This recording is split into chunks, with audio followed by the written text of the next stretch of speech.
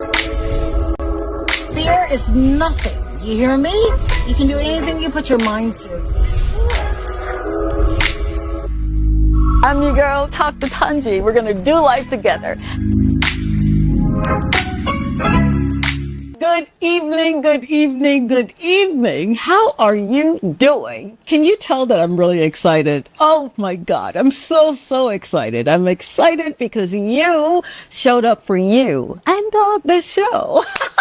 So welcome to another evening of T2T, where we literally faith it till we make it. Seriously, I am so incredibly excited because tonight's theme is one that I kind of toyed with a little bit and wanted to make certain that I was hitting all of the check marks, right? So I themed it Breaking Barriers, Building Bridges. How about that? Yeah. So with that being said, I need you to know that the premise of this show, T2T, is where purpose, we have purpose, meets power, and stories spark change.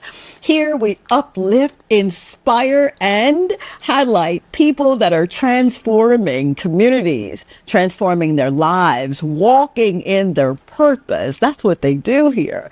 And, you know me as Dr. Tanji, outside of the studios or what have you, but on this platform, I need you to know me as Tanji. Yeah, man, because I am listening and I am learning and I am so incredibly excited for the journey that you have said yes to. So here we don't just talk about voices, we elevate the voices. We highlight heroes and discover the stories that are behind their impact, their why. See, this is about you, seriously, uplifting your voice in the marketplace and highlighting your purpose-driven why. And that's very important. So I need you to stay tuned because we've got a guest that is still blowing my mind. She's one who literally said, you know what? I'm going to answer the call. And she rolled up her sleeves and she is doing it. Yes, she is. And I want to get into it. I really, really do. But I'm going to take a really quick break right now. And then we're going to come back with this amazing soul. And you're going to hear from her why, her how-to, and what she's doing to transform lives. Stay tuned.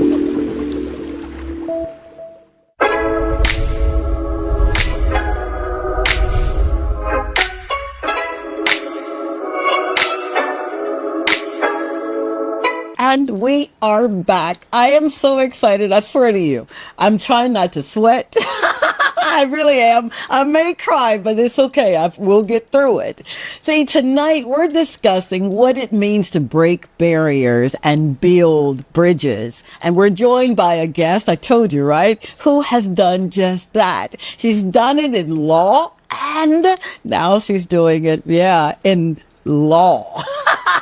You'll catch that. I swear you will. So without further ado, let's talk to this amazing soul. She's the first female police officer in St. Lucia to become an attorney, not just here in our country, but also in England. I know, right?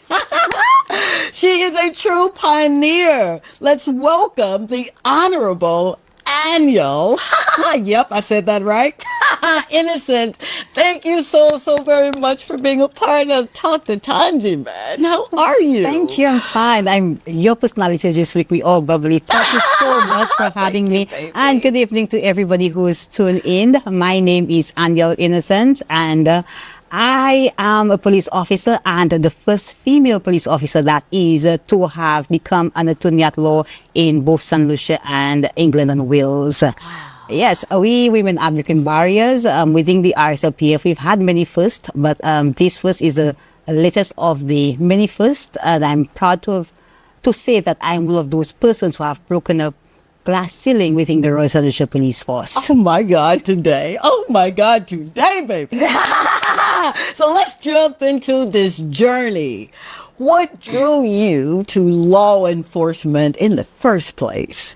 Listen, if you know me, you know where I'm from, you know that I wanted to become a police officer. Everybody who knew me knew that I would become a police officer because I said it the moment I understood what my career path would be. Would have been to become a police officer.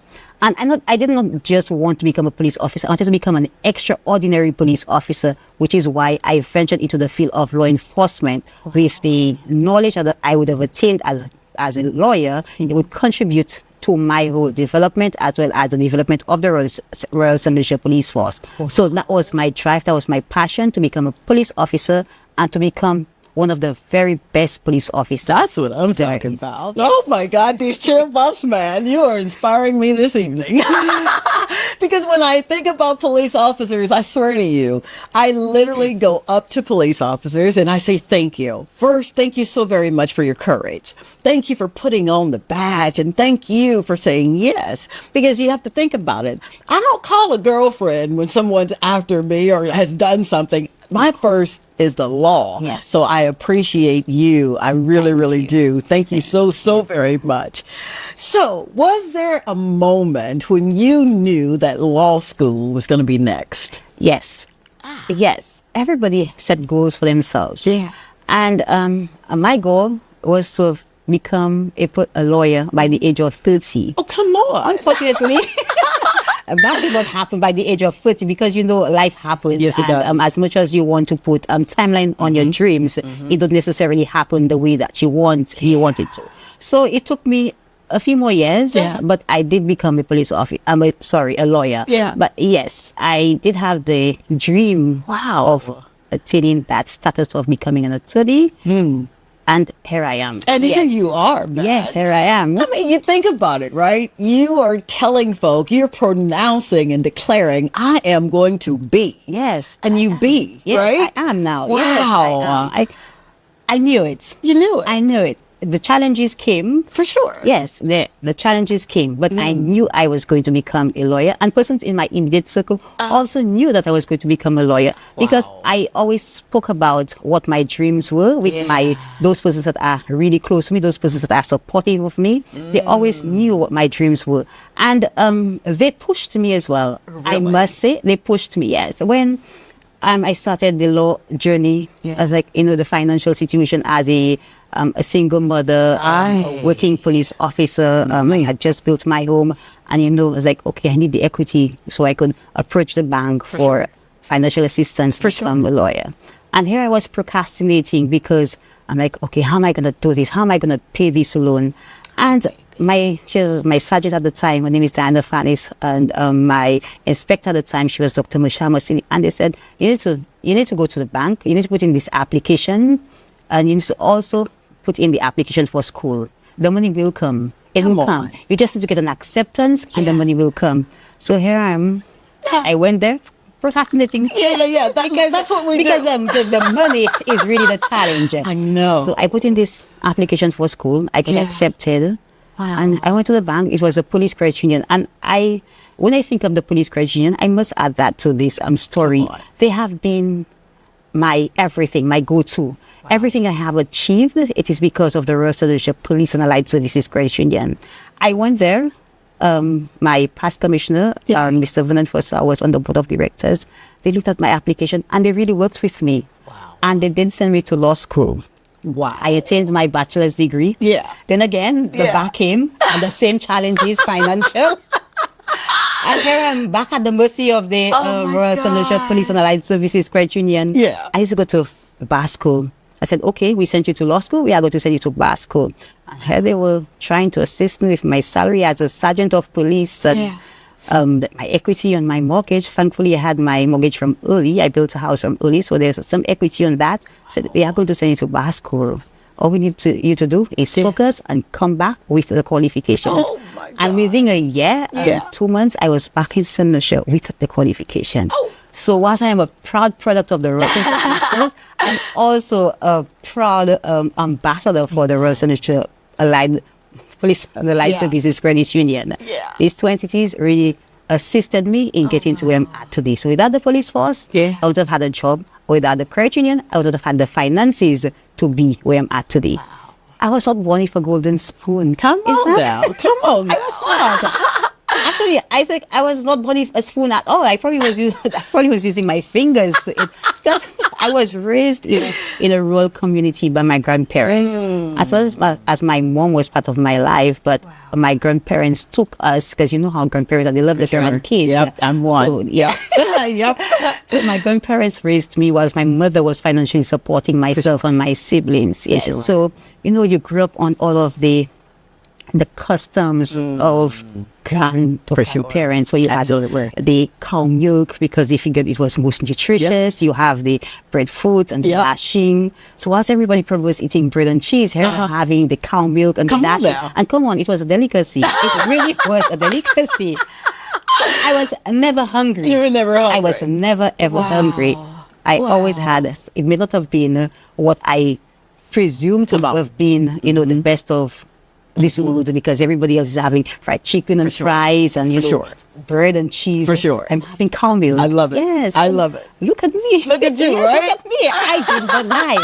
And when you think about it, if I were to do it all over again, Tonji, I would. I would not change a single thing about my upbringing, not a single thing. And I say it every day, the admiration I have for where I came from, it will remain with me forever. I will use this as a reminder that, the small girls from the rural communities, those communities that persons don't even know about, they have dreams. They have big dreams, and those dreams are attainable. Amen. Take me, for example. Look at me now. When you look at me, just, oh my God, she's from a small community called Londonderry, Saltibus. I don't even think people know where that is. I've been there. My very first show, I was there. Yes, I'm from Londonderry, Saltibus. And my mom is not like your mom or anybody else's mom. My mom she's challenged. She's in terms of her ability to speak, she's challenged. And she was not given opportunities. She had to work the bare minimum jobs and work at the factories doing seamstressing. Right now, you know what she does for us? Castor oil. She actually is producing castor oil and selling. Yes. Oh my God. I'm not embarrassed of that. No. This That's is a beautiful. trade that not many persons know. And my mother is actually doing that. She's selling. And she has a clientele because they seem to think that her castor oil is one of the best castor oils. I love her already. I do. So this is where I came from. Yes, this is where I came from. And listen, I am so very proud of my mom. Just because she's challenged, this is what God gave me. This is what I'm working with. And I'm making her so proud. And that in itself is making me so, it feels so warm in my heart to even speak about her. Wow. Yes. Oh, I believe I'm in love with your mama, man. Now, you said something that really resonates with me, and I know a lot of our viewers. My circle. Tell me the importance of you having that circle. You said they pushed you. You said they made sure you did the application. They pushed you to your destination. Why was it so, or why is it so important that you have a circle like that? Let me tell you, my circle, I love them. And I call Diane, Fanny, Ronald, Philip, Michelle, George, son. My son, I have a son who's 21, and he's doing just as amazing as I am. He's already attained a bachelor's degree in theology. Wow. I have my son's family. I must give them credit as well, because I had this community within my son's family. As a single parent, I did not raise Osmani alone, despite the fact that we live together. For sure. But his family on his dad's side took tremendous care of him. He just lost his aunt, and he's really taking this difficult, very difficult Dr. Gemma Cherry. Yes, I was okay.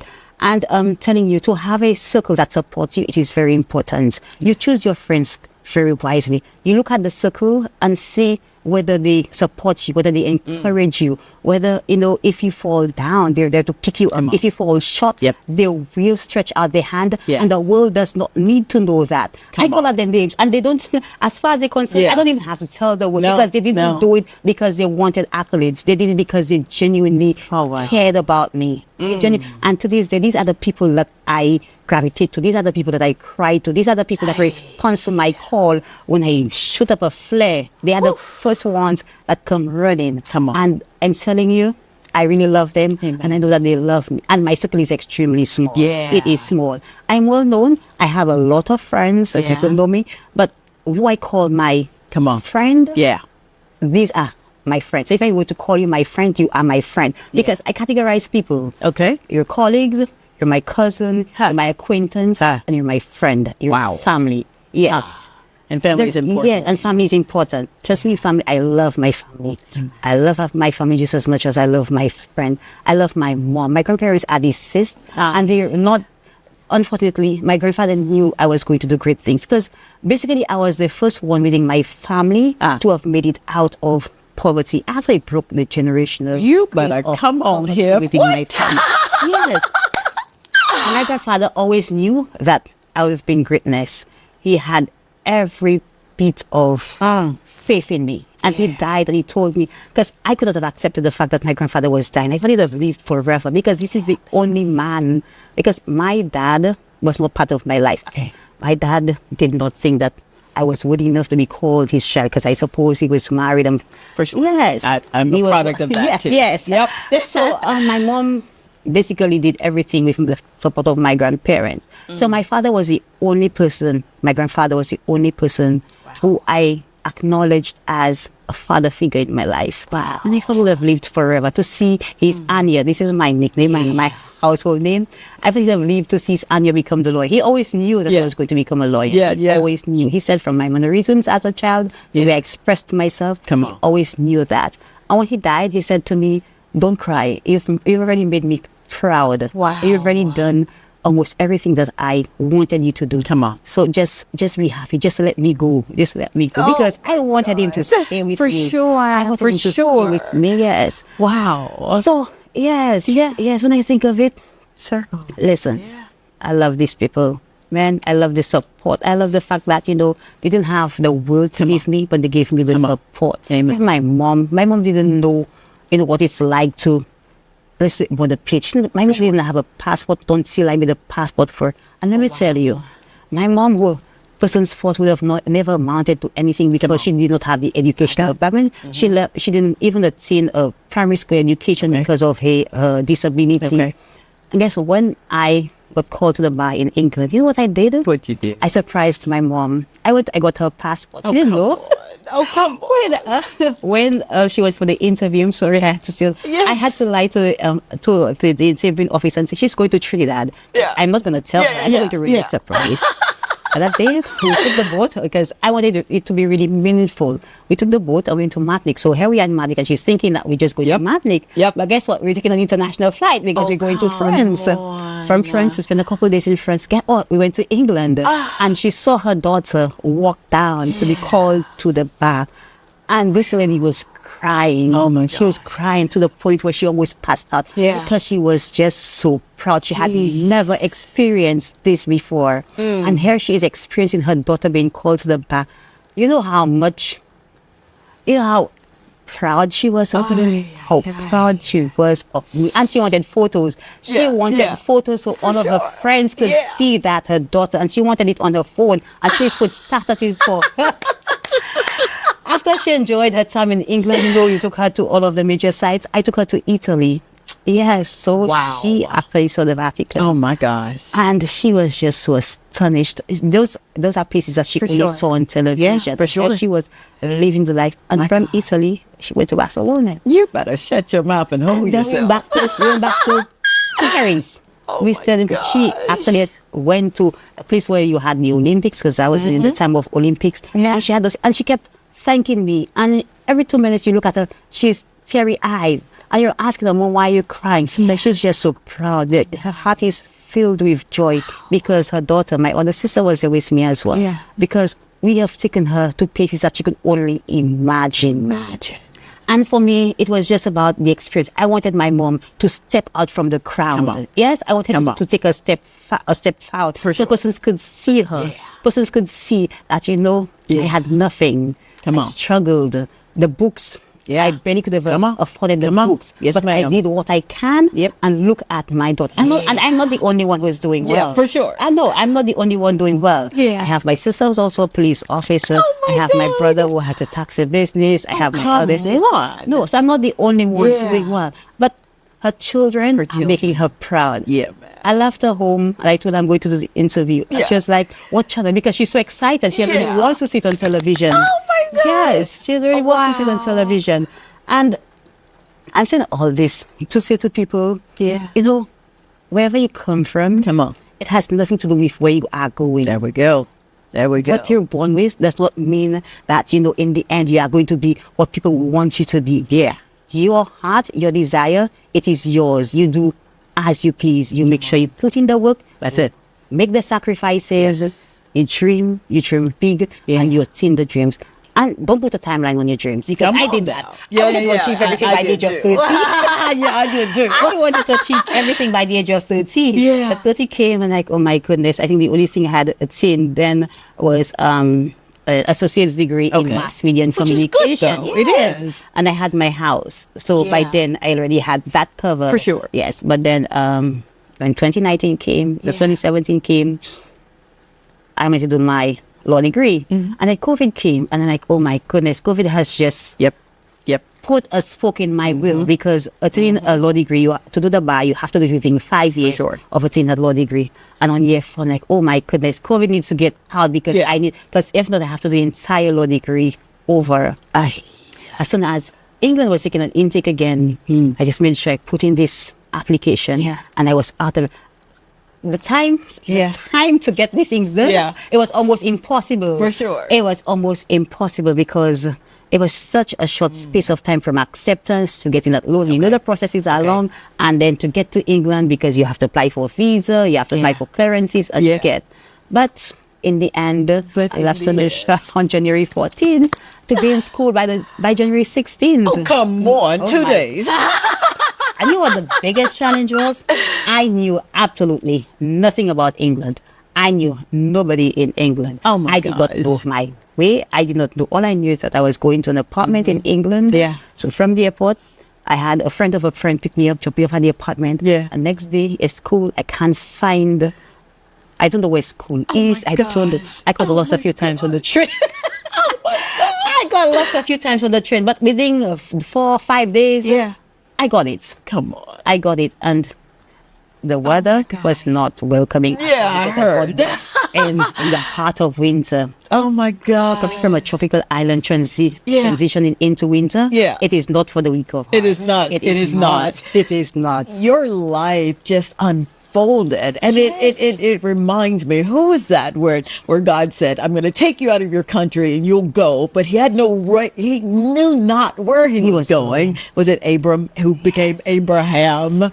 Wow, you had your Abraham Yeah, moment. every moment. Wow. Yes. Your challenges, your transitioning into a student, that's major. Yes. Yes. Especially with my age, because at that time I was in my late 30s. Okay. Cool. And you have students who are Uh-huh. 18, 19, 20, 21, 22, and you're the eldest in class, and then you have to now people see you as the mature one. Yep. Persons are gravitating towards you, and they're expecting you to assist, because they figure you know it all. For sure. And you struggling yourself, because it is doing the bar. It is quite difficult. It is quite difficult, and you have to pass every single exam to make it through. Because if not, you fail one exam. Yeah. Go back to where you left off.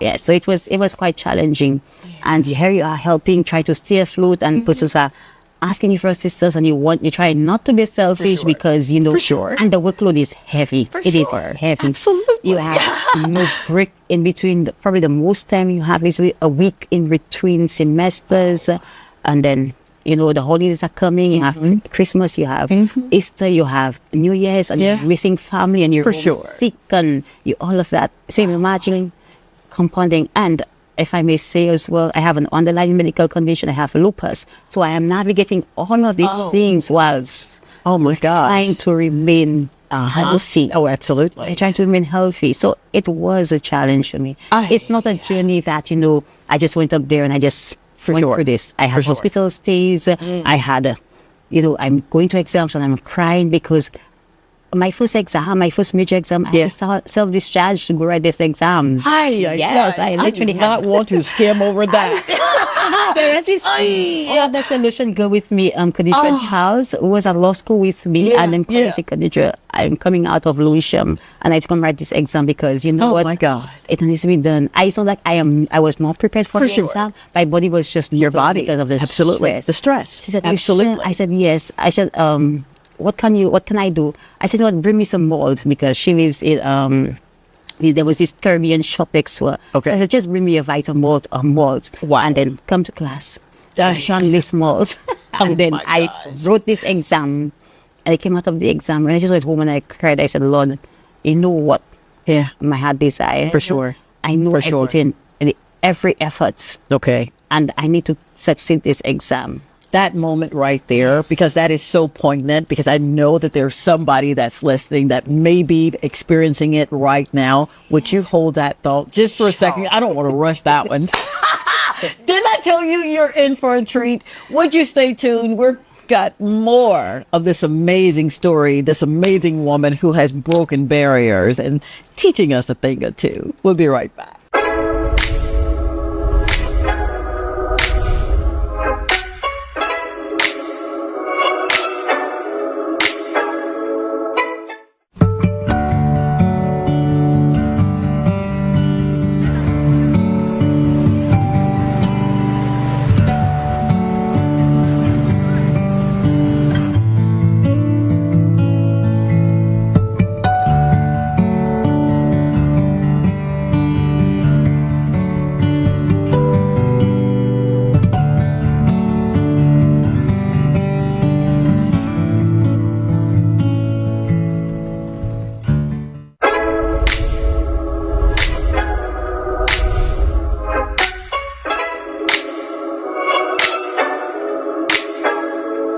We are back. Thank you so very much. And I need to slow it down so that you can feel what I'm saying. I am so grateful, eternally grateful that you would allow me to come into your home, wherever you are watching this program. I do not take it lightly or for granted, and I never want you to feel like I do. I am absolutely nothing without your support, so know that, okay? Thank you. Now we're back with this amazing soul that has just given us a masterclass on how to get up no matter what it is, no matter if you're a single mom, but no matter if you're raised by your grandparents, and she didn't let anything stop her. And it is such an honor to have her with us this evening. I've got to ask you this. When you pass the bar, what did that feel like?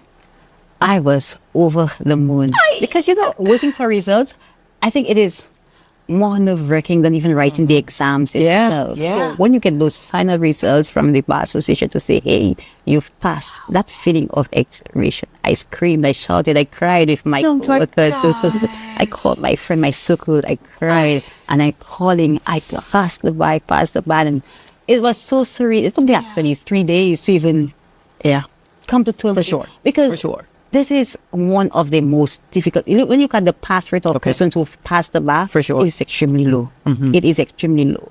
And for me to have been one of the very few persons who have passed the bar, because I remember in my class, we started with probably about 32 students. Okay. By the time the year ended, we had 16 left. Oh, come And out of the 16, it was only 4 of us who successfully completed the bar. Oh, my goodness. I was the only female amongst the 4 who successfully completed the bar. Yes. So that in itself was an achievement. Absolutely. It really was an achievement. Absolutely. Absolutely. The sense of responsibility, it's weighty. It's got to be weighty for you. How do you, or what is it like knowing that you're representing others? Oh my God. For me, it is not that difficult because of who I am. I think I'm very humble. I don't put up the facade. For sure. I don't pretend. For So sure. what you see is what you get. And Yes, what you ma'am. get is an honest, ethical young woman. So there is no, you know what, I have to think of what I'm going to say to you next because I may forget. What I say to you, you take it as gospel because this is Aniel. This is Aniel speaking to you. This is Aniel who came from nothing. This is Aniel who wants you to understand that you could become an Aniel too. Okay, so when I present myself to you, Tonji, I present myself as a genuine person, and that I am. So there is nothing about, you know what, tomorrow I'm going to speak to students, so I have to be my best self. Gotcha. I will come to speak to you as Aniel. There's nothing about me trying to doll up or polish my words or anything of that sort. Ma'am. No, when I come to you, I come to you with the raw truth. I come to you as I am. There's nothing about, you know, being all fancy or being embarrassed of this. Or For sure. No, I come to you. I could be in a mess. I don't have to go put the fanciest hairstyle to come speak to you. Because for me, it is not about how I look. It is what I have to deliver to you. Because I want to be impactful. Being impactful does not mean that I have to wear all of those glittery, the makeup and all of that. It is what comes from within. Amen. And when I impart knowledge on you, I want to come from the heart and I want it to be genuine. So when I present myself, my responsibility comes with who I am and what I present. Yes, that is what it is. Talk about what? Oh my God. Your biggest supporters on this journey, you labeled them as your circle. Your circle. But what would you say to someone right now if they're saying, I hear what you're saying, but I don't have a circle. What do I do to at least get out of my own way? Listen, your friends don't have to be persons that you grew up with. It could be persons that you meet along the way. There is at least one person who has faith in you. There is at least one person that you trust. Find it in your heart. Look for that one person. Just look for this one person. You know, or think of a situation where you know you really had it. You really had it bad. You really had it bad. And you felt like you were alone. But then there was just this one person that came through for you. This is your person. That's your person. This is your person. And it's not just the person who came through for you. The person who genuinely came through for you without wanting anything in return. That is your person. That is your person. Wow. Yes. Wow. That is your person. Wow. And you choose that person and you make sure that you advocate that mutual mutual benefit that you have. They provide support for you, you provide support for them. You don't expect anything in return. All right? And you have to be true to that person too, whilst that person is being true to you. Because just because you support me does not mean that if you're doing something wrong, I'm supposed to just follow you blindly. Sure. I should tell you that, hey, this is what you get yourself into. These are the consequences. If it were me, this is what I'm going to do. So I want you to think about it. Yes. Think of the consequences and see whether you can handle the consequences. So friendship is not just about support. I'm going to let you go and do this blindly. It's about pulling you back, correcting you. Come on. And there's this friend of mine that we butt head all the time. Yeah. Because when I'm having those irrational moments, For sure. Anya, you need to check yourself, okay? You cannot be fight. You cannot be angry. You need to check yourself, okay? And then you come back. Or she said to me, orange does not look good on you. They don't sell wine in prison. And I'm not going to sit beside you. I'm going to come out to bail you because I told you not to. I told you not. Yeah, I told you not. And you need somebody who tell you when you're doing wrong. Absolutely. And these are the people that you need in your circle. Okay, it's not just, they're only there when the good things are happening. Then you need to be there when the bad things are happening. Absolutely. Like me, I have a son. When I went to England, yes, I knew I left my son in very good hands. For sure. But guess what? If they saw him walking, my son is very sociable. So he's very well known too. Yeah. And they see walking. hey, Osmani, how are you? He was involved in an accident whilst I was away. And my phone, Aniel, is Osmani okay? Oh my God, Aniel, Osmani was involved in an accident. Wow. What do you want me to do for you? Oh, come and I said, on. I was away and, like, oh my God, my son needs me and I'm not there. Yeah. I was satisfied to have known that I could have at least called 2 to 3 persons Gotcha. to have them check on Osmani to ensure that Osmani had gone through the entire accident process and he was not alone. Yeah. And he was not alone. Come on. Okay? I had his dad, my partner, I had my co-worker. And he was fine. So these are the people that I actually call my circle. Yeah. These are the people, they don't just care about me, but they care about my son who is a young man. They care about him too. And they care about my mom as well. For sure. Listen, my mom did something. I live in the north. I wasn't from the south, but I live at Wadawaj. My mom is at Black Bay. She'll call. Moms always know when Penny. For sure. When he's speaking. Yes, they do. Always know. Yeah, we do. Yes. We do. And that is when she says, I have no groceries.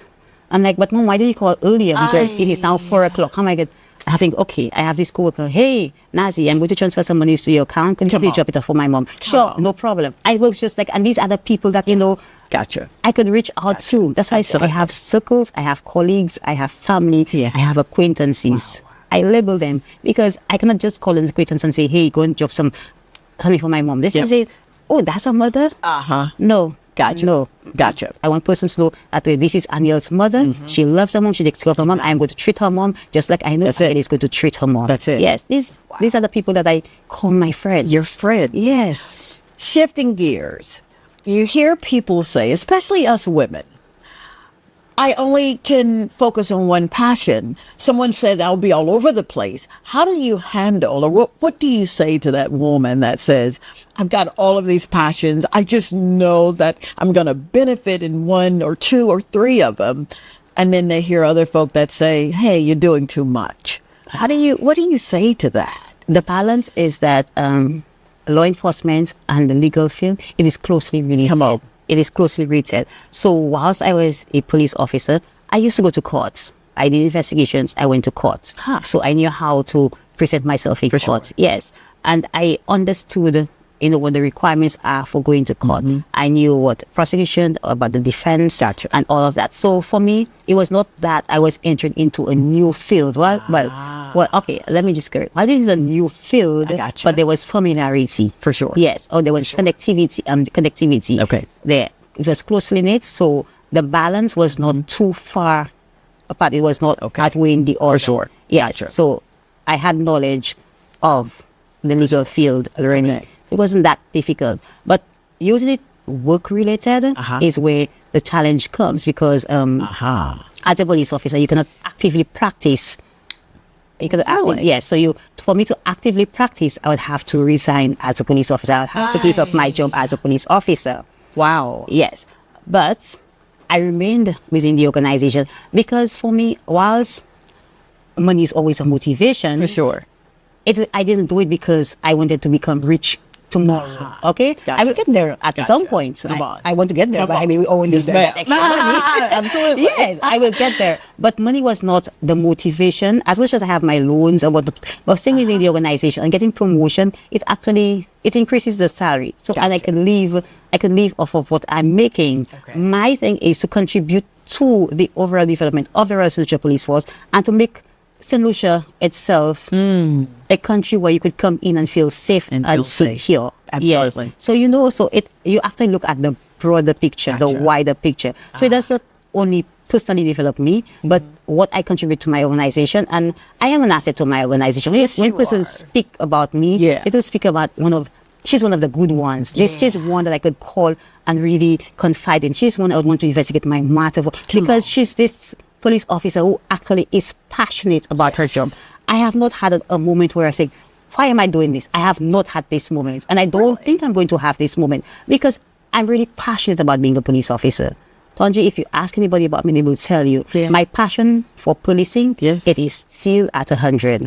It is still at 100. Wow. So you see, it's not just about, developing me. It's about contributing to the organization that I serve and to St. Lucia by extension. Oh, wow. Yes. Wow. Didn't I tell you you were in for a treat? What? For someone to do what you've done and are doing and you rolled up your sleeves and became the work. I am so utterly proud of you and proud for you and your mama. Thank you, mama. She will see the show over the weekend and she will be in all sleeves. Wow. Oh my gosh. All right. To describe yourself, this is a segment where we're going to, it's quick fire with Aniel. All right. One word that describes you as a police officer. Ambitious. Ambitious. All right. What's the word now? Yeah. Now. Yeah. There are so many. I know, right? So many. I'm going to say humble. Humble. Yes. Very good. Very good. The book that changed your life. The Art of War. Ah, no, you did not. No, you did not. Ah, we've got our director and producer off screen smiling. Why that book? Because you need to understand the various situations that you get yourself into, the people that you interact with, and how to deal with situations. Wow. Yes, so you need to always, no matter what it is, you have to always be respectful. You have to also understand your opponent and how to respond to your opponent. That is so important. Yes. That is so very, very important. The law that you would create tomorrow. Equality. Equality. Tell us about the equality law. Everyone an equal opportunity. As much as let's look at being a police officer, a woman in a male-dominated organization. You see the men out there, they're doing the operations, they're doing they're given the guns, they're sent to particular departments because they're a man. Okay. And women are expected to be administrative officers. Yes, because even I felt like at one point in my life, I felt like I was just an administrative police officer. Wow. Because when I joined the organization, I was a traffic officer. I spent approximately 6 years doing traffic investigation. I really loved it because I really loved it. I became very good at it. Yeah, yeah. Then I was selected. I think I was forced into the press office. So I became the face and mouth of the residential police force. And Tondre, this was one huge responsibility. I knew absolutely nothing about public speaking. I knew nothing about reporting. I knew absolutely nothing about media. And here I was, that face and that voice, and you have to report and you have to sell the organization. And the first 6 months, the first year of it was most challenging because you were under scrutiny. You mispronounce a word and the whole world is at you. The whole world is at you. But they don't see the bigger picture. They don't see that you're raw and you're right there trying your best. But they just see you as, okay, she mispronounced a word. I could never mispronounce grievous. Because when I first pronounced that word on television, I said grievous for the ham. Yeah. And I was butchered for that. And I can never ever make this mistake again. Oh my God. So I became the press officer for a number of years. Okay. I finally became good at it because, we've practiced. Yeah. And also the police force and myself personally, developed myself because I went to Monroe and I did mass media and communication. And after that, I became the research officer with the police. Now I'm the training officer. So that is why I felt like I'm an administrative police officer. Yeah. I didn't do much of the practical aspect of policing. But hey, whatever your skills are, whatever your strong suits are, this is what you use to become better and to make the organization better. Oh my God. I just want to sit at this woman's feet, baby. Because I read a little bit about you, right? And then I heard, about this fantastic soul. But I had no earthly idea that you come so well equipped with everything. Your life speaks volumes to the audience that I get to serve because you are that hope. You really are that bright light. You are. Pray God that He continues to give me that strength, that courage, to give me the breath of life, to add to my years so I could continue contributing. I could continue being that light to some young woman or some child who thinks that their future is not going to be bright because of their circumstance. I want to always be that beacon of hope for them. So I ask God, to be gracious with me, grant me, to grant me wisdom, to encourage me, to give me good health, so I can continue carrying this torch, continue doing the good that I'm doing. Oh my God. All right. We've got to take a quick break, but we're going to come back with a segment that I hope that you get the gist of this segment here. And then we're going to get back to this amazing soul that is just giving us some gems. Y'all better be proud, St. Lucia. We are in the throes of a barrier breaker. Stay tuned. We'll be right back.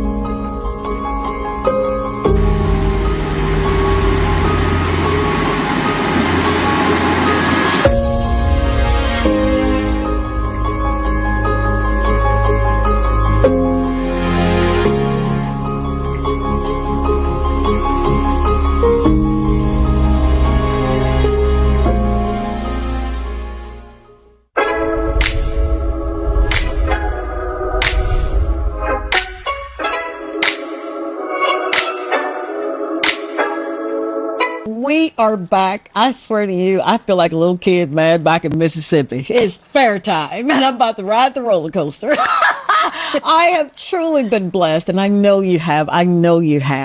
Doing this show just really brings it all home for me. And I never want to leave you without something to hold on to, all right? So I wrote this little piece, and I could hear my daughter say, Ma, you better read it, because if not, you'll be all over the place, and she's right.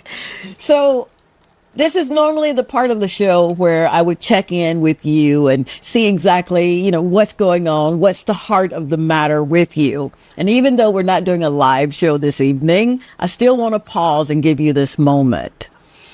Right now, I want you to think about it.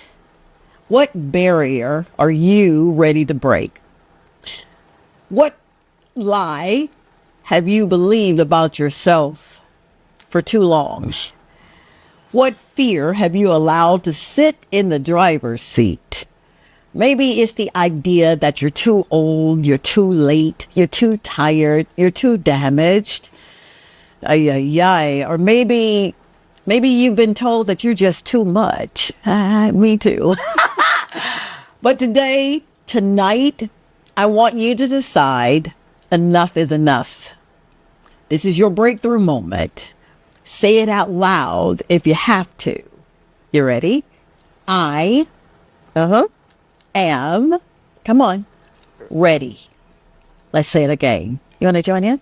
I am ready. All right now.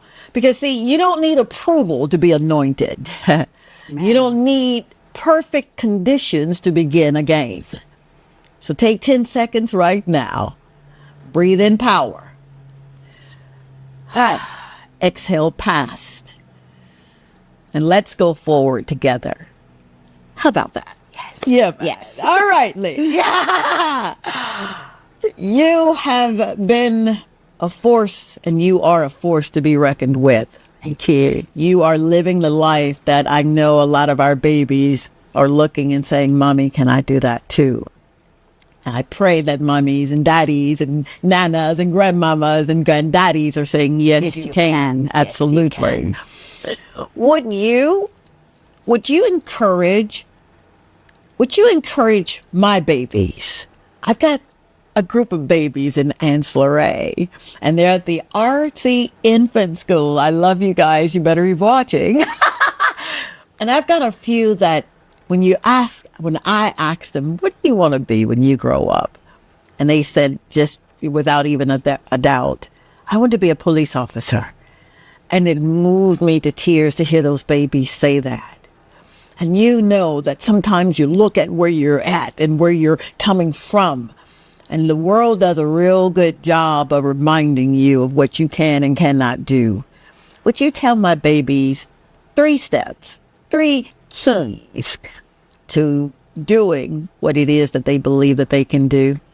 Yes. You stay in school, and education is very, very important. You have to understand that in order to join the ranks of the residential police, first you need to have CXCs, at least 5 CXCs, mathematics and English. So staying in school is very important. Secondly, you stay out of trouble. This is where your police record comes in. And you need a police record for absolutely every single thing. And also I must say to you that the age of criminal responsibility is 12 years old. So don't think that because you're a child, you could do something and get away with it. The moment you've attained the age of 12 years old, you're criminally liable. So stay out of trouble. Do not let or do not be persuaded to go off track. You remain in school. And lastly, you apply to become a police officer. It is still a noble profession. It is still a noble profession. Just because you're from ancillary does not mean that you don't have the potential to become a police officer. You have. So just listen to me. You stay in school. You attain an education. You stay out of trouble. And you put in that application as soon as you turn 17 and a half. So by the time you go through the process, you've already been 18 years old. So this is what I encourage you to do. You listen to your peers, you listen to your mom and your dad, but ensure that the peers you listen to are those that are going to contribute positively to your dreams. Wow. Oh, dear God. I'm just, no, you heard it from her. You heard it from her mouth. So we're expecting you to do just that. Just that. Any regrets, Honorable Innocent? Any regrets? No. Wow. No. I think when you get to know me, or if you've known me, you'd have known that I use every bad experience in my life as a motivation. And I've had bad experiences. But every mistake, I see it as a blessing. Every mistake, I have moved past it. I have never stayed down for too long. Come on. I have never stayed down. When I encountered challenges growing up, it didn't deter me. It only motivated me even more because I knew what I wanted and I was not going to let a challenge stop me. And there were challenges. Wow. There were challenges. Yeah. But it was not going to stop me. So, no, I don't regret a single thing. And it is not because I'm trying to be prideful. Come on. It is because I'm realistic. Come on. I am realistic. I've had challenges. It broke me down. I've had instances where people laughed at me because of what I've gone through. I had my bullying days in school. Yeah. Because, coming from a poor background, you never had the best of everything. Gotcha. So, you had the constant teasing because, children are brutal. Yeah, they are. And then as an adult, I did make mistakes. I had my son by the age of 19. That did not stop me either. It did not stop me either. So I'm telling you, I've had my moments, but my moments does not decide me. I actually use it as talking points. Use it as talking points. Yeah. So, so I'm not going to sit there and say I have regrets. Wow. I can't go back and undo it. Come on. If I had to do it all over again, I would, because this is what got me to where I'm at today. It is those mistakes, it is those challenges that shaped me into the woman that I am now. Wow. So I'm not going to regret a single thing. No. Oh my God. We have a really good collection of young ladies, and you mentioned it, that are finding themselves either pregnant or have had their babies, and now society is telling them it's too late. You're it's over with. Would you speak to how you were able to, and yes, you had an amazing group of folk that just poured into you, but what would you say to someone who really do believe that this is it, this is my lot in life? No, it does not end with being pregnant. I don't condone teenage pregnancy. For sure. But we experience. For sure. We experience and things happen. Yeah. But that does not become the end of it. even at secondary school now. And I'm so happy that secondary schools have become, or the Ministry of Education has become much more accepting of teenage pregnancy in terms of a young student is pregnant. For sure. We allow her to take the year off. She has a baby. And we are going to welcome you back into school. Wow. Yes. It is being done, and actually welcome the fact that, you are not going to just shut this child out because she made a mistake. Yes. Okay? And I'm so thankful for those parents who are understanding, yes, my daughter has made a mistake, yes, but I'm going to give her a second chance. Yes, so that is what having a strong backbone is. We not support it. For sure. I'm telling you, for sure, teenage pregnancy is for not sure condoned. For sure. We frown upon it. For sure. But it happens. And you have to be realistic. It happens. Yeah. But how you accept it, how you manage it is what is important. Gotcha. Allowing this child to continue with with her education is important. Allowing this child, into the workplace, and even workplaces now are more accommodating because you have parents who have to leave a bit earlier because they have to get the kids out of school, and there are parents who have to take the child to the office with them because they have nobody at home to take care of them. Yeah. Okay, so this is what it should be. For sure. Despite the fact that you've made that mistake, you've been pregnant, you're a teenage woman, you may seem that the world has shut its back on you. No, there are avenues that you could go to. You could go to SSDF, your Ministry of Equity, who now provides assistance to single parents. Wow. You have avenues. You just need to find the right person to guide you through those places. Absolutely. So don't just feel as if all hope has been lost. It is not. You just need to find. And if you don't know, you ask somebody within the community. Somebody to know. Somebody to know. And I think what we need to get over is the fact that you embarrass persons or you make them feel little or unintelligent because they don't know what steps they should or where they should go. I mean, education is for everyone. You know it, you share it. Amen. You see her struggling, you know what she can do to get her life better. Come on. You direct her to that institution, to that organization, to that person that can assist. Let's be each other's keeper. Let's be the community that raised a child, because we were raised by the community. I was a product of my community, because when my grandparents or my mom didn't have the money, their neighbor, my neighbor was the one who would give me second-hand books. There you go. The principal was the principal at the time, the Schuster Secondary School, was the one who assisted me in transportation sometimes, because he was also our neighbor, and they knew what the circumstances were. We used to go back to that era where the community raised a child. And thankfully, I had, in my instance, I actually had a community. My son's dad and his family, they were the community that helped raise my child. And he's 20, he's going to be 22. And can you believe they still treat him like a baby? They still, they still treat him like, he's the baby, and he's the eldest grandchild. And they love him so much. So you need to go back to the community that helped raise a child. You assist. And education is important. Advocacy is important. Yes, those organizations also have to play their part, and you come out, you put the bulletins out, you come on programs and share with those persons who do not know what the avenues are, the steps they can take to make their lives better. Wow. Baby. Yes. Wow. Invest in the youth. Invest in the youth. Whew, that's a whole other topic there. Wow. I am so incredibly blessed this evening to have you here.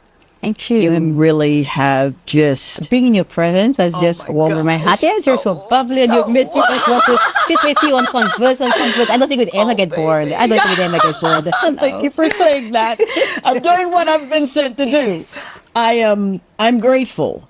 You have literally... You've transformed my mind even the more, and I am eternally grateful. St. Lucia, I pray that you catch everything this amazing soul has spoken this evening. You are not too late. You are not too old. You may have had a hiccup in life, but we roll up our sleeves and we depend, yes, on God, yes, on ourselves, but that community. Get that one person that tells you, yes, you can, and then tells you to sit down in love if you need that. So I want to leave something with you. Keep rising. Keep walking. Keep becoming until next time. keep talking with Tanji. I really do need you to do that. I love you so very, very much. I do not have to know your name. I do not have to know your name, but I have this thing called the gift of love, and I make love my greatest aim. If there's ever anything that I can do to help you get to where you need to be, then call on me and call on others that really do have your back and will hold your ladder. This has been an incredible evening. It I has will been. not forget this one, honey. I will not.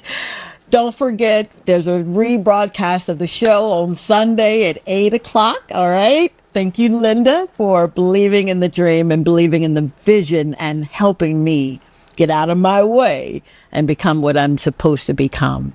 Good night to my Bun Bun and Francis. Good night, Kaden, Idris, and Kendrick, my grandbabies. I love you guys so much. And good night, St. Lucia.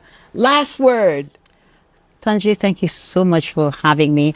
And to the audience, thank you for being an awesome audience. I do hope that in my story, you did take a page, you did take a thing or two about hardship, about perseverance, about walking in your purpose. I just want to say that no dream is too big. You should not be told no. You take no and you turn it into a yes. Have fun with life, enjoy life, but never do anything, absolutely anything that you're not comfortable with doing. One love, good night. Amen. Good night.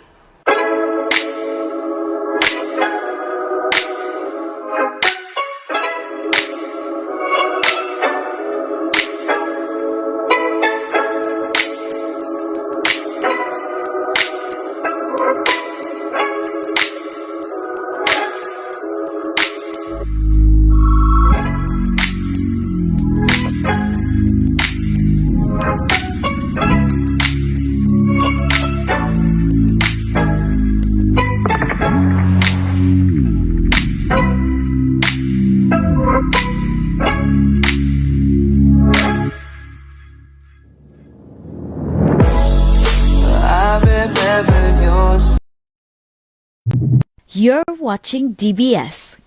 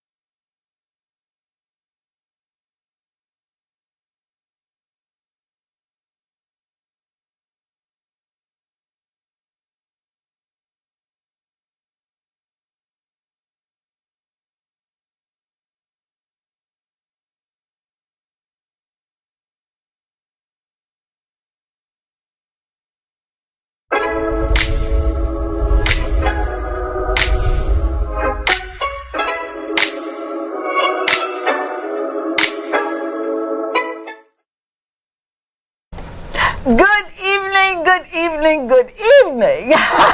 How are you doing? If you can't tell that I'm excited, then shame on you. I'm your girl, Dr. Tanji, and on this show, of course, you know me as Tanji and family. Welcome to another episode of Talk to Tanji, the space where purpose meets possibility and real conversations turn into real change. I am really excited. I'm excited to be here. I'm honored. If you cannot tell, then shame on you, that you allowed me in your ear gate, you allowed me in your heart gate, and you allowed me into your homes. Thank you so, so very much. Before we dive into tonight's powerful show, I want to take a moment to share something personal. I recently had an opportunity to take a life-altering journey, and my daughter and I went to Cape Town and Johannesburg, South Africa. Hence the amazing piece that I have on from an amazing award-winning South African designer, Elegant Dolls. I hope I did that right. And let me tell you that my soul will never be the same. While in Cape Town, I visited the Delft Township. And this is a community that still bears the scars of systemic racism, apartheid, inequality. And then in Johannesburg, I had the sacred privilege of walking through the Soweto Township where history cried out, seriously, on every corner. I stood in the shadows of the Apartheid Museum and I cried like a baby. I really did. I thought I'd be strong, but I was not. I touched the earth, and this is where children marched for freedom, where families were torn apart and people were separated simply for existing in black skin. Apartheid wasn't just a system, it was a spiritual war against identity, against belonging, against hope. But what amazed me was the people that I had an opportunity to love on and tell them that I love them and just kind of sit and listen to their stories. And these were people that were they're resilient. They reminded me of the people right here on this amazing island. They really, really did. And it reminded me also that pain is not the end of our story. Purpose is. Which brings me to tonight's guest, who is a woman who has turned passion into movement. She serves with the servitude of the leadership spirit. Or should I say the spirit of leadership? Because this woman is unmistakably designed for what she is doing. She has a foundation called the Do Nation Foundation, and I was privileged to be in her purview a few years ago, and she is constant. She is the same. She really, really is. She has a heart for people. She provides one act of kindness to everybody all at the same time, if that makes any sense. I swear to you, she is a woman on a mission. She has the trajectory of love. She just embodies everything that you could even imagine, seriously, for a CEO and founder of such an amazing organization. I was saying to her, now, Diane, tell me how to pronounce your name. She said Felicien. Yeah? Yes. I did it right, baby. So without further ado, Talk to Tanji family. Please welcome this amazing soul, Miss Diane Felicien. Yes, Felicien. Thank you so much. Wow. You know, I right before we came on, I told you that you're the reason why I love having cupcakes baked, and I take them over to my babies over at the RC Infant School. Y'all better be watching. You better have been paying attention to your teachers all weekend, your administrators. But it was because of you, and you reminded me that you did that on my birthday. Yes. Wow. And you have literally changed my life. You really, really have. And it is such an honor and privilege to have you here. So, what is the Do Nation Foundation? How did you get here? And baby, just who are you? Well, Diane Felicien, humble servant of St. Lucia. Do Nation Foundation actually started from my life as a child, as a teenager, as an adult. In terms of what I went through, in terms of the social ills that we see happening in society, the rape, the divorce, the suicide attempts, the running away from home, the high school dropout, is actually my life. And this is why Do Nation Foundation started, because I wanted to make a difference in their lives, or to assist people who went through or who are going through these situations. Most times we see that, you know, some of the initiatives that are happening is basically to place a band-aid over the wound. But what we're doing at Do Nation Foundation is to dig deep in terms of what is causing a lot of the issues that we're seeing are happening. What is causing the poverty? What is causing the rape? What is causing the divorce? How can we make a difference to assist young people, or to assist not just young people, but the grown-up people? How could we assist them, or basically to help them along this journey? Because we cannot save everybody. However, we can assist people who are going through the situation and to guide them. And most times you have people who tend to understand and who tend to get connected to people who can say, I have been there. And I am proud because that is the product of where I'm coming from, to say that I have been there. I understand. I know how you're feeling, and that is what Donation Foundation is about, and to basically see how we can collaborate and make a difference in St. Lucia. Wow. My Lord, you are doing it, and you're doing it in volumes. You really, really are. What is your why? You told me what you do, but why do you do it? Why is it necessary for you to want to hold someone else's ladder? Why? What's your why? My why is, you know, in my life, I did have, or I continue to have people hold my ladder. And my why is that I want to assist people who are going through the situations, to let them know that there is hope. Where you come from does not determine where you're heading. And that is my why for Donation Foundation.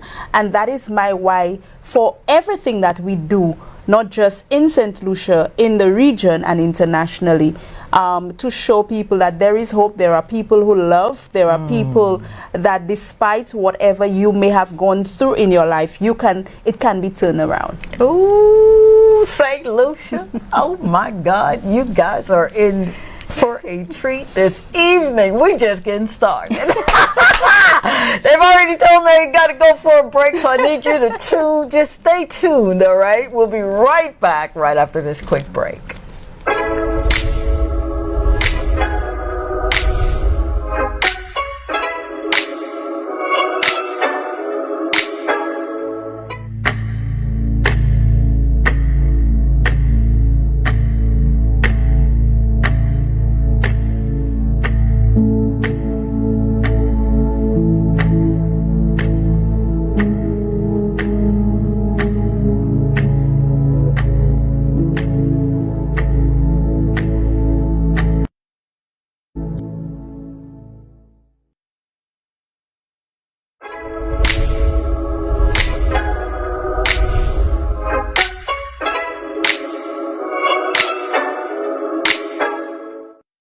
We are back. Thank you again so very much. We are live on TikTok. Thank you, TikTok family, for tuning in to us. I am so excited that you're here. I love you. I really, really do. She does too. All right, now, I've got some specific stories here. You know, I did a little homework on you, lady. You've got volumes of information out there, and your heart is so big. It really, really is.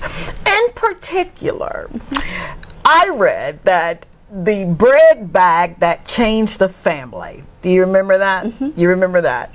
Tell me about the time you delivered groceries to a family. And I think the family hadn't eaten, and some, you know what? You tell the story. Tell me about that time. Yes, there was a time, you know, that there was a family who hadn't eaten. They had not have lunch. They were basically thinking of what they were going to have for lunch. And they reached out, and I was like, we don't have anything within the organization right now. So what I did basically was to put a message in the WhatsApp group for all our volunteers. And I said, I need to, or we need to feed a family urgently. They need gas, they need groceries. We need to feed a family urgently. And what happened is that, you know, we said whatever you have, it could be a packet of lentils, it could be a pound of flour, a tin of tuna fish, whatever you have, we would like to get it. And we actually got a hamper within the volunteers, and we were able not just to deliver a hamper, but to deliver a hamper along with a tank of gas so that that family can have lunch. You know. Yes. And of course, we didn't know who the family was. No way. We did not know who we were going to. We just, asked for directions, and we just got there and gave them the tank of gas and the groceries. That's what I'm talking about. Yes. Love and action, baby. Now, Yes. tell me, if you will, I'm telling you, man, I've got specific stories on you tonight. Tell me about the forgotten elderly. I was reading that there was a convalescent home that you had, a person that was living there, and you bought the person supplies. Wow, man, you're incredible. Would you tell me about that story? Normally, when you are on the grounds, you get to learn about a lot of situations. You get to see a lot of things happening. I can remember having a situation on the east coast of the island where we were actually going to deliver some hampers. And when I got there, the only thing I could have done with the hamper on my head is to sit and cry. Because, of course, there was a husband and a wife. They were living in the house together. And they needed more than just the hamper or just the groceries. They needed a home. Because, the condition in which the house was, it was not fit for anyone to be living there. They were basically, yes, the structure of the house was there, but it was just on the dirt. The toilet and everything was, they were right there, and it was really heartbreaking. And I can remember that incident where I actually sat with the hamper on my head and just started crying. And one of the things that really stands out in terms of us helping the elderly is that most times either they don't have children or they don't have the family support to take care of them. So one of the things that we do, and we work closely with the Sustainable Development Goals, and that's leave no one behind, irrespective of who they are. And we always want to ensure that we take care of our elderly. Our elderly, they are the ones who paved the way for us, and we need to ensure that they are taken care of. And there are so many other situations where we have gone out to help the elderly. We have gone out, to make sure that they have a wheelchair, to ensure that they have the resources or what is needed, medication, what is needed, and we continue to do that. Oh my God. Yes. Oh my God. I'm getting goosebumps here. I really, really am. You really are an So you did your homework. You know I did, girl. I got one more now. I got one more. There was a teen with a backpack dream. You remember that teen? You remember that? This student received a backpack, and you had something specific in that backpack. I know, right? I know. Would you talk on that, please? I am trying. There are so many different scenarios, so I'm trying to remember which one of them. But I know for sure there was a team or some students who basically had to get some things to go over to the school, and we did not tell them what it was, but everything that they needed was in that backpack. There was another, I am sure that maybe you might not remember, but I'm going to speak about it, where you assisted us, where it was with the BTC, where we had a young man who was selected to go over to Grenada. And of course, we were able, along with your help, to get him the suit that he needed to be a presenter. And of course, we continue to go out and see how we could uplift our young people, and how our young people, they are the futures. So the same way we have the elderly preparing for us, we need to prepare for the young people as well, to make that way. So we continue to look for ways. We continue to surprise our young people. We continue to put things in their baskets, and not just things in their basket, but we continue to educate them and prepare them for the future ahead.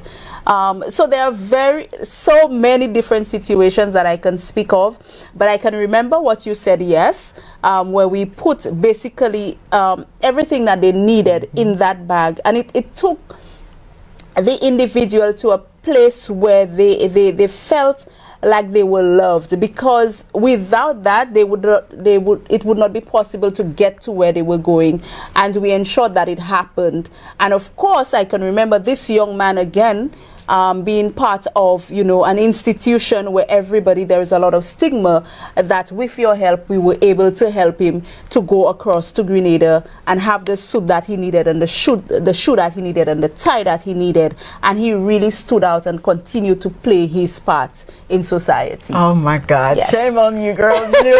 No crying and no sweating on the show tonight, Tanji. I remember that, and thank you for allowing me to be a part of that. That really was a blessing for me and for him, and you know, for all of us involved. What moment, Diane, what moment made you cry and say, this is what I'm supposed to do? Like I spoke about my life and everything that I went through. I was involved in a lot of charity organizations. I was actually the president of the St. Lucia Crisis Center. I served a few years with the NCF, which is the National Community Foundation. I also served at the community level. And I worked within the hospitality industry for over 21 years. Wow. And with government for about 2 to 3 years. However, I believe that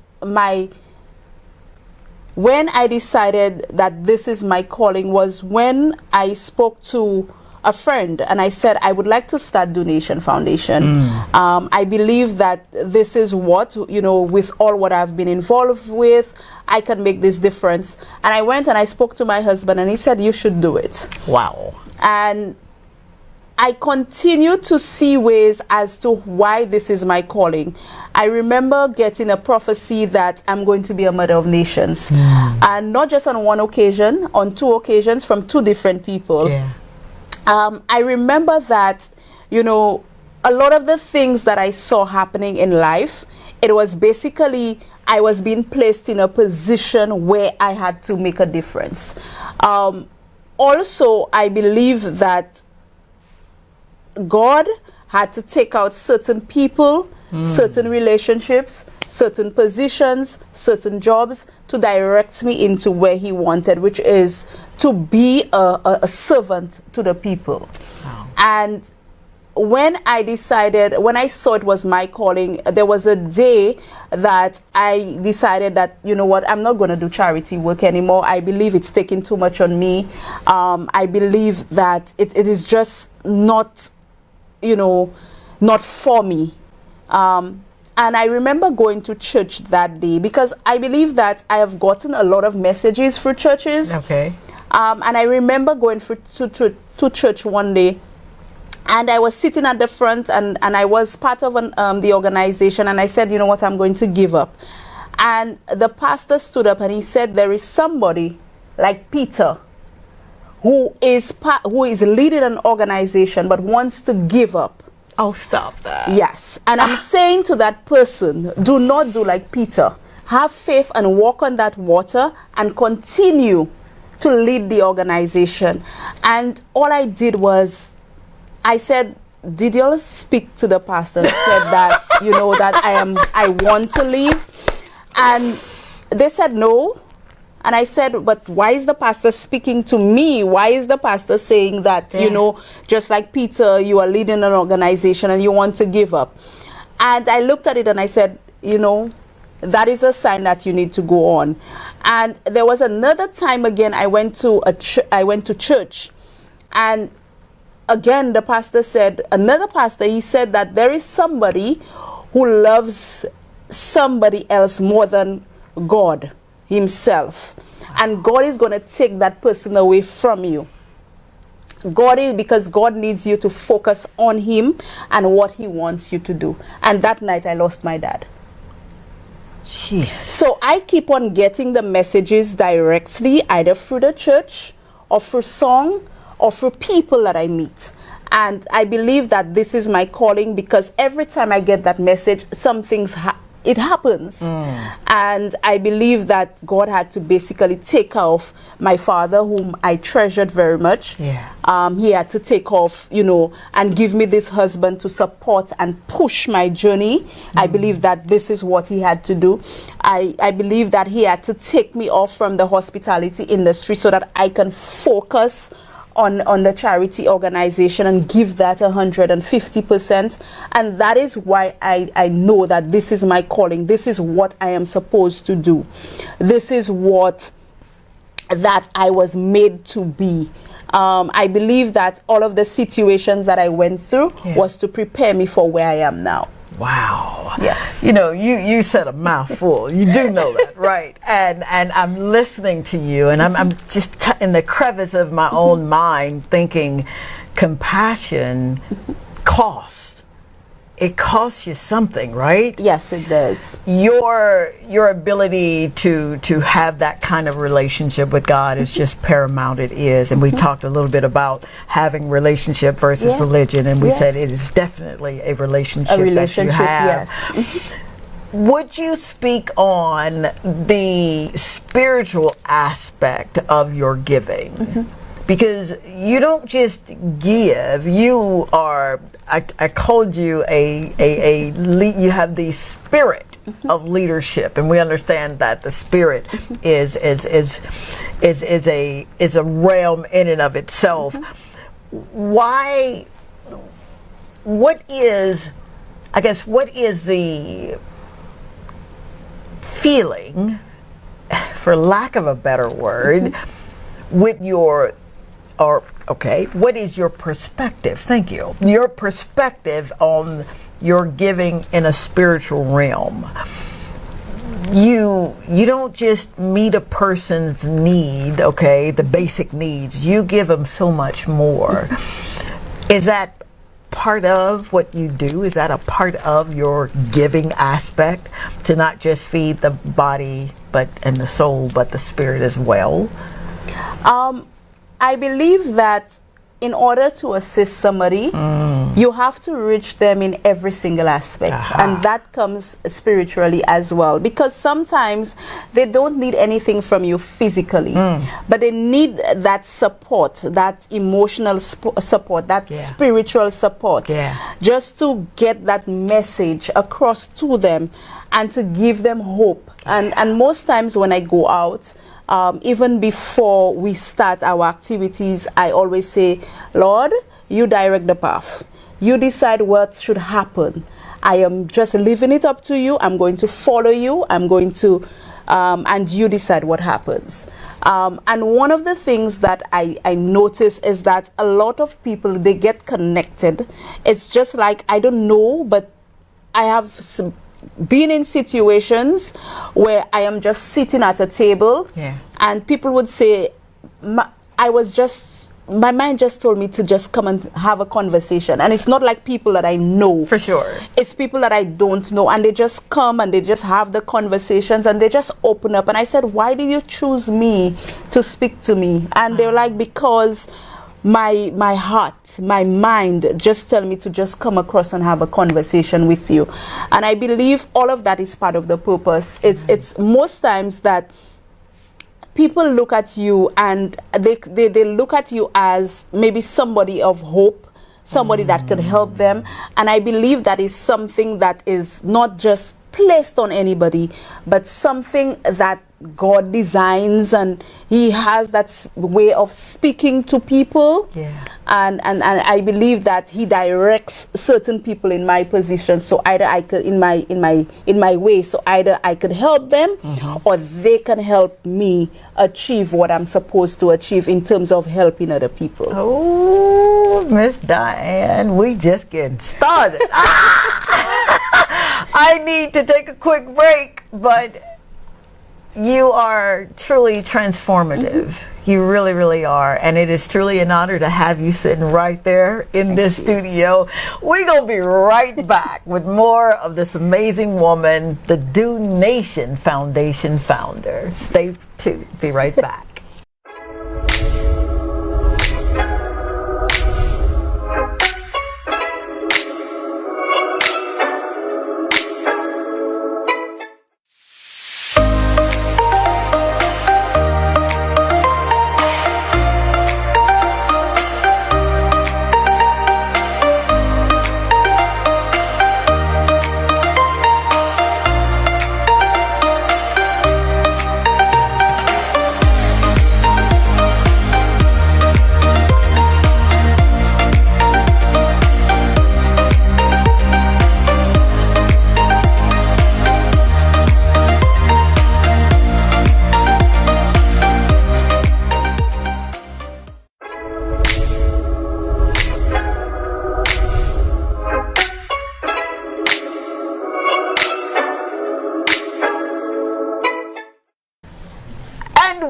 are back. Thank you so very much for just being here. I was talking to my TikTok family just a second ago and thanking them, and I am truly grateful that you're here. I never ever want to take your being here for granted or lightly. I know that this is Jazz Weekend and you're getting ready for that, and you're getting ready for Mother's Day, so you got a lot going on, and for you to take time to be here with us, thank you. Now, we're here with this amazing soul, Miss Diane Felicien. Did I get that right? Yes. Yeah, man. And she is the founder and CEO of Do Nation Foundation, and they're doing some things not just on this island, but in this region and around the world, man. They are. I want to talk, if I can, about obstacles that you had to use your faith and fortitude to get through, because your story has a lot of glory, and we celebrate the glory. Yes. But when you roll up your sleeves and you said yes to him and yes to his people and yes to his way, and kind of put yourself out there as a servant leader, that comes with some obstacles. It does. Yes, it Would does. you speak on, if you will, about how you've had to use your faith and fortitude to come through some things? Yes. As in anything, there are obstacles. And some of the things that I had to deal with is how people look at charity organizations, how people look at persons who do charity work, how other organizations or corporate society gaining their trust in terms of assisting for the work that you do, in terms of having a number of hurdles like dealing with people and their attitudes and people not really believing in what you are doing. So like I say, whilst there are obstacles, there is always something to help you go over that hurdle. And the obstacles that I would think that I would face is not one with volunteerism. I think that I have gotten a lot of volunteers. Every single day I get persons wanting to be part of this movement, in terms of persons believing in you, and what you are trying to do. You also have people taking advantage of you as well, in terms of your giving, in terms of your heart, in terms of the way that you look at certain things. People try to take advantage of you, take advantage of the organization, take advantage of the situation that they are in. And these are some of the obstacles that you have to deal with. I believe the biggest obstacle that I have to deal with is that most times when people see you help other people, or people see that you are out there doing things, they look at it that you have, that you have unlimited resources. For sure. So I think that is one of the biggest obstacle. Gotcha. Is that when you go out there and you do things, and most times you have to go out there and you beg. I call myself a professional beggar. Oh, honey, you're more than that. Yes, because you have to go out there, you have to beg. Yeah. You have to, you have to continue convincing people so that you could get them on board and to understand what you are doing. So I would say these are the challenges that we've had. In terms of getting a home for the foundation, we were very fortunate. So we do have a home for the foundation. In terms of getting recognition, we do get recognized for the work that we do. So I would say that these are some of the obstacles in terms of people taking advantage of you and the organizations, people taking advantage of the situation. And these are some of the obstacles. But I believe that every obstacle, there is always a way to get over it. Now, sometimes as soon as you get over it, you might get one that's even higher. Yeah. But you still get ways that you can get over these obstacles. Yes. I absolutely love that, and I definitely know a thing or two about going from faith to faith and glory to glory. Yes. So I get that. I really, really do. How does St. Lucia? We are, 197,000 folk, if that many, right? Our little nation. It's a beautiful nation, by the way. How do St. Lucians show up And how can we do more? St. Lucians are normally people that are giving. St. Lucians are normally people that like to assist, because we are known for our term we call kudme, and kudme is basically assisting your neighbor. Not expecting anything. It's basically a form of volunteerism. So St. Lucians are known for that. However, what we need to have is to have more families and communities come together. We have seen over the years that our spirit of volunteerism and community is slowly on a decline. But we need to go back to that spirit of assisting or being our neighbor's keeper, or being, going back to it takes a village to raise a child. And I think that what we have done is that we have lost some of it, and we need to basically come back to that. In terms of helping out, it could be, as little as a can of orange juice, or sometimes, we see the what we call the homeless people on the streets. Sometimes they just need somebody to care for them, and not just basically care for them, but to give them a bottle of water, to have a conversation with them. And what we tend to see is that a lot of our people, especially with the homeless people on the streets, we see a lot of them being victimized, a lot of them being violated.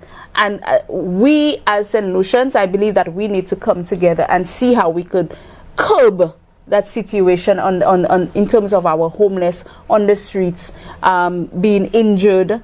We've known of situations where one of our homeless people was burnt with acid, and all of these things. So it's a way for us to come back as a people, to love our brothers and sisters irrespective of where they are, show them that love and that comfort. Absolutely. Yeah. Thank you for that. Thank you so much. Yeah. I want those that are watching tonight, I want you to do me a huge solid, as we would say in Mississippi. Ask yourself this: what's one small way I can become a donation in motion? And I'm really serious about this. Just take 30 seconds, write it down, and meditate on it. I'll ask the question again. What's one small way I can become a donation in motion? Take 30 seconds, write it down, and meditate on it. Thank you so much. Now, back to you. There's some wonderful things that are coming up for you and this amazing foundation. Would you share on a couple of things that just kind of transpired? Sure. I am actually the Good Deeds Day leader for St. Lucia and the Caribbean. Good Deeds Day is actually an international movement. It is in 115 countries. And of course, myself and the Miss Elvina Emmanuel, who is the Miss Good Deeds Day pageant winner for 2024, will be going to Togo in Africa. So we'll be going to Togo in Africa, and basically to be part of that community and to give back when it comes to volunteerism and doing good. The message that we push with Good Deeds Day is to think good, speak good, and do good. And of course, being being the driving force of Good Deeds Day in the Caribbean, Donation Foundation is really recognized for the work that we do when it comes to Good Deeds Day. I was also 2 to 3 weeks ago appointed as the ambassador for St. Lucia for the Global Awards. That again is another international organization from the UK, where persons from the Caribbean and the diaspora is recognized for their community work and their voluntary work that they do. I actually received an award last year from the Caribbean Global Awards for the service leadership. And I received an award last year, and this year I was appointed as the Global Ambassador for St. Lucia. Congratulations. Thank you so much. You're welcome. There is still great things happening. Over the weekend I will be traveling. I was selected by the United Nations to participate in a forum, and you know, the work that we do it continues to be recognized, not just in St. Lucia, but regionally and internationally. And Donation Foundation continues to be an organization that gives back. And we believe that we need to do a lot more. There is a lot more that is needed to be done in St. Lucia. There is a lot more that is needed to be done in the Caribbean, and there is a lot more that is needed to be in the world, to be done in the world. One of the things that we strongly believe in is SDG number 17, which is partnership for the goals. We cannot do it alone. We need to partner. We need to partner with the government. We need to partner with corporate society, other NGOs, communities, citizens, schools, everybody. We need to come together so that we can make a difference in St. Lucia and the world. Oh my God, woman. Oh. Talk about a call to action. Yes. That right there is just, it speaks volumes of really who you are and what you're doing and the people that hold your ladder. Yes. You've got a lot of ladder holders. I have a lot of ladder holders. I have a lot of ladder holders. I would not be who I am now. I always continue to be thankful for the husband that I have. Yes. I believe that he is the one who's really holding the ladder steadily. But I actually have a lot of women. I have a lot of mentors. I have a lot of other organizations that work alongside Donation Foundation, who believes in Donation Foundation. We have the International Good Deeds Day Director and the International Good Deeds Day movement that continues to push and continue to believe in what we are doing for St. Lucia and the world. And of course, we have the Global Awards Ambassador Director, who truly believes in the work that I'm doing in St. Lucia, and that is why she selected me to be the ambassador for St. Lucia and of course the wider Caribbean. We also have, well, Dr. Tonji, you know, you are no stranger. Even when we just started, you know, you were there for us. You believed in us. You believed in the work that we did, and you continue to believe in the work that we do. And we have a lot more people like you. We have a lot more partners.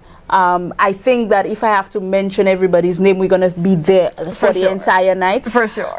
But we have a lot of people that support us and believe in the work that we do. We continue to see an increase in terms of not just collaborations from St. Lucia, but international collaborations, you know, people wanting to work with us at Donation Foundation. We continue to see an increase in the support from corporate society. We continue to see an increase in the support from government, from other organizations, from schools. And we are very grateful for the support, and we continue to push harder. Because of course there is a lot of work to be done. For sure. Wow. You know, I'm sitting here and I'm just taking these mental notes. Yeah, man, he's about to tell me to take a break. That gummit. So right after this, right before this, I want to leave this with you, and then we're going to go to break. Would you please send the name of someone in your community who is quietly serving? Tonight you can honor one person from the Do Nation team, or even a past volunteer on her behalf. Someone that's worked with this amazing organization and that's doing things in the marketplace. And we'll reach out to them and get them on the air. How about that? Stay tuned. We'll be right back with this incredible soul right here. Be right back.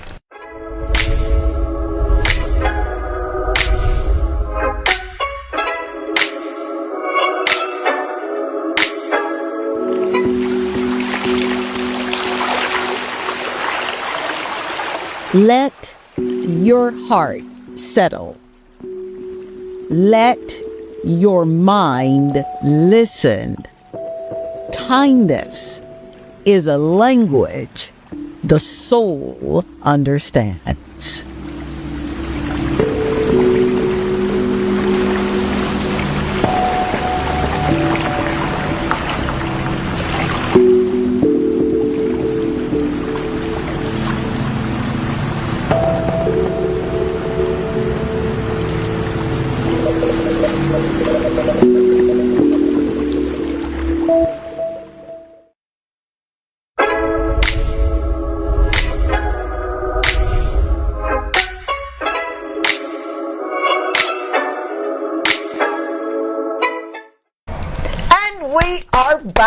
Again, I am just bursting from the scenes, man, and I'm so grateful. I truly, truly am. I'm just going to keep saying it until I turn blue in the face. I'm grateful that you allowed us to be in your presence this evening, and we're hanging out and having a conversation with a woman who literally she reminds me of past leaders like a Mahatma Gandhi and Dr. King, and those who have just come and, like you said earlier, paved the way. Yeah.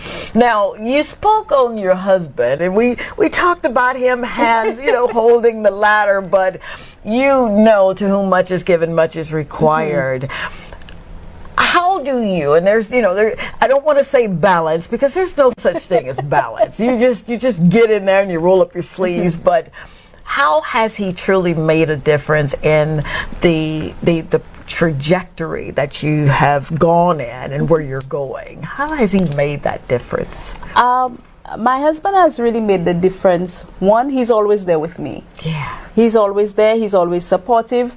He may not be in the forefront, but he would be in the back seat waiting. He would be there assisting at most of the volunteer activities. If in case he's not at work, he's there. Yeah. If in case he's not there, he would find other ways to support and really continue to be my cheerleader.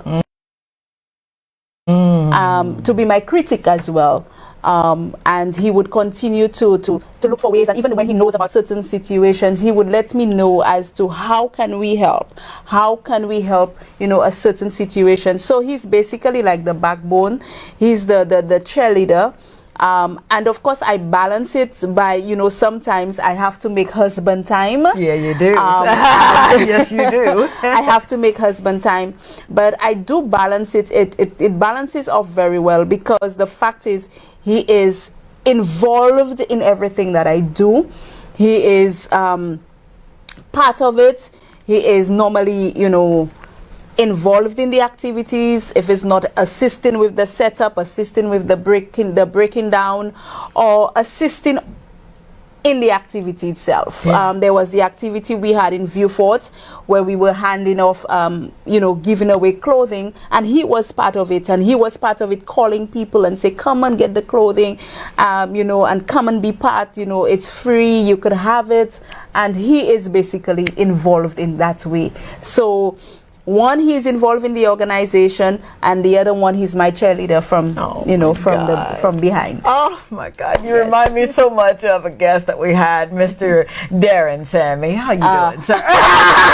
Who talked on how he's able to do what he does because his wife is there, and he has a praying mom, and they work collectively, and it just kind of gives him that thrust to go. Yes. So you are definitely blessed and very fortunate to have someone that sees the big picture. That's important. It really is very important, especially doing the work that you do. It would be very difficult to be out here on the forefront if it's not kind of at home. It's not smooth sailing, right? Yes. Wow. So how can people support or join in this Do Nation movement? How can they lend a hand? There are various ways that persons can help a hand in terms of or lend a hand, to Do Nation Foundation. Okay. There are persons may say that I'm not able to volunteer, but there are various ways that they can volunteer. There are various services that they can offer, whether it's online counseling, whether it's they could volunteer online. They don't have to literally be there in person. Also, they can donate to some of the initiatives that we have. We have the Empower Her, which is an initiative on climate action and gender-based violence. Oh, wow. We are working with the young ladies from the vulnerable, from the rural areas, We also have the SWAG initiative, which is the Smart, Worthy, Ambitious Girls. We are working with girls from the age of 9 to 17. So, of course, we continue to need mentors. We continue to need resources because, again, these are girls from the rural areas, and not just the rural areas, but these are girls who are coming from broken homes, broken families. So we continue to need various kinds of supports if there are doctors, and there are doctors that can work closely with us, we do have women, we do have girls, we have men as well who need these services, and they can do that as well. We also have the Fathers Rise initiative that is speaking to men. It is working with father figures, or father figures. It could be brothers, uncles, fathers, stepfathers, cousins. It's just men. And what it is that what we have seen is that there is a shift because of our society expectations of men. So we are trying to see how we could get men to come back and take their rightful place when it comes to the home, when it comes to the communities, when it comes to them being the leaders. And we have this initiative. We also have the Engendering Change project. It is a project on gender-based violence, in terms of educating people on the services that are available, on the various forms of gender-based violence. And of course, we have the Good Deeds Day initiative, where we continue to go out to the schools. We have the Little Good Deeds Day Club. We are working with students from the ages of 4 to 14, and that is instilling the values of volunteerism from a tiny age. So we do have these initiatives. We also have, where we give out the hampers, we give out, so many different things, because people needs, it varies from community to community. So we are always in need of something. So it could be by donating groceries, by donating clothes, by donating financial assistance, by sponsoring, any way that they can feel free to do so. We are actually on Instagram, donation_758. We can be contacted there, or we are on Facebook, Donation Foundation. Again, we could be contacted here. Or we could be emailed at donationfoundationslu@gmail.com. So we welcome any support. It doesn't have to be all financial, but it could be whatever services that you could render, whether you're a nurse, a doctor, a teacher, a police officer, a carpenter, a mason, a plumber, whatever you are. We need the services because we continue to help people who have various needs throughout the community. Oh my God, please sign me up. Please sign me up, Diane. However you need me, I am there, and I mean that. And you hear that, right? So you're my litmus test, and I said it. You heard that right, TikTok. I am so serious. Wow. Tonight we've seen what it looks like when compassion becomes a calling. Yes. Diane, Felicien. Yes. And the Donation Foundation reminds us that purpose is not always grand. It's often a gentle whisper. Yes. To care. In a world that can feel divided and distracted, let us be the ones who return to the basics, feeding the hungry. Yes. Uplifting the low, and loving our neighbors as we love ourselves. You do not need a platform to make an impact. All you need is a willing heart. Yes. And open hands. Be the miracle in someone else's story. Be a donation in motion. Yes. Right? Yes. All right, my lovely. What would you like to see? What would you like to see your legacy be? You're doing some amazing things in the marketplace. You're shifting minds. You're changing people's lives. You are. What does Diane want to see next? What I want to see is a better world. And one of the things that I believe in is succession planning. I want to see the work that I'm doing now continue even when I've gone through the great beyond. So what I am basically doing is grooming leaders like myself, young people, to take over when I am no longer available on this earth. And this is what I would like to see, a better world. Yeah. And of course, the work of Donation Foundation continuing even when I'm gone. Wow. So that is what I am working towards. He's standing there saying break time. That gummit. I love him though. I do, Mr. Kendrick Williams. You're doing it, baby. We'll be right back with closing remarks. I hope that this show has inspired you in some kind of way to take action. Again, you don't need a platform to get busy. You just need open hands. You really, really do. So stay tuned. We'll be right back.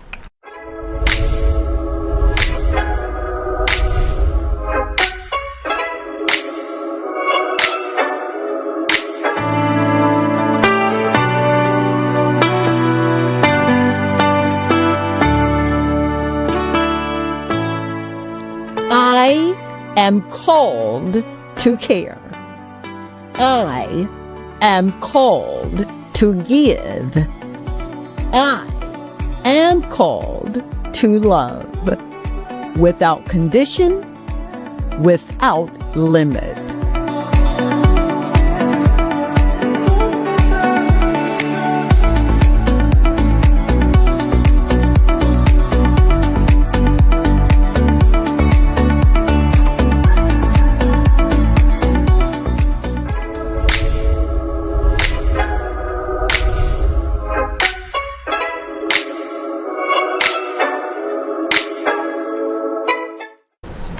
We are back, just hanging out with my TikTok family. Hello, family. My DBS family, and all of those who are tuning in to hear a remarkable story come to life. I cannot say enough about this woman, what she means not only to me, but everyone that she comes in contact with. It's not easy, you know, when you're just kind of going about your business, just taking care of your business, right? And then God taps you on the shoulder and says, "Are you ready?" Yes. And you're like, huh? Yes. So with that responsibility comes me time. And oftentimes we get so wrapped up in the service that we forget that we're part of the story too. Yes. What is it that you like to do when you're not out with hampers on your head and groceries in your bag and words of wisdom to those who are in need of that? What is it that Diane likes to do? I like to travel. I consider myself to be one. Whenever I'm on island, I don't stop. So in order for me to get a break, I like to travel. I like to go, watch the sunset, sit by the beach, meditate, and just take in nature. And that is basically what I enjoy doing, in terms of taking in nature, relaxing, watching some television. Yeah. But basically, this is what I like to do when it comes to the me time. Yeah. And normally I might say there is a me time, and any call, anything that I get, there's no more me time. Yeah. But as much as possible, I try to take the me time. That's what I'm Yes. talking about. Yeah, man. Because that's really, really Yes. important. Oh, my God. I have truly gleaned from you. I'm sitting here like a little kid, man, all smiles, but just writing in the crevices of my mind, how can I be a better person? Because that is what you do. You just come in and you shift the atmosphere in the room, and you make people want to do more and be more. Yeah. And for that, I am eternally grateful. Thank you so much for just saying yes to the call. Yes. Thank you for every tear you cried. Thank you for every sigh. Thank you for every time you got on your knees and asked, "Why, Lord?" Yes. Thank you so much for being the best part of this incredible island that I get to call home. Thank you so, so very much. You truly are a blessing. You are. Family, that's the show. I have truly enjoyed it being here. I am tickled pink. Until next time, I need you to keep moving forward, keep living on purpose, okay? And remember, your compassion is someone else's answered prayer. Thank you, Linda, for being so incredibly generous, for creating a space where stories can be told and people that ordinarily wouldn't have a spotlight got a chance to be in the spotlight. How about that? Good night to my bun bun. Good night, Kaden and Kendrick and Idris. Good night, Fran, Tron, and what's my other child? Morgan. Until next time, the Lord say the same and the creek don't rise. I love you. Be the difference in someone else's life. Thank you. Good night. Good night, TikTok.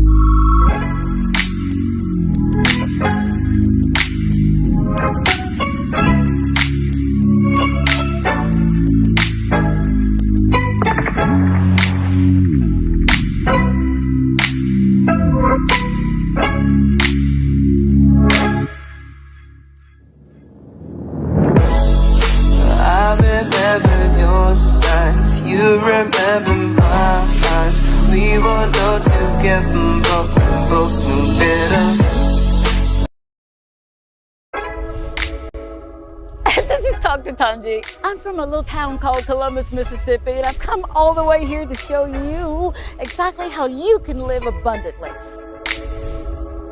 Fear is nothing. You hear me? You can do anything you put your mind to.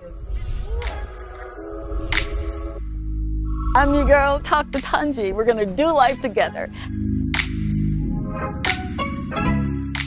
Good evening, good evening, good evening. How are you doing? I don't know about you, but I am about to burst out of my skin. I am so serious. Tonight, we've got a phenomenal legacy that has graced our stage, our studio. So, all right, you know how we do it, right? I know. Good evening, family. Proper introduction. I'm Dr. Tanji, and on this platform, you know me as Tanji. And welcome to another edition of Talk to Tanji. Oh boy, I'm trying to be cool here, man. I really am. But, you know, when transformation comes into your life, you can't help but tell it. I am so incredibly blessed to get up every day and do exactly what I know I was born to do, man. Seriously, that's plant words and seeds of encouragement to remind you just who you are, but more important than that, whose you are.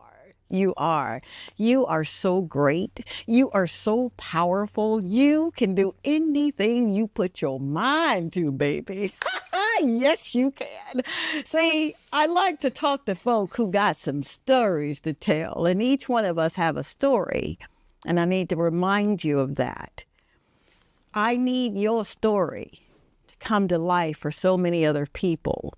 See, oftentimes we think what we're going through really is about us, and we get stuck right there, but it's not if you dig a little deeper. If you open your heart a little wider, you'll understand that your purpose has purpose. And when I say that, I mean that from the bottom of my mama used to say, my sanctified. So I believe in transformation, and that's what this show is about. I believe in purpose-driven living. And every voice, every story shared here proves that we are exactly where we're supposed to be.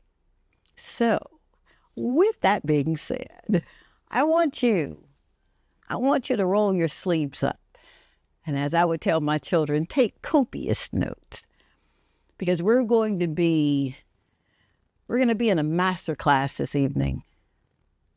When I first heard this woman's voice, thank you, Dr. Cherry, I was at Sandals Grand, and you can support the show too, Sandals. My shameless plug. And I was in the audience, and I was like a little kid, man, anticipating that something great was about to happen.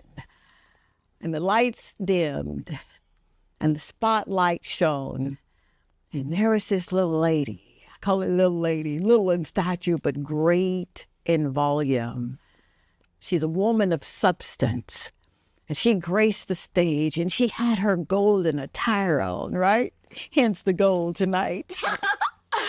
And she opened her voice. She opened her mouth. And out of her mouth, out of her soul, her mind, her will, and her emotion, they got in line.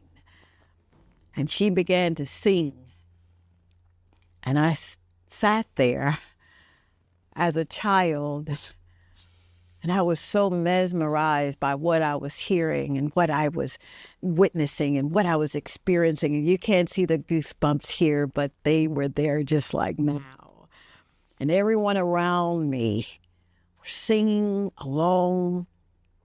They were singing her songs. And she was just doing what she was supposed to do. When I tell you that this woman is so filled with purpose, that just being in this studio this evening brought so many tears to so many people.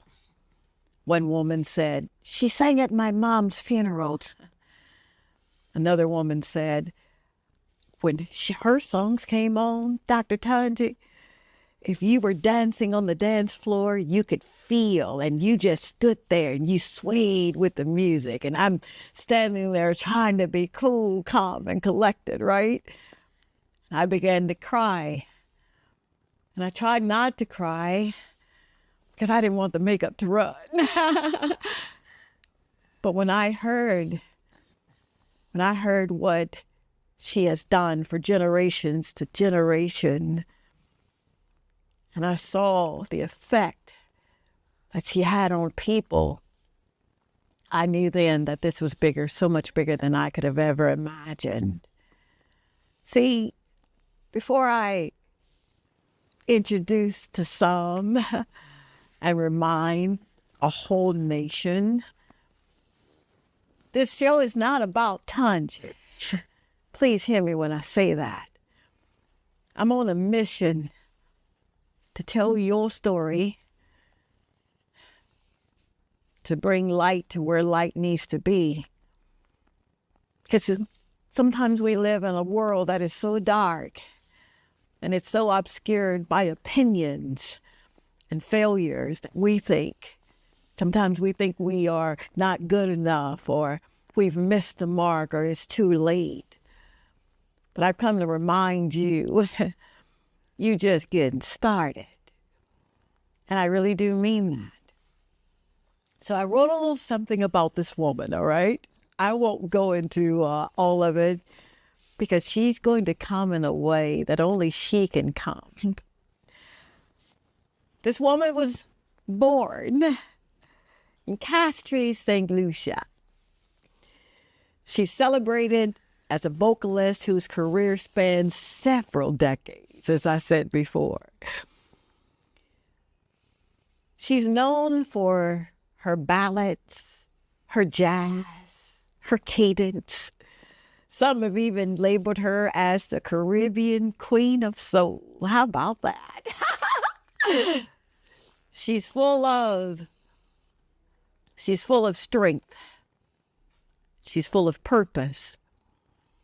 And when you hear her voice, you gonna know just who I'm talking about.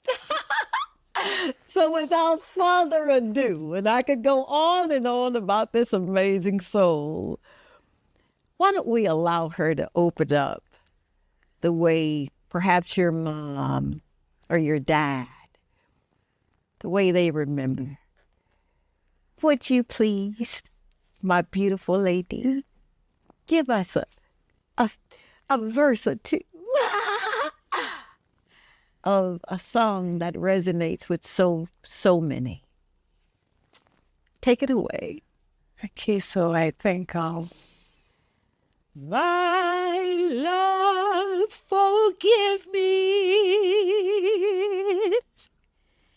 I didn't mean to hide it like this. I didn't mean to have you fall in love with me. My love, please kiss me. Arrivederci, amore, kiss me. Remember when we part, you'll have my heart. I love you so. Hello, Santosha. Hello, everybody. Everyone listening. Far afield on the air. I'm happy to be here this evening with Dr. Tanji. About that. Didn't I tell you? Okay, let me try. I'm so glad he's calling for a break. Stay tuned. I'm going to get freshened up, man. You probably need to wipe your eyes, too. We'll be right back. Stay tuned.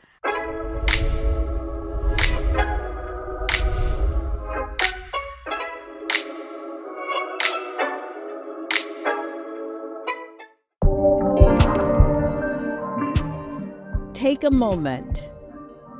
Inhale purpose. Exhale distraction.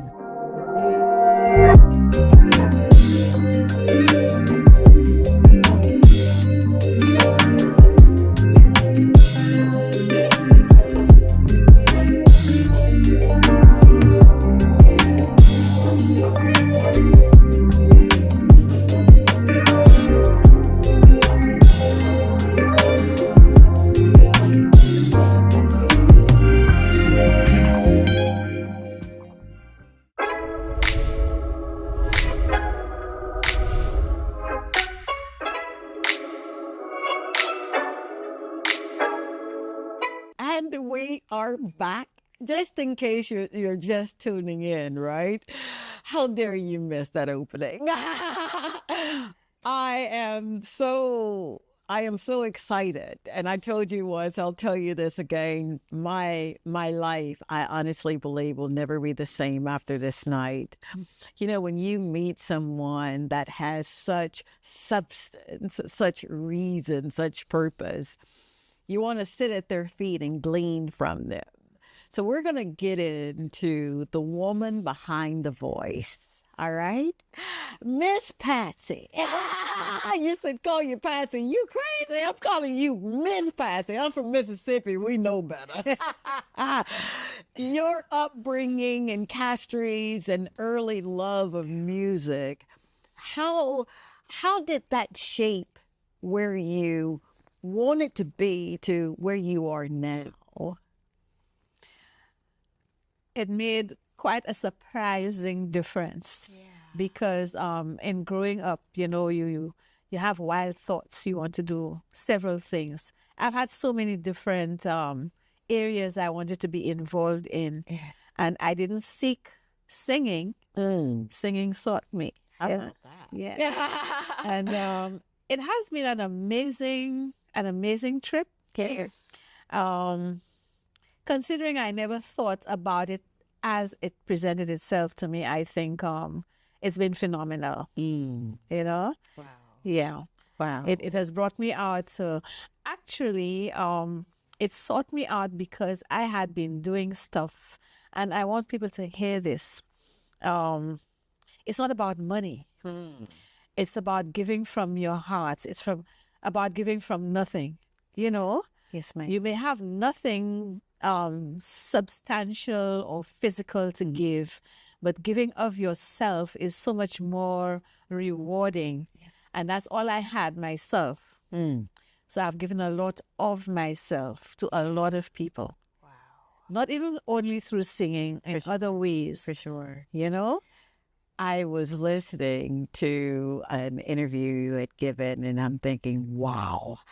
And you mentioned how you would go to the hospitals and you would serve, and I kept thinking, wow. And then what really resonated with me and made me want to do even the more was your ability to go into prisons, which you speak on why that was so important, even just getting started. Why would that be so important to you? Oh, it was I was a ranger. And this is something I pride myself with, having been a ranger, because this sort of helped me form who I am. And about giving. Yeah.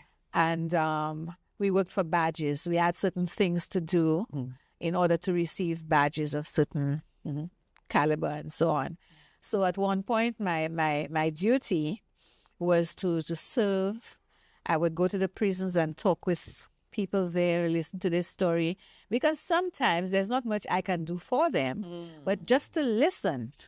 Sometimes people just want to talk to somebody. And I would sit there and listen, give a word of encouragement and so on. I would go to the hospital, working for another badge, and help the nurse. And I remember the first day I went, what I had to do was like, it was awesome. I had to sponge a lady who had just had surgery, and I don't want to go into it. You can just imagine, you know. Yeah. And I did it, and then I'd go to the mental hospital and interact with the inmates and play games with them and make them feel comfort, sense of being wanted. You know, like even if sometimes they would sidetrack, they're not with me at all, but they come back. Wow. And you know, you tell stories and sing songs and do little things with them to make them feel like they had a good afternoon. Wow. You know, and so that's what it was about, all those badges and so on. And I'll tell you something. Yes, ma'am. The badges, it's not the material thing. For sure. I too gained a lot out of them. You know? Come on. Yes. Yeah. I gained so much. I know that in many, many ways, I'm different to a lot of people. Yeah. Yeah. You may look very stupid. You may look very like, you know, but that's not what it's about. It's about what's inside of you that's coming out to people who are not on the same wavelength. Come on. You know? Yes, ma'am. It helped formed me to be me. Wow. And I am quite a me. And me too. I absolutely love that. I absolutely love that. Miss Patsy, what was the moment you knew I've got the voice? Oh, wow. I didn't think I had one. No, I'll tell you, at school, yearly I'm sorry I'm losing my voice, but we have examiners, we call them, come down to examine the ladies at school doing piano lessons and so. Okay. And at one point, after those periods were over, we were being checked out vocally to so that to join the school choir, right? Yes, ma'am. And I came out, and it was like, I mean, honestly, it was horrible. It was horrible, but I think it was all because of lack of confidence. Not that I couldn't sing, but lack of self-confidence, not understanding enough of what was going on at the time and so on. Yeah. And then the second time it happened, I was like, in soprano, you know? All right, now. You know? and those activities that I did at school became so much a part of my being. Amen. Being in the school choir, being a ranger. Being a ranger was phenomenal, really. The things we had to do. And I always seemed to do so well, you know? Yeah, so going to where I really figured I would get into singing was still with the Ranger Company. Okay. We would have periodical shows. Okay. Christmas. Okay. Summer, Easter, you know. And it happened there. Wow. I didn't know it was happening. Wow. But it was happening. The first song I sang on stage was See the Pyramids Along the Line. Yeah, man. Yeah, man. I know that song. And then there was somebody calling the school. They wanted me to perform somewhere because I have said so many times that I could not go out and perform just without not letting the school know. They gave me the permission, not my mom. Wow. Even if she said she could go, Yeah. I had to go through the school. Okay. So then our superior at the time, Sister Aniel, Yeah. would have to say yes, she can, or no, she can't. For sure. We got a few no's. Oh, really? Once it was for the JCs and so on. Yes, the JCs put on a lot of charity shows and so on. And I was on a lot of them since, you know. So that's where you start growing and knowing that something is happening. And the people were there with me. I had the support from those such shows at school. So it was like a great foundation already. You know, so. Oh my gosh. Yeah. Oh my gosh. You said something. You said confidence. And oftentimes we lack confidence. Yes. Even if you're skillful, Doesn't right? matter how much you have. Come on. Yeah. Would you speak on, and you spoke on it, but the confidence to do what you were doing, did it come with the repetition of your doing it, or was it something that you decided, you know what, I can do this? How did you get that? Okay, it comes both ways, you know, like when you repeat and repeat, you grow, right? Yes,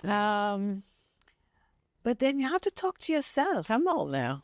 Where am I going wrong? What is it I need? And so on. And you would find some people talk to you and they put you down. What do you do with them? Wow. You know? Because they're not helping you get there. Come on. So what do? You move away. Come on. And you focus. And I would talk to people, certain people. Yeah. I would talk to them and ask them, what else can I do? I don't like this about myself and I don't like that. And they would say, nothing is wrong, you know, you just need a little something. Yeah. And they give you sound advice. There you go. You know, and and you can grow very beautifully from getting sound advice, because no man is an island. No matter what you have, what qualities you have to be able to coordinate with other people so you could grow better. Yeah. You need a little manure, a little, you know, a little water or something so you could. Yeah. I am so loving this. Oh my gosh. I feel like kicking off my shoes and taking my notepad out, because just your presence alone speaks volumes of who you are. And I know I'm all over the place. I swear to you, I'm going to stick to the script, but it is so mind-boggling to see people in their own element. All you did was walk through the door and you shifted the atmosphere. You really did. And it's not like you were trying to shift it, okay? Like, hey, look at me. You just came in and took a seat. But before you could even sit down and relax, there were those memories that you were jarring for so many people. How does that make you feel? Oh my goodness. Let's not talk about it because I'm going to cry. Oh, it's okay. On this show we cry and we sweat. No, it's overwhelming. It's beautiful. It's it cannot be more positive. You know, it tells me a lot that I have done something right. You know, even if I wasn't aware of it, I realize like it's starting to happen to me now. When I meet people like today, I would not have thought that I left this impression behind. You know, I used to come here a lot. In fact, I have other stories about this place, right? This area. I actually lived on this area at one point, but we're not going into that. Hey, we'll get there in a minute. I'm sorry. When it was just a home, you know, it used to be just a home, a little home, you know. But anyway, getting in here, and then in the days, we haven't touched that part yet, but I used to come here to sell my pastries. Oh my gosh. Yeah, I went around with my basket of pastries and I came to different offices. Yeah. And this is one of the stops I would make. So that's how I know everybody. No, not everybody. That's how I met Anne, but other people I knew before. For sure. But it's like I'm feeling at home with everybody. Your young lady downstairs, I was in her family as a family friend, you know. And everywhere I go, I meet such persons, and I don't believe it really. It's Wow. Is that what kept me going? Maybe. Yes. How about that? Segueing into something that we kind of touched on the way up, and it was such an amazing time just being in your presence coming up here. Your balance of personal fortitude, the sacrifices that you had to make, and you made some sacrifices, and we don't have to go all in your business, but for someone who's watching and they're thinking, if I don't get a sign from God this evening, I'm gonna close up shop. Would you speak on some of the sacrifices that you had to make and you didn't mind making, but you did it? Okay. I will say first of all that I am made of a particular kind of stuff. Come on. I had a mother. She was hilarious because the things she would do because she had to do it, I think back now and it's like I could only laugh. Wow. And I have inherited a lot of that. I left everything in St. Lucia and I moved away to Grenada to start or continue a life. Yeah. It was horrendous. I met lovely people in Grenada. I had a lot of friends and so on, but my personal life was traumatic. Gotcha. So I decided my first daughter was already at convent, and my second one had to do exams. And I decided as soon as she's through with exams, I'm out. Wow. She did exams. I went to the headmistress. I was very close to everybody pertaining to the school. It's like something that happens with me naturally. For sure. The headmistress, like, bless her soul, she's departed now. But she was very close to me. And she stood up for me at all counts because a lot of things went on. Wow. Right? Wow. So I went to her and I said to her, the time has come. Okay. I am going to be moving on. So I would like that, let's assume the child in her school that's next to my daughter in the exams, whether she could have her place. Because there were kids who did not make it. Wow. So I volunteered to give my daughter's spot to another child. And I came to St. Lucia. And ladies and gentlemen, I know you're listening and I want you to listen and I want you to understand that we look at a lot of things. We look at a lot. But if we think a lot and look at less things, we can't get somewhere in life. I came to St. Lucia with two young kids. One was 12 and one was 13, with $35 in my purse. When we hit the airport in Barbados and they wanted water, I went to price the water. It was almost the cost of what I had in my purse, and I said, we'll have to do without the water because there's a long wait between Grenada and St. Lucia. We have to wait at the airport for about 3 hours or so. And we made it home. I stayed with a cousin of mine for a few months, trying to get work, and nobody's giving me work. One said to me, if you say you can sing, we'll have to audition you and whatever. I never got the night, and it went on like that. So I had to do something. And I must admit, I have a few skills. I do flower arranging, I sew, I cook, I bake, I do stuff. Nobody could knock me. Don't try. Because in trying to knock me, you'll knock yourself. All right now. So I took to baking. And I would not get paid they had their times for paying, but sometimes there was snags in getting your check and so on.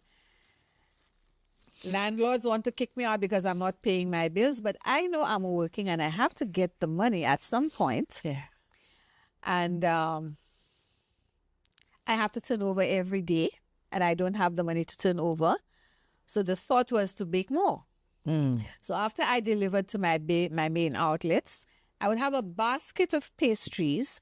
I would go to all the offices you could think of. Here was one of the places I came. I went to tourist board. I went to the police station. I went to the health center. I went lower down to other places, Lucilec, and I did it. I had the money for my kids to do stuff. Then initially when we just came back and I started baking, my kids would go to school with what I baked. So, Mom, you know, all the kids are wanting our lunch. All the kids are wanting this and they're wanting that. So I said, okay. I got 2 separate containers. One was in Convent and one was in Hess. And I baked enough for that container and that. And I said, that's your pocket money. They went to school. You're not allowed to sell on the premises. Yeah. So the news I got would be like, Mom, before we left the bus, it was all sold out. So they got their pocket money from that. Oh my God. Okay. And then I got my monies to turn over and to provide the meals and so on. And it grew and grew. Oh. I remember one day walking, I lived at Bonsai, and I remember walking down to the shops after being up like from 1 o'clock. I was up at 1 o'clock every morning and I wasn't finished until 7. I delivered my stuff. I did more shopping after I did my other sales. For sure. And I would go home and prepare what's for dinner, what's for whatever. And, you know, I sort of just, eventually, it's like things were growing on me. And I had opportunities to really expand, but I did not want to expand because I wanted to also have space to give my kids the quality time that they would need. I couldn't give them 100%. For sure. But I gave them a little more than 50. Okay. And eventually, Yeah. I bought me a little car. Betsy. All right, Rap.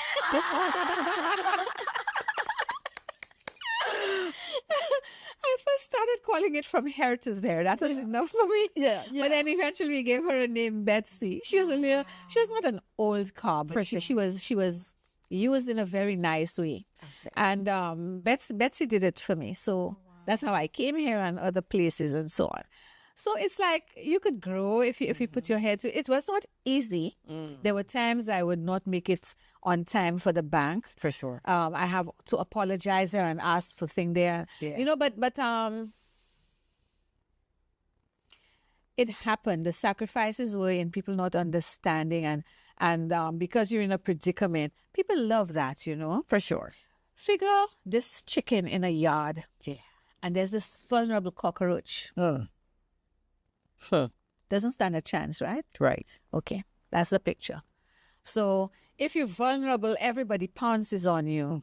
Nobody stops to think. Everybody gives you names. You don't pay your bills and you don't do this. But that's part of the journey. Come on. Ooh, Miss Patsy, you ain't gonna rush that one. You got me country over here now. Wow. That's part of the journey. Whew.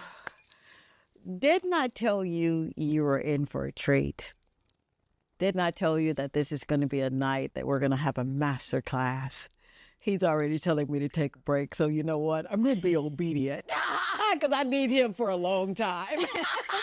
Stay tuned. We're going to be right back with more Talk to Tanji and Miss Patsy Cadet-Good. Be right back.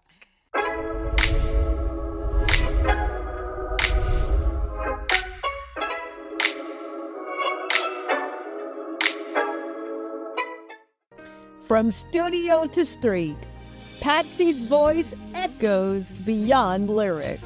My window curtains swing.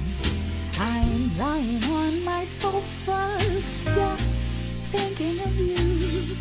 How lucky we've been to find each other in all the clutter in this crazy world we're in. And I will love you always and forever. I will care for you and cherish you, and we will be together. We found each other.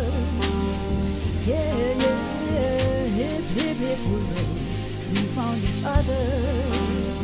Yeah, yeah, and now love's here to stay.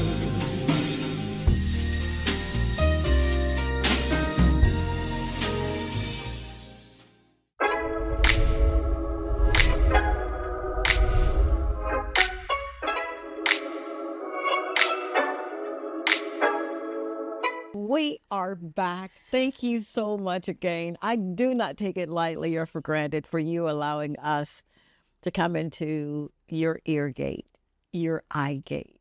I never, ever want you to think that I take what you do for this show and the support of this show and what you do for me for granted.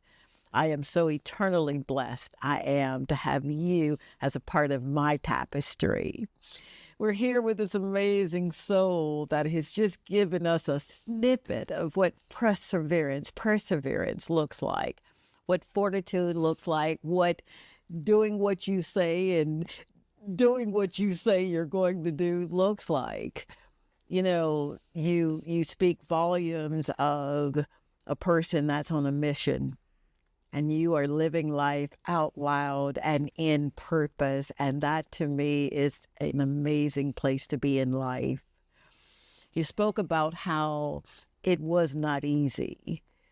And Miss Patsy, anybody can, and I say this vernacular here, anybody can shout and talk about how good God is when the bills are met and you got a few $100,000, $1,000, $100 in the bank and everything is going well.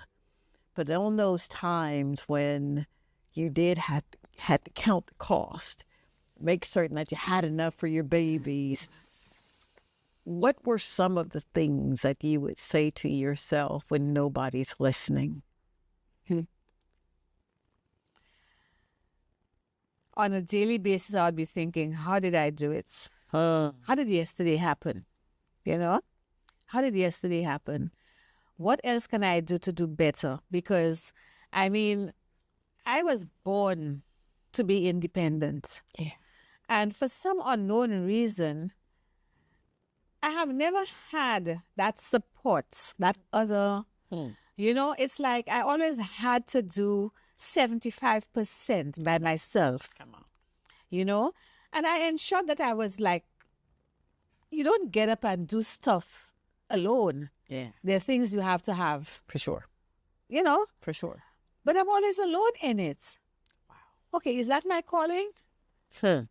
So my thoughts would be to wake up the next day. Wake up the next day, see the children off to school. They have got something in their lunch kits. Then I have to do other things to get other things to happen. Come on. So I go back with my baskets to the shops. I've encountered people who want to know what is in my product. This lady stood up. She bought a patty. She broke it. And she studied it.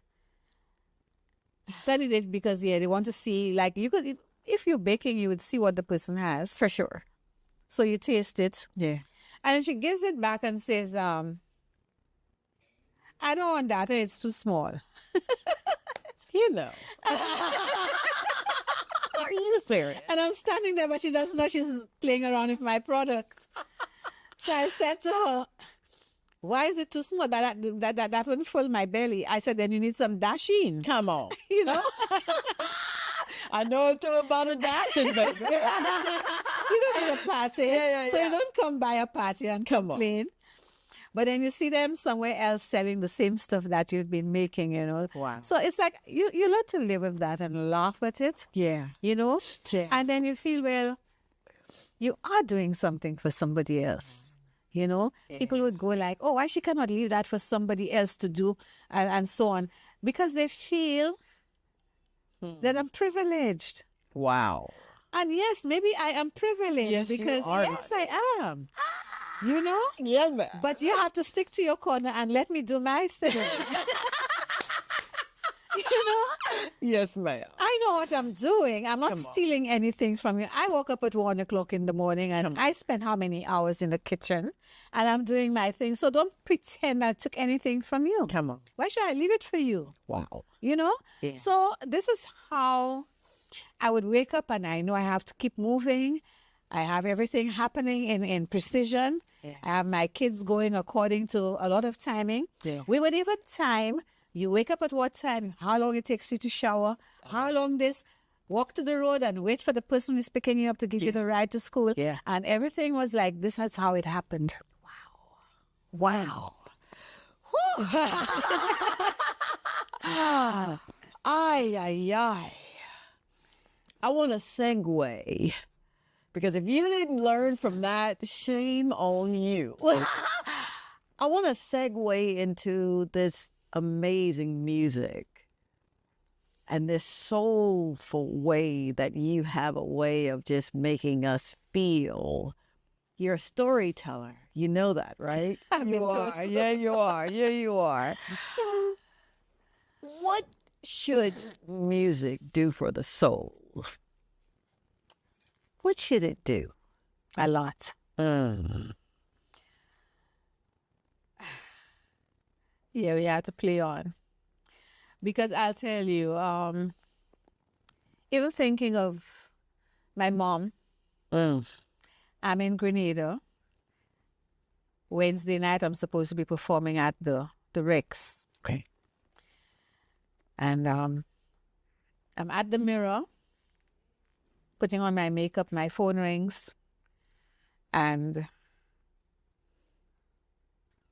the message is my mom has passed. Right. Okay. So I go on to my job. It's a job. And there are people involved on the other side. Yeah. So I'm not letting anybody down. So I went out and I did my nights. And I traveled the next morning. But the music was able to fog my mind for a while. You know? A lot of people have little issues and they just blast their music. They don't just put on music. They have to have it blaring because it is doing something to them. It's erasing something, you know? And I tend to believe that without music, people would be very barren. I recall in my first marriage, because I had two families, I decided one day, this is not working out. I'm putting too much into nothing. And I'm out. I have to sing the night, but I called a taxi. Because I want to say a lot without saying too much. I got you. So we're going to protect guilty. I called a taxi and I moved to my mom's little apartment in the CDC in Castries. I'm very proud of that. I had somewhere to go. All right. Yeah. Yeah? It was somewhere I was taking care of for my mom, but I had that to go to. And I did all my stuff. My mom never knew I had problems. I did what I had to do. I told her I'll talk to you another time and so on and so on. And I got dressed and I went out to sing. And he was supposed to be my manager. Ouch. But he was mismanaging a lot of stuff. And then he says to his friends, that woman is a bee. I never heard her sing as good as she did tonight. Wow. You know? Wow. So it's, music does that to you. Music is like, you know. Yeah, man. Sometimes I don't play music at all. You not even think that I'm into it at all because it's like, I do a lot of thinking. I do a lot of little things. I'm always doing stuff, you know. Sure. But it is there. It is there. It is there. When you need it, you tap for it. Oh. You know, it's like you don't see God, but you pray to Him. Come on. The music is there. You think it's a part of your life. You know, it's a part of my life. That's what it does for the soul. Wow. That's what it does for the soul. Wow. So now you're walking in your purpose. You're performing and you're on the stage and you're being a part of history. What do you want the other folk that you're mentoring? You may not even know that you are, and you may be purposely mentoring people, but what do you want the people that are coming up in this generation, what do you want them to know about being a performer, about showing up, about perseverance? What is that? Okay. You don't segregate being a performer from life. My personal experience is this. There's performing, there's money, there's spending, there's saving, whatever. There was never enough coming in for me to do the lavish. Okay. Okay? So I always learned, like I said earlier, I'm capable, right? Yes, ma'am. I could make me a dress. Okay, now. Okay? Yes, ma'am. And in those days, like let's say in the 60s, we had these hairstyles, the bouffant. I did it myself. Okay. Okay? Yes. Then I do the nails myself. There were times, of course, For sure. For sure. But you have to be able to be versatile Okay. to bring out your product. Okay. You just don't take singing on the stage. You know? What helps you to get on the stage? The saving of the money there. Yeah. You know, so it gives you a little bit of a mental freedom. For sure. You know? I had a shoe, right, that I enjoyed. I enjoyed wearing in the days we had brogues. Yeah. Like those platforms. Yes. Bell platforms. Yeah. And it was a favorite shoe, and something went wrong with it, and I sat down and I thought how to fix that shoe. What? And I went, I'm saying that because I do not mind laughing at myself. Come on. Because it's for good reason. Yes, ma'am. And I think I could teach people stuff, right? All right, now. So I went to this carpenter because of what the heel was made of, and it was breaking up, I saw. Yeah. And I gathered some of the how will I call it? The shavings from the saw. Okay. Not from the plane, but from the saw. Okay. And I got me my cement, shoe cement, and I mixed the two, and I patched up. Well, You know, Miss Patsy. and I recovered my shoe, and I stripped down the road, and nobody knew I had sawdust. That's what I'm talking about. This woman right here. Oh my God. He keeps saying break, and I'm like, what? I swear to you, we're going to be right back with this phenomenal soul. Sawdust from her shoe. How about that? Stay tuned. We'll be right back.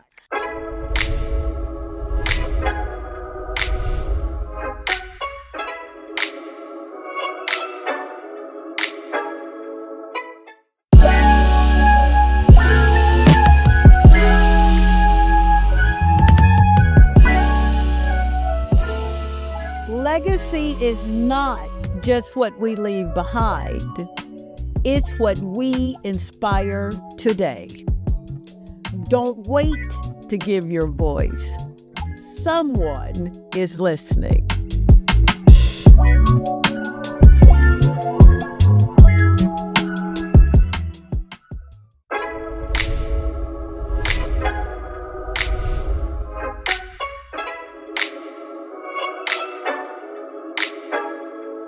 We are back. I feel like I just want this night to go on. I don't know about you, but man, St. Lucia, we got it going on, man. Yeah, we do. And we're spending this amazing evening with this phenomenal soul, Miss Patsy Cadet. Yeah, did I say that right? Good.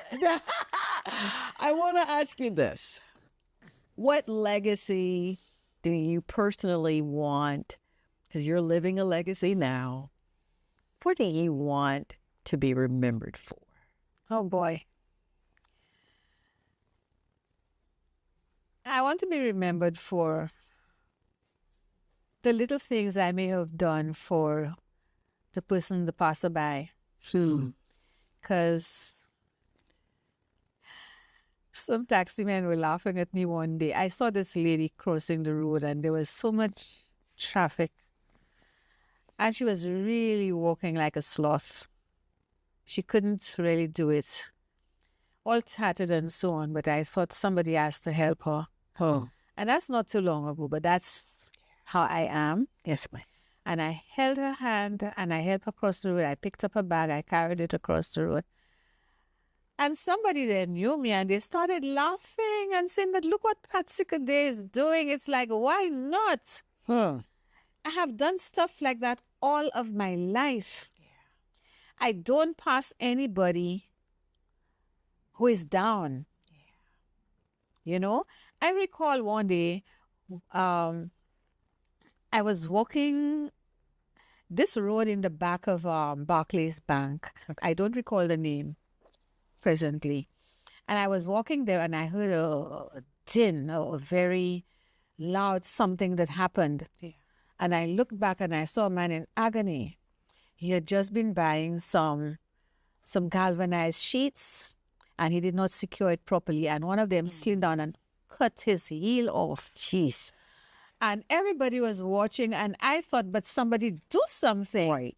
And this man is standing there. I said, I need your belt. Let me have your belt now. And he's looking at me and I need your belt. And I had to tie up that man's foot with the belt.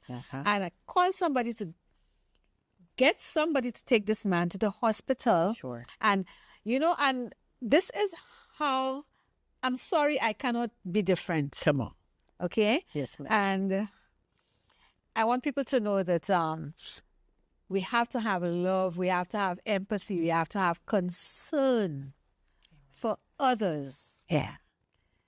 I will give of my last dollar at the moment that I think somebody needs it much more than I need it. Because you know why? I don't know where it's going to come from. But I give it knowing that I'll get it back. Not from that person. Because if I have to get from the people, you do for people because they need your assistance. And if you're doing it to get back, then you're not really doing it with a good heart, right? Right. I want to be remembered for giving love to people. You will not know if I have a problem because I will cover yours. I'll help you to laugh.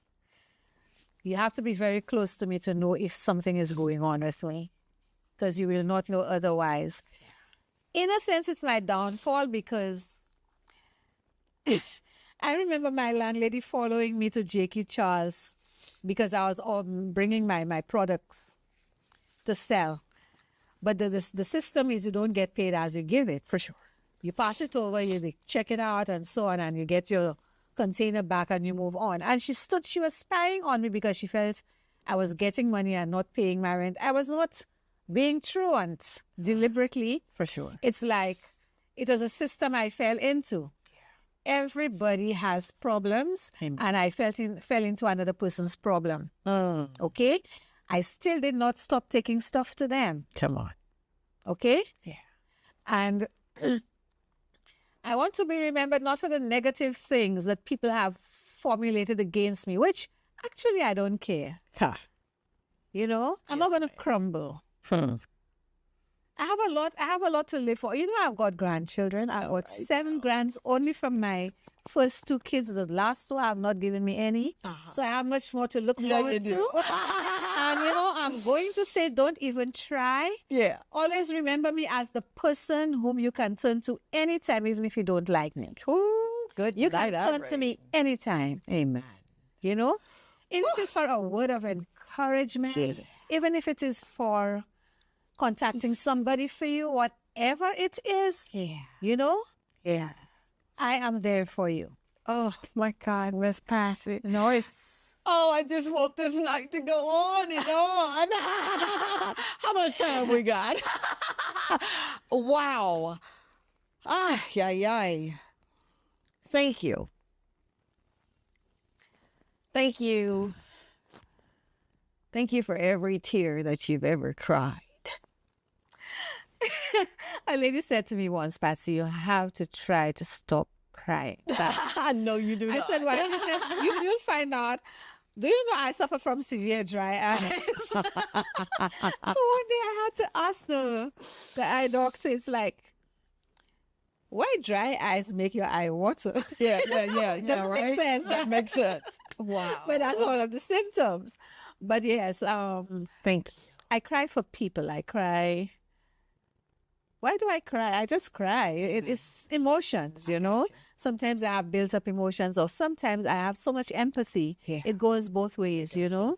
And I just feel people. I feel for people, Yeah.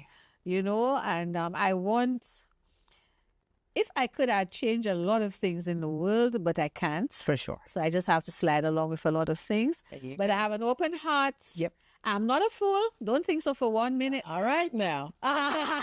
Yes, Don't get it twisted. I love this lady. But right here. I'm there for you guys. I'm Wow. there for you. Oh, St. Lucia, I don't know about you, honey, but didn't your heart burn? Would you do something for me as we're coming to a close this evening? And I'm trying to be real cool here, but makeup is just going everywhere. Would you say yes? Would you say yes to life? Would you try one more time? Would you give him your dreams, your hopes, your desires, and be okay when he gives them back to you and it doesn't look like your dreams, your hope, or your desire? My prayer for you this evening is that you have gleaned from our very own Queen. I pray that you laugh more than you've ever cried. I pray that you give yourself the same grace and mercy that you extend to everyone else. And I pray that you will love yourself just like you do your neighbor, that you'll speak well of yourself, and that you know all is well. Good night. Thank you for allowing me in your ear gate, your eye gate. And I want her to just sing one song before he cuts me off. So I'll say thank you so much, Linda. Thank you for being the best part of this amazing journey that I get to live every single day. Bun, I love you. Good night. Kaden, Kendrick, Idris, Fran. Take us away, my lovely. Oh, my Anything you goodness. want to say before he cut us off? Say something. Anything. Okay. I just want to say to St. Lucians and to those of you who know of me in diaspora, thank you for having supported me in the past. Everywhere I go, somebody says, my dad used to, my mom used to, and I was this little, and I thought, oh my goodness, I'm that old, you know. But I want you to just like feel good about yourselves, do good for others. I will keep thanking you and keep thinking of you because you are part of what made me, because I couldn't do it alone, right? Would you sing? Oh my goodness. Just an excerpt. Just an excerpt. I could spend my life just loving you. If you could learn to fall in love with me, though you don't know how much it hurts just loving you. I'm not the laughing child I used to be. Not at all, right? Oh, good night, St. Lucia.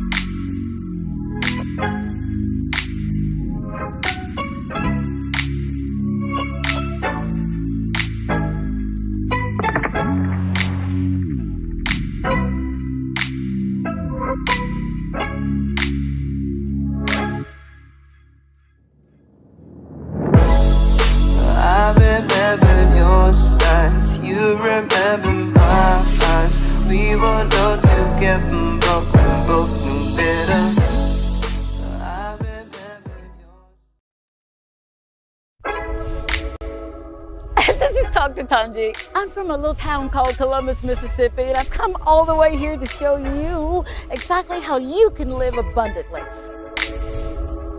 Fear is nothing. You hear me? You can do anything you put your mind to. I'm your girl, Dr. Tanji. We're gonna do life together. Good evening, family. How are you doing? We made it. Yeah, man. Welcome to another episode of Talk to Tanji. And you already know I'm your host, Dr. Tanji. But on this show, I am Tanji, your friend. How are you doing? It is so good to be in your home or your workplace, or wherever you're watching this program. I do not take it lightly nor for granted that you've allowed me the opportunity to be with you on this thing called life. I'm excited. If you cannot see it, I am. I'm just all over the place. I had to write some stuff down because I'll just be everywhere. And then I'll hear both folk telling me, okay, you curtail that. But at any rate, thank you very, very much. When I get an opportunity to be out in the marketplace and I see you saying, hey, Dr. Tanji, I watched the show on DBS or I listened to you on KISS, I get excited. And it's not me getting excited with an ego thing, because you already know egos don't belong anywhere in God's kingdom, right? Right.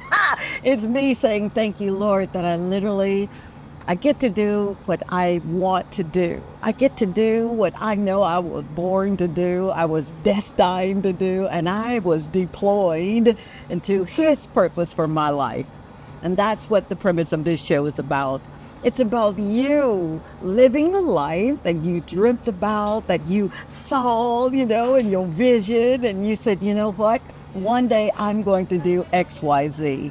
And that's what you're doing. So if I'm ever in your neck of the woods and I say to you, what's your why? It's not me being nosy. It's me being inquisitive, because I love meeting people that are just living life, on their terms. And I like that. And I want that for you. I do. So this show is about your stories. Your stories. That's why it's called Talk to Tanji and not Tanji Talk to You. So that's what we do right here, man. It's you telling us your why. Because that's important. It really is. You have no earthly idea what people are going through. And when you take time to roll up your sleeves and say, you know what? I went through this and I went through that and I'm still standing. And let me tell you, Dr. Tanji, that right there is your testimony. And that's what we're in need of, more testimonies. Which brings me to tonight's guest. Oh my God. Did you see the advertisement for him? Did you hear him singing in Creole? I tried to tune along with him, but it didn't happen.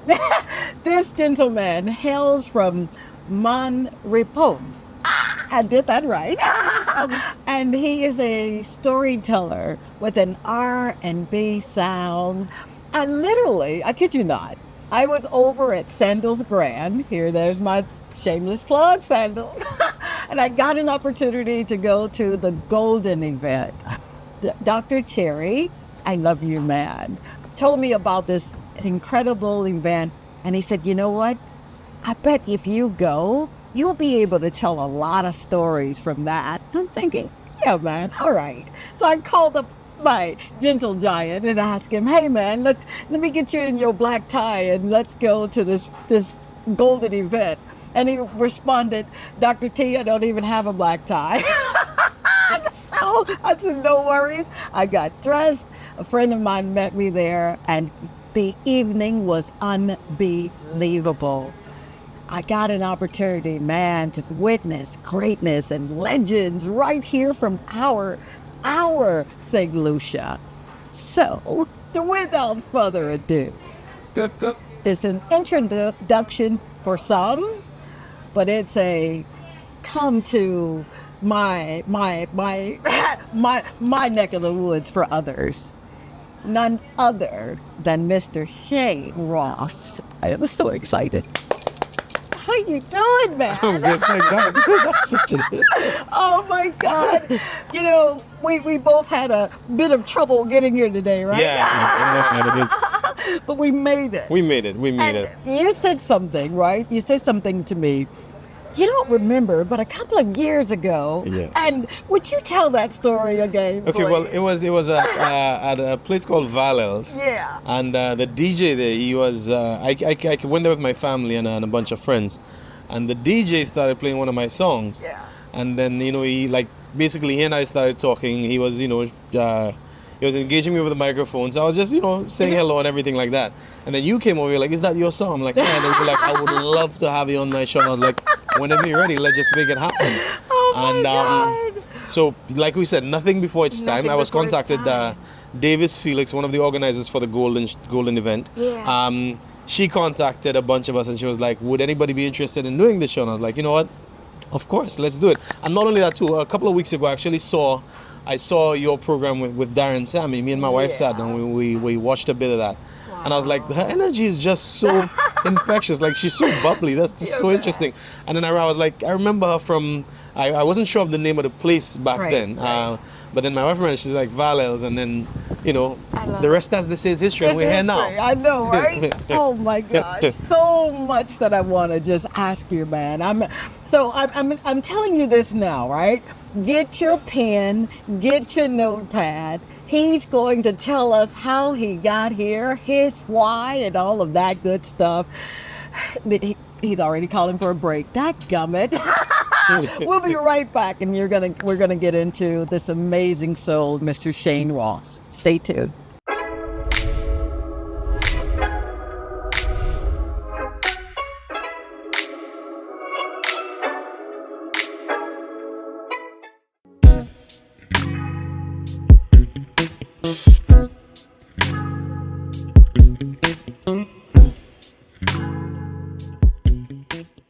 More than melodies, more than music, this is ministry in motion. Shayne Ross, born of the island and called by the Spirit, lets his life sing louder than his lyrics.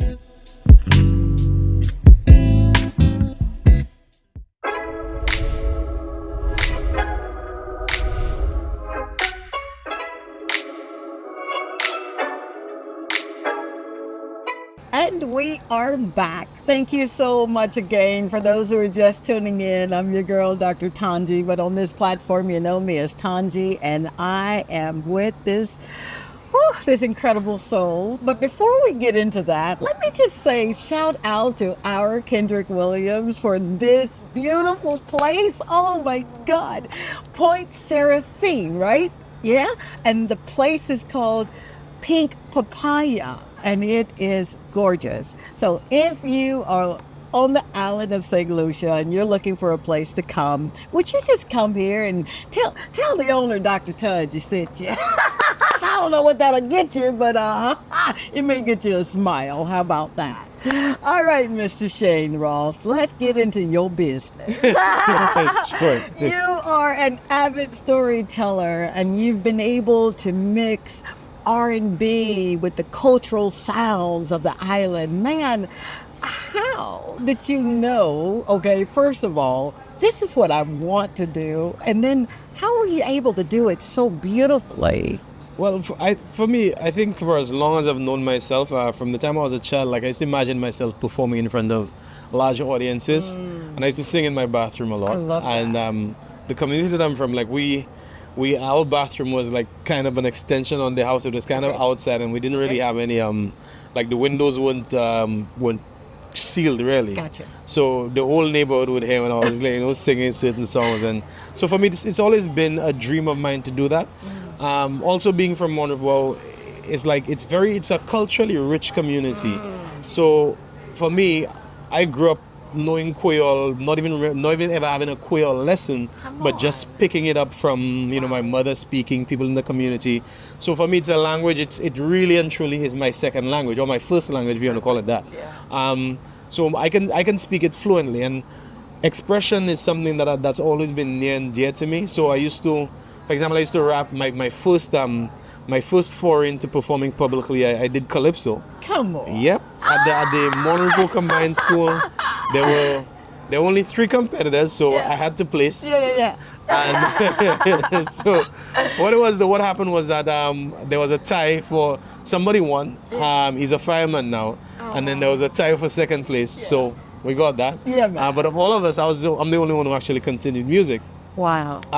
So I started off with calypso.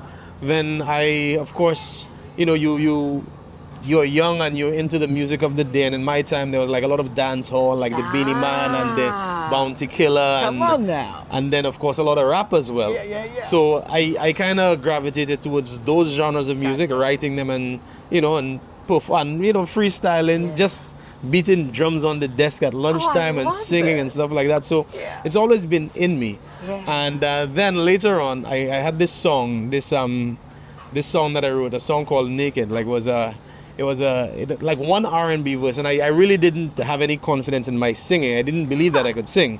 And it was Francis Lebo de Lima and Christopher Hunt. They were the ones who were like, they were in the studio session. They were like, listen, like, bro, you need to, let's take out some of that rap from that song and put some more R&B in there. So I was like, okay, so we had one R&B verse and 2 rap verses. Yeah.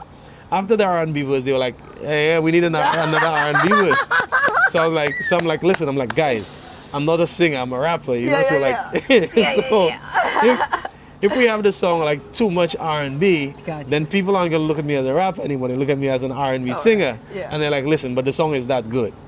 So then I'm like, you know what? Let's put 4 verses in there. They're like, okay, let's try it. Yeah. So then the song ended up being a rap verse, R&B, another rap verse, then another R&B verse. Yeah. And then they were like, this is too long. We need to drop a verse. So then I'm like, don't tell me. And the verse you want me to drop is the second rap verse. They're like, that verse has to go. And from there, lo and behold, I think that was my last. No, there was another song that had another bit of rap in there, Take You Home. Yeah. And then after that, I never rapped again. I've been known as an R&B singer since then. Yeah. Wow. And of course, being known as an R&B singer, like for me, I believe that I should try to infuse more of what is authentically St. Lucian in terms of the sound of it. So that's kind of my idea or my leanings, which is why I put a lot of Creole in, and I started writing more Creole and started putting more Creole in, because I think it's almost like it's not being done like that, it's not delivered like that, but it's a very beautiful language, and it has certain elements of it that can be done so romantically and so authentically, and you can say so much with so few words sometimes that it's just unbelievable. So for me, my focus is to take advantage of that, showcase what is authentically St. Lucian in terms of the language and the rhythms too. Right. But do it in a way that's different. That's that's palatable. That makes older and younger generations listen to it and be like, hey, I didn't know it could be so sensual or so so whatever it is. But it's just that's the direction I'm going. Thank you. I absolutely love that. I do. Now, you said something that just kind of really piqued my interest, and we're going to kind of unravel because you said a lot. I'm sorry. Yeah. No, I love it. You said imagination. Wow. That's a weighty word. Yeah. And it's a word that oftentimes we just kind of pass over. You're using your imagination at such a young age. What was behind that? Is it that you wanted to take yourself someplace, or you wanted to be a performer that kind of took others along with you? That's a very good question. I don't know where it came from. Like I just visualized something that wasn't there, something that I didn't actually see in front of me, but I just it's almost like asking where a thought comes from. I don't know. I just wanted to do it. Wow. And I just found myself doing it and leaning into it more and more and more. And what I found is that the less friction I created, or the less friction I allowed, to exist between me and following that, the easier everything became. And everything just, after a while, things just started falling into place. Wow. Yeah. Wow. So it's Yeah. Yeah, I don't know. It just came from somewhere. Like I was just drawn to it, and I kind of let myself just go down that direction. That is so amazing. It really, really is. And thank you for that. I appreciate it. I do. And I'm sure you will too. Now, getting into Creole. There's so much that goes into that beautiful language. Oh yeah. What is the importance for you to want to kind of keep it in the mainstay? Why was that important for you? Well, I think for me, because I wanted to find a niche for myself that I don't think anybody has explored it in the way that I have. I mean, Haitians do compa. I mean, it's very close to Creole. It's French. A lot of and Martinique, Dominica does Creole as well. But even they, I mean, the flavor that they have, it's not quite our flavor. And those in St. Lucia who do our flavor of Creole, they do it in a, like it's always in the upbeat, the dancing, the well, not just dancing, sorry, but For sure. the like in the soca, the Dennery segment, which is it's good. It has its place. Everything has its place musically. But I just found that there was something missing, right, in terms of actually delivering it with quality vocal delivery, like sing the Creole and make it beautiful. And more I found that when I do it, I feel more fulfilled than if I do a regular R&B song in English, because what I find is that in doing that, I'm competing with the Chris Browns of the world. I'm competing with, all of those fantastic singers that already exist. So I figured, it's necessary to lean into what makes me unique. There you go. Where I can sing Creole, 2 languages, and why not take advantage of that? Absolutely. And on top of that too, like I find that now with the inception of AI and everything like that, where everybody wants to find something authentic in art, right? So AI can't do Creole, at least not yet. I know, right? So the fact that it can do it yet, I'm like, you know what? Let me try to get a foothold in something that is still untouched, that's still somewhat pure, that still hasn't sold out. There you go. Yeah. So that was my thinking in terms of that, and it's deliberate, by the way. Oh, my goodness. Didn't I tell you were in for a treat? Well, if I didn't, you're in for a treat tonight. R&B. Yeah. Rhythm and blues. Man, I mean, you can't be over 25. What you know about R&B? I'm well over 25, actually. Gosh.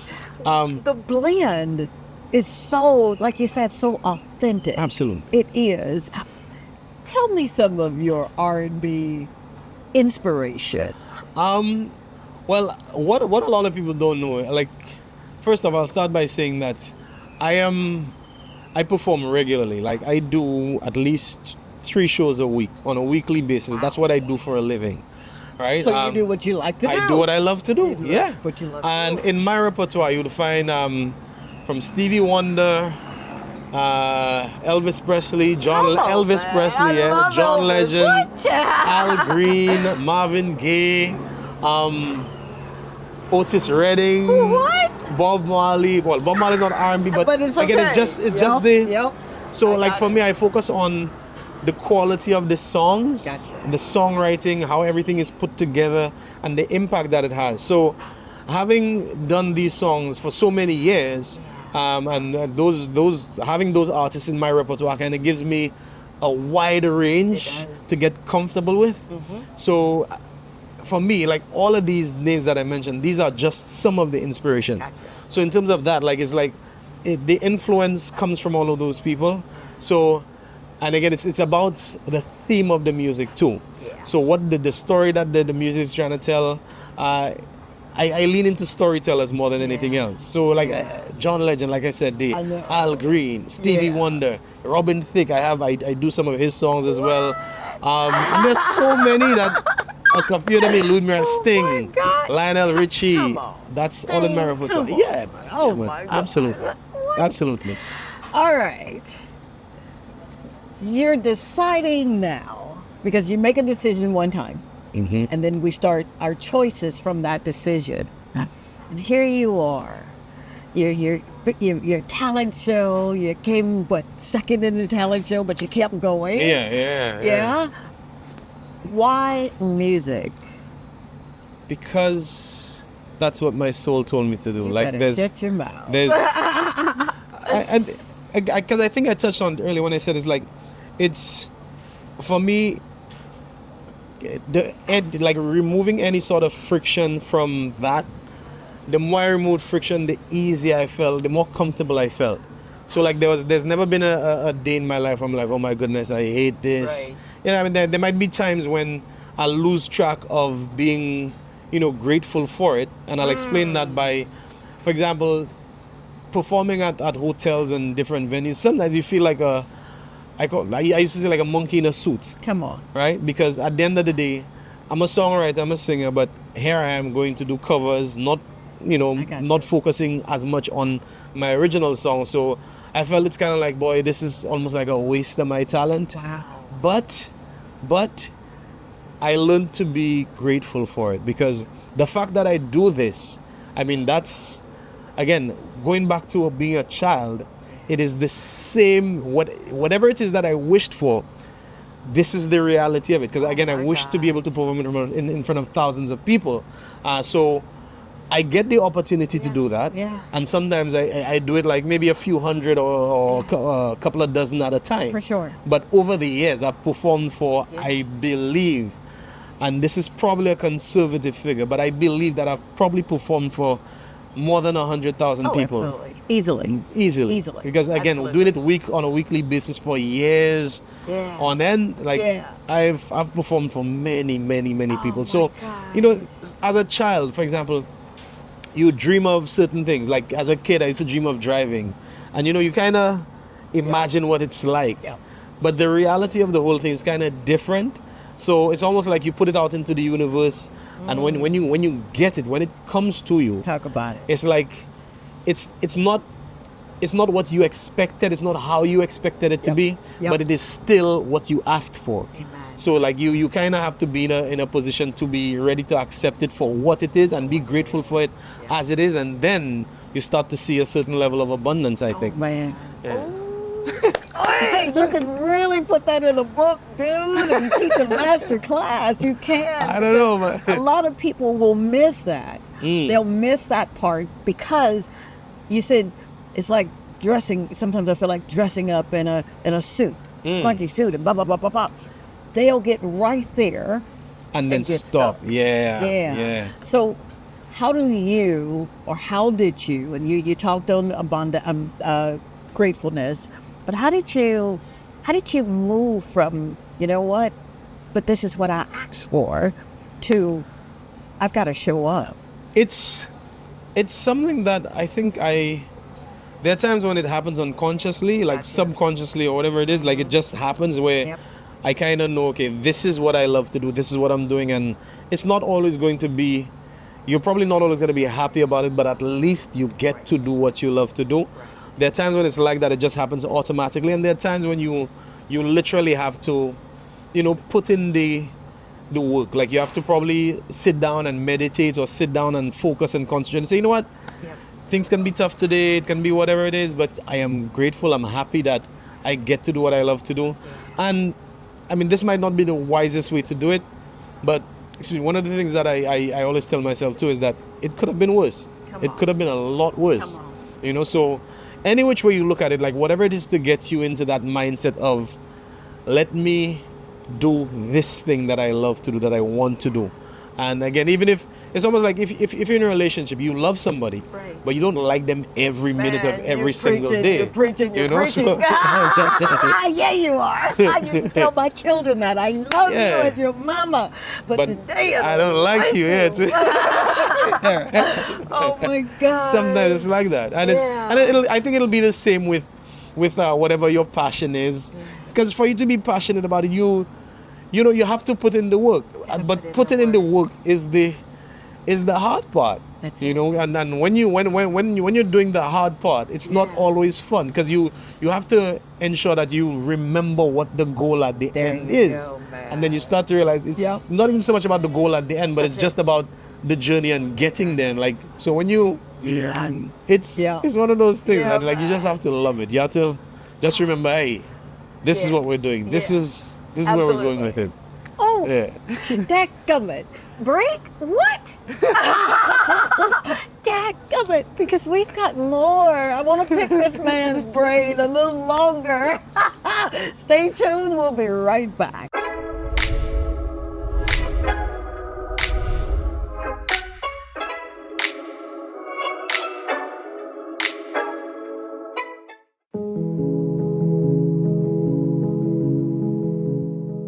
From village rhythms to global vibrations, Shayne Ross shares how the spirit moved him to speak through sound.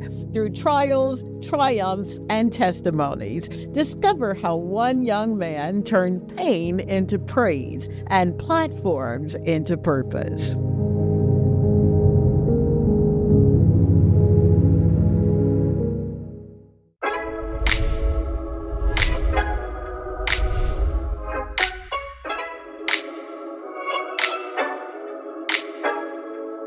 And we are back. Thank you yet again. I'm just going to keep telling you thank you because you got to know how grateful I really am. I truly, truly am. Whenever you allow me in your ear gate and your eye gate and your heart gate, I am not going to squander that. Again, we are at this amazing, beautiful place called Pink Papaya, and it's beautiful. The ships come in, the waves are beating against the shore. You just gotta come in and check it out for yourself. You really do. Okay, Mr. Ross, this guy. Were there any times where you were telling maybe someone that you were going to do this, and they said to you, "Oh man, don't waste your time on that, bruh," or whatever the lingo is? Probably very early on. And when I say very early on, I mean like maybe when I was a teenager, probably. You know, I remember I would talk to my friends and say like, hey, I'm gonna be one of the best singers in the world. Know it, man. And at the time, of course, I said it. I didn't know whether or not I believed it, but I genuinely believed that, you know, I could do anything, or anybody can do anything as long as they really put their mind to it. But as I've gotten older, I've realized that sometimes sometimes just saying it aloud already means that it's out there, and I don't think anyone can really stop it.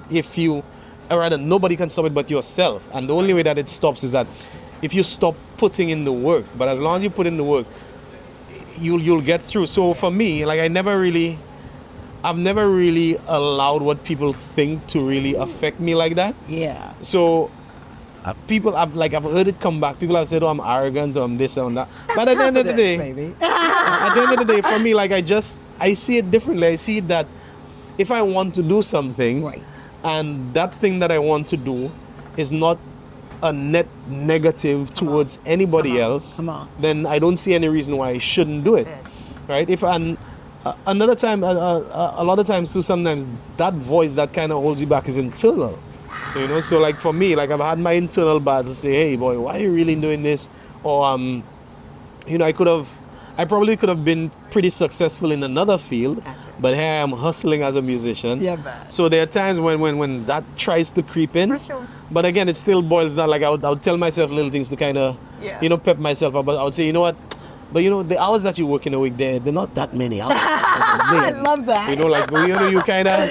So if you break it down into, you know, like what you earn in an hour, for example, then yeah, you're all right. Or if you break it down into, you know what, like. Again, just the fact that you are your own boss and there's no limit as to you know what you can do and how much you can do and how late you can continue doing what you do. Like for me, you know, it's just finding different things to kind of just keep that energy that energy going and that fire burning. And you're doing that. Yeah, man. And I'm absolutely. so proud of you. I am so proud of you. Let's segue into what I like to call ladder holders. Our spouses. Oh yeah. They especially when you're out there or your significant others and you're telling that person, you know, honey, this is what I know I was born to do, and they're looking at you like, okay. How easy was it for your wife to say, I got you? I think first off, she's a fan of my music, so and she met me already on that path. I wasn't sure as to how I would have done it, but what I will say is that, and I've said this to her, that with her by my side, like that's motivation for me to kind of keep doing it. And now it's not just the two of us. So I have my family. We have 2 kids, so it's like just the fact that I know that everything is taken care of, like everything is under control no matter what. You know, like for example, me being here now, that's because I had to kind of, she had to take the kids at work. And so she makes the little sacrifices that are necessary. So for me, for example, I unfortunately, I don't know the last time that I spent New Year's at home, because of, New Year's is one of those nights where, it's a work night, so stuff like that. Those little things are the big things, where, having somebody that's like, you know what, babe, you have to work on New Year's. I don't like it. I wish you'd be home, but I understand. I'll hold it down, and that's invaluable. That's like, without her, I wouldn't have been able to do it. I wouldn't have been able to pursue it in the way that I pursue it. So, yeah, definitely, she's a huge part of my success. What's her name? Casey, Dr. Casey. Thank you so very much, and I really do mean that from my sanctified soul. Thank you for believing in your husband. You're one of your best friends. Thank you so much for holding his ladder. And I say that because I get it. I really, really do. I've got a ladder holder too, and he is an amazing guy. Thank you, Stacy. Casey. No, my guy is Stacy. Oh. Okay. But thank you, Casey. Thank you so very much for that. Seriously, thank you. Now, you remind me so much of Darren Sammy, because he said that had it not been for his wife and his mom, and they're praying my mom too. for him. Oh, your mom too. My so mom you too. get it, Absolutely. right? My mom is she started it off like basically that belief in me being able to do that starts with her, because she was the one who helped nurture that from the time I was a child, and like she was the one who heard all the bad songs, all the horrible singing. Thank you, Anyway. Mama, for doing what you've done. You've done so well. You really have. My hat's off to you, and happy Mother's Day, because that's every day for us. You do know that, right? Happy Mother's Day, Casey. Every day is Mother's Day. What would you say to this young man that's watching, or this young woman that's watching right now, Friday night, and they're saying, but you don't get it, man. I don't have anybody to support me. I know I've got it. I know I can do it because I believe in myself. What would you say to that person right there? Never, ever, never stop. Don't ever give up. There are times when you feel like you might fall off the wagon, but the times that are most important are the times that you decide to get back on. And you'll not always stay on the right path. It'll not always be perfect. It'll not always go the way that you want it to go. But the important thing is to never, ever, ever, ever stop. The day you stop is the day you fail. So don't ever give up. Just keep doing it. Whatever it is that you love to do, whatever it is that your passion is, pursue that passion with everything that you have. Don't mind anybody. And the right people will find their way into your life. So you don't have to worry about not having the support now. When you're doing what you're doing, again, you'll find that the right people, you'll start to congregate with the right people. The right people will find you, and you pretty soon you'll have your own tribe that will support you in the way that you need them to support you. All you have to do, again, just keep on that path. Just don't stray. And again, you might fall off. Just get back on. It'll take time sometimes, but stay on the path. Don't give up on it. Oh my God, don't you dare make me cry. On this show, I cry and I sweat. I don't know how I'm doing on sweating, but oh my. Thank you. Thank you for having Thank you me. so very much for that. Collaboration. Let's talk about collaborations. Who would you like to collab with, Mr. Shayne? Oh, man, a whole bunch of people. Yeah, man, speak it.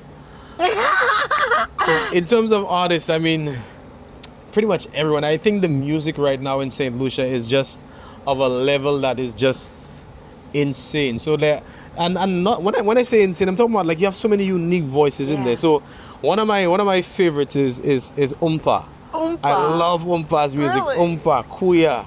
I had the privilege of working with Kuya. I worked with T Blacks as well in terms of writing. Wow. Those two in particular, oh man, let me tell you, lyrically these guys are off the chain. You know, I mean, I've spoken to a number of people. We've never really solidified anything. So people like Arthur, Ricky T as well. Ricky T, we had to talk something. Yeah. We had to talk Yon Kuti. But a whole, you know, like a bunch of people. Like it's all in the pipelines, and it's all gonna happen. And speaking of collaboration, like for example, I find myself working with a lot of my colleagues and friends who are very close to me that I started off with. So people like Juan Paris, he's all the way in the US, and we collaborate frequently. He puts live drums on stuff. There's Swain Jabatis down here. We collaborate very frequently as well. Dean Ben, one of the most phenomenal bass players that you'll come across. He's all the way in the UK. We collaborate as well. I mean, I've worked with Dopes. KO, Cheriel, Nelson Seri, aka Landlord. I mean, all of these people, we have collaborated, and I'm sure it's in the pipelines to happen again. As a matter of fact, Nelson and I, there's something that we need to get back on track on. You hear that, Nelson, right? You heard it from Alcatanji. All right, he's calling for another break. Oh, have your soul been inspired? Have you just felt that? Whew, that fresh wind. Yeah, man. That's for you. Stay tuned. We'll be right back.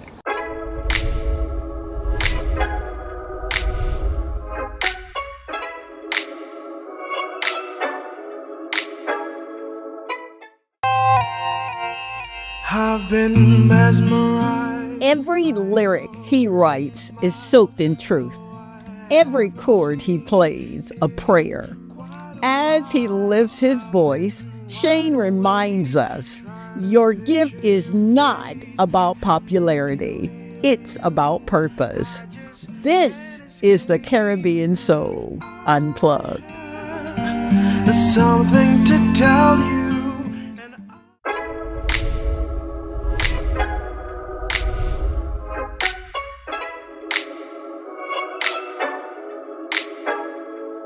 We are back. Thank you so much. You, man, you make the difference. You really do. You're a part of my tapestry. And I get to say, hey, I got friends that watch the show. We're here with this amazing soul, Shayne Ross, and he has just been telling us his why, delving into some things that really will push you if you're in your own way, all right? Using your imagination is so important. Having a support system like your mama and your wife or significant other, that matters. It really, really does. Now, mister, tell me, if you will, tell me a moment in your life. You're looking at your blueprint. You've written everything down and you've had your prayers, and now it's time for you to thrust yourself even further. What is that process like? That's a good question. A lot of times, like it generally starts off like this small idea. I don't know where the thoughts come from, but like it's almost like it's out of nowhere. Something just like, hey, let's do this. And then I'm like, okay, so how do I go about doing that? What's the first step in doing that? And then again, that there's that little voice that'll be like, nah, but you can't do it. And then, I essentially play out the whole thing in my head a lot, where I would say, okay, what is it that I want to do? What are some of the things that I should not do to actually get on that path of whatever it is that I want to accomplish? And to be honest, there are a lot of times when, for example, I would have an idea, but actually getting it done becomes damn near impossible, and then I find myself having to kind of just scrap that idea. But it's not all like you don't you hit every target that you shoot after. Okay. Right? But as long as you take the shot in any event, that's the most important thing. So I find that, like, again, in pursuing something like, I kind of have to change course. And in that change in course, you'd find that it puts you it puts you somewhere that you didn't anticipate being. But when you, again, just stay the course, and a lot of times you're not sure what the next step will be, but just taking that step kind of is the important part, because the next step will reveal itself. Right. So for me, there's a lot of like sleepless nights sometimes. Like I'm a thinker. I got maybe like 12 o'clock, 1 o'clock in the morning. I'm still up just looking at the ceiling, and then ideas are entering my head, like, let's do this, let's try that. I want to do this, I want to do that. How do I go about doing it? And a lot of times, it's the idea that sticks the next morning is the one that I try to go with, because it has to be something profound for it to stick even after you sleep. So that's one of the things that I use in terms of, pursuing or continuing with an idea. And then there are times when, again, the whole idea gets scrapped. But it's really and truly about, after I conceptualize it, try to figure out what the first step is. And as long as I take the first step, everything else begins to reveal itself. So it's funny that you mentioned blueprint, because there are times when there is no real blueprint. It's almost like it's a leap of faith in some instances. And I know that it might not be the best way to do certain things, but to me, I think that's what an artist is supposed to do. Artists do it in a way that suits them, not necessarily, the way that a very logical person would actually say, this is the plan, let's... that's good too, but I think there's something authentic and something natural about, just trusting the process and just taking a first step to figure out what you want to do. Because it'll lead you down the path that you wanted, or sometimes a new and unexpected and exciting path too. Absolutely. Or sometimes you scrap it, like I said. That right there.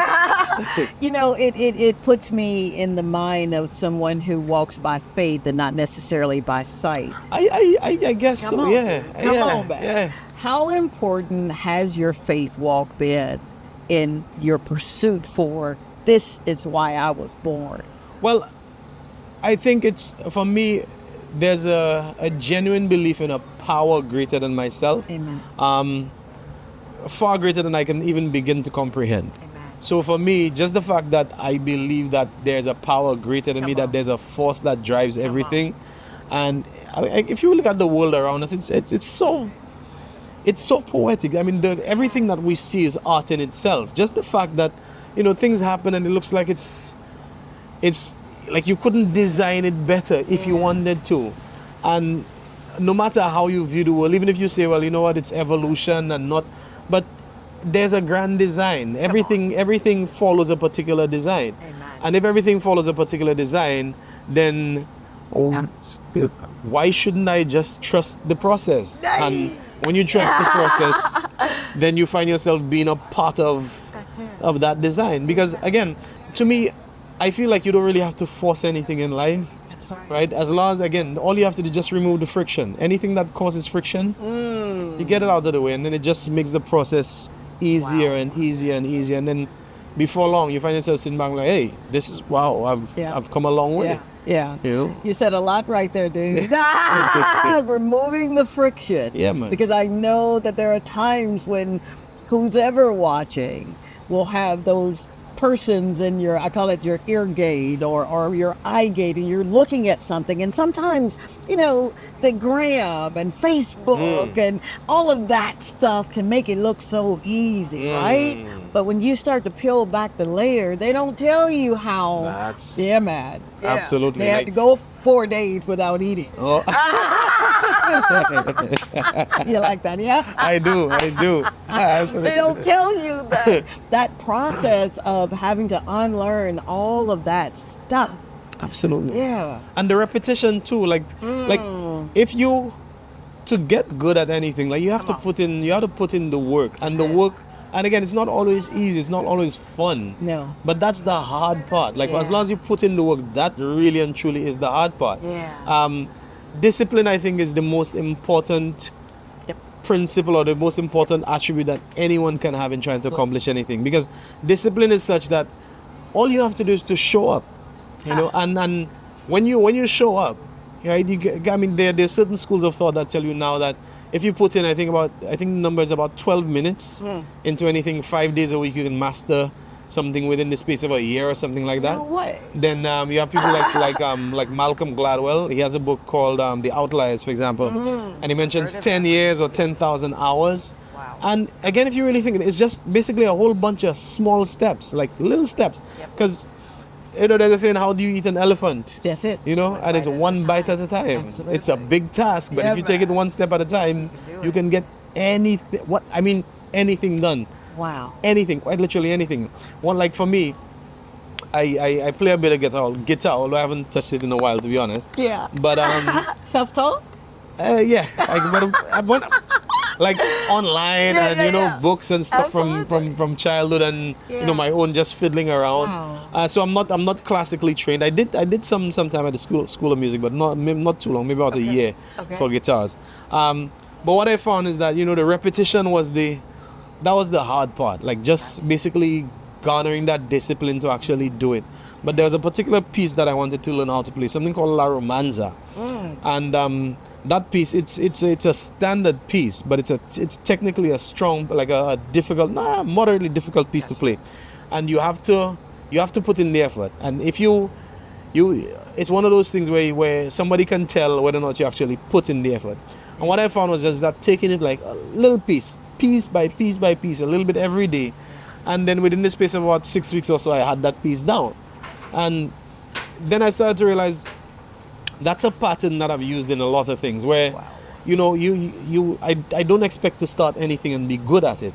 But I know if I put in the time, if I put in the effort, at some point, I might not be great, I might not master it or whatever, but just showing up and giving that little, every chance I get, it'll happen. I mean, for example, for me right now, I try to get a lot of exercise in, you know, get the fitness in and stuff like that. And again, it's one of those things that you can't fake, you know, like At all. people can you know, they can try whatever it is, but if you don't put in the effort, you'll not get the results. Right. You know, and for you to get the results, you have to put in the effort. The two are like, they go hand in hand. You can't have one without the other. Absolutely. Yeah. Wow. You're taking notes, right? Man, I'm going to go back and listen. I'll use some of this on my post. Is that all right? I'll call them Tanji-isms. You'll get your 12%. All right. He's calling for a break. I swear to you, we're going to come back and we're going to just keep doing what we're doing, man. We're going to glean from this amazing soul. Be right back.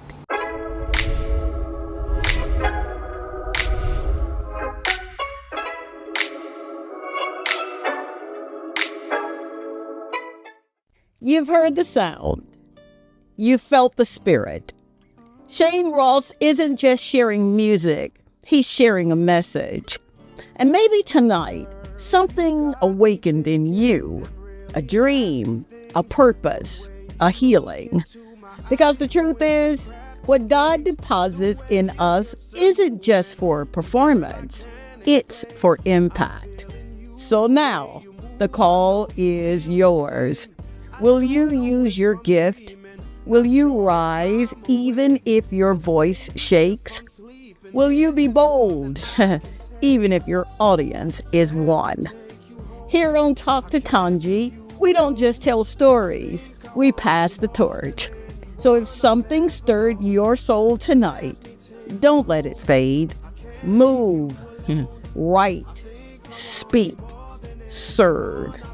Do what only you were created to do.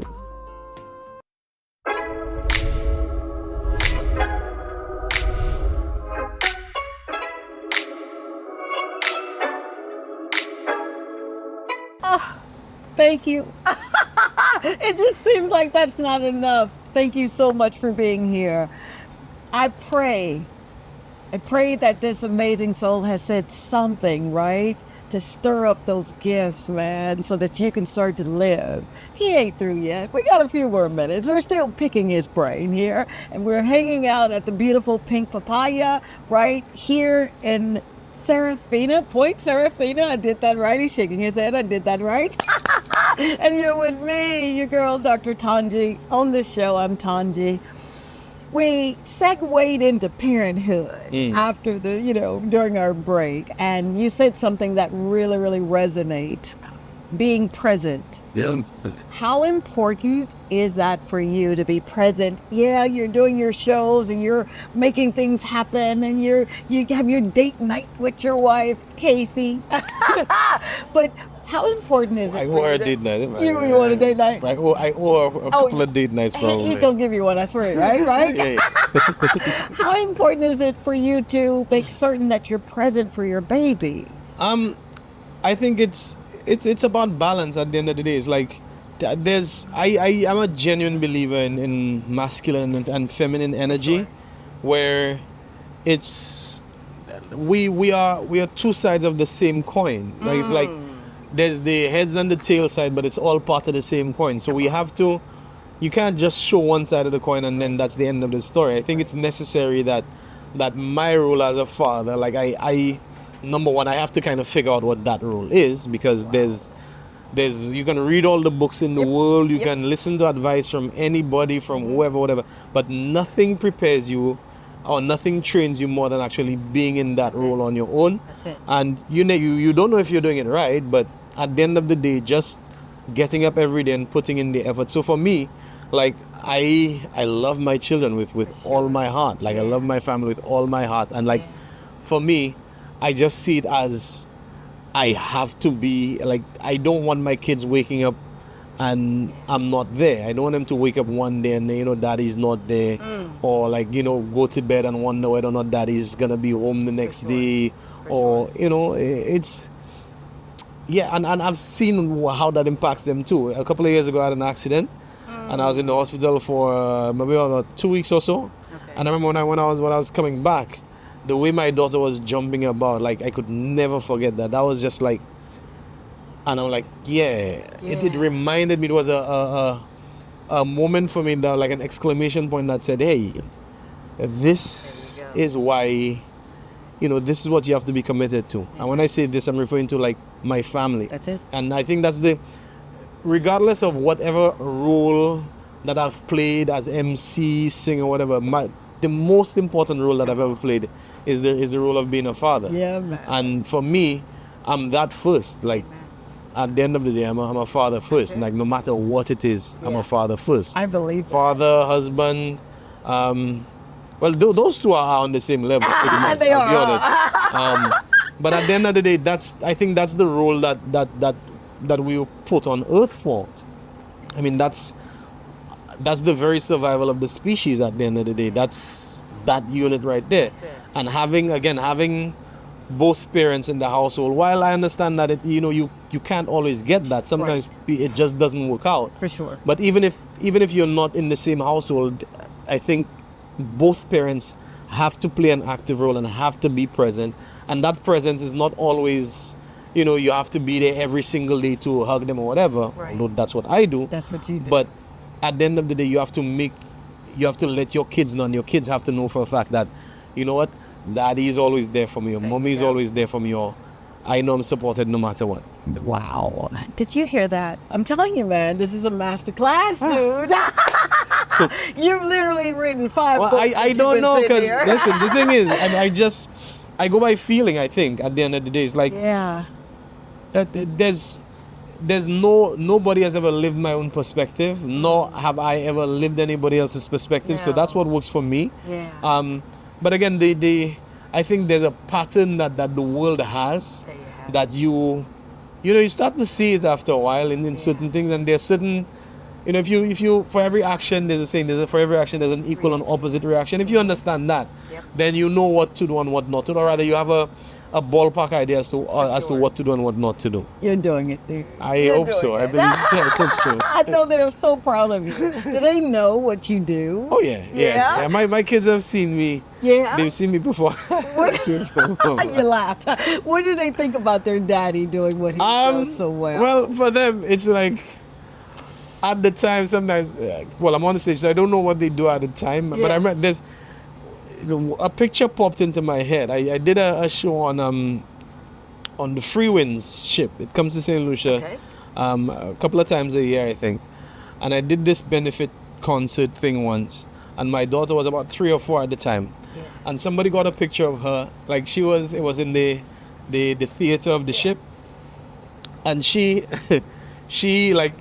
came down like in the middle of the aisle. She just laid down on her stomach and she was watching. And my wife showed me that picture a couple of days ago. Oh my So God. it's like, for me, it's just like, yeah. And I remember this one time as well. I did a show at I think it was Coconut Bay or something with my son. Yeah. And while I was performing, like, he comes up to me and he like holds onto my leg. Now, come it's like, you know, you have a job to do, you want to do it, but hey, that's my son That's at the your end of the day. son, So you know, we kind of have to mix it in there. And then at home, they get to see me like doing the recording sometimes and stuff like that. So they're showing an interest in the music, but I don't wanna force them. Okay. But also I want them to pursue it because they have a passion for it. For sure. Not because that's what I do or because that's what they think I want them to do. I just want them to do whatever it is that makes them happy. So they're at the ages where they kind of gravitate towards the things that they want to do. Okay. Like, for example, my daughter's at the School of Music.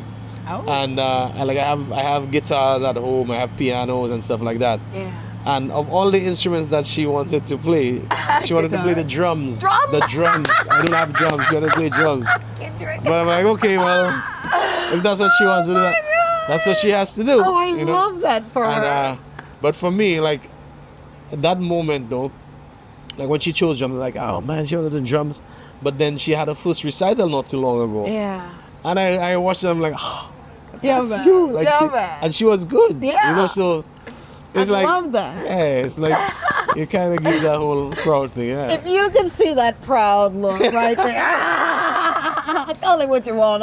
Yeah. You are glowing. You are. Yeah, my kids are awesome, man. They're absolutely awesome. Gosh, that is so wonderful. Absolutely wonderful. So shout out to all the mummies and daddies that got it right. You're showing up every day. You're intentional in your love and your support for your babies. And that's, at the end of the day, that's all we really can do, right? Absolutely. Make certain that they're going in the right direction.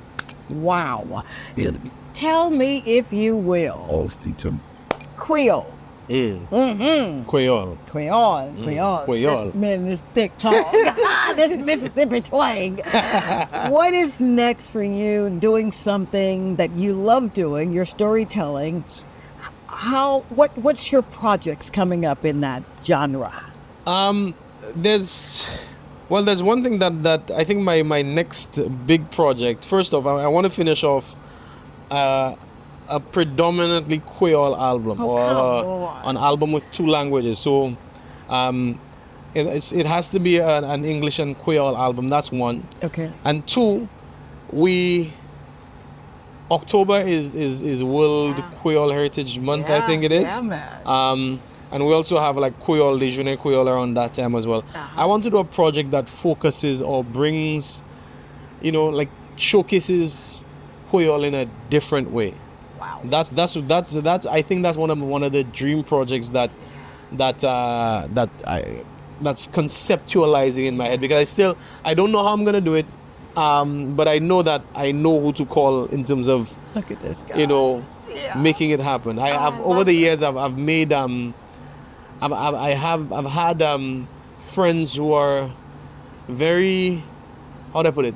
Like if I were to put all my friends together, I would find that it's a beautiful network to get a lot of things done. Wow. You know, my friends are people in the same field as me. Yeah, man. So strategically their friendships are important as well as personally. Yeah. That's what I'm talking about. That gummit. He's saying time. I'm like, what?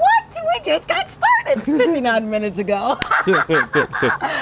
Before you go, you're going to sing us out. But I've got to say good night and thank you to some amazing people. Linda, thank you so much for being so part of my life. Every prayer that you send and we get to say amen to, I get it now. God bless you, bless you. Thank you so very much. Good night, Bon Bon. Good night, Kaden, Kendrick, and Idris. Good night, my Franny Fran. She's my bonus baby. We don't use in-laws in our house. So, if you have been stirred, motivated, ready felt like it's my time, it is. It's not by coincidence that you landed on this show on a Friday night. How about that? Or a Sunday morning at 8:30 because we do a rebroadcast of the show. I want to say thank you so very much to Mr. David of Pink Papaya, baby, right here in Point Serafina. And this gentleman, may everything that you continue to do be blessed. May you walk in such uncommon favor that it just blows your mind. And all of those collabs that you talked about, y'all heard it. They laughing. Sing us out if you will, good man. Tout l'amour moi ni ça c'est pour ou ni chez moi pisier moi tout. Ma cage moi connais en chambre là moi vle mener et goûter pour si bagay la tout. Didn't know what he said, but it sounded good. Good night, St. Lucia. I love you.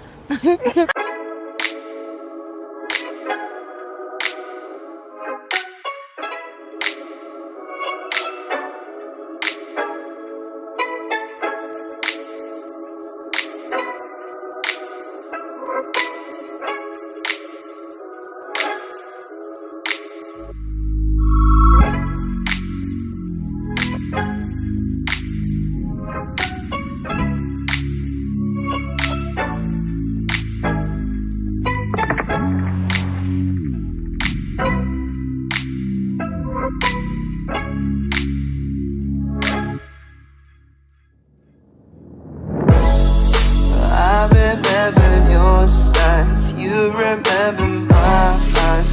We were known to get but we both knew better. I remember your. And that you serve extensively with the Ministry of Youth Development. You still do that, yes? Yes. Okay. First of all, I'm a qualified teacher. Oh, okay. And then I never stayed indoors too much and so on. So and I always had a passion for sports and physical education. Okay. And hence the reason that I taught for about 4 years, and then from there I got transferred to the ministry. First of all, I got a scholarship to Australia. Then What? Yeah, Now see, I missed that part. and then following that was to the Ministry of Education. I said good night to everyone. Oh my and it's God. a pleasure of being here with you. Oh my God, and it's just awesome. Look at that shirt, man. All right, let's get started because I've got a plethora of things that I really want to ask you, man. Your why. What is your why, Mr. Michael Pierre? Michael Pierre. What would I say about Michael Pierre? He's a gem. Yeah. True to behold. With lots of wisdom, still of strength, and cherish my family and everyone and loved ones. Who is compassionate of what he does and will continue to inspire persons, more so when it comes to the health as far as the education aspect. Gotcha. It's all about. Absolutely. Absolutely. And for me, this is what I want to do here tonight. Thank you, sir. And I did pay him to say it. So you're lending your voice on matters that can benefit others, especially our future leaders of tomorrow. That's really important for you, isn't it? Very much so, because as I always tell people, my journey with that aspect of my life started, how would I put it, through trial and tribulations. I'm asthmatic. So I went to my doctor because I had some respiratory issues and so on, and he said to me, hey, I'm not going to take any chances with you. He and I went to school together. And as a matter of fact, I'm going to send you and do a complete blood work. So I said, no problem. So I went and did the blood work, and then I asked him for a copy of the results of the blood work. And I saw a few red flags. And I said in colloquial, my rebus. Some will know what I'm talking about. And then I look at it, there was one of them that I saw, well, the PSC was extremely high, about 5 times the norm. So I knew that I was in serious trouble. Gotcha. And I also saw the red flag for occult blood. I didn't know what occult blood was all about, so I Googled it. And it indicated that there's some trace of blood within the system. And then I say, oh my God, I'm in serious trouble. Gotcha. However, I didn't let that bother me too much. Yeah. I went about my normal routine and that kind of stuff. And about 2 weeks after I had my results, the doctor called me and he said, Midget, I want you to come in because I have your results. Wow. So he's talking to me, discussing the results, and I'm laughing. Yeah.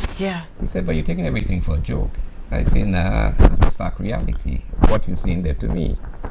He said, but let's get serious. I said, I'm serious. Gotcha. So he keep explaining to me and so on. And I keep on laughing. And he said, well, Midget, you just take everything for a damn joke.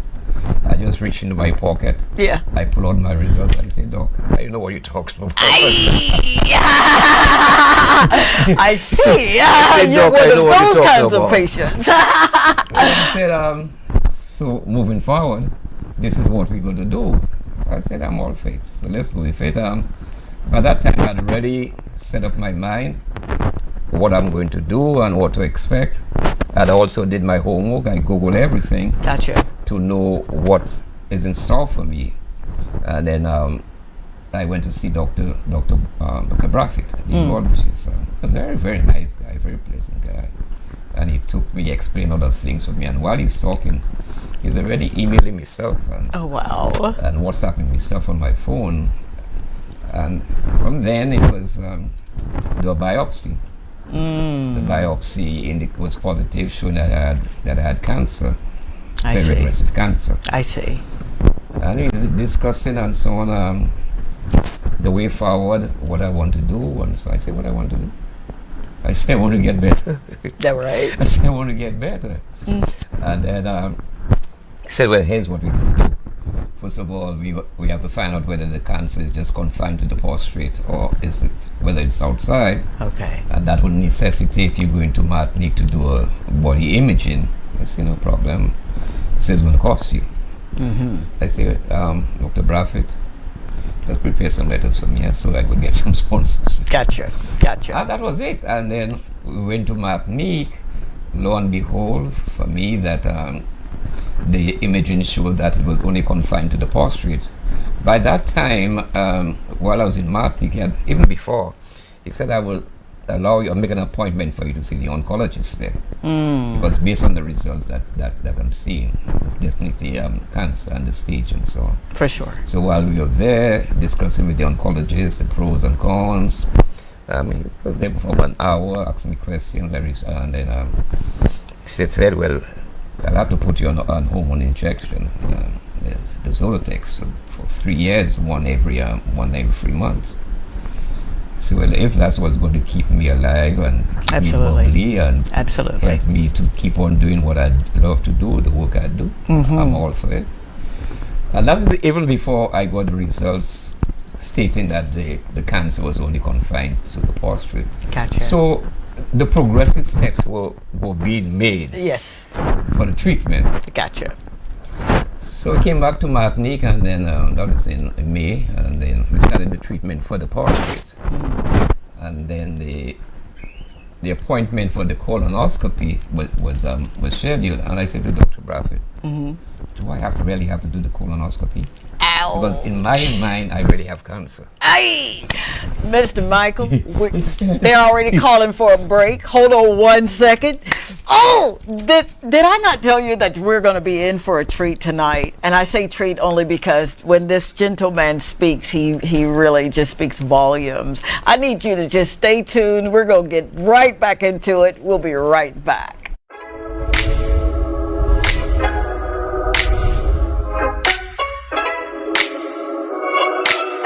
Some stories are born in celebration, and others in silence. The kind of silence that follows a diagnosis you didn't ask for and a fight you didn't choose. But in that silence, if you listen closely, you'll hear something holy. You'll hear prayers whispered between chemo sessions, strength rising between tears, and a man choosing to trust God, even as his body is tested. This is not a story of defeat. It is a story of defiance against fear, against despair, against giving up. Tonight, we do not just tell his story, we honor it.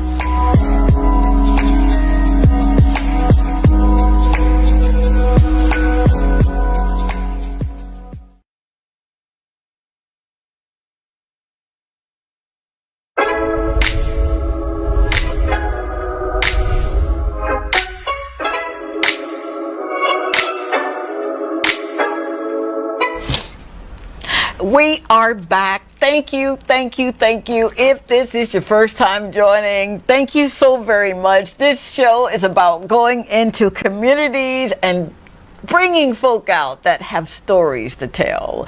I am your girl, Dr. Tanji. On this show, I'm known as Tanji, and we're going to get right back into this amazing soul that is going to just layer. He's going to uncover some of the things to look for and what his journey has looked like, from being this sports guru, right, that just knows about the discipline in sports and how important it is to make certain that children know that they've got a voice in when it comes to sports, right? Now we're telling your story, and you're gonna have to kind of come to terms with what's going on, and you're talking to your doctor, yes? And this doctor is located in Martinique, right?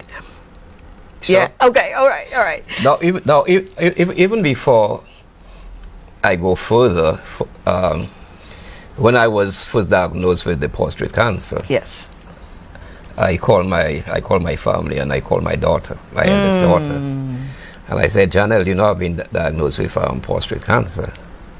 Hey, the young lady hit the roof, man, and she gave me my business. For sure. Rightfully so, and because my parents died of cancer. Oh. My mom died of stomach cancer. My father died 3 months later of pancreatic cancer. So when she came down for my dad's funeral, she said something to me. She said, Dad, can you remember what I said to you? I said, refresh my memory. She said, I told you to go and check periodically. And you know what you said to me? I said, tell me. You said, do it, I go dead. Don't do it, I go still dead. Now, people, that's serious. Because most time, us men, we selfish. We think about ourselves. We don't think about the hurt, the pain, and discomfort that such revelation is going to cause our family and loved one, especially when they will tell you for sure what you should do. And I'm saying this to educate people. Yes. To educate people. I have learned a hard lesson, and I don't want you all to go through that same path. There's no longer the myth that cancer attacks persons 50, 60 plus. Gotcha. Come on. 30, 40-year-olds have been diagnosed with cancer. There's no longer that myth and that fear that for them to detect prostate cancer, they have to do a physical examination. Right. All you have to go and do is a PSC test. It's only $60. Absolutely. And the quicker you do it, the earlier you do it, the earlier detection is going to save you a lot of stress. Absolutely. Save your family a lot of stress.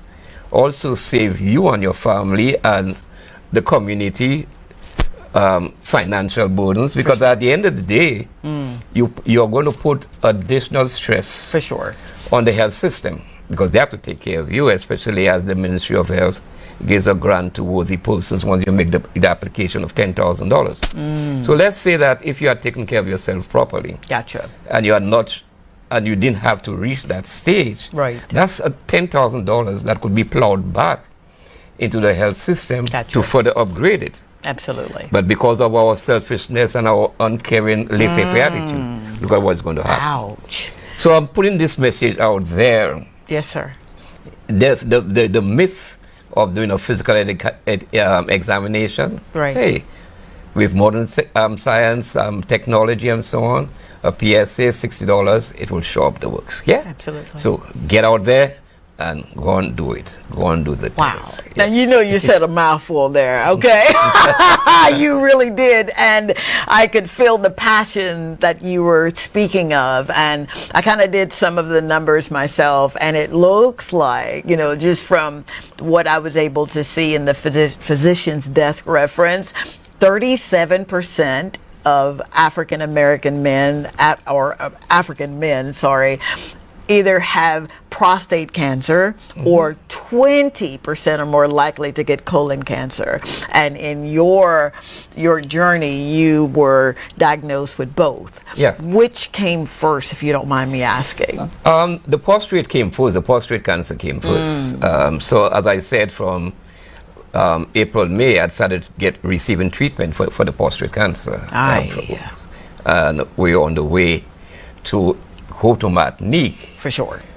To start preparation for the radiation therapy, which was necessitated. Then the colonoscopy showed that colon cancer. And then when I went to see the doctor, and we were discussing it and so on, she said, Mr. Pierre, I'm giving you 1 week to think of it, because we have to operate on you. Because the cancer was embedded on the colon. So they couldn't just clip it out. For sure. So the operation would necessitate cutting part of the colon out. For sure. To take it out. And she said, I'm going to give you a week to think of it. I said, you're going to give me a week to think of it? Yeah. I said, my mind made up already. So you had already... I say my mind made up already because, again, I had done my homework. You did your homework. I had done my research, Google it. I know what I would expect.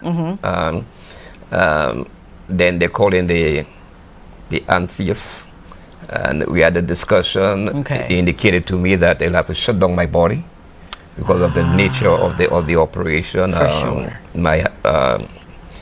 My heart, I would not be breathing on my own on the machine. Everything will be on the machine. I said, hey, let's do it. Wow. And then the operation was, so now we have to put the prostate treatment on the back burner. Yeah, absolutely. Because that was priority. Absolutely. So the date was set for the colon operation, and I went in there, and there was a patient across me when I went in, the day I went in. And when I looked at him, I saw he had a bag by his side. And I just put two and two together. For sure. And I said, he has the same thing with me. Yeah. But that did not deter me. I said to myself, I'm not going to end up like him. Wow. So following money. Wow. You're getting this information and it's detrimental, okay? What's the first thing, and I'm just kind of going back and filling in the gaps here, what's the first thing that you think of when your oncologist says, I need to see you? Did you already knew, okay, something's going on here because of what you had researched? How do you process something like that? Because for those who are watching this evening, especially our men, thank you so much for showing up tonight. How do you begin to even process something like this? Simple. I'm a sportsman. I represented St. Lucia in track and field, rugby, so that discipline, that will to win, that will to succeed, absolutely, is still embedded in me. So irrespective whether I was diagnosed with whichever the cancers, yes, sir, that strong will and determination that I have. I also said to myself, with my faith and God, yes, that I would succeed. You knew this. Yeah, I knew spoke this out of your mouth. Yeah. Let me tell you. I love the way you said that. Let me tell you. If the Lord wanted me to come home, yes, sir, He'd have taken me home a long time. Come on. Yeah. 4 or 5 years ago, I was crossing the road by my home. A vehicle picked me up, sent me back to the same place where I came from. Up in the air, boom. dislocated my hip. I spent 9 weeks at the hospital. Oh, come on, Mr. 9 weeks Pierre. at the Come hospital. on. Yeah. As soon as I came out, I did what I had to do, my exercises and so on. 2 years later, Chris walking, running from shelter in the rain. Yeah. I fell, broke my right ankle. Oh, come on. They had to screw it up. Then I still have about 2 screws in it. And then 2 years later, the cancer. So, okay. No. So there's a lesson in all of that. Yes, the Lord is trying to tell me something. Yes, sir. Yeah. The Lord is trying to tell me something. We need you. We need you. And therefore, you need to put your life into perspective. Because that is not put chance. No. No. So he's giving me enough chances now. Yes, sir. So the ball is in my court. Gotcha. Whether I want to hold the ball to myself or keep on scoring goals, it's me. Oh, did you hear that? Whether I want to hold the ball to myself or just keep scoring, and you are continuously scoring. Yeah. So if you were talking to someone and you were saying, all right, for the athletes out there, how would you compartmentalize them being an athlete to facing something as detrimental as cancer? Because everyone won't have that bravado that you have. They won't have that faith saying, okay, I know God is with me. The thought of, when you hear that a lot of times, and it's not all the time, but a lot of times you think of a death sentence. How were you able, or what would you say to someone? Listen, XYZ. And I know it affects people differently, but if you were your manual per se, what would you say some of the things that you would tell someone emotionally trying to prepare for something like this? Life is what you make it. Life is not a bed of roses. Yes, sir. A strong will and a strong determination and a positive mindset and a discipline will see you through. You have the support of your family. Yeah. Which is key. Yeah. You have support of key persons within your life. Yeah. Your workmates, etc., etc. In sports, you are learned not to surrender. No defeat, no surrender. Oh, you know what? You are not going to rush that. I am not going to allow you to rush that, because that man is saying take a break. So we're going to be right back. No defeat, no surrender. Stay tuned. We'll be right back.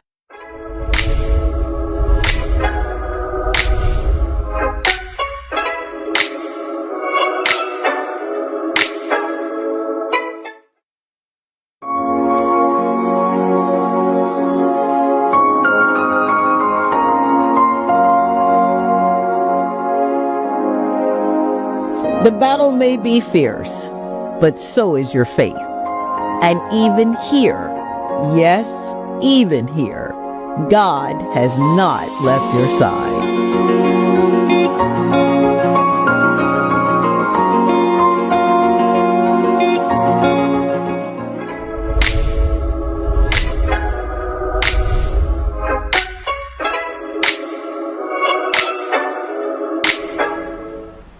We are back.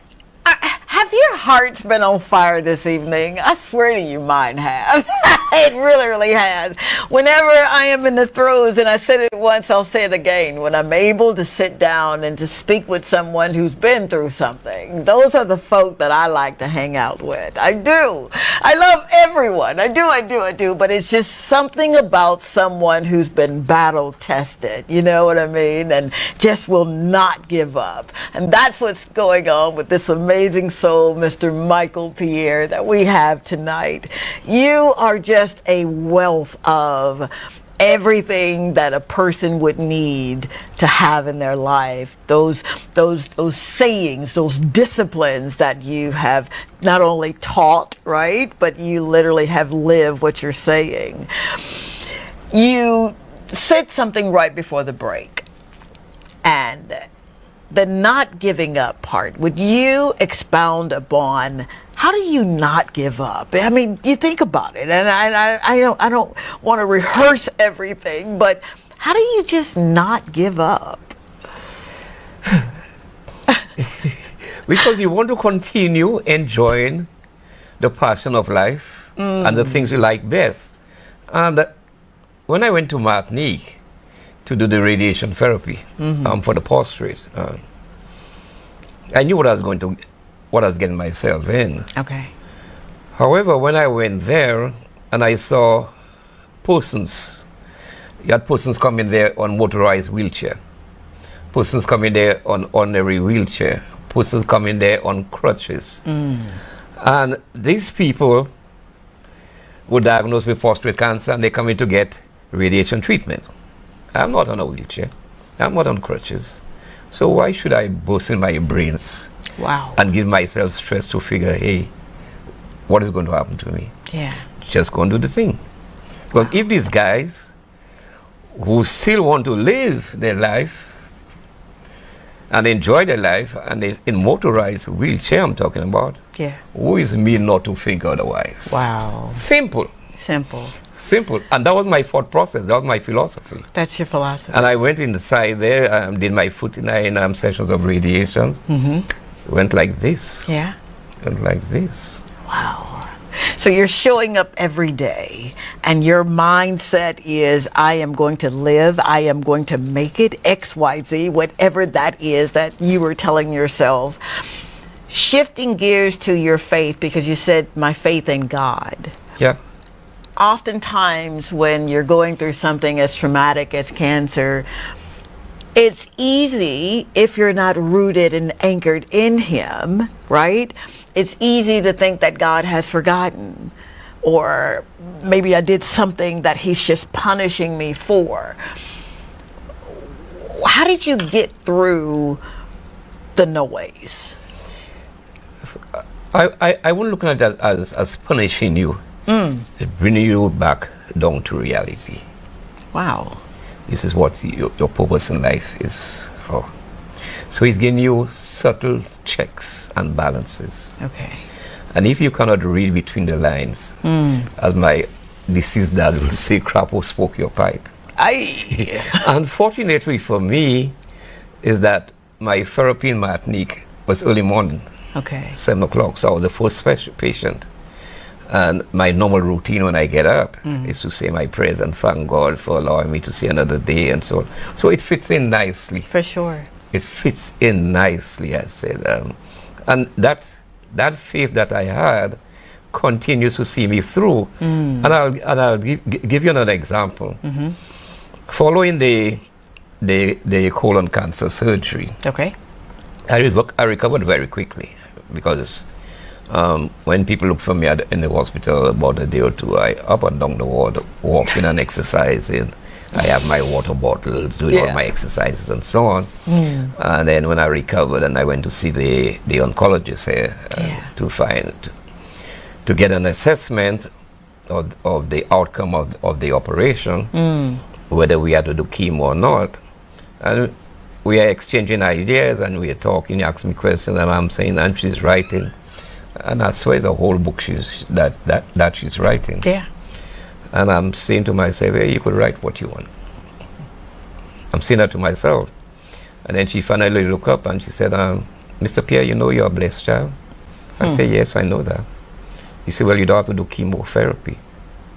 I say, hallelujah, praise God. Wow. Wow. So I said, no, I don't have to do chemotherapy.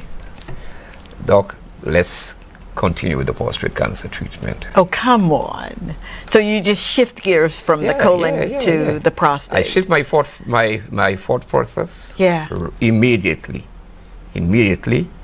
Let's now deal with the prostate cancer treatment. Wow. And get it over with. Wow. Oh, Mr. Pierre, you ought to be writing a book here, or books. We could learn a thing or two.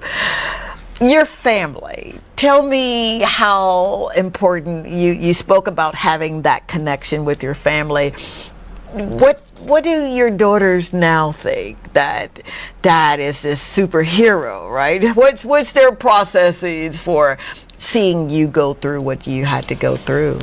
Well, after she gave me the tongue lashing, Yeah. well, you know, to kids already, they have to show you your support, so they gravitated back, to me, and she never left my side. Amen. In fact, none of them, they never left my side. Yeah.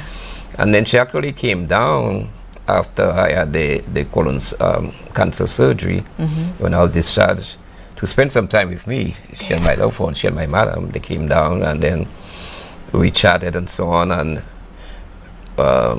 gave me some pointers, and she said that now you know what you have to do now, you know what you're not supposed to do.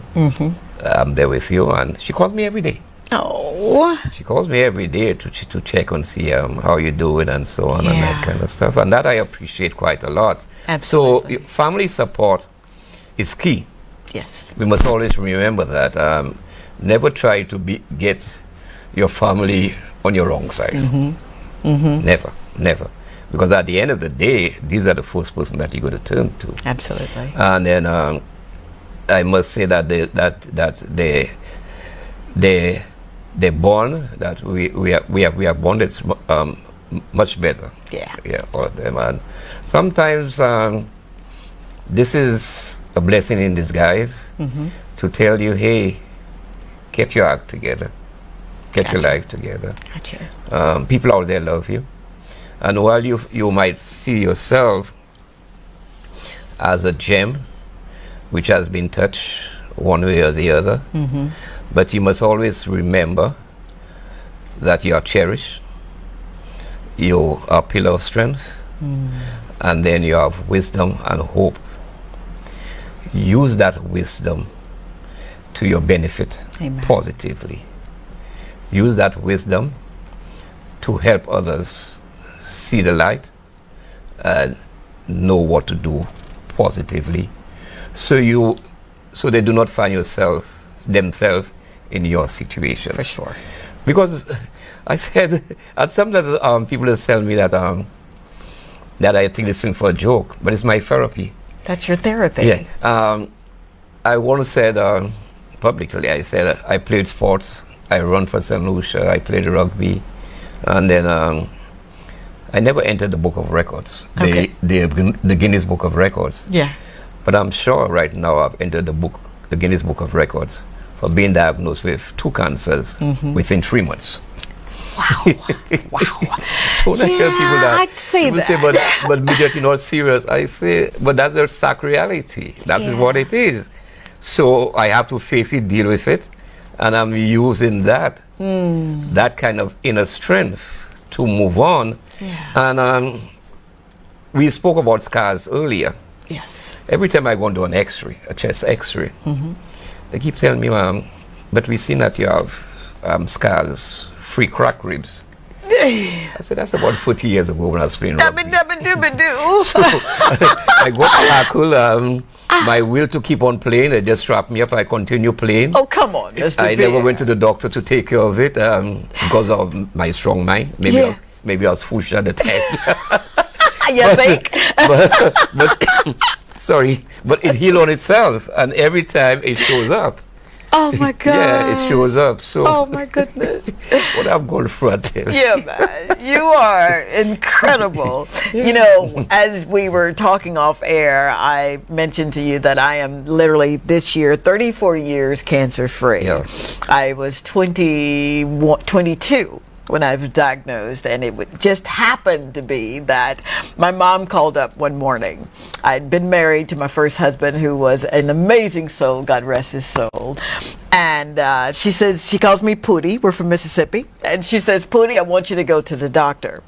And I'm looking at this woman, looking at the phone, thinking, honey, it is not going to happen. I've got this due and that due, and it just was not, financially, we were not there for me to go to the doctor. But her thing was, I need you to go. I just been thinking about you. And when your mama calls you and tells you that she's been thinking about you, listen to your mother, please, or that mother figure in your life. Sure enough, I had gone. It was my signs and symptoms were ashy skin, hair had fallen out, itchiness, and I was losing weight like crazy, right? But back in that day, we had this diet pill called Dexatrim, and I was the girl. I was the poster child for Dexatrim. But little did I know the amazing OB-GYN, instead of palpating down there, was palpating up here around my neck and found nodules. Sent me over for the pathology, and it came back after the fact that it was cancer. My degree of, I wasn't where you are. I'm not even gonna lie to you and say, yeah, Mr. Michael, I know what you're talking. No, I do not. My thing was, God, I don't want this to take me out. I had 3 amazing little children, and they were all under 6 years old, and I needed to be there for them. So that will to live, I get that. I really, really do. And I said to you that my scripture was 1 Peter 2:24, right? By his stripes we were healed. And Psalms 23, walking through that valley of the shadow of death. So to hear what you're saying, you better know it, man. You better know it. So to hear what you're saying, it resonates a lot. And I pray that this evening that something will be said, especially for our men. I cannot stress that enough. Yes, ladies, I get it. We are those, sometimes that pillar of strength, but it is our men that really, please listen to what he's saying. If there's a colonoscopy that needs to be had, get your colonoscopy. If there's a PSA test that needs to be done for your prostate, get that done, please, right? Yeah, and I just want to say one of the Yes, things. sir. I have to say thank you to my brothers. Most importantly, Desmond, who set up what do you call a Team Midget. That word, I just would not call you that. To raise funds and so on, and he also came down Yes, after I had the surgery for the colon, and he also came down prior to me going to Martinique to make sure that everything was okay. Yes. So one cannot overstress and overemphasize the importance of family, and you must not let your family down. Amen. Did you hear that? You must not let your family down. Yeah, because we're selfish, man. We tend to think of ourselves most of the time, and we don't think of the implications. Gotcha. And so guys, go out there, get tested. Look for the simple signs. Yeah. While I did not have any signs prior to the prostate cancer or the colon cancer, maybe I didn't look well enough, and I was just not cognizant of everything. But education is at your fingertips. Absolutely. Absolutely. It's at your fingertips. So Absolutely. go online, Google the thing, and see what some of the side effects are. What are the signs? What are the changes? You know your body. What are the subtle changes that taking place within your body over a period of time? Once you notice that, go and see the doctor, man. Go and see the doctor. You heard it. You heard it from Dr. Pierre himself. We'll be right back. He's already said, take a break. We're going to be right back, and we've got more to come. Thank you again for being here. Be right back.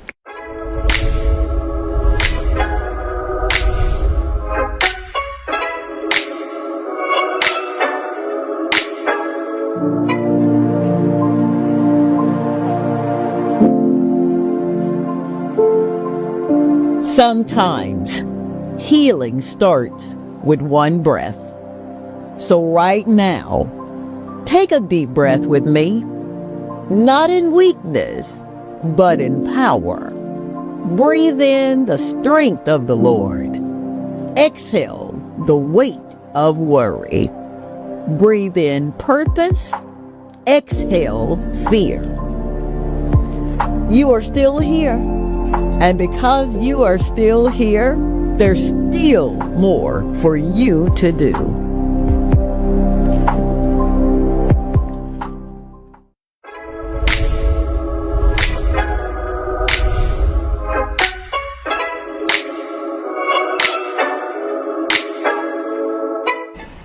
We are back, and when I tell you that, I swear to you, I am gleaning from this gentleman. I've got someone who said to make certain I tell you from her, our beloved Linda, hour that she's glad that you're here. She's glad that you're doing amazingly well. You're smiling. Why are you smiling? You know her, huh? That's my cameraman. long. Really? Oh my gosh. Yeah. Oh my gosh. Good night. She's a wonderful lady. Good night, isn't my she? darling. Thank you, Linda. Thank you so very much. And that was very kind of her, was it not? Yeah. Oh my goodness. All right. To every soul who's watching, who's in a fight right now, whether it is in your body, your mind, or your faith, I need you to hear me. You are not forgotten. Your pain does not mean God has left you. In fact, He's closer than you will ever know than He's been before. See, the same God who walked with Mr. Michael in the radiation room, radiation room, who whispered strength between his tears, is the same God who's standing right there beside you right now. You may feel weary, but don't quit. You may feel broken, but you're still His beloved.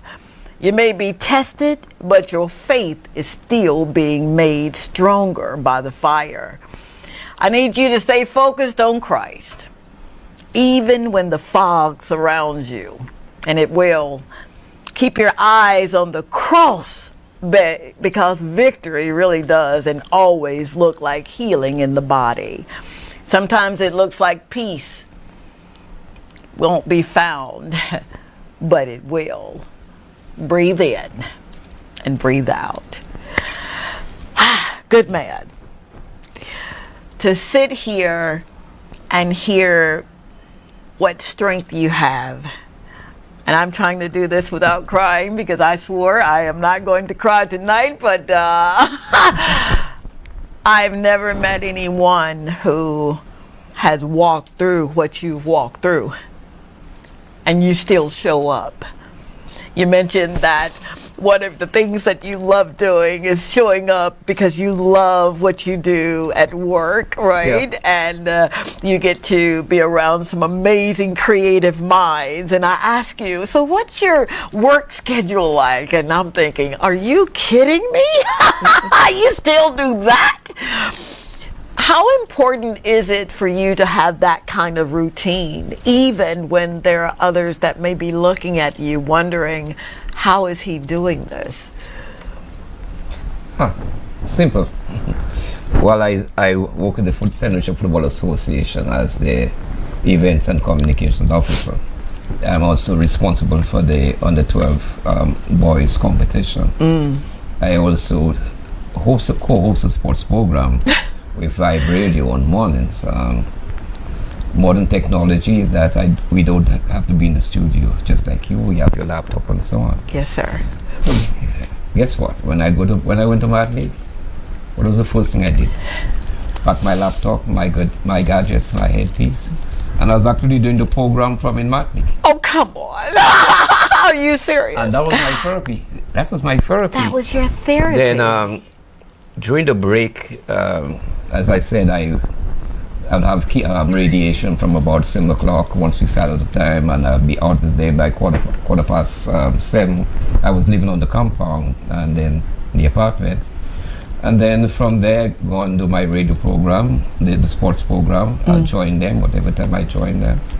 Then have my breakfast, take a rest. Then I'll be coming in the lobby and I'm on my laptop doing the SLFA work.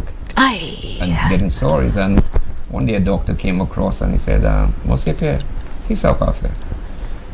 And I explained to him what that's doing. He said, he bought up certain south. I said, no, that's south. Wow. That's my therapy. That's your therapy. So what would you say to someone who is saying to the television tonight, I hear what you're saying, sir, but I've never had to even think about something like this ever happening to me. I went to the doctor, I eat healthy, I drink clean water, I exercise, and now I am faced with this, and you're telling me that if I can throw myself into my work, or if I can surround myself with my family, or if I can be with friends, Michael, I'm mad. And I don't want to because I don't know how. What do you say to that? Well, I'm the type of person, when I'm involved in something, I put my all into it. Yeah. I'm passionate about what I do. I'm passionate about my family, my loved ones, and everybody. I'm passionate about the youth of Solution and the community of Solution. And I want to keep on helping them to develop and grow, because as I said, I work 40 years with the Ministry of Education and Youth Development and Sports, organizing as a physical education instructor specialist and organizing all the school sports program.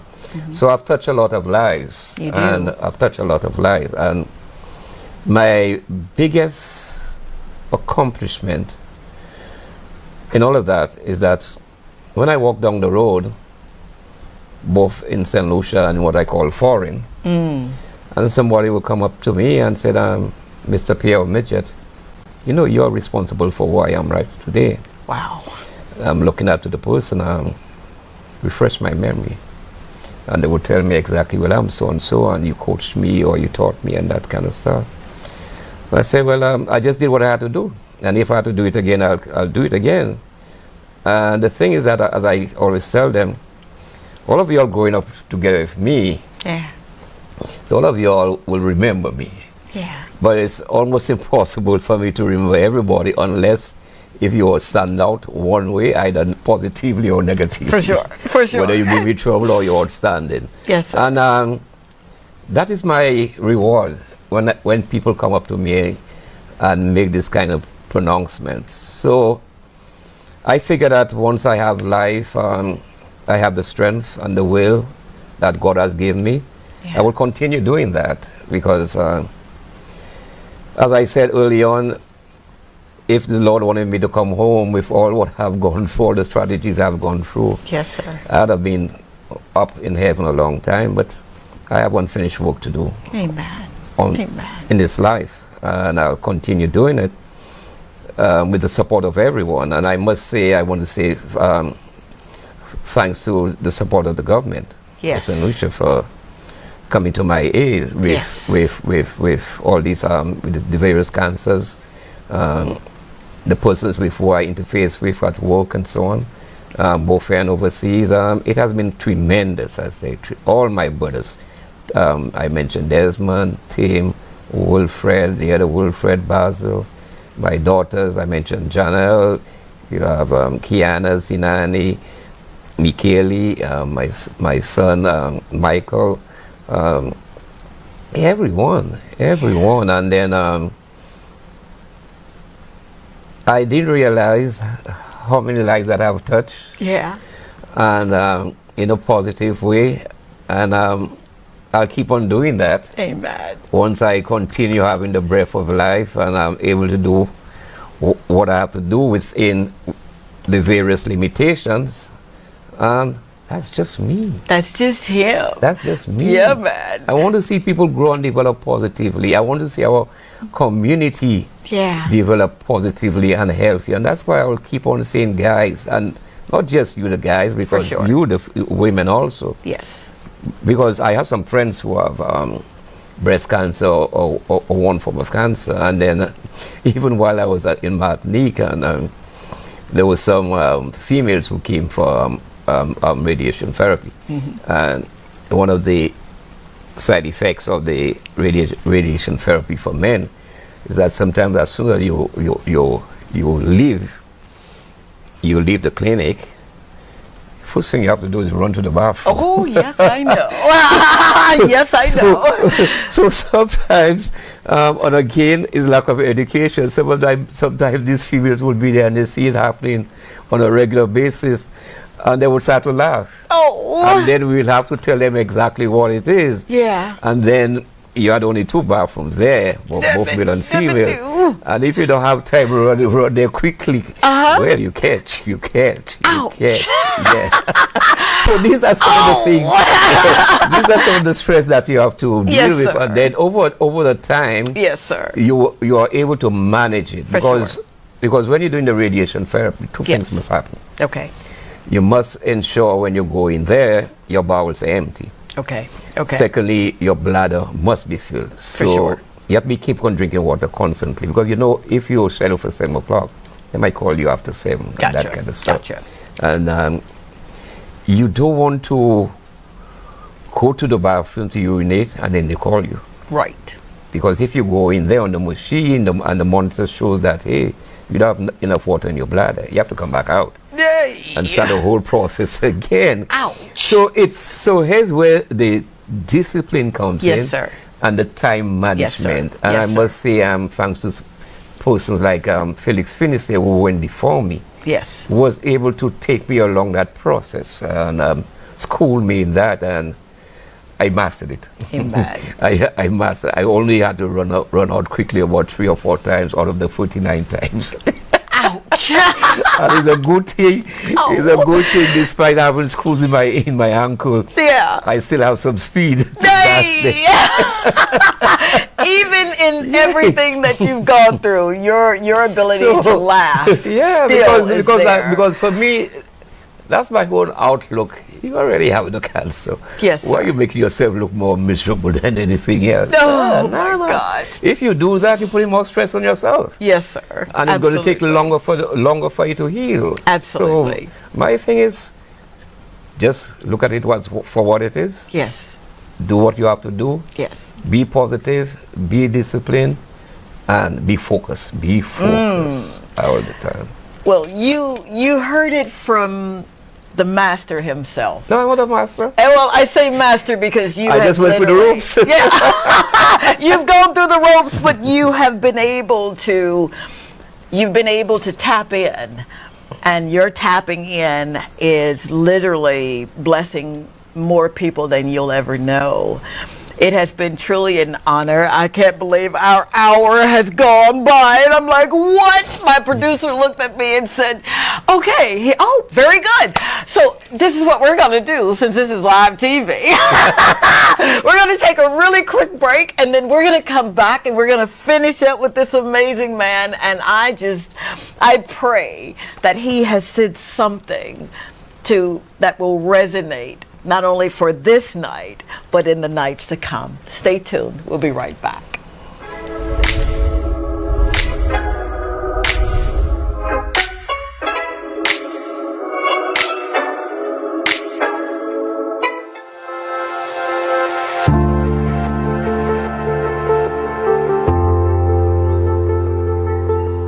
Though the body may be weary, the spirit still rises. I am not what I've lost. I am what I've learned. I am not my diagnoses. I am God's divine design. I speak life. I breathe purpose. I live forward in faith.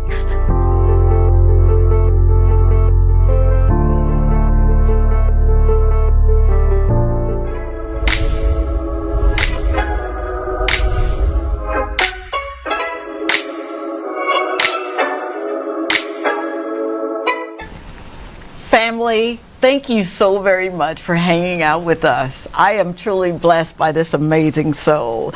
We've got some folk that's watching, and I want to read some things. Yeah. Is that all right? Yeah, go All ahead. right. From Janelle. Janelle says, yes, Lord. You know who Janelle is, don't you? Your daughter. She says, yes, Lord. Look at you working in my dad. You still have work for my dad, but I am indeed a proud daughter. How cool is that, right? Yeah. And another one from Marie. Cecilia. She says, very inspiring, Mr. Pierre. You believe that your athletic discipline from your youth days, together with your strong faith in the Almighty God, has given you the resilience to overcome your challenges. Kudos to your family for their support. You said that, yeah? Yeah, yeah. And from Angelina Nathaniel says, blessed night. Another one from Julius says, great vibes, bro. And our last one from Lissa Z. Jethram Clark. She says she's watching. Thank you so very, very much. Thank you. God bless you for that. Thank you. Thank you. You know, sitting here, and I've said it once, I'm going to keep saying it, you have literally inspired me.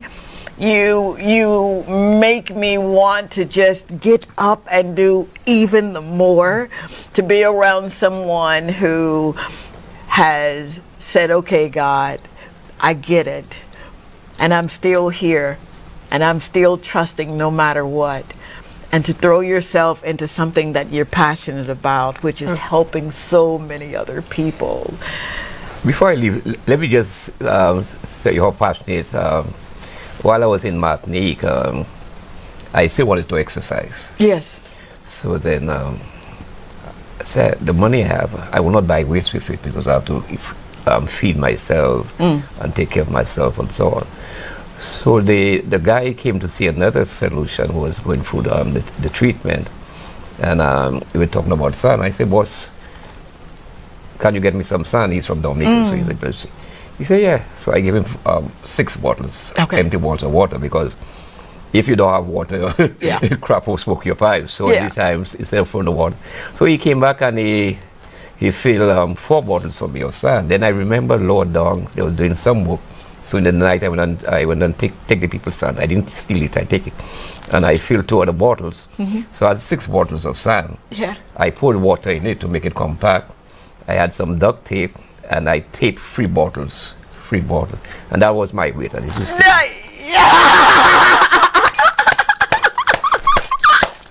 and I used to exercise and walk and do my weight training for 30 minutes every evening. Yeah. Because part of the requirements is that you have to go into a bone density scan, which I did. So I'm on vitamin D. Okay. And when I tell people I have to stay in the sun for a certain period of time, they say, but why you have to say? I say, but that's a natural vitamin D. That is, D. absolutely it is. So all of these things are important. Exercising, eating, staying healthy, and as soon as I came back from Martinique, boom, I go and walk in the rain, of course. I pick up a draft. That's my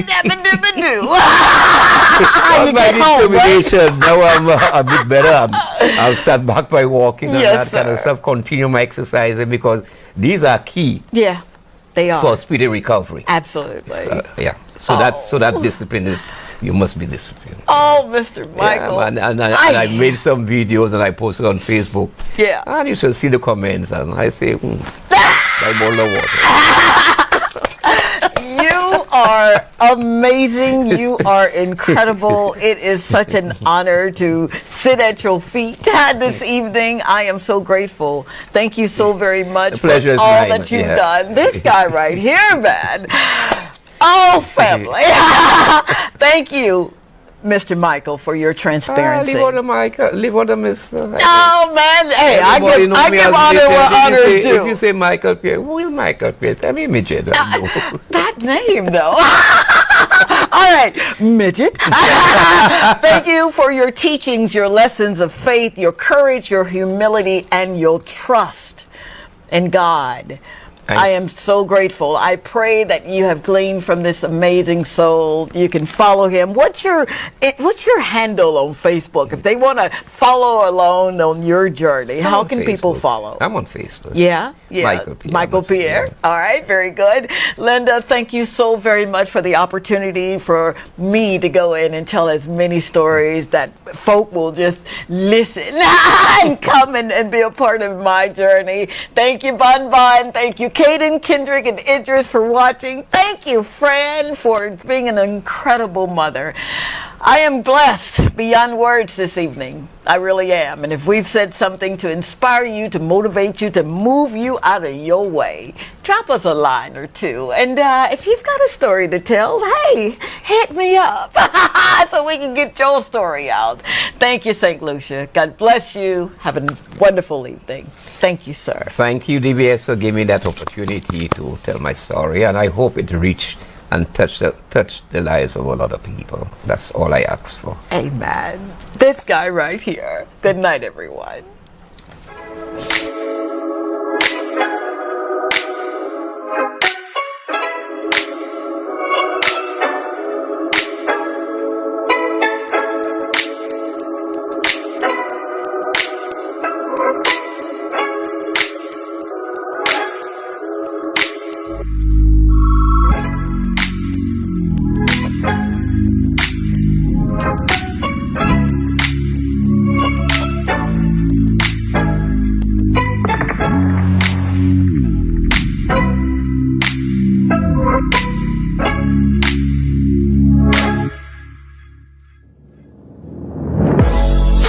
I remember your signs, you remember my eyes. We were not together, but we both knew better.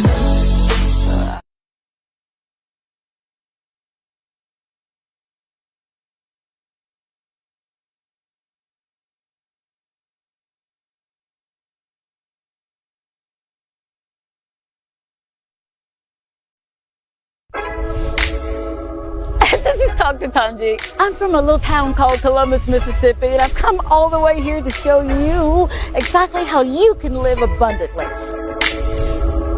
Fear is nothing. You hear me? You can do anything you put your mind to. I'm your girl, Dr. Tanji. We're gonna do life together.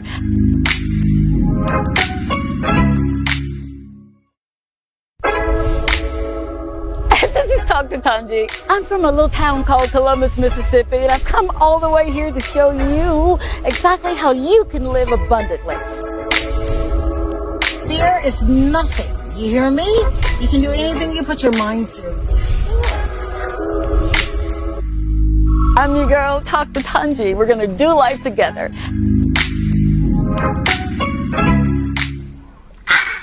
Good evening, good evening, good evening. How are you doing? I am so excited to be here, even if I'm a few minutes early. It's your girl, Dr. Tanji, and on this platform, you know me as Tanji.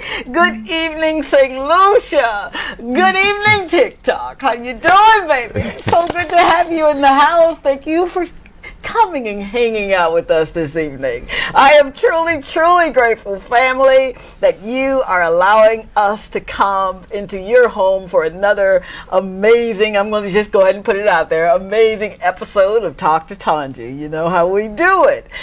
You know, this evening, we're going to slow it down just a little bit. And I say that every time, but I really do mean it. We're slowing it down because I want to glean from someone who knows quite a bit about mental health and what that looks like. You know, even though I went to school and majored in psychology, it means absolutely nothing if you're not doing it every day, right? So I've got a gentleman here that when I heard his story and I had an opportunity to speak to him and just kind of listen to what he was saying, and he was checking all the right boxes. Yes, he was. But it was something that he said that just kind of moved me about the impact that he really wants to make in this space right here.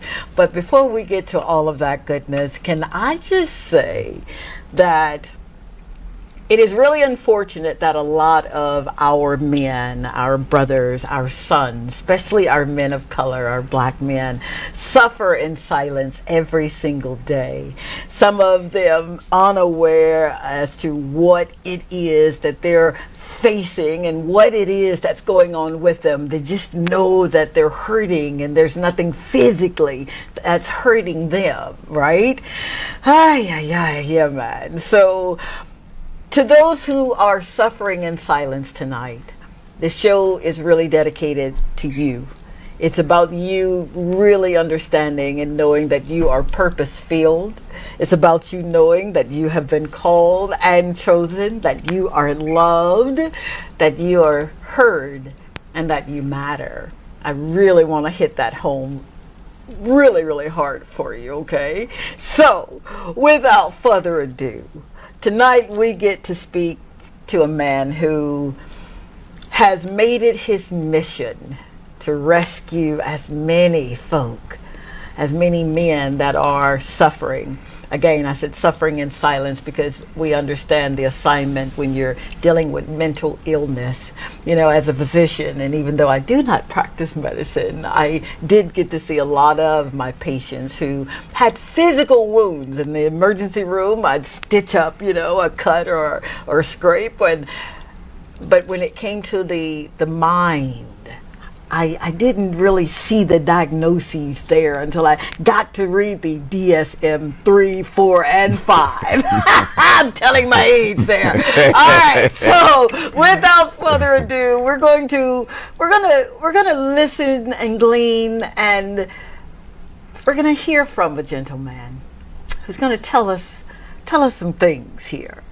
Mr. Patrick Fearon. He is not only a clinical, counselor, a mental counselor, but he also did something in law enforcement and ministry. What?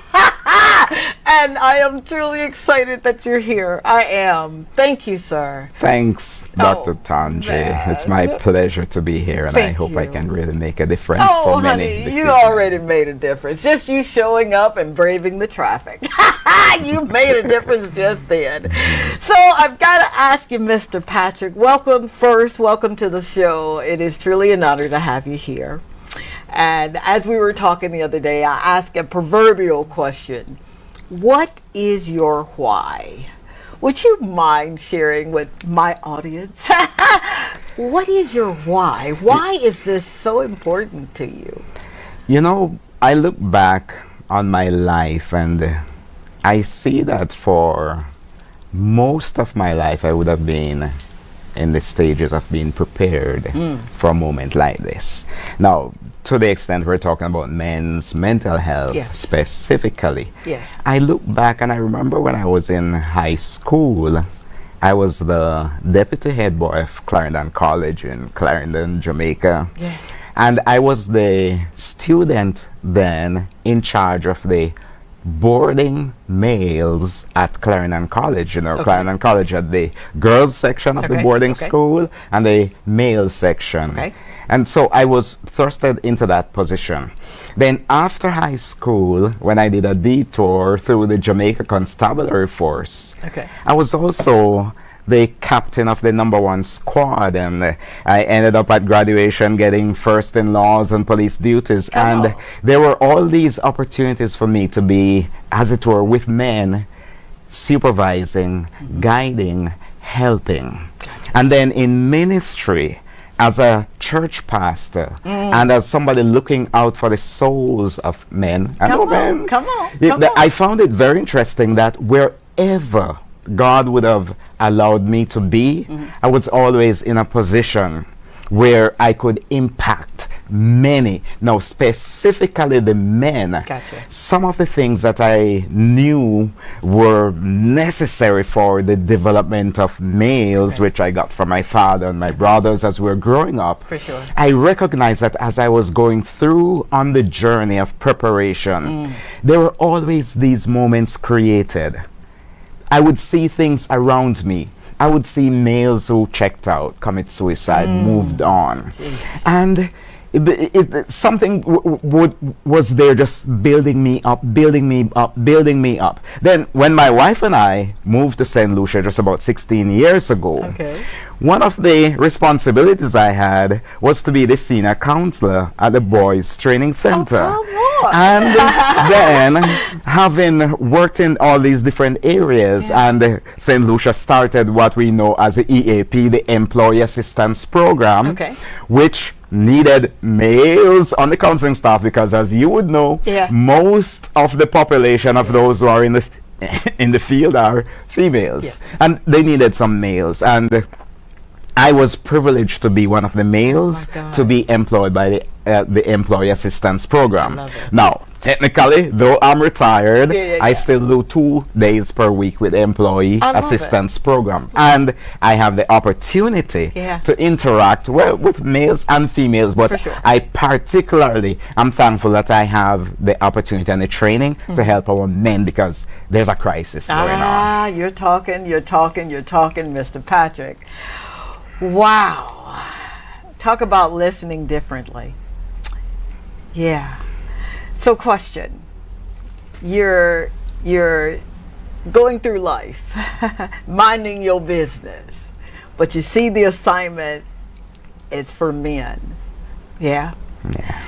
What have you been able to see, and we're just going to kind of get on into it, all right? What have you seen as a person who literally get to roll up your sleeves and deal with this every day? What has been one of the common denominators that you see across the board for men who either, one, don't know that they're suffering with a mental illness, or know that they are but don't want to do anything about it? What's that common denominator? Yeah, it's part of how we're socialized in the Caribbean, because growing up in Jamaica, and having worked in different Caribbean islands, Trinidad and Tobago, the Bahamas, here in St. Lucia, I see the commonality of how males are expected to perform, how they're supposed to be.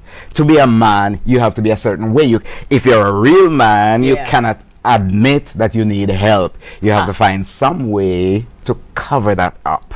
And it is a common thing throughout the region, well, throughout the world, but we can just stay in our region. And as you go forward, you realize that as you get to meet persons now at the level of the heart, where people begin to build a trust in what we call the counseling relationship, and persons can then admit and talk and be who they are supposed to be, because none of us is made out of iron or steel. We're flesh and blood. We go through stuff, we encounter troubles, we have problems, and these things can hurt and cause pain, emotional pain, to the point where we're nearing breakdown. And then if we're expected to react in only certain ways, ways that are not going to attend to the problem, we're in trouble. Ouch. And I've seen that as a commonality throughout our region. Just when I was about to, man, I promise you, Gideon, oh my God, tells me it's time for a quick commercial break. We're going to be right back, because I really want to delve a little further in what you just said. All right, St. Lucia, be right back.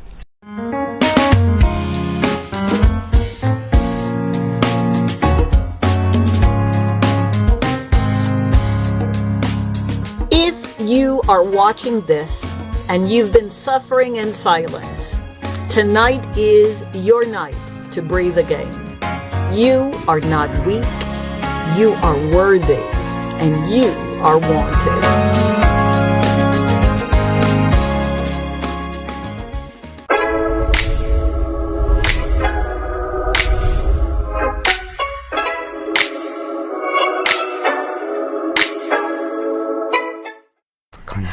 We are back. Thank you so very much, St. Lucia, for seriously showing up. I have missed you. For those that are new to the show really is about you. It's about making certain that you understand that your voice matters. It's about making sure that you know you're not in this thing called life by yourself, and I really do mean that. It's about me coming into your territory, telling your stories, getting you to come on and tell us exactly how did you get here, okay, and what's your why. So that's what the show is about. It's called Talk to Tunji just for that reason. Now we're back with an amazing soul who has just really dedicated his life to listening and helping and rescuing as many folk as he possibly can. We're talking about none other than Mr. Patrick Fearon. Fearon, did I say that right? Yes, you got it right. Patrick. We were talking commonality before you went to break. And you said something that is paramount, and it's across every kind of generation that you are associated with, and it's a real man, you know. And I have 2 sons, and I cannot, as a woman, teach my sons how to be men. I did the best I can. I was a single mom for a long time, but the real man issue, is it that a real man just takes on, rolls up his sleeves and does exactly what he's supposed to do and do not cry? I mean, what's the definition of a real man? I'm sorry, I'm going to be ignorant here this evening. You know, I've looked at different scenarios and different historical accounts and trying to find, where do you see that real man that you would like to emulate? Gotcha.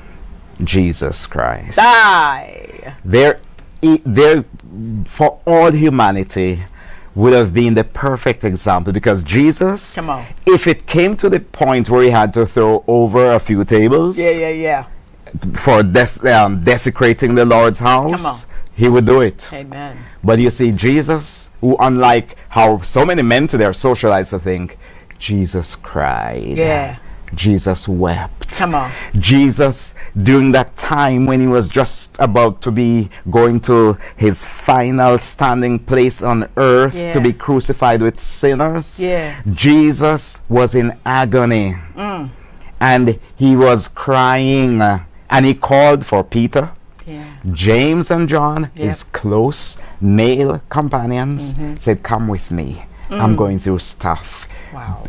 Just be in my presence. Come near to me. Of course, they didn't understand what was happening, so they fell asleep. For sure. But Jesus reflected all of those things to us. And what I admire so much about the man Jesus, is God, yes, but the man he represented for us is that he was not afraid to talk about the things that make us real men. Love and joy and peace and patience and kindness, gentleness, compassion. Jesus would look at persons suffering with compassion. And there is just something about how he went through it at a critical moment in history, and he had all those males, fishermen and tax collectors and those rough and tough guys, and they got to learn up close and personal what a real man is. Now, thank God it's recorded for us in scripture, so we have something before us as to what we can hold up. So when I'm helping men today realize their need for help and support when they need it, there is the model for eternity right there. So I don't have to try to go to some historical figure outside of what Jesus represented for us, and it does make a difference when it touches the heart and persons begin to see, yes, that was a real man, and he's God, and reflected that for us. Now you're talking my language. And I get it. I really do get it. Honestly, I mean, who better to compare? Who better to emulate? Who better to follow? Wow. I absolutely love that. That was good. That was a good one there.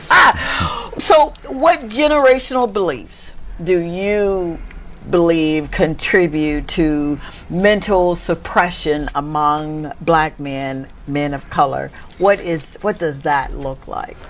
Oh, that goes so deep. Yeah, because you know the societal pressures are real. Talk about it. And some of them go way back. They cut deep. Now, we won't go into details about slavery and what that did to so many black men, but we can just look at, let's say we're coming out of slavery and we have embarked on freedom. But then so many of the things that were supposed to be in place for us to put in place so that we can be truly free mentally, emotionally, physically, every way, we have not been able to conquer and to be at that place that we're supposed to be. For example, because of how society has been groomed, and as you mentioned, your children, your sons, and to think about them being schooled, they're being brought up in a society where, for the most part, we have this demarcation about girls are supposed to be this way, and they're supposed to cry and express their pain and their grief and their sorrow. But the boys, no matter what you're going through, you're just supposed to tough it out and be the male. And no, we have to break the cycle insofar as all of those things are concerned. And if we do not begin, as it were, on a clean page and begin to re-educate and to help from early pre-kindergarten, help males understand what it is to be a real male. If we don't begin to do that, then guess what? All the problems that would date way back to slavery would then come cascading down again, because we have to be prepared adequately in the now to be able to master what the past would have been. But if we're still so fragile and we cannot cry, we cannot talk in a responsible way as reflected by how Jesus lived, then if we cannot do that and come to the table as males everywhere and realize who we are in Christ, then until we're able to get to that place, then so much of the burdens from the past, we will not be able to effectively deal with it. I've seen situations where persons may just get up and start to blame and say, this is why we're here. And because of not dealing with the mental health, aggression, and other issues that are coming up, no progress is really being made. So that is definitely a part of what has to be done to break the historical chains that have bound us. We have to begin on a new page, become who we are in Christ, and then we can see clearly how we can shed some of those burdens that we keep dragging with us. Wow. You said become who we are in Christ. And I that language, I know a thing or two about. I teach it, I live it, I live to the best of my ability. So I get that, to become who we were in Christ. So how do you reach someone who, and this, if you, I'll ask questions, and if you don't want to answer, you just kick me in the ankle and we'll go right on.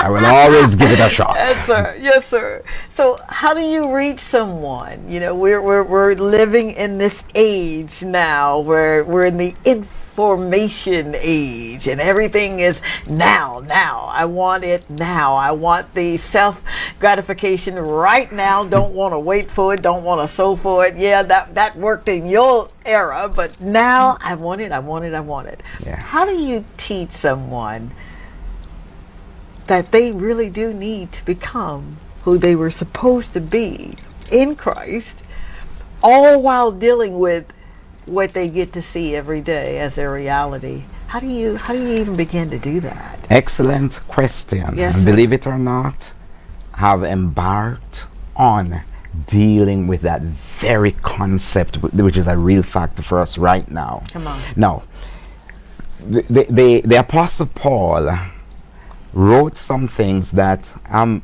kind of amazed that 2,000 years ago he gave us that as a blueprint as to how we can be helped. Come on. In Ephesians 4, 1 Corinthians 12, Romans 12, Paul spent a lot of time talking about the body and the different parts of the body. Come on. Now, if we are really wanting to learn from Christ, knowing that he, being God, was the creator, the designer of what the human body looks like, whether the kidneys, the heart, the lungs, everybody created, and they form a part of the body, and they're supposed to function together, and to function in such a way that each part looks out for the interests of the other part. Now, when you look at that and then you look at society, like in the news we have here in St. Lucia, I think this past week we must have had maybe 5, 6, 7 murders, whatever the number is, and shootings. Now, can you imagine a society that is, we're starting in the homes, in the different little groups that we have, everybody begins to see his or her part as being a part of the St. Lucian body or the workplace body or the home body. And then how would that compute when Jesus tells you through the Apostle Paul, shows you how it functions? Right. Would you have any part of the body deliberately hurting or destroying or biting, backstabbing, hurting, wounding, disrespecting other parts? No. So every intelligent person can understand that. And every intelligent person can recognize, yes, we're talking about something now that's real. Yeah. This is not science fiction or something from a book that people may have brought in from somewhere and say, okay, this might be a good idea. This is a real thing we're talking about, you know. The same Jesus who created the human body and perfected how it's supposed to be, sets it down on the table and said, my people, that's the model for how you ought to be and how you ought to behave. And then guess what? You see all these mental health troubles and problems that we have, with so much of it is as a result of how persons would have been treated. Absolutely. Contrary to how the body ought to be. Right. And as a result of that, we have all this burden on our hands now. But how do we begin to venture into a solution? Yeah, that's a good place to begin. The body model. Wow. Starting in kindergarten or pre-kindergarten. Yes. That should be illustrated so that the children coming up, when it's recess or whatever, they have that in. I am part of you, you're part of me. We're all one. How come you enemy? Do you see any part of the body behaving that way? Wow. No.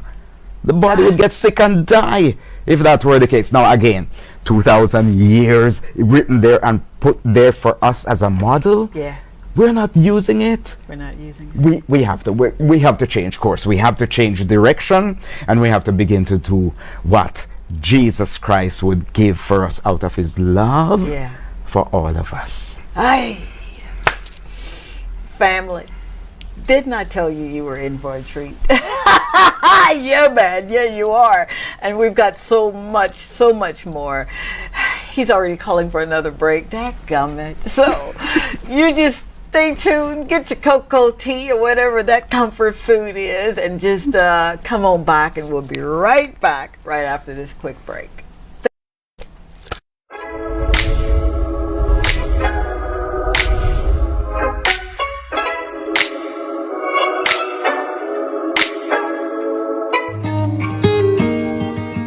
The strong black man is not the silent one.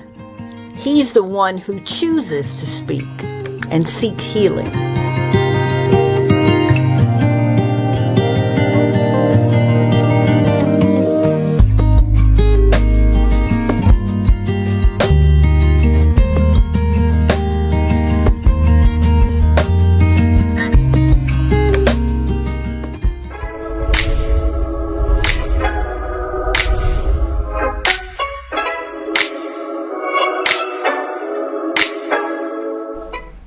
We are back. Thank you so very much, family and friends, for hanging out with us on a Friday night, man. I do not take it lightly or for granted that you are here. I am truly, truly grateful for you.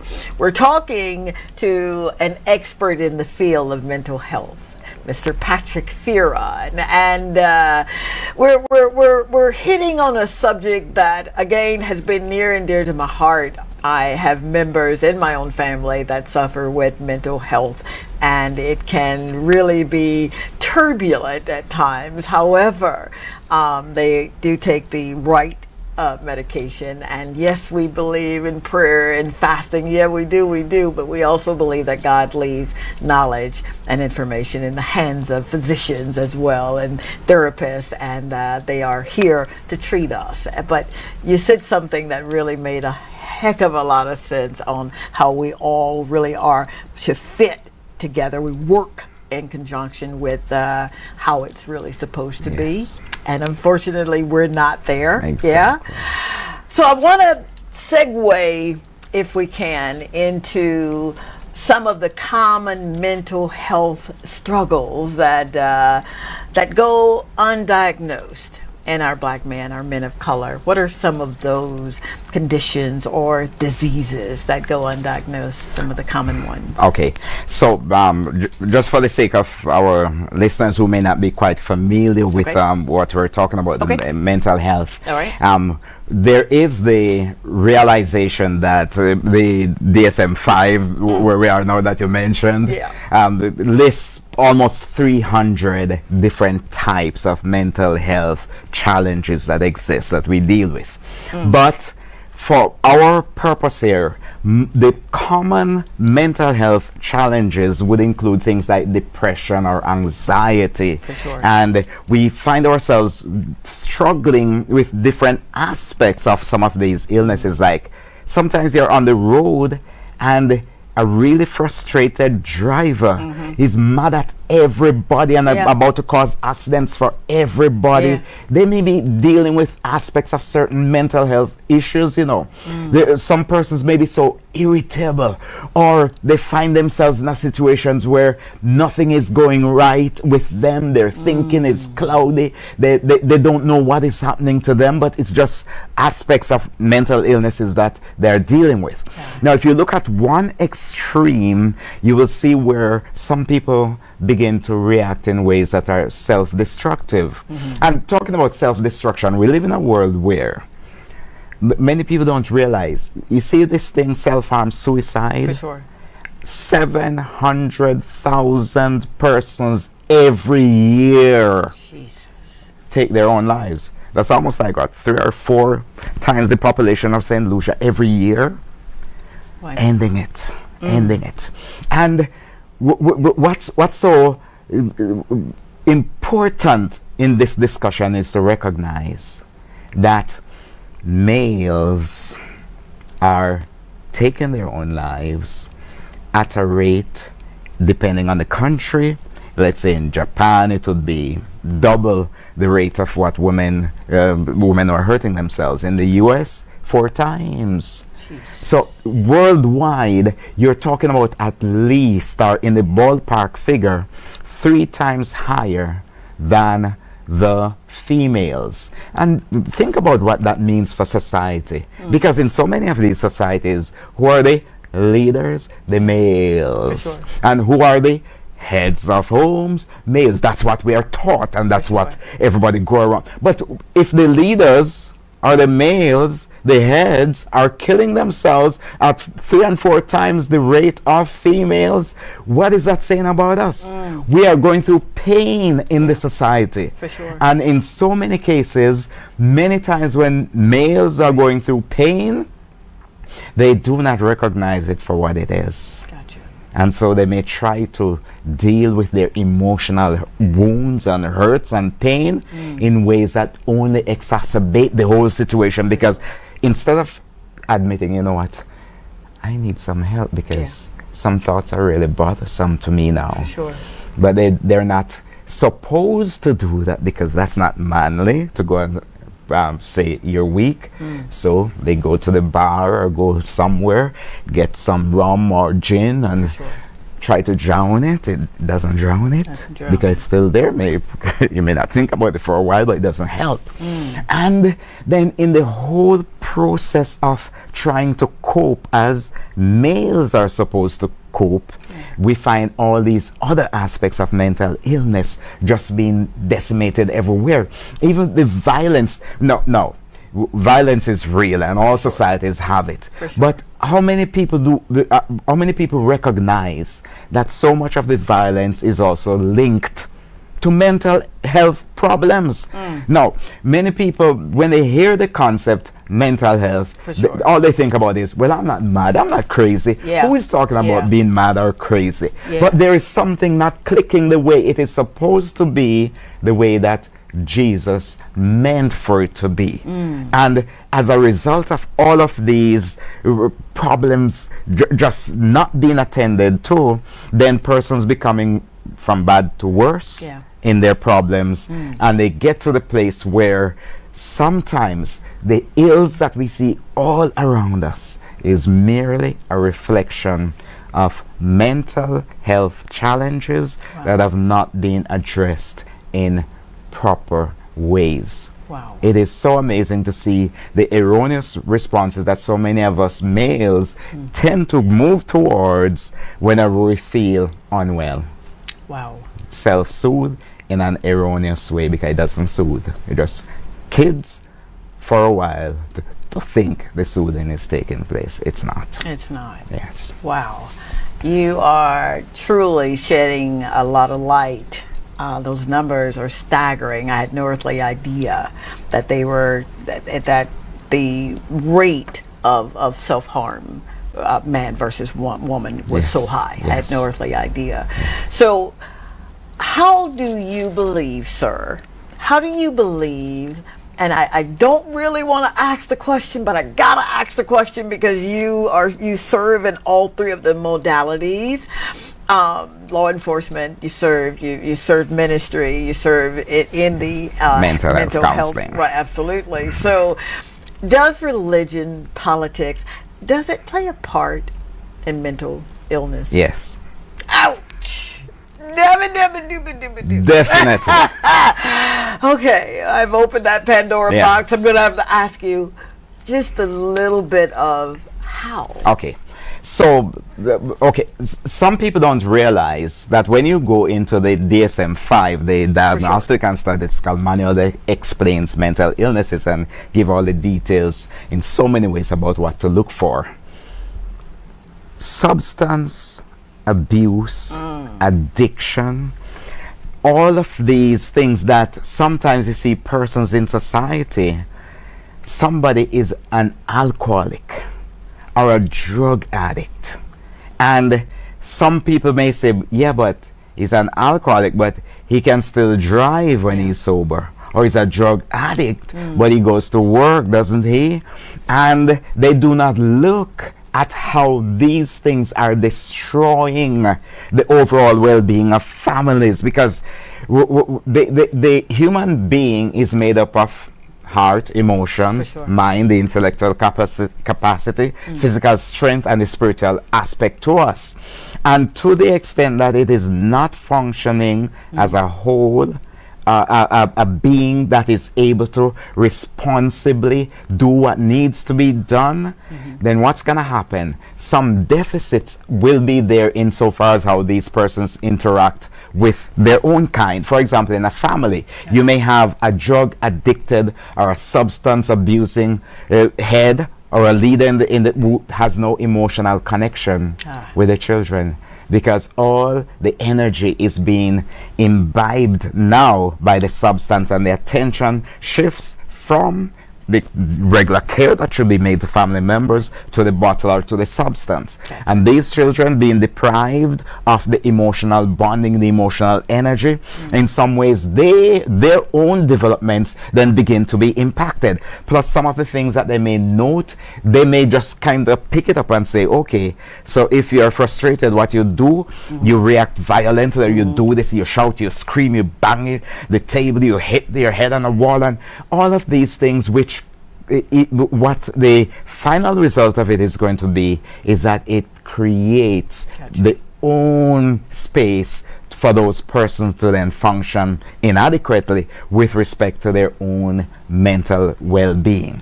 So it is something that has to be looked at from the standpoint what we are doing and how it is impacting those around us, and how our inadequacies that inevitably arise because we're not taking care of our wholeness, how that will go on to impact those around us. For sure. And it includes the violence. Sometimes you see that persons may just gravitate towards certain aspects of politics just to soothe themselves, or to bond with some kind of a group that the bonding they were looking for is what would have been missing sometimes within their own families, where the wholeness was not being achieved because of all the breakdown that would have been there. And religion, many people do not understand that. You see this thing we call religion? Come on. Make sure when we talk about, we make a clear distinction between being in Christ and being in a religion. Come on. Because we live in a world where we see people shouting, let's say, God is great, as they're killing and stabbing babies, women, men, and some people will be looking on, but that person is representing God. Really? Who said that? That's not how Jesus would react, or that's not how he would be. Then even in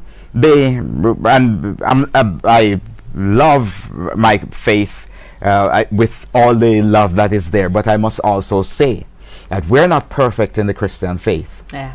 Because we have some aspects to our faith where some of the ills of society, we have perpetuated them within the confines of the church. Come on. And we have to go to the table and look at Christ and to see if this does not fit in with him, then maybe we need to get rid of it. I mean, we need to push it aside, because it is to the extent that the wholeness that we see in Christ is in us and we accept it. It's to the extent that we're going to be whole, including mental wholeness. Absolutely. And that is a goal and a path that we need to be on as a society if we're going to be a mentally whole or healthy society in every sense of the word. So it's great. Politics, religion, everything, they all have the effect on mental health, wholeness, and goodness. Ooh, family. Do you hear what he's saying? Yeah, I see you do. You want me to go for a break? Dadgummit. I gotta go for a quick commercial break, but do you get what he's saying here? And he's saying a lot, but again, we're slowing it down on purpose so that you could glean from him. And a lot of what we were thinking was one thing was truly something totally different. Yeah, man. We're going to continue this conversation with our very own Mr. Patrick Fearon right after this quick break. Be right back.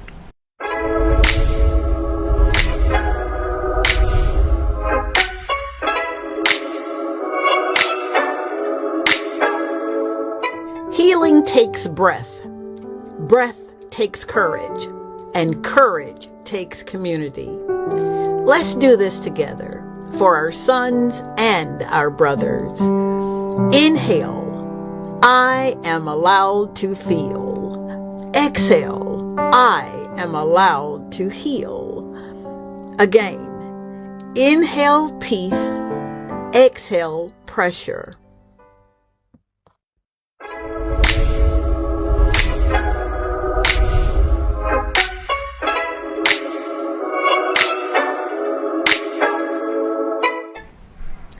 We are back. Thank you, my family. Man, I love me some you. I really do. I really do. I promise you. I do. I get to do what I love doing, and that's getting these stories out, so it makes us just better people. It really does. It does.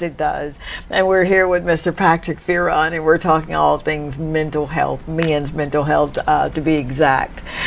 Mr. Fearon, would you tell us some of the warning signs that families can kind of be mindful of when you're talking all things mental health, especially in our men, our boys? What are some of the signs that we should be looking for? Okay. A great way to help our audience understand beginnings of seeing signs is to recognize how the body works.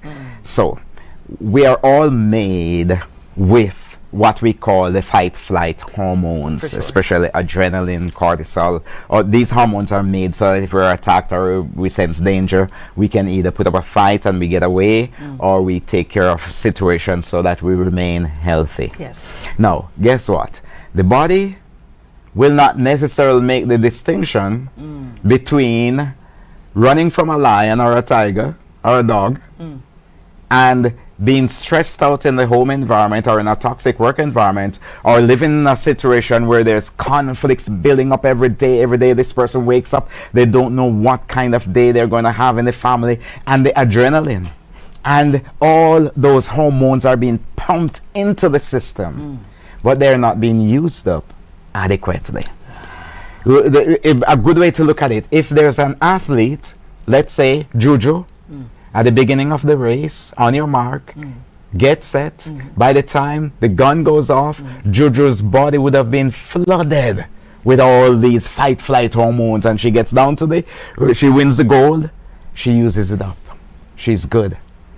that same kind of release of these toxic hormones in our system, they begin to impact us in ways that were not meant, because we were not made to be to be doing ill to one another. We were made for love and healthy connections. Now when we're in a stressful situation, then these hormones are being released, and as the body is being oversensitized, different aspects of mental unwellness comes to the fore. Some could be insomnia, not sleeping.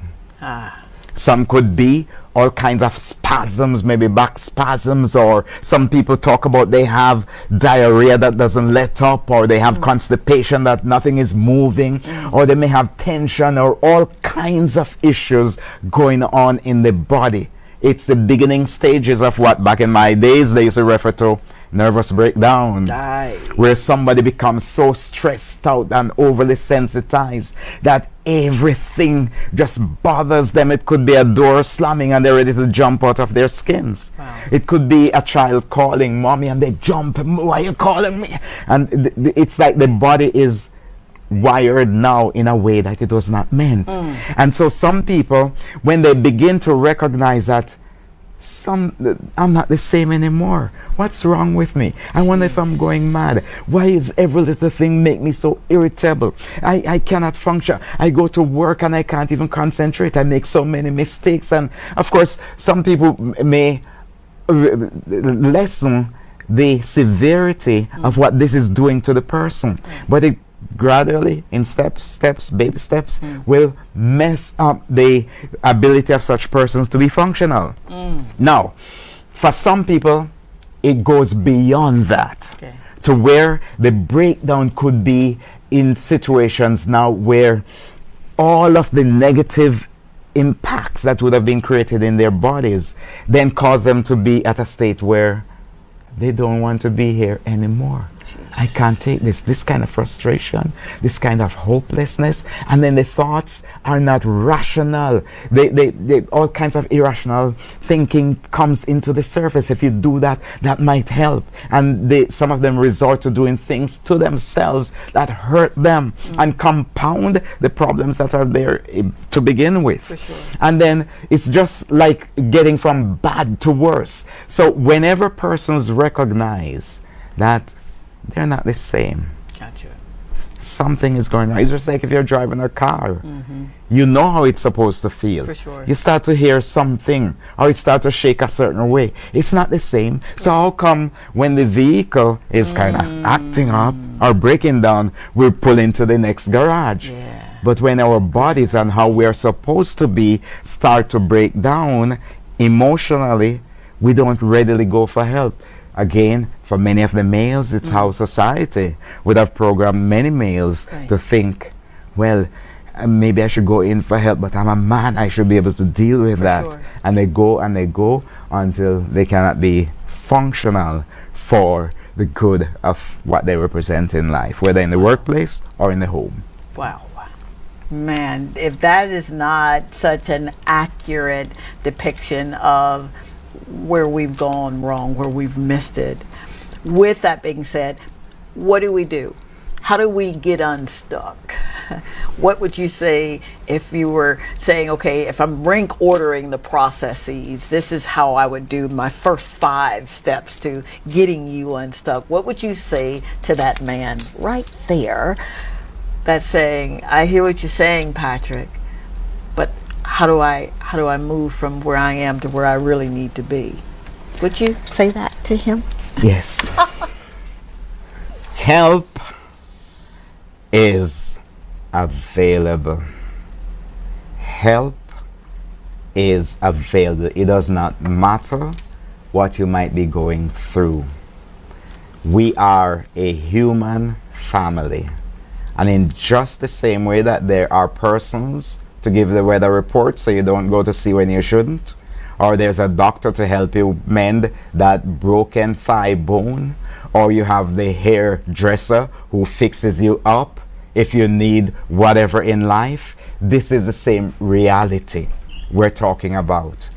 No matter what you are going through as a male, you must realize that we live in a social network where help is available for whatever you face.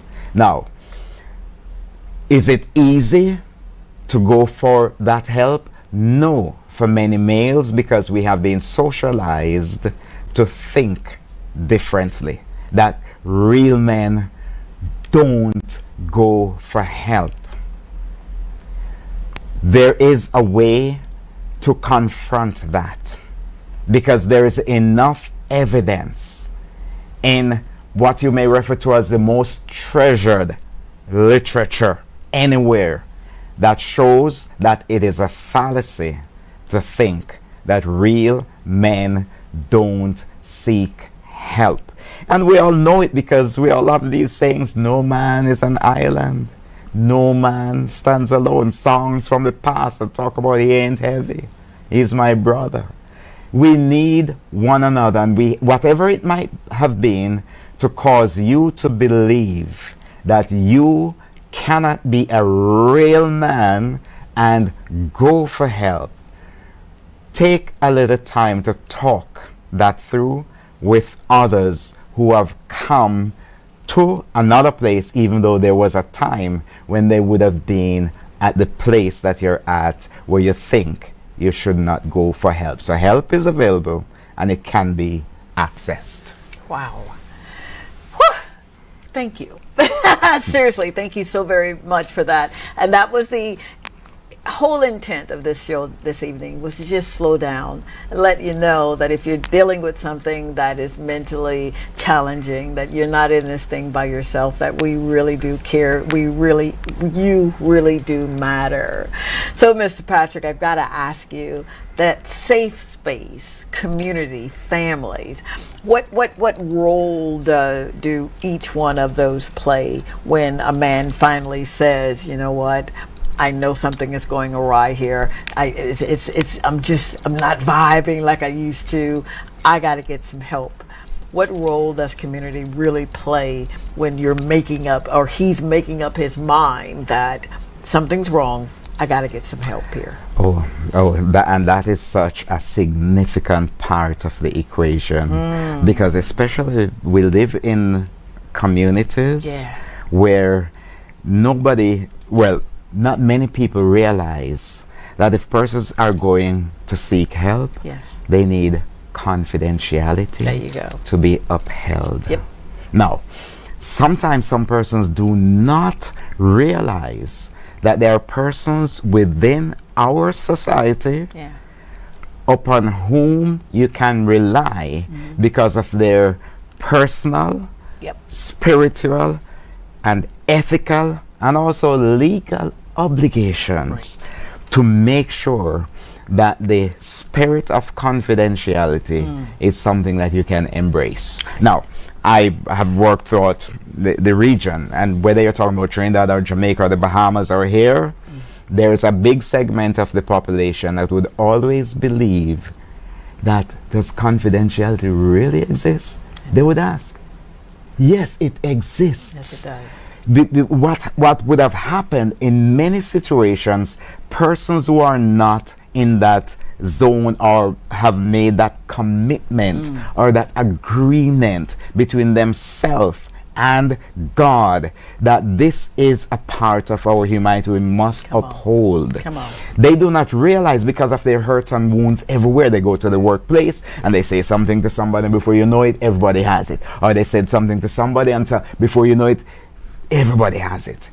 We have to get to that place where we recognize, yes, in our society there are persons who have sworn to operate by that spirit of confidentiality, and they do it. I work with some of those individuals. In fact, I work with the Employee Assistance Program, which started way back in 2016 here in St. Lucia. And one of the things that many people do not understand, as a counsel who has been there for almost 10 years with the EAP, I do not have knowledge of my fellow counselors in the same unit who they're counseling. Gotcha. I do not know their issues, their problems, know nothing about them. And the same with me, they don't know who I'm counseling or what their problems or their issues are, and we're bound by that. Absolutely. And that is one of the things that we've put it out there. Yeah. And I think a great part of at least the government service and their immediate family members, persons in the public service, they understand that. And they see that, and they know that, and I think that is why, even though we started back in 2016, we have a waiting list up to this day. Oh, wow. Because the issue of mental health challenges, Yeah. they're real, They're real. and persons recognize that they can go for help, Oh, wow. and persons are going for help. And sometimes they read some of the testimonies, Yeah. where persons may talk about what they have been rescued from, how they have been helped, and it is incredible Oh, my God. to see that Yeah. within even the brokenness of our society, there is health and healing going on. Not thanks to us, but thanks to God and Amen. what He's able to do through us. Oh, my gosh. Ay, ay, ay. We're going to get into this EAP program because I believe that is really, really beneficial for the community at large that we serve. Gotta go for a daggone break. Dadgummit. Right after this, we're going to get back into this. Thank you so much. Seriously, thank you. We'll be right back.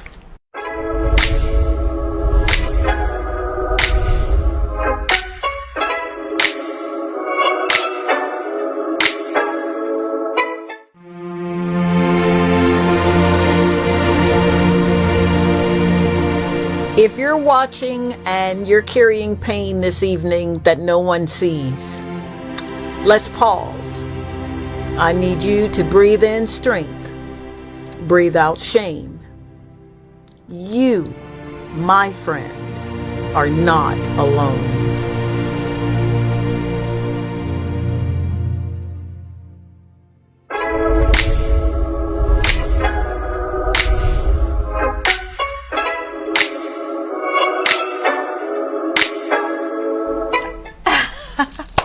We are back. I'm trying to mime with my grandchild here. What? All right. Thank you so very much again for hanging out with us. Patrick Fearon is our guest of the hour, and he's talking all things mental health, all things concerning the man, either the black man or the brown man, the man we're talking about, because you guys really are the pillars of society. You guys are. I think about how God left y'all in control. How about that? But I say that too much, I'll get some stones thrown at me. Anyway, I want to ask you your belief in the healing process. Do you believe, and I know that you probably do, but maybe you don't, but do you believe that both the mind, you know, the man being in three persons, man is spirit, not a spirit, but spirit. Yeah. He has a soul, which is his mind, his will, and his emotion, and is encased in this amazing body. Do you think all three really do play a part in the healing process of a mental illness or mental disease or condition? Yes. And sometimes we look at certain scripture and we would see where there was a man who was demon possessed. He was out of his mind. Yeah. Nobody could pass that area. He was so strong he could break any chain and matters such as that. And you can take that all across the spectrum, that in so many cases you would find that if the mind is out of rhythm, is out of sync, the spirit is going to be out of sync, and of course the body is going to be out of sync. So it's one person with these different aspects to who we are. And when we think about wholeness, we have to think about every part of the human being. Now, if you look at even just the physical matters, if you need to go to work, you need your physical health. For sure. Your heart, your lungs, everything need to be functioning. The intellectual capacity, the mind, the way we think, the rational thoughts that we need to have there, all of that will have to go together. And the deep inner person, whether you're talking about the spirit or you're talking about the soul, every aspect of that, to the extent that you're going to have wholeness in functionality, all parts have to be working together. For sure. And especially in our society now, where we see so many ills, Right.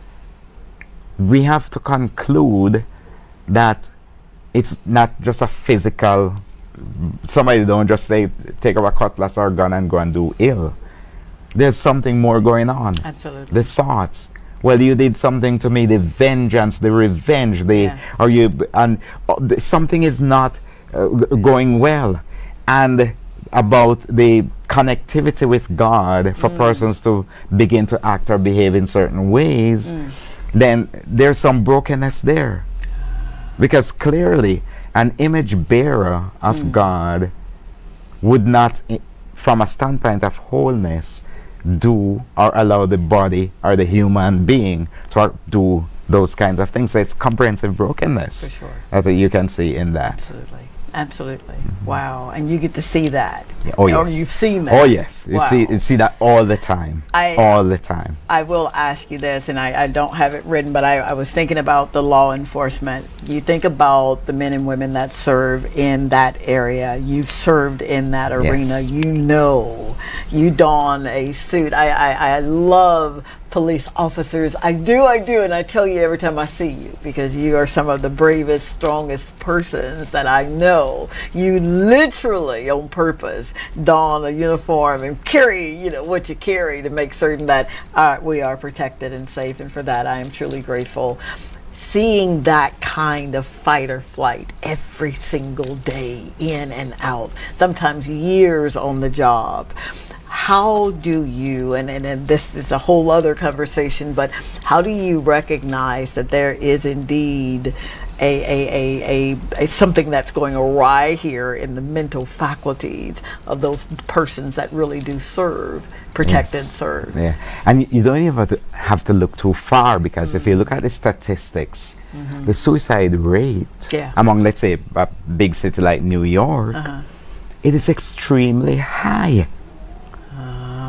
Extremely high among police officers. And it's not that they're just isolated and identified as the only ones. Gotcha. But in any group, soldiers coming back from war, soldiers. and the post-traumatic woes that they're carrying, many of them commit suicide. You look at persons in high risk jobs, and to know that every day the danger is, what's happening is that those hormones are being released all the time, and nobody is attending to their needs. And so there is no way that you can be in those kinds of high stress environments and your mental health is not being impacted. So to the extent that they're not getting the support, and that's a critical word, support. If they get the support, the story will be with a better ending for our officers, our soldiers, or whatever job we're in that is high stress and just causing situations to be contrary to what the created reasons for things being ought to be. Now, if that is being attended to by the society, then you can expect better outcomes as we go forward. But it has to be given priority. Absolutely. I did say, and I appreciate your saying that, right before the break, that we would just speak a bit about the EAP. How can persons that are watching the program this evening find out more about the EAP? How can they sign up? I think you said there was a waiting list now, and the benefits of knowing that there is something like this in the community. Okay, so just to clarify, the EAP, or the Employee Assistance Program, it offers free mental health counseling to public servants and their immediate family members. So all public servants in St. Lucia and their immediate family members, they automatically qualify for receiving free mental health counseling. So there should not be any need for any person who falls into that category to say that they're going through stuff or they're facing difficulties. Gotcha. And they believe or say to themselves there's no help available. It is available. 468-2269. Okay. 468-2269. Now, it would be ill of me not to mention this before the program closes. Yes. Here in St. Lucia, if anybody is going through stuff where they want to hurt themselves or commit suicide, we have a number here in St. Lucia that many people don't realize. They can just take up the phone and call 2 a.m., 3 a.m., whatever time. If you're going through 203. Wow. Write that number down, because if somebody in your household is going through that, for sure, and you need help and you don't know who to turn to or what you can do, right, help is available. 2, it's gonna be okay. 0, 3. Wow. It is going to be okay. Oh, come help on. is available. Thank you for that. Wow. Wow, wow, wow. It's like sitting not only in a master class, but sitting with your great uncle, man, that knows all of the secrets and is willing to share with you how you can indeed not only get the help that you are in need of, should you be in need of help, but your family member, community at large. What an awesome man. Thank you so much for just seriously stopping by, shedding light on something again that is near and dear to my heart. I've seen it in, firsthand what it does, and if it's not readily diagnosed, you unfortunately will suffer years and years of what really could have been good, abundant years had you known this is what my ill, and this is what I need to do. How can people stay engaged with you, good man, on social media, or if you're on social media, how can they stay engaged with you and can keep up with what you're doing in this space? Yes, of course, I always give out my personal number. Do you really? 720-9309. Okay. You can contact me because in addition to serving 2 days per week with the Employee Assistance Program, I have my private practice too. If somebody needs to come in and talk, or somebody needs support or help, 720-9309. Oh, you heard it from the man himself. All right, family, I gotta say before we sign off, thank you. Thank you for being the best part of my life. Thank you for showing up for yourself this day, this entire week. Thank you for drying your eyes, wiping your tears away, and saying, you know what, I'm rolling up my sleeves and I'm going to tie a knot in this thing called faith. I appreciate you. I do. You matter. You matter to me in ways that you probably will never be able to really conceive. Thank you, Linda, for being the best part of my life. I love you. Thank you for establishing this amazing place called DBS. Kendrick, thank you, man, for going out and just doing what you do so well. All right, now, the Lord say the same and the creek don't rise. We're going to do this thing again on Friday night. Call Talk to Tanji. Until then, good night, Bon Bon. Good night, Caden and Kendrick and Idris and my friend. And yeah, man, they're in studio with me tonight. How about that? I'll see you soon. Thank you, Mr. Patrick. God bless you, sir. Thank you so much. Bye. God bless you. Keep up the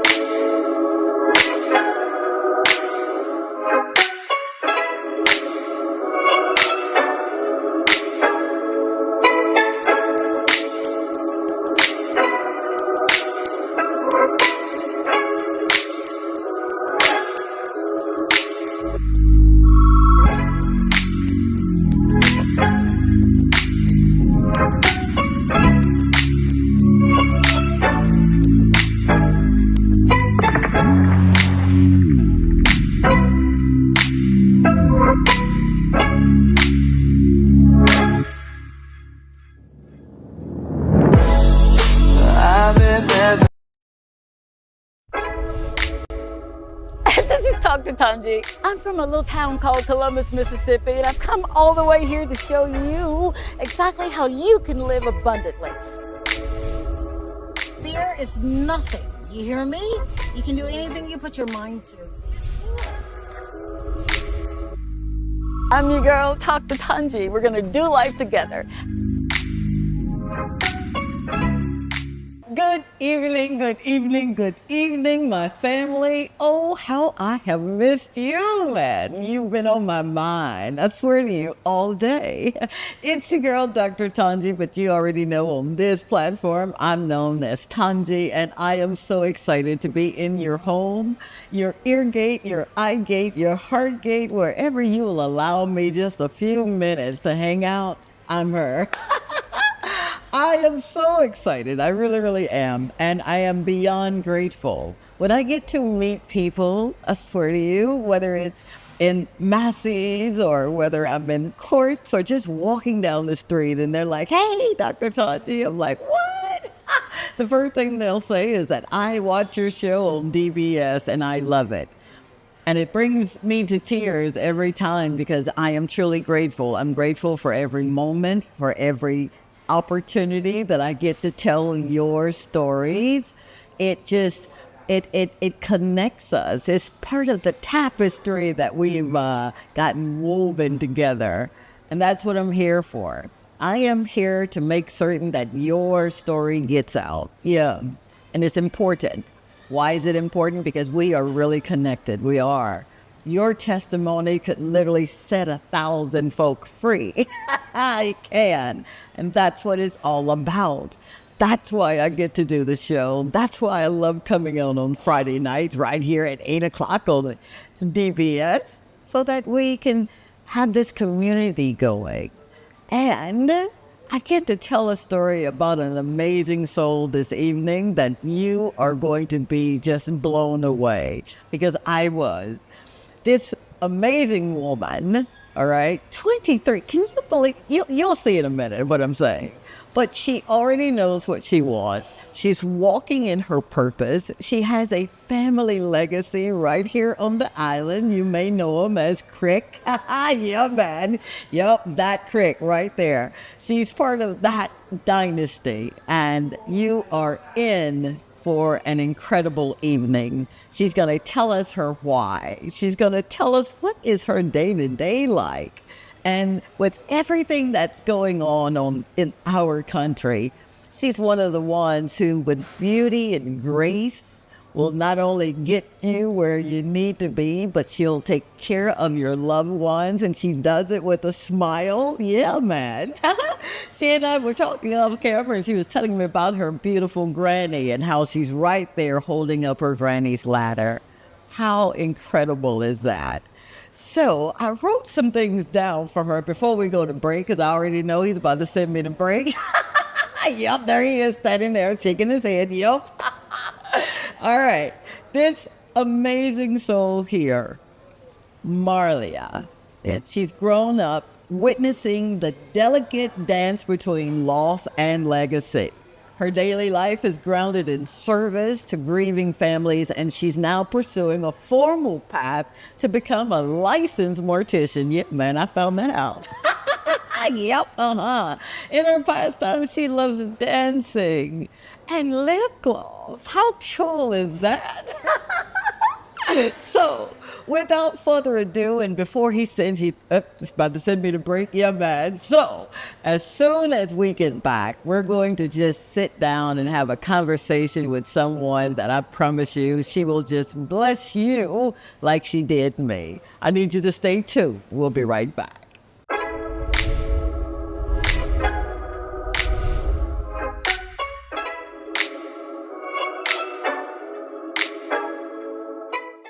Long before the runway, there were quiet prayers, silent battles, and deep hopes tucked inside tender hearts. These aren't just contestants. They are daughters, sisters, warriors, and dreamers, stepping into their own becoming.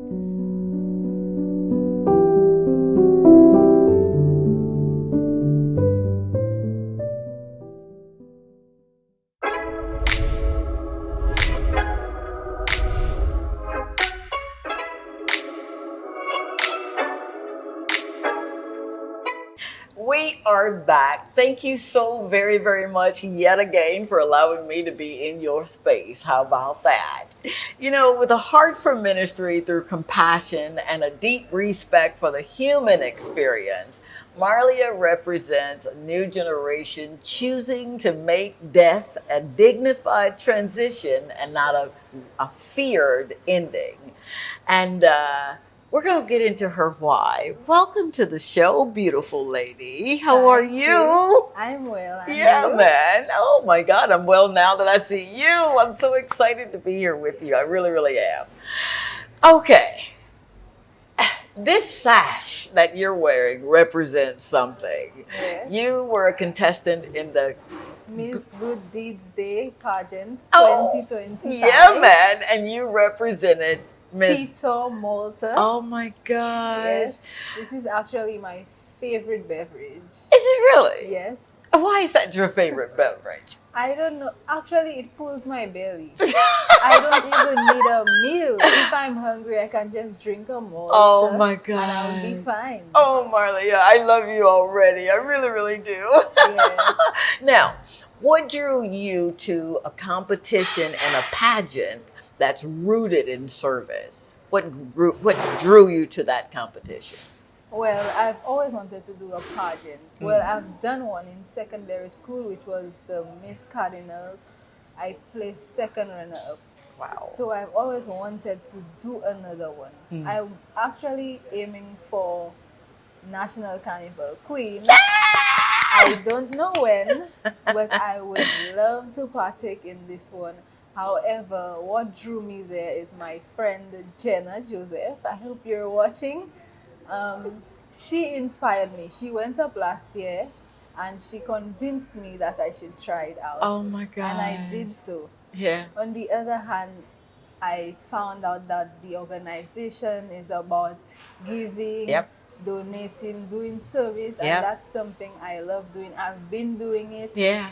A lot of people don't know, but during summer break, I would look for students and I would give school supplies to students. Oh, come Or on. even my alma mater, Cashie's Comprehensive Secondary School. I always sponsor my house. It don't matter in what way. Yeah. So I look forward to doing that all the time. So that was the other reason why I joined this pageant. So it was just the natural. Yes. Oh my God, oh my God. Now, growing up in the Crick family business, the funeral home, death has been a part of your daily life. How has that shaped your outlook on life and purpose? Okay, for me, Yes. I look at it as, we all living. There you go. And a lot of us, we fuss over certain things that we don't even have to fuss over because we do that and we tend to leave all of that behind. Come on. So to me, I think people should stop fussing over things, And that is absolutely, it's remarkable that you would say that because oftentimes, I don't know why, we have this idea that we're going to take all of these things with us, right? Yeah. And you see every day that once they're gone, they're pretty much gone. Right. Wow. So your outlook now is, I am not fussing. I am not going to complain. I'm just going to get up, roll up my sleeves. Even the most fortunate persons leave everything behind and they don't go with anything. Come on. Absolutely. And I also think that people should be kind. I try to be kind all the time. All the time. Because you never know where you're going to end up. Wow. Wow. You said a mouthful there. You really, really did. Yes. And for you to be as young as you are, you could be my baby. You could. I'm telling my age. You get to see this every day. And that I'm just so proud of you, seriously, for rolling up your sleeve and wanting to become a part of what's already been established. Yes. Good for you, baby. Good for you. When did you first feel called to pursue mortuary science? When did you, as a career, wanted to do something like that? Okay, well, I think everybody would have known my cousin. Her name is Lavoni Mitchell. Hi, Miss Mitchell. She she's there with she's been with us for a very long time. But it so happened that she left. She traveled and someone had to take up the job. Wow. And out of everyone, my father, he called upon me. Oh, come on. I did not know that I would end up doing that actually, but he called upon me and I was like, okay, no problem. I'm always willing to learn. Oh As my a matter of gosh. fact, I would have always wanted to learn every single thing in the business. When I got down there, they actually taught me everything, how to deal with the people. Wow. When they go out for autopsy and they come back, we would have to prepare them. So my father and my uncle, which is Uncle Harmon, I hope you're watching, they taught me all of that. After that, I think that I should actually go and get certified to do that. Wow. So I've been searching around for schools since then and I have found a few. Good. Yes, I'm going to be going to them soon. Hopefully next year Oh my I can God. start doing what I want to do because I actually found what I want to do. Oh, baby. Yes. I am so happy for you. I really, really am. For someone as young as you are to literally know what they want to do, that goes really against the grain of normalcy sometimes. You do know that, right? Yeah. So you're abnormal and you're okay So with it. Instead of me just being on the ground floor, dealing with customers, I found another passion that being downstairs, dealing with the deceased is even better than being upstairs. Wow. So I'm like an all-rounder over there. Yeah. I'm actually so proud of myself. You should be. Yeah, I'll thank my granny for that because she literally motivates me.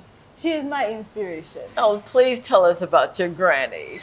My granny, her Yes. name is Mrs. Creek. Hi, Mrs. She's Crick. actually my favorite person. Oh. Yes, she's like the fairy godmother. Come on. That you can ever have. Wow. Wow. She's there supporting all of us, my entire family. I live with an extended family, and she's supporting all of us. Wow. She's always there to help. She's like a mother, a father, a sister, uncle, you can name it. Yeah. She's our everything. Wow. And because of what she does, to me, I would just want to be like my granny. Oh my granny is like a superhero. Oh my God. I want my grandbabies to say the same thing about me, that Nana is their superhero. Yes. So she's the reason that you're so passionate about what you are doing. Did you see her at some point in life do what you're doing now? No. Ah. She's been the one running the business actually. Okay. So I think she's gone through that process. Yeah, she So has. right now it's my turn to go through that process. Yeah. So I would say yes. Wow. I do see her doing what I'm doing right now. How about that? I think she's surpassed me. She's done more than what I am doing right now. For sure. I mean, she's the reason, she's the catalyst, right? Yes. She is the one who said, okay, I've got this idea, and she brought it to life. Yes. So how old were you when you said, you know what? Okay, Dad, I hear what you're saying. Okay, Granny, I see what you're doing. How old were you when you kind of internalized, I'm going to do this? I'm 23 now. I was 22 then, so that was last Wow. year when I literally made up my mind and say, okay, I see what I want to study. Wow. I see what I want to be certified in. Wow. That is amazing. Oh, Marley, I'm so excited for you. Beauty pageants and funeral homes seem like complete opposites, right? One celebrates vitality, the other honors endings.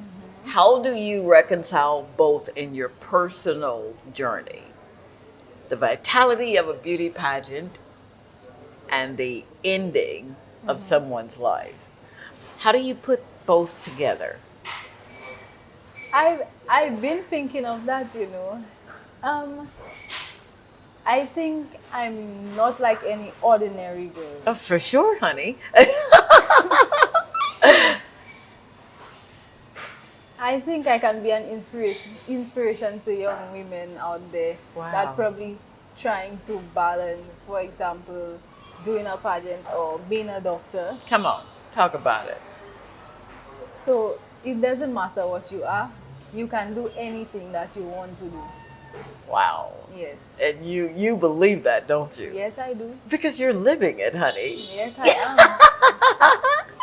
What's one moment, whether in a funeral service or a family interaction, that reminded you of why this work really does matter? What was that one moment? I think when we're going through our hardest times. Talk about it. You know, when you go through, or when my family do go through situations, it motivates me to do more so that we can get out of those situations. You don't have to let the bad predict what will happen next. That kind. Wow. So it always motivates me to do more. I think that's the most memorable thing I can think of. Yeah. I always lean on to, okay, we have our shortfalls and we always have to get back up on our feet. Amen. A lot of people, they would break down. For sure. But for me, it makes me stronger.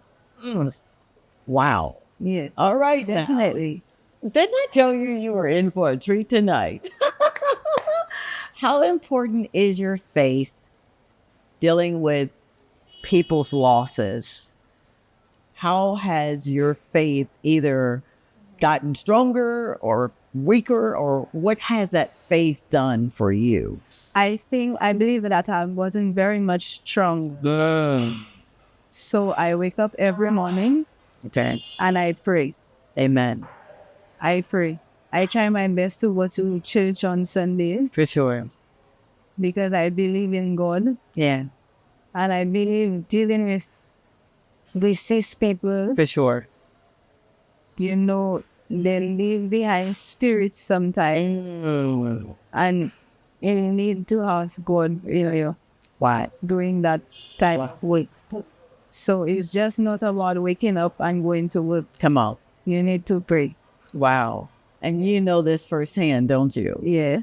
So when you are, and I don't want to get too invasive because I don't want to scare my audience, and you're not scared. We all got to go that way.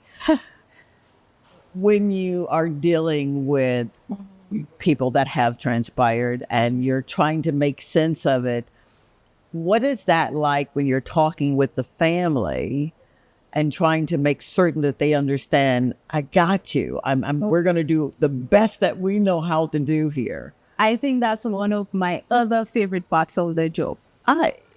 So I do deal with the customers off and on.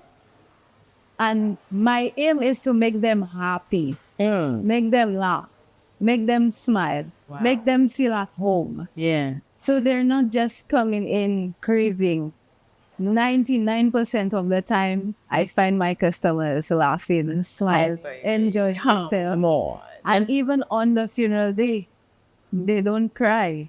It's rare that you see them crying, because when they see their loved one in that casket or coffin, they smile. Wow. They smile because they have gotten satisfactory service. Wow, man. Come on. Oh, that only in crick. And she threw in crick. How about that? He's already telling me I'm going to go for a break, but I need you to just hang out with us. Glean from this woman. Understand the value that you really do bring to this earth, and your assignment is so important. Okay? We'll be right back with Miss Marlia Crick, man.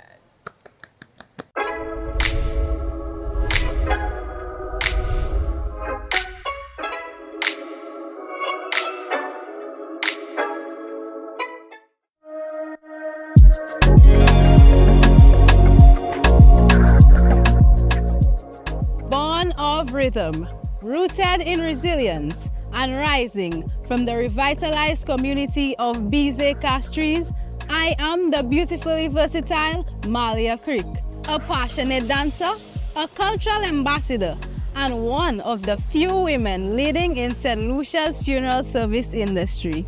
From comforting grieving families to performing on national and regional stages, I believe in using every gift I've been given to uplift others. As a contestant in this pageant, I aim to shine a light on compassion, culture, and community service. Values I live by through my annual charity drives and deep-rooted love for the arts.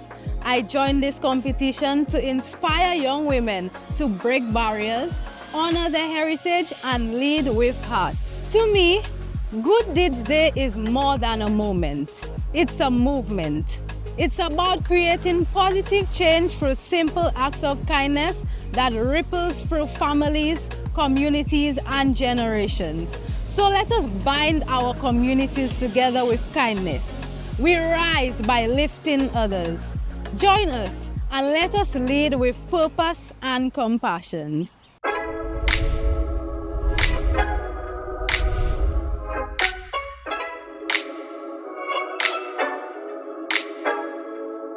And we are back, family. Oh my gosh. I know I say thank you a lot. I really, really do. But you have no earthly idea how you just literally made all of my dreams come true. Every time you tune into this show right here on DBS, it really is a blessing. It is for me to get to tell the stories, man, or just listen to the stories being told. We're here this evening spending time with Marlia Crick. Did I say that right? Yeah. Marlia? Yeah, man. I do not want to fub that name. Now, I want to ask you about, do you ever feel pressure living up to the family legacy of the Crick? You know, the Crick legacy. Do you ever feel that kind of pressure? Oh. No. Wow. Talk about that. I don't think I feel the pressure to want to Crick because not many people know that I'm a Crick. Okay. Because it's not something that I would want to have put out there. Well, it's out there tonight. Yeah, I know. I know. So I feel like I'm comfortable. There's no pressure. No pressure. No. Oh my God. So the only competition is your competition that you have with yourself, right? Yes, yes. That's what I'm talking about. Definitely that. So literally you're in competition with my own self. Wow. To do better. To do better. Yes. Amen. Yeah. I love that for you. So how do you care for your own emotional well-being while serving families during some of the most difficult times of their lives? What does that look like for you emotionally? How do you care for yourself? Well, emotionally, I do feel it for them. Yeah. However, I think I'm immune to what's happening. Wow. I'm accustomed to it already. The most I can do is comfort them. Oh. Yes. The most you can do is comfort. I don't get too emotional. It depends. Gotcha. Sometimes, things can hit you. How would I say it? The energy around you. Gotcha. It depends on the energy around. Gotcha. But I'm normally fine. Wow. Yes. Wow, that is amazing. Normally fine. Oh, so Marlia, what's next for you? What's next? You've gotten your mortuary science degree. You're working in your field, your career choice. What does life look like now? First, what's next for me is that I hope I can live life freely, happily, fun. Yeah. I hope that I can go to school and do what I actually want to do. I'm actually going to Jamaica was something that I'm also passionate about. Talk about that Dancing passion. Yeah, but in July with the #1 dance troupe on the island, Silver Shadow Performing Arts Academy. So we're actually going as a group. oh my God. I think that's what's next for me. Yeah. Yeah. Yeah. Oh man. So After that, I hope to go to mortuary school. absolutely. Yes. It's done, dear. It is so done. So the dancing, all right now, I don't formally dance, right? But I can do a thing or two in some white go-go boots. What kind of dancing do you like to do? My favorite dance genre is modern contemporary. Wow. This is where you do a lot of line. Yeah, man. Sometimes you move slow Yeah. and you pick up and Yeah. you fast. Yeah. A lot of jumping, rolling. I think modern contemporary is my favorite dance style. Good for you. My second would be St. Lucia's Best, Yeah. soca. Why did I know you were going to say that? I've also fell in love with doing quadrille dancing. Oh, wow. Yes. I am so happy for you. You're living life from the inside out. All around in dance. Amen. So Look at there's you. no genre that I don't like. I like all of them. You like all. But I would say my favorite is modern contemporary. Oh, I love that for you. Yeah. Now, what are you going to say? There's a little girl here watching tonight, and she is so inspired by you. I mean, she's like, Mommy, I can do it, Mommy.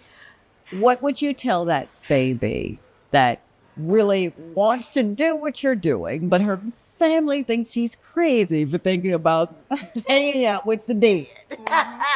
What do you say to that child? I would tell her to take a leap of faith and do what you love to do. Never set yourself back. Always go for what you want to do. Believe in yourself. You can do it. Yes. Wow. I hope that you heard that. Because before we got started on this show this evening, this woman was sitting there thinking, oh boy, what have I signed up for? And now at the close of this show, she's saying, you know what? Not only can I inspire you, but I'm inspiring myself. But can I say one more thing? Yes, of course you can. And always believe in yourself and believe that with God, everything is possible. Because I never knew that I would be doing half the things that I'm doing today. So you can do it. I believe you need to believe in yourself, first of all. And you need to trust God. Wow. I swear to you, I didn't make her say it. I swear to you, she just interrupted the flow, and I'm glad she did. So I'll leave this with you as well as we get ready for our next person. You've done very well. You've spoken, you've shown up, you've cried, you've prayed, you've shouted, you've worshiped, and now it's time for you to be deployed. Marlia has set the stage, and she set the bar so high that I'm even going back to look at my vision and my mission and saying, okay, God, we got to tighten up right here. If there is something that you believe you were created for, that you've dreamed for, you've waited for, you've sown for, do it. Right. Do it. Do not waste time. Do not allow people to tell you what you can and cannot do. She said it best when she said, put God first and you can do all things. Yes. And any opportunity that you get, go for it. Did you hear that? Any opportunity. Yeah. Just take up as many opportunities that come your way. Just go for it. Oh my God. Because sometimes it's just a one-time in a lifetime opportunity. And you just may not get it again. Oh my gosh. Now, I swear to you, I can't even make it up. Marlia, you have been such a blessing. You have been such a bright light in this sometimes very obscure world. Thank you so very much for showing up. Yes. Thank you for doing what you do. Thank you for meeting those grieving and mourning families right where they are and letting them know that they're not in this thing called life by themselves. I pray that everything you have placed your mind and heart to, it comes to pass. And I want to be there to see the manifestation of it. Thank you, my lovely. Yes. Thank you so Thank you much. for having me on your show. Oh, absolutely, honey.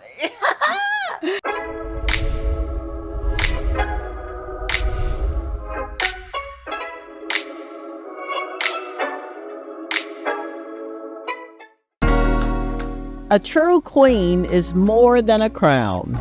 It's the purpose she carries that shapes her poise, her passion, and her presence. Join us as we go deeper into their why and the personal stories that brought them here.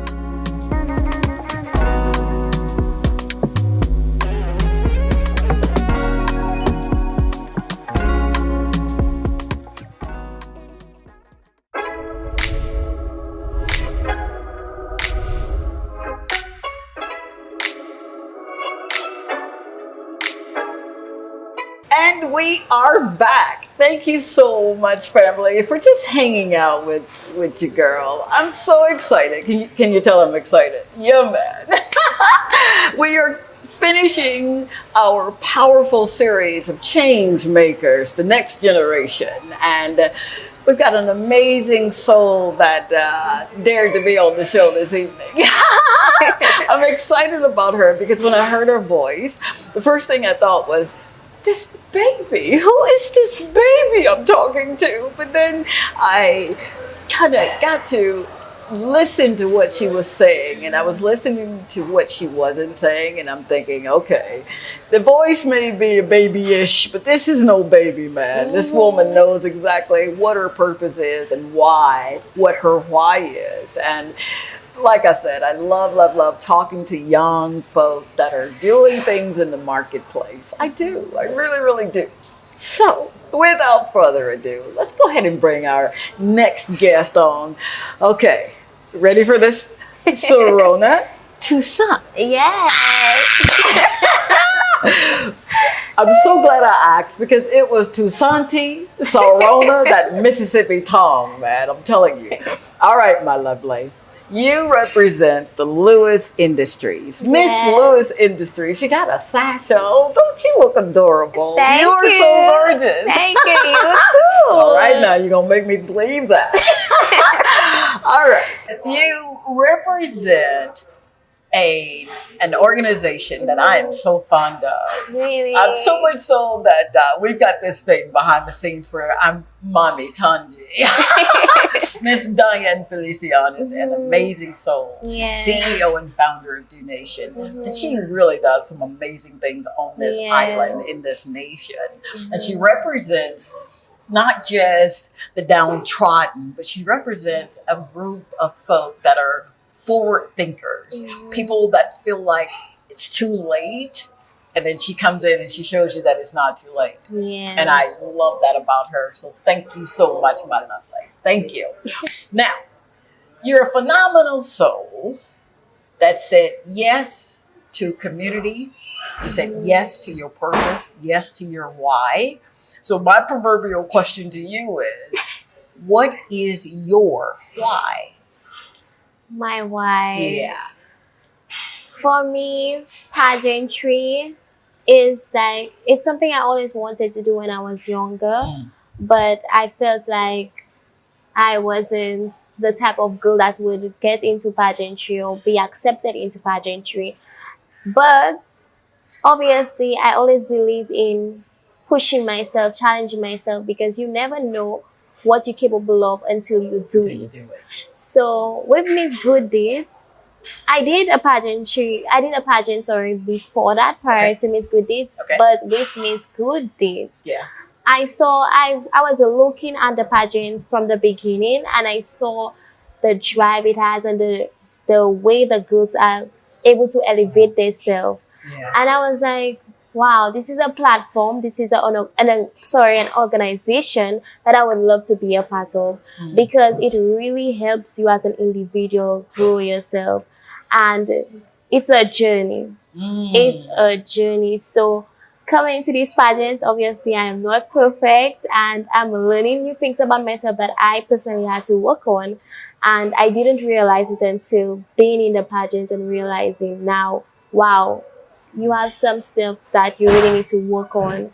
And I believe at the end of this journey, I will be a whole new transformed woman. Wow. Yes, and I love it. You love it. I love it. You said a lot, lady. Now, Yes. but you said something that I know a lot of my amazing viewers, right, may have either struggled with or perhaps find themselves struggling with. Yes. You said you didn't think you were the type of. Mhm. Now, that speaks volumes. You know that. Yes, That's it that does. self-esteem thing. Yes, it is. Why did you think you were not the kind or not the type of contestant? Mhm. Well, with pageantry, we know it's always the slimmer girls and the taller girls. I am 4'10" now. I was 4'9". I'm 4'10" now, and I am a very fit girl. So I was comparing myself.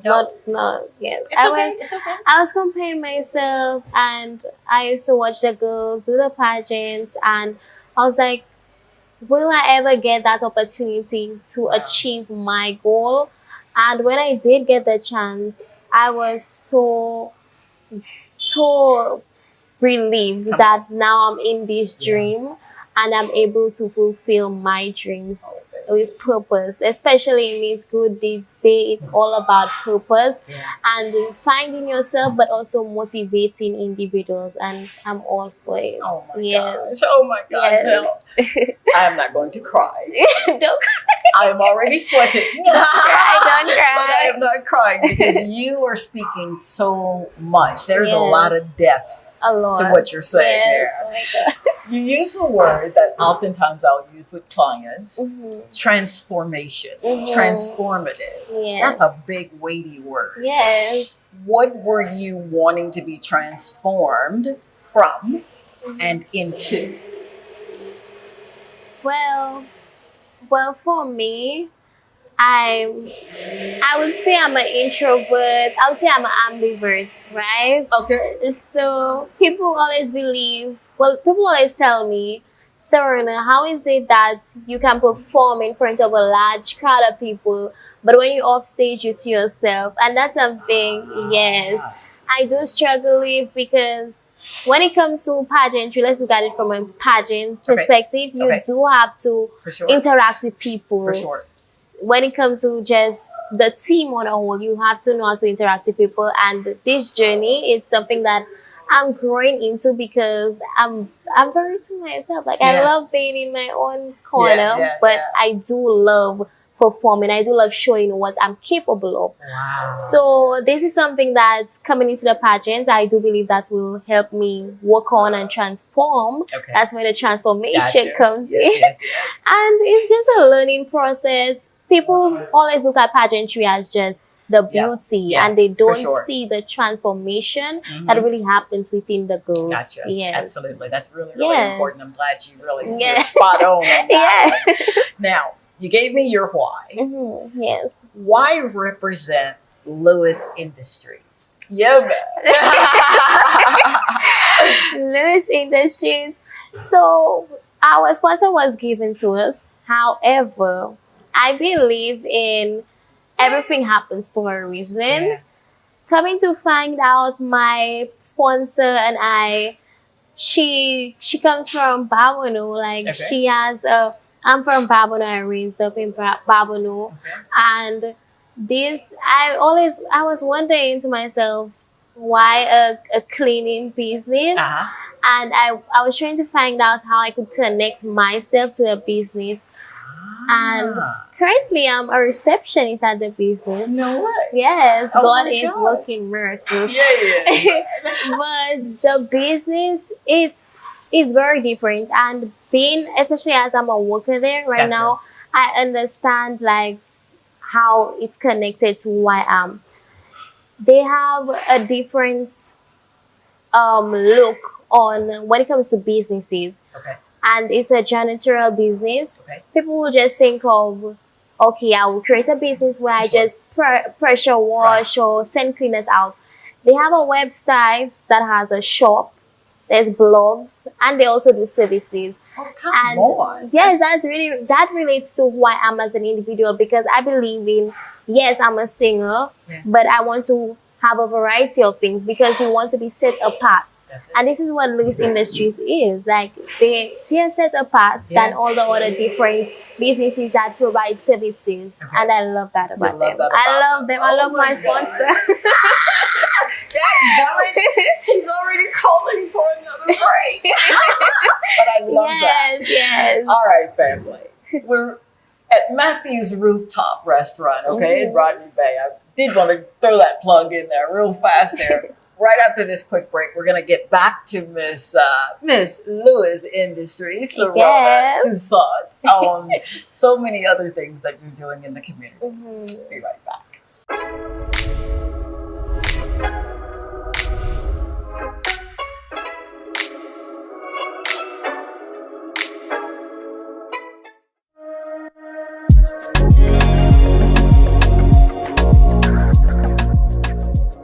Kindness is free, but its impact is truly priceless.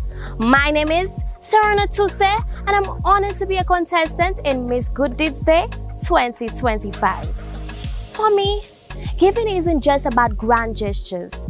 It's about the small acts of service that connects us together as human beings. Whether it's sharing with someone in need, or simply helping out a friend, or even listening to a stranger who just needs to be heard.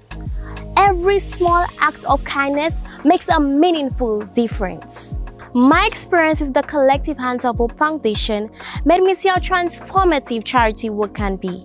It's in these moments of service that I've seen how incredible we can be when we work together collectively as a community. Being part of Miss Good Deeds Day 2025 allows me to contribute to something much bigger than myself, a global movement that encourages and celebrates kindness, compassion, and action. So, I invite you to join me. Let's turn kindness into action. Together, we can create a brighter future, one heartfelt moment at a time.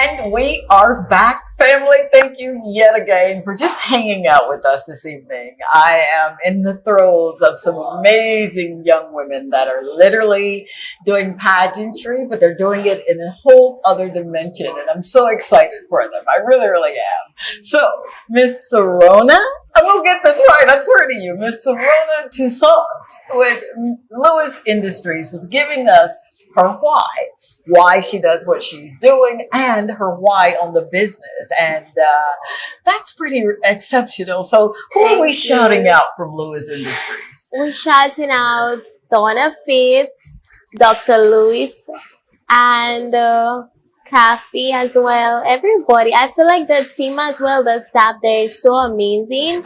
And they are nurturing me as well as to learning how to do this stuff in. I love it. You love it. I love it. Thank you guys so very much for giving her this opportunity.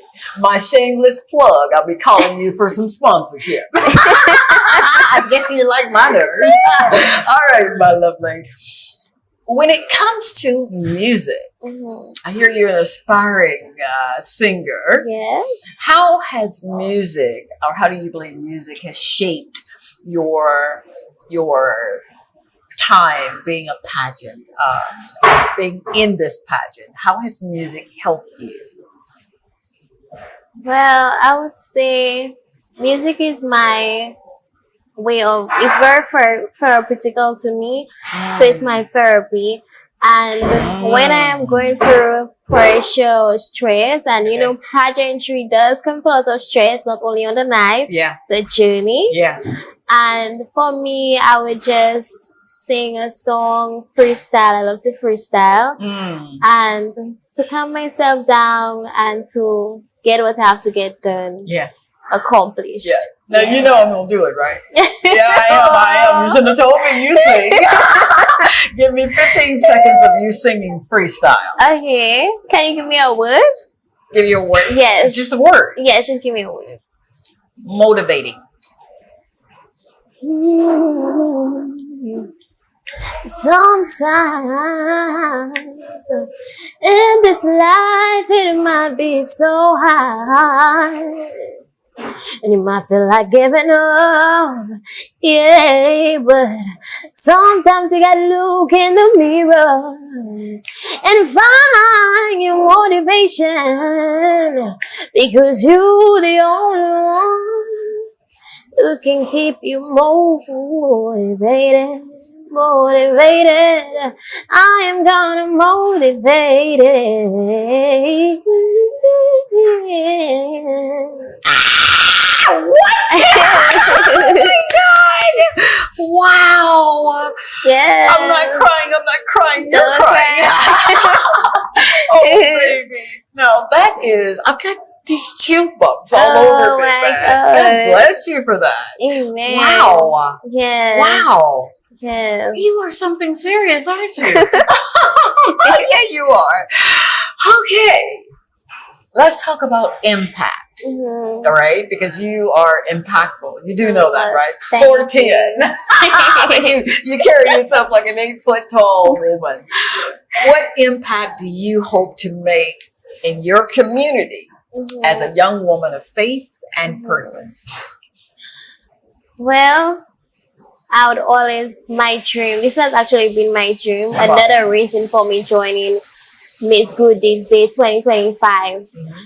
I see a lot of people in my community that has a lot of passion, a lot of potential, and because of lack of opportunities and not getting seen by the right people, they end up driving into the wrong directions. And just me being on certain platforms like Miss Good this day, I believe that can create an influence to the point where they believe that they can do it too. And trust and believe you can.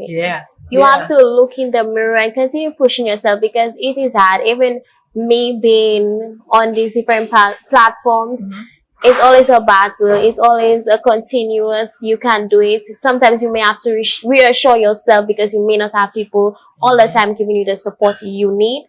And you just have to believe in yourself. So I would love to create a campaign that focuses on the talents of individuals, the youth, because I strongly believe lack of opportunities is what's driving our youth away astray, I should say. And it really hurts me as somebody who really has a passion for the arts, and seeing that there are people who can help but is too busy or doesn't really focus on the youth.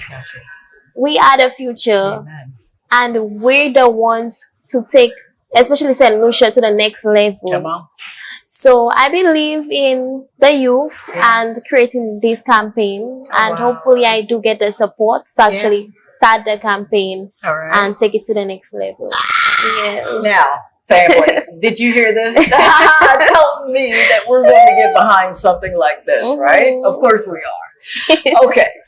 You've got a 13-year-old beauty who is watching tonight, and she's feeling like no one sees her, no one hears her, and there's no value. And as dutifully as she possibly can, she's not comparing herself to anyone, but there's those thoughts. I'm not good enough. My hips are too big, my lips are too big, my nose is too wide, my skin's too dark. What do you say to that 13-year-old girl that's watching right there in that camera, right? What do you say to her, since you're a freestyler? Say something to her to meet her right where she is. Okay. I want you to look in that mirror and say those affirmations. People believe that words of affirmations is just a phrase that psychologists and therapists tell us to say. However, you looking in that mirror and speaking life into yourself is going to take you to the next level. Do not quit on yourself. Never give up on your dreams. Keep on pushing to your destiny, because you will face difficult times and you're supposed to believe that you're going to fall. What are you going to do when you fall? What are you going to do when you fail? It's not going to be easy, but it's all about the journey and overcoming. Believe in yourself, because nobody will believe in you if you don't believe in yourself. Wow. Yes. Wow. I felt like I was speaking to my younger Yeah, man. I felt like you were talking to my 13-year-old self. Oh my God. Yes. And I could literally, I could hear what you're saying. I'm listening to what you're saying. Yes. And my takeaway is, I've got to believe in me. I've got to believe in me. You got to believe in you. Yes. You got to believe in you. All right. Who's your support system? I mean, you're pretty phenomenal. I wouldn't dare ask you how old you are on camera, but who is your support system? I would say I have a lot of people who really make my support system, but my biggest supporter, hands down, will always be my mother. Oh, wow. My mother would always find her way from when I was young, performing from the age of 4. Always find a way to make it backstage, whether she have to eat on a bus. She would always make it her duty to be there for me. Wow. She would listen to the interviews if she can't make it physically, she would be there. Wow. She would still be present. And I do love you, Mommy. Thank you so much for your support and creating this amazing young lady who's going to continue making you proud. So yes, my mother. Oh my God! Going another break. You knew I wanted to get into that. No worries. Yes. I hope that you're gleaning from this amazing soul. I told you you were in for a treat. You really are. Stay tuned. We're going to be right back.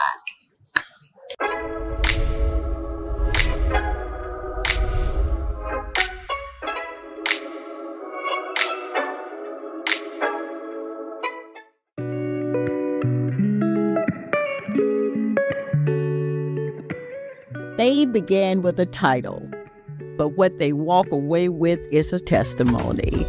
Purpose doesn't need a sash, confidence that can't be crowned, and a voice that refuses to be silenced. Breathe in this moment. Speak this truth aloud. Serona, Marlia,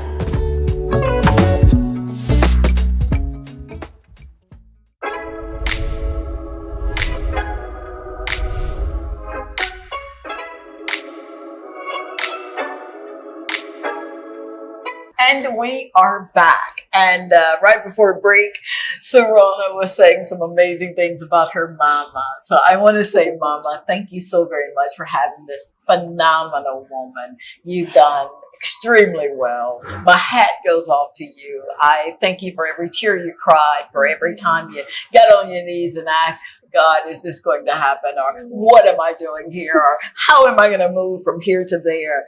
Thank you for not giving up on her, not giving up on you. So, kudos. Kudos to Mama. Yes, kudos. All right. What do you feel at this moment, at this season in your life, is your God-given assignment?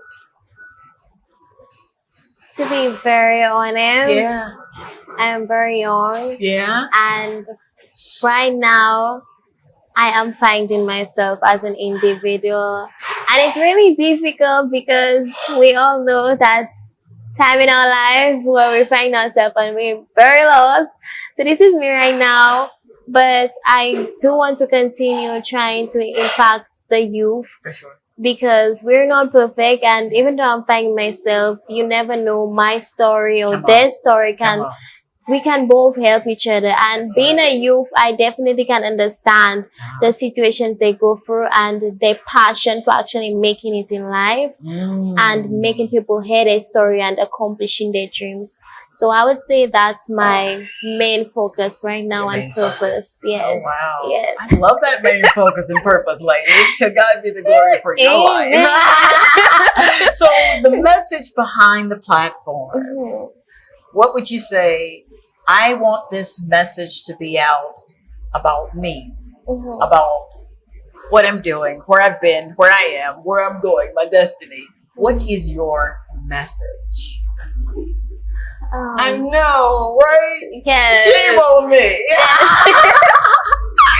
I mean, I feel like it's clear right now that my message is just trying to get a platform to empower the youth. It's so essential. And I feel like people, they do start, but it fails, or it's not impactful enough. Probably because of the resources or not getting enough people to help them, or the right people to help them. And I feel like it's very, very essential. And it's something that we do have to take into consideration, because again, the youth is the future. We are the future.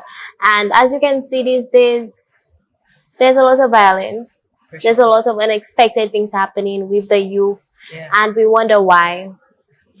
Where's the opportunities? Why are they not getting a platform to create or to reach the next level, to better themselves?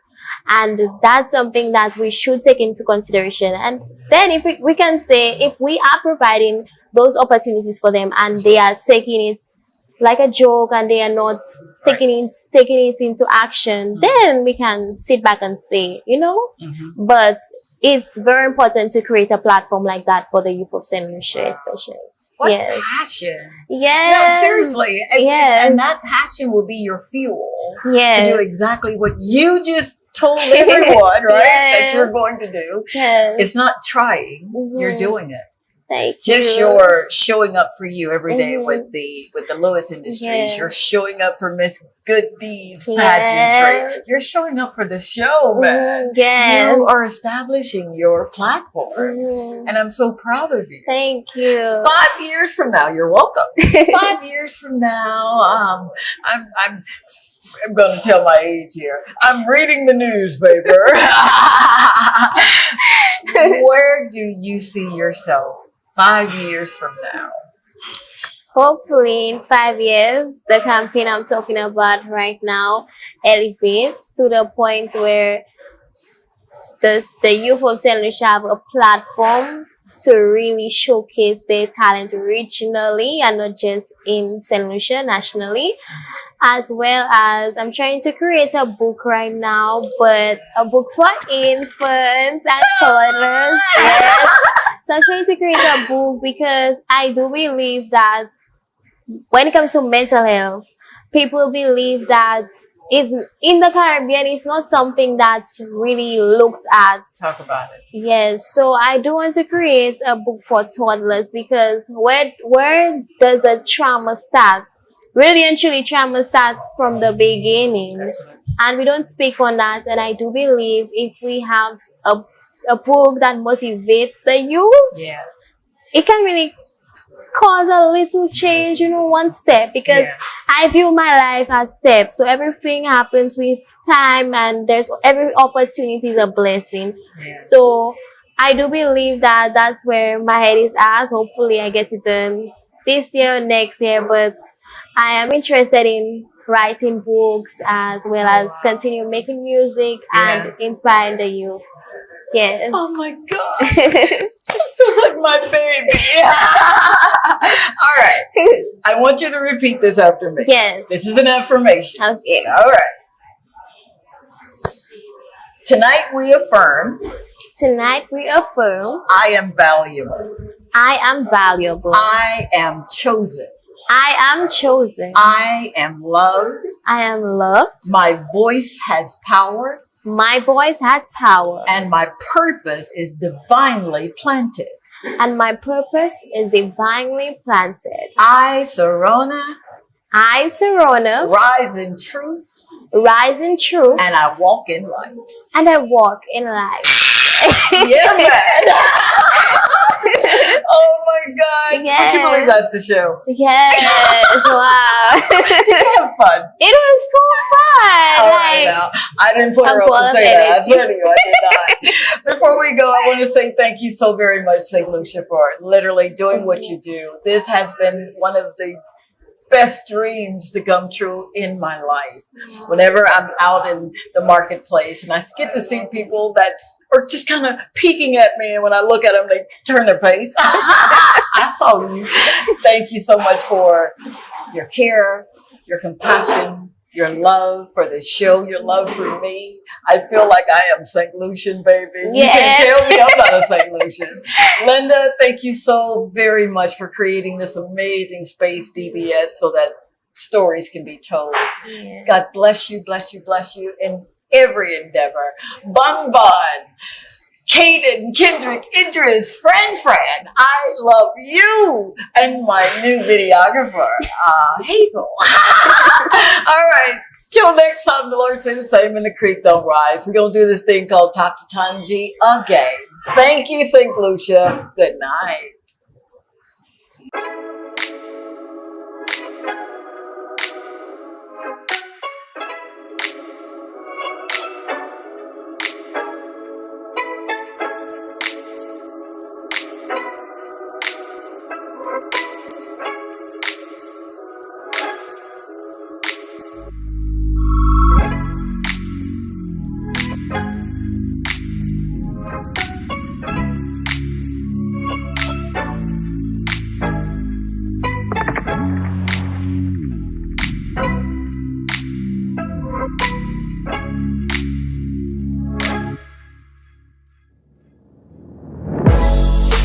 I remember your signs, you remember my eyes. We were known to get but we both knew better. I remember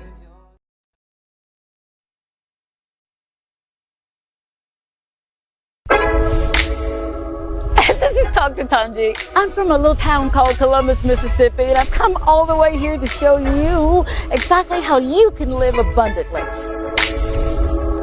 Fear is nothing. You hear me? You can do anything you put your mind to.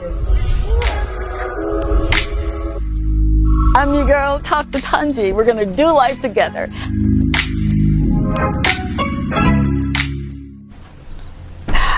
Good evening, good evening, good evening. How you doing?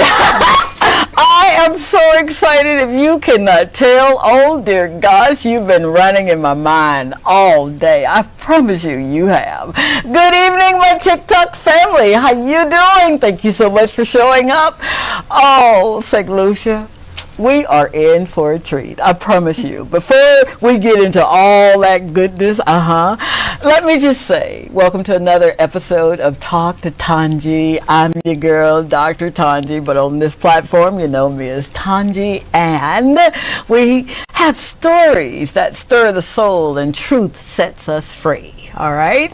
Before we get into this incredible story of faith and healing and overcoming obstacles, I want to say thank you. Thank you so very much for allowing me to come into your home every week. I do not take it lightly or for granted. I know on a Friday night, honey, at 8 o'clock, you could be doing whatever you want to do. But for you to tune in, literally, and share what I'm doing here, I am grateful. When I see you in the marketplace, I get so excited. And if you know anything about me in the marketplace, I'm always hugging, right? Yeah, man, I'm from Mississippi. That's what we do.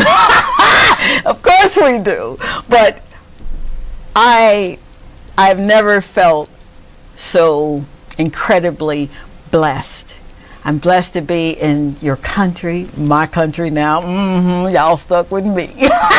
I'm blessed to literally wake up every day and do exactly what I want to do, which is serve him. I promise you, with my gifts, my talents, my mindset, my hands, however I can do it, I do it. It is truly a blessing. It's an answered prayer, and I promise you, I do not take it lightly. I don't. So, without further ado, let's get into tonight's guest. Oh my God. Whew. Every story that I get to bring to the forefront, I get excited about it. when I see people living their best life, living the life that God has promised them, living the life that they just got up and said, you know what, I'm going to get myself together and get on out my way. I get excited when I see little girls and little boys smiling, showing up for classrooms and teachers and principals. Hey babies and ancillary. Ancillary, I love you so very much. I do. Tonight, I have the distinct honor of sitting down with a woman whose return to her roots became her revival. She's born in London to St. Lucian parents who have since departed. Thank you so very much for the gift that you left in this earth. Thank you so very much for your service. Amanda Alexander, pastor, teacher, CEO, and founder, man. Yeah. Once vowed that she would not step foot here again, but God had other plans, and her obedience is shifting the landscape. It is. She's walking in power and purpose, launching a woman's movement and a full-scale manufacturing plant in Dennery for her signature, I kid you not, Love sanitary napkins. And she's going to tell us all about that. But she's proving that pain can lead to purpose and ashes really do turn to beauty. Oh my God. So let's welcome her. Let's do what we do, St. Lucia, when people stop by and we get to have them live in the studio. Yeah, that's what we do. All right, my lovely. How are you? I am fine, thank you. It's an honor to be with you. Oh, I didn't tell her to say that. I swear to you, I didn't. You know, it is truly. I'm a little nervous, man, because you are such a woman of distinction. You're a woman of substance. You walk. I mean, when you walk, it sounds like thousands of people are walking with you. How about that? Oh my God. I want to focus tonight on your vow and the return. Take me back, or take us back, if you will, the moment when you said, I'm never coming back. I know, right? Ouch. What happened? Well, I was born in 1965 to St. Lucian parents in Mile End in London. Okay. And sadly, my mother suffered with severe mental illness, which led to her and my father sadly divorcing. Okay. So at the age of 5 years old, my two brothers and I'm a middle child, the only girl. My mother thought it would be a good idea to help alleviate her stress to send us to live with an aunt in St. Lucia. Okay. So, but unbeknown to her and my late father, we were ill-treated. It was a shock to our system. At the age of 7, my aunt, with full awareness, gave me to my uncle to rape me. Oh, come on. Regularly for 2 years until I left when I was 9. I went and told her about it. She said, he only wants you. I asked her, can she put my brothers to sleep next to him? And she said, no, she only wants you. We were starved, we were beaten. It was awful, and there's no exaggeration. Wow. And so our parents would send money for our education and toys and clothes, but the packages would arrive. And we would get like a toy out of it or a sweet, and she would sell the rest. Oh, wow. But when it came to making our first Holy Communion, she knew that pictures would be going back to London. So she ensured that I had my dress, my brother had his suit, one of my father's sisters was my sponsor. She came and stood with me. And so that was the only time I remember her spending money on us and our cake, because I love icing. I love icing. I do too. And but it was a very horrible life with them.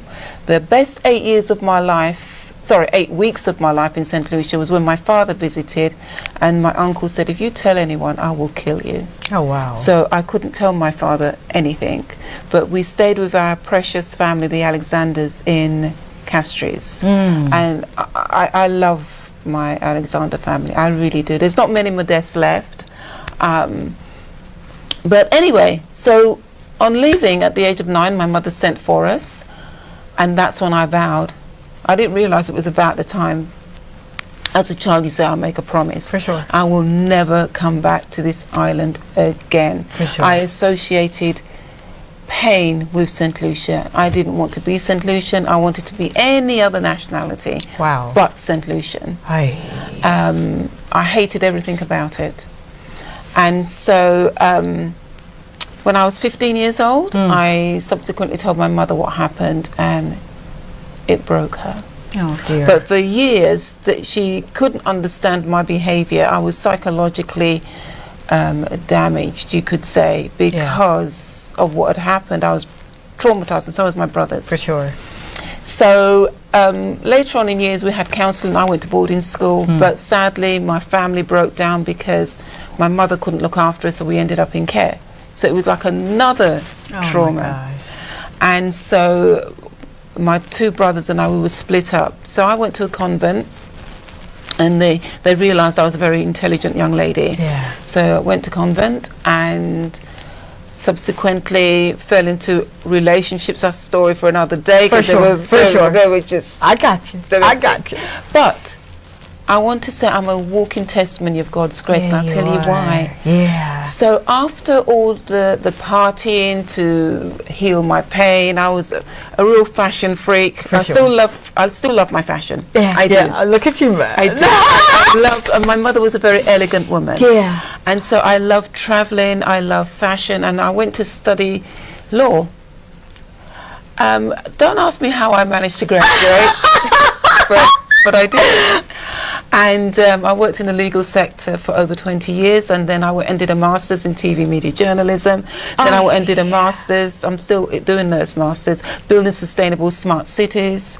I have other vocational qualifications, so I have a plethora of letters after my name. Lady! And I think... we'll get it. And I think to myself, what happened? You know, a girl that was bound by shame and trauma ends up in the most peculiar places, working with judges, working with barristers, just moving up in the different echelons of society. For sure.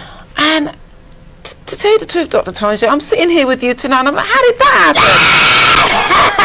happen? And it's just been, when we give our lives to Christ, there's a place of healing that he takes us to that we don't realize that we need. But I want to encourage young ladies, young children. God is not boring. He's adventurous, and I'm a walking testimony of that adventure. And so, as I said, I studied law, and then I realized I was very entrepreneurial, very creative. I love inventing things. Wow. So I was on a film set at the age of 50, 2015.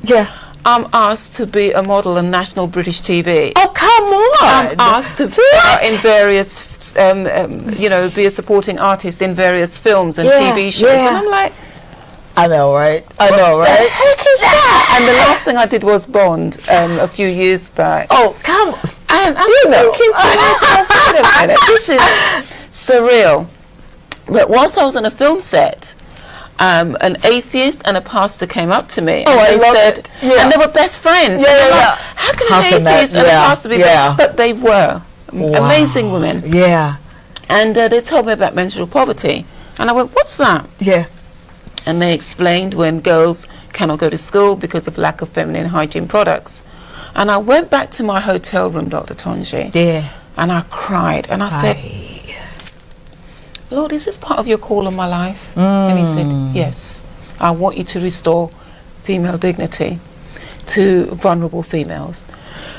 Excuse me. And I thought, so after extensive research, I found that the majority of products that are on the market at the moment contain chemicals and plastics, and they're not conducive to our well-being.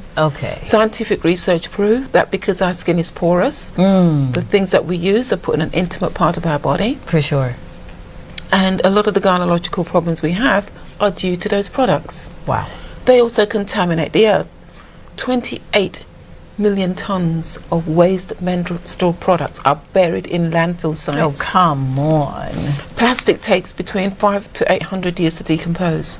So you've got generations after generations growing up on contaminated soil, and they have no awareness of it. Wow. And I thought, if I'm going to resolve a problem, I cannot compound it with another problem by donating these type of products. For sure. Again, I'm like a hamster. I love a challenge. One thing about me, I love a challenge. I've got a determined spirit. I will not quit until I get the answer. Come on, lady. And if it doesn't work that way, I'm going to find another way. I will not give up. Oh my God. So I found these products that were made by a manufacturer that were biodegradable, natural, healthy, which are my bamboo and cotton sanitary pads called Love and tampons.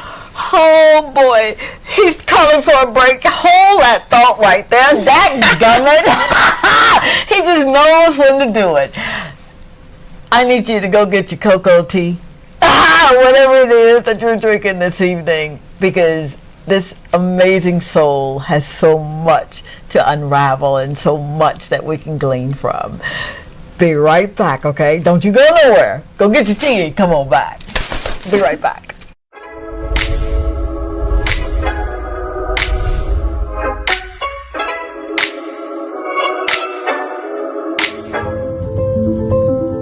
You're watching Talk to Tanji, where purpose meets power. Our guest, Amanda Alexander, is the visionary behind the Love Project, an eco-conscious, feminine, carefree movement transforming wellness for women and the world with toxin-free, plastic-free bamboo pads. She's proving that love can heal, restore, and protect from the inside out.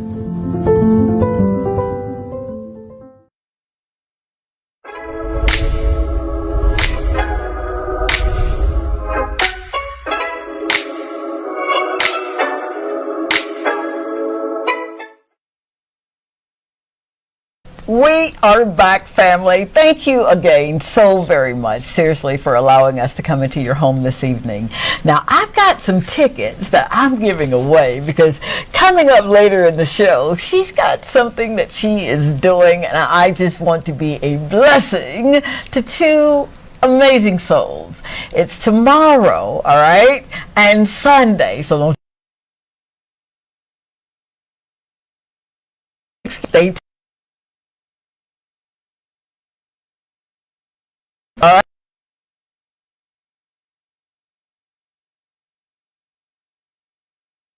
right. And you'll be my special guest. We're here with Amanda Alexander, CEO and founder of Dignity. Female Dignity. All right, Incorporated, baby. So you're telling us you're unraveling the story. I sure am. Would you continue? Yes, with pleasure. So I then came back to St. Lucia, and in 2022, and because I was going to launch Female Dignity in Africa originally. Oh, come on. Originally. What part of Africa? Jos. Jos. Nigeria. Yes. I was. But what happened was, God got a hold of my heart. And when the wheels of the plane touched Huanora Airport, this love for St. Lucia came. Wow, don't you dare make me cry. I'm not crying on this show tonight. I love my St. Lucians. And I say that because my late parents left me with the opportunity to get my St. Lucian citizenship, which I now have. No way. Yes. Congratulations. So really, thank you. That is, that was a gift beyond the grave, because I got that in 2023, and my mother passed away in London in February 2022, and my father in 2000. So for me, it's a gift beyond the grave. So absolutely. I love St. Lucia. I love Look at you. my St. Lucian people. Yeah, man. I do. I just do. When I go to England, I do visit because I have my family still over there. For sure. But when I'm there, I'm like, God, please give me the grace to enjoy England. I want to get back to St. Lucia so fast. I feel the same way. And when I'm back, I'm just so happy to be back. Baby. The people, the land, everything. I know, So right? anyway, so when God slammed the door shut to opening female dignity in Africa, I started to see why. He said, you're going to open up a factory in Dennery, because that's where Daddy was born. You're going to honor me, and it's a legacy. And I said, okay. I looked on the ground and I saw banana pseudostems. Banana pseudostems is a waste material that after the bananas are harvested, the farmers just let them rot on the ground. Wow. Those are the trunks that I will be taking to manufacture our feminine hygiene products. But I've gone a step further, Dr. I'm listening. I actually invented a banana composite fiber. And what that means is that nobody can touch me. The big guns can't touch me in the sanitary field because I'll be using my own banana fiber composite fabric. Wow. This fabric will not only be beneficial to the hygiene industry, it will be beneficial to the medical sector, building trade, and far-reaching. Wow. Now, I will be manufacturing love from the banana pseudostem. For sure. We're looking for a piece of land in Dennery right now. We did have a factory, but we decided we were not going to go that route. Okay. So we're looking for a piece of land, and we're going to build our own infrastructure. Look at you. So we're just looking for the right investors and funding to do that. And I'm just excited because this will be a St. Lucian enterprise, and I'll tell you something else. Oh, tell me. We are going to have, under Female Dignity, a group called the Women of St. Lucia, and we will be on a crusade to end menstrual poverty. Wow. Not just in St. Lucia, but across the Caribbean region. Dear heart. And so the Women of St. Lucia, we're going to come together and end that stigma in our country. Look at you. And then if God says, okay, he wants us to go overseas with it, then we're happy to do that. I love it. But with Female Dignity, I'm a member of Export St. Lucia, so already they will be responsible for exporting the product regionally and internationally. You better come I'm also a client of the Ministry of Commerce. The St. Lucia Bureau Standards have already approved our packaging. The Taiwanese Embassy, I'm looking to exhibit there in November. And so we'll be generating an extra stream of income for farmers, and I was so excited with our Prime Minister who has set aside a certain amount for to help end menstrual poverty by supplying products to secondary schools. Oh, come so on. Anyone who wants to exalt the plight of females, that they continue capitalizing on their education because we're supplying these products. For sure. It's great. So we already have given to the Upton Gardens Girls Centre. I also work with the Bordelais Correctional Facility. And last weekend, the Holy Family Orphanage in Rodney Bay, we're looking to partner with them as well. So my heart is using business as a mission. Absolutely. That is what it is for me. What it is. And my brain has already got other concepts and ideas of all different other things, but we're launching Female Dignity first. Look at you. And we're working with the banana farmers, so the IRDC, so that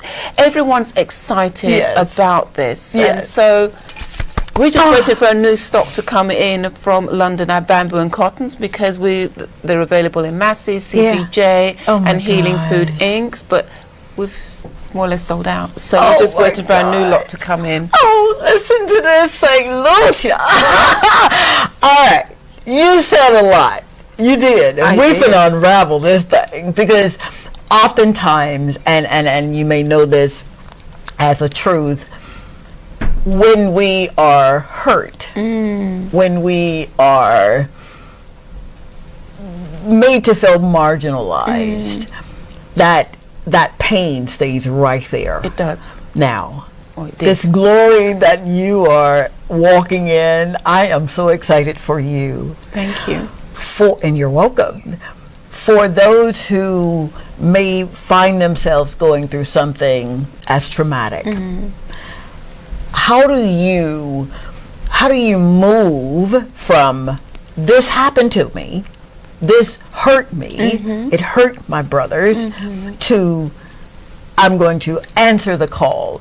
Because oftentimes, again, people get stuck right there. Would you speak to that? Yes, I'll be honored to. So my first step that I took was telling my mother at 15. Once I told my mother, I felt a kind of liberation in the sense, and my grandmother as well. My grandmother looked me in my face and said, I believe you. Wow. And it's so important when someone can look in your face and say, I believe you. Because when they do that, they've given you the forum to pour out your heart. There you go.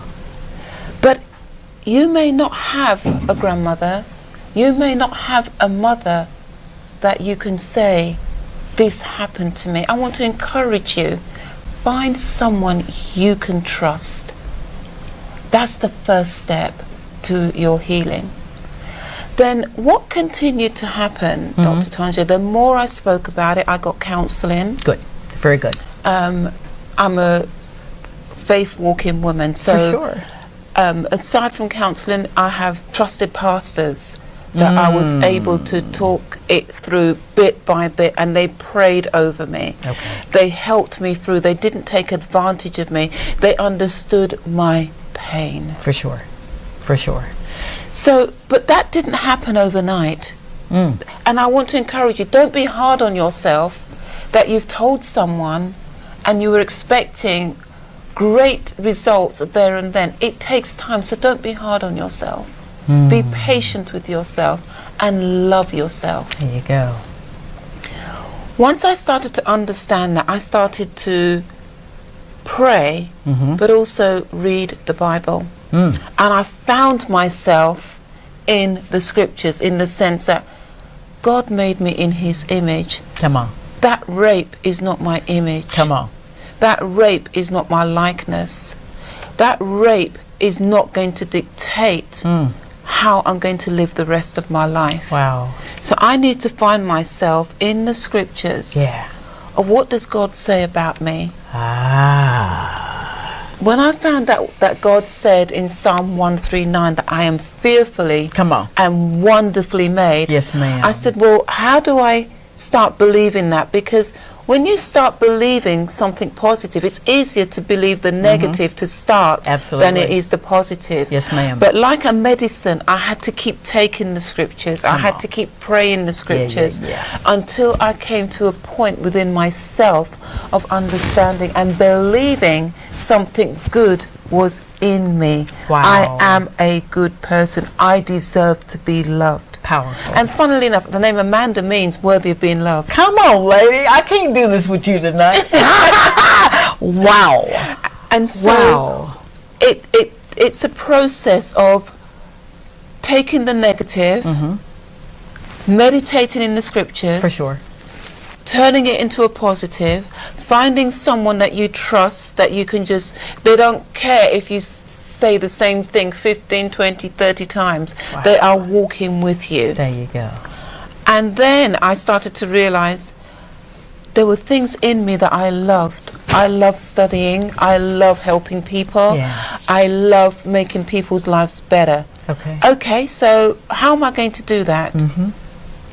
Look for interest. Look for things that you are interested in. And once you start looking for things that you are interested in, you will start getting a joy within your heart that's unspeakable. So when I was a lot younger, I enjoyed reading to old people.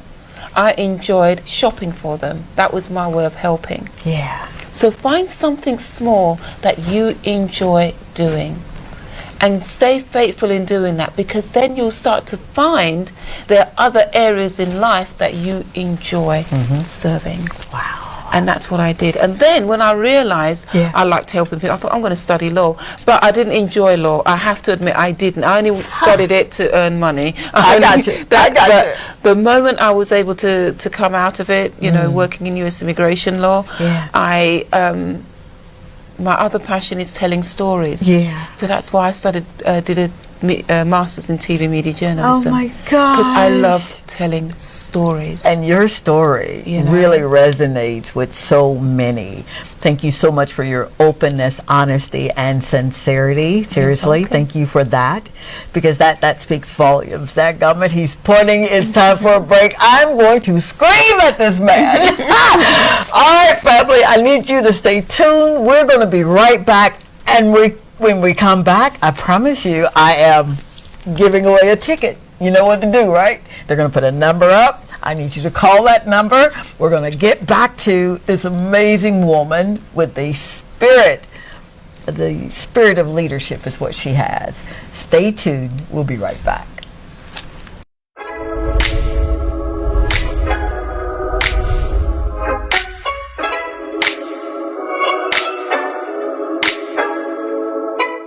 Family, mark your calendars. The Fearless Women's Conference 2025 is here to shake the island and shift your life. Join us July 25th, started today, through the 27th at the Financial Center at Point Seraphin in Castries, St. Lucia. July 26th and 27th, 10 a.m. to 5 p.m. From walking by faith to finding your identity, overcoming menopause, starting your business, and knowing your rights. This conference is for every woman ready to rise. Hosted in affiliation with Streams of Power Ministries. This is where healing begins, purpose is revealed, and chains are broken. Sis, your seat is waiting.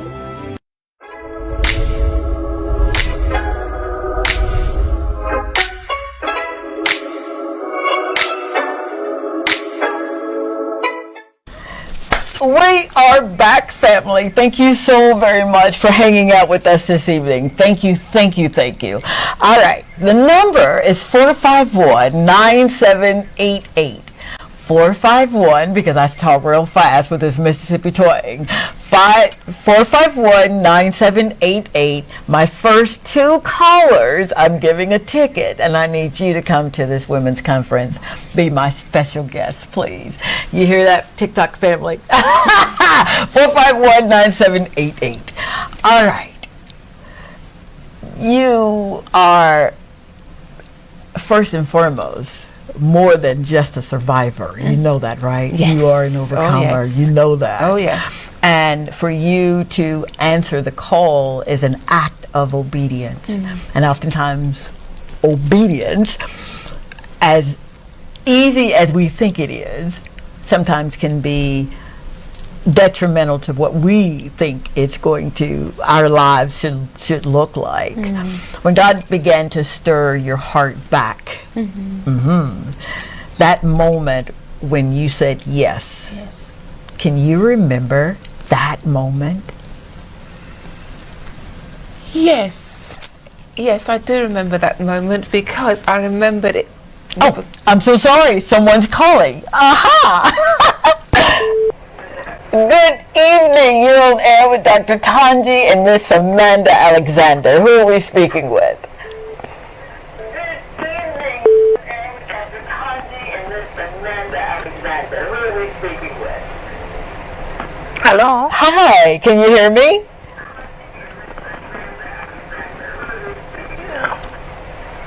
Hello. Hi. Can you hear me? Are you there? Yes, I am. Okay, wonderful. Thank you so much for calling. Now, I know you're going to be my special guest in the morning, right?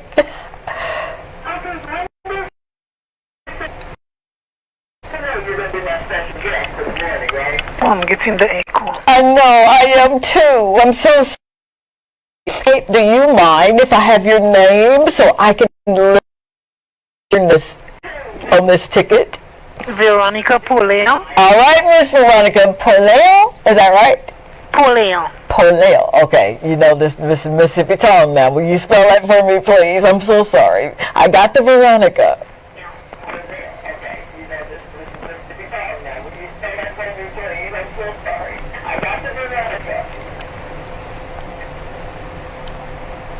Miss Veronica?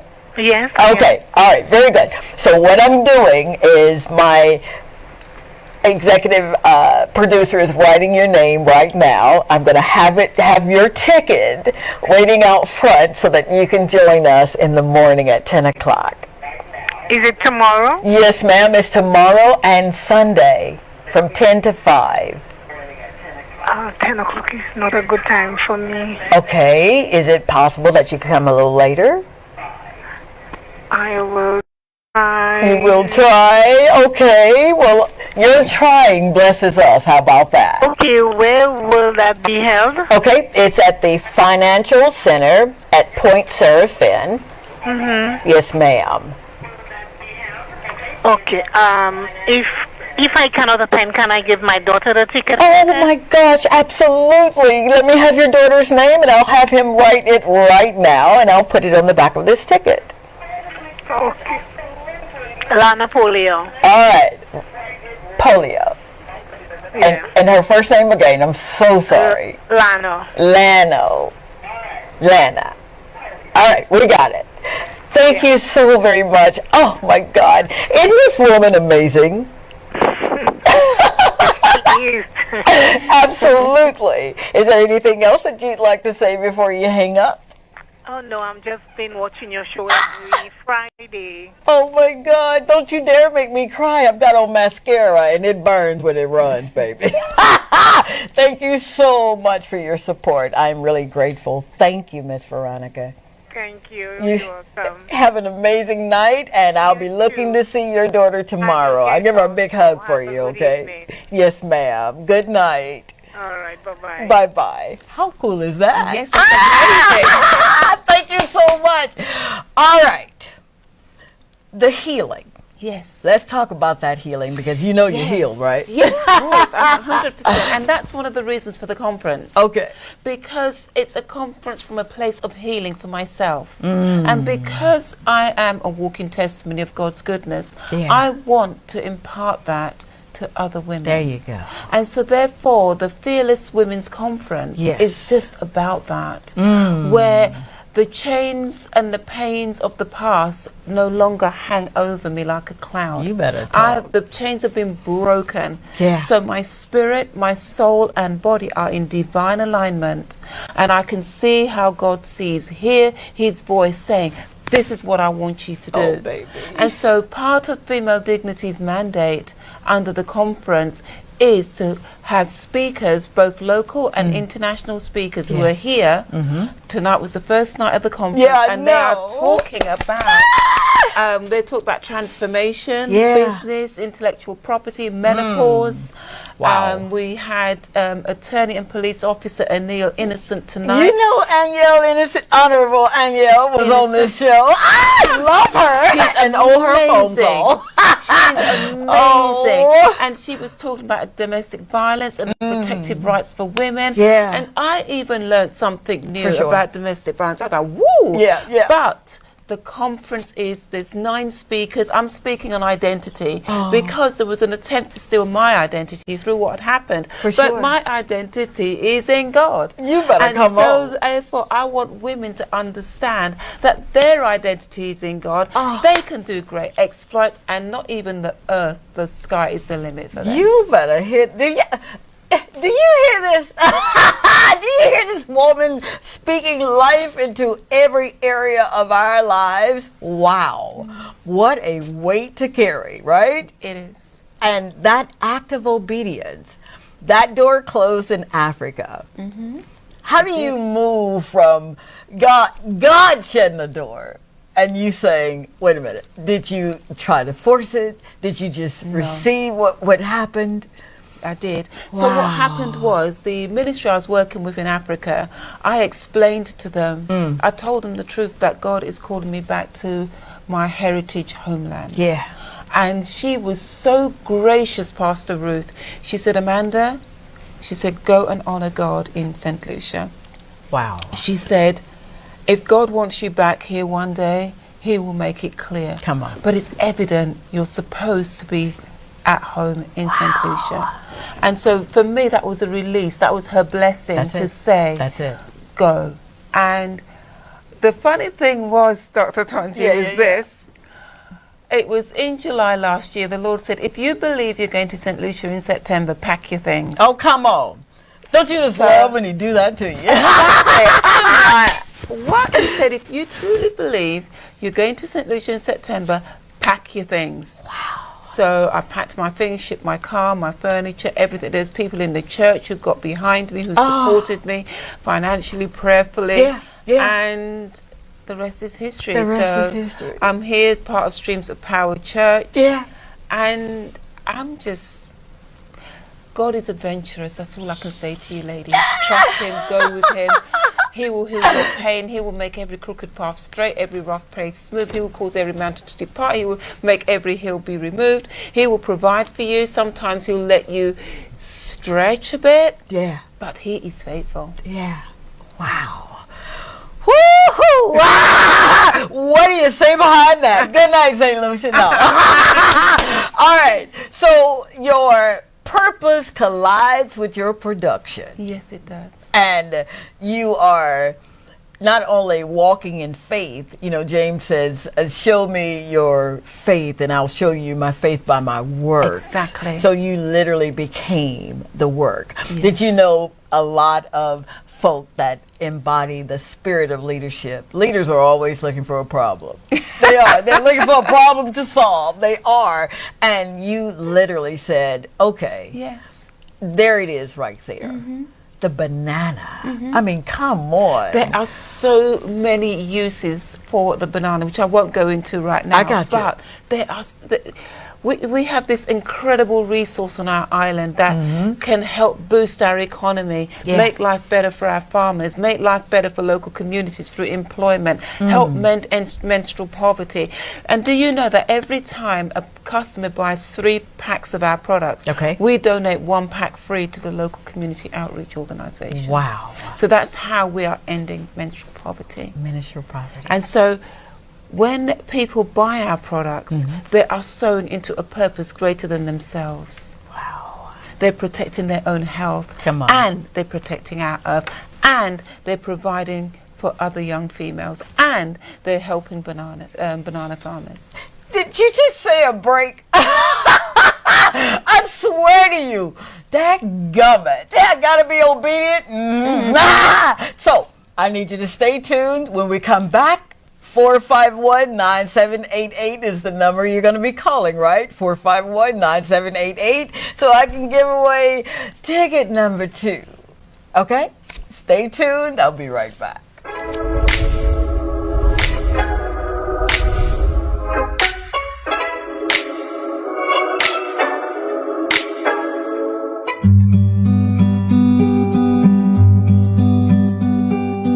The Love Project is more than a brand. It's a call to action. Through her Love Yourself and Earth initiative, Amanda Alexander is building bridges between women's health and environmental stewardship. With every product, she's sowing love into the land, into our bodies, and into future generations.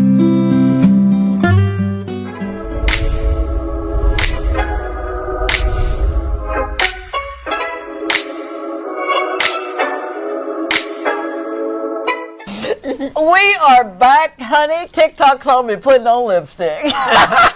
451-9788. I need you to call so you can be my special guest. You see the number on the screen, right? 451-9788. All right? Okay, very good. While you're calling, the message. Wow.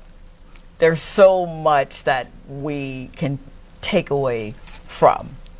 What do you want us to take away from your conference? Never give up. Never, ever, ever give up. And secondly, you are worth it.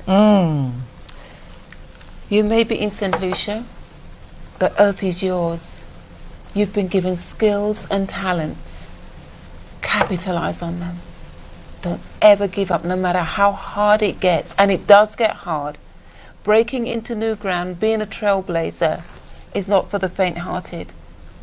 There'll be adversity, there'll be challenges, but they are there to make you stronger. And they confirm that you are on the right path. So that's what I would say.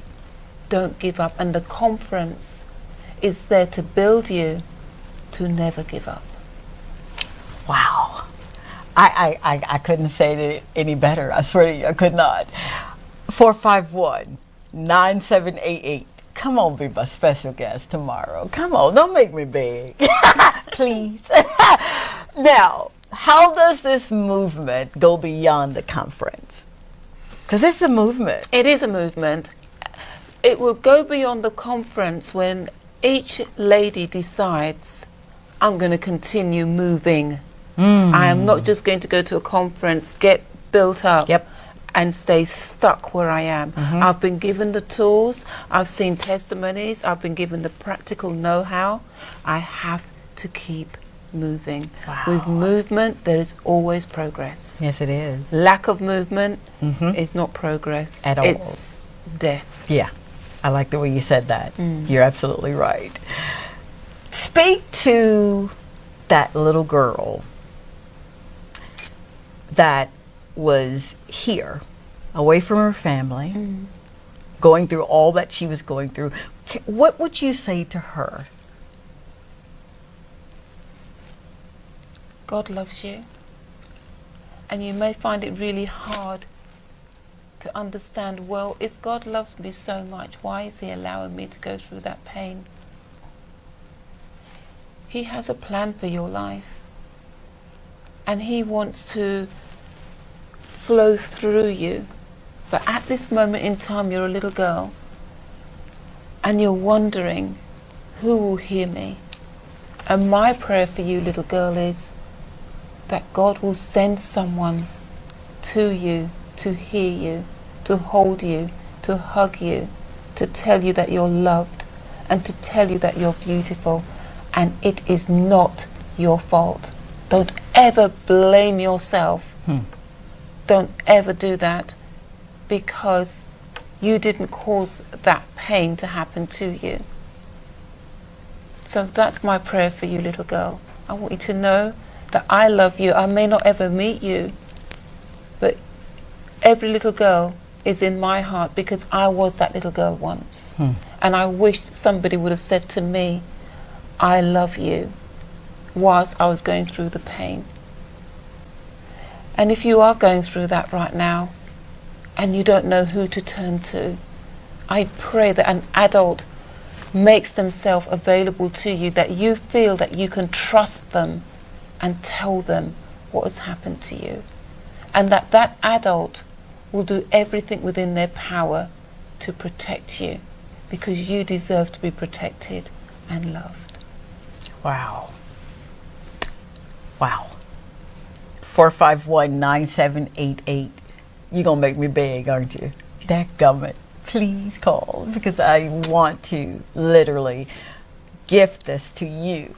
My gift to you is that you be made whole and complete, and you surround yourself around women that really can carry that banter and just love you, love you, love you. 451-9788. All right, minister, healer, pastor, teacher, you carry a lot. How do you stay grounded?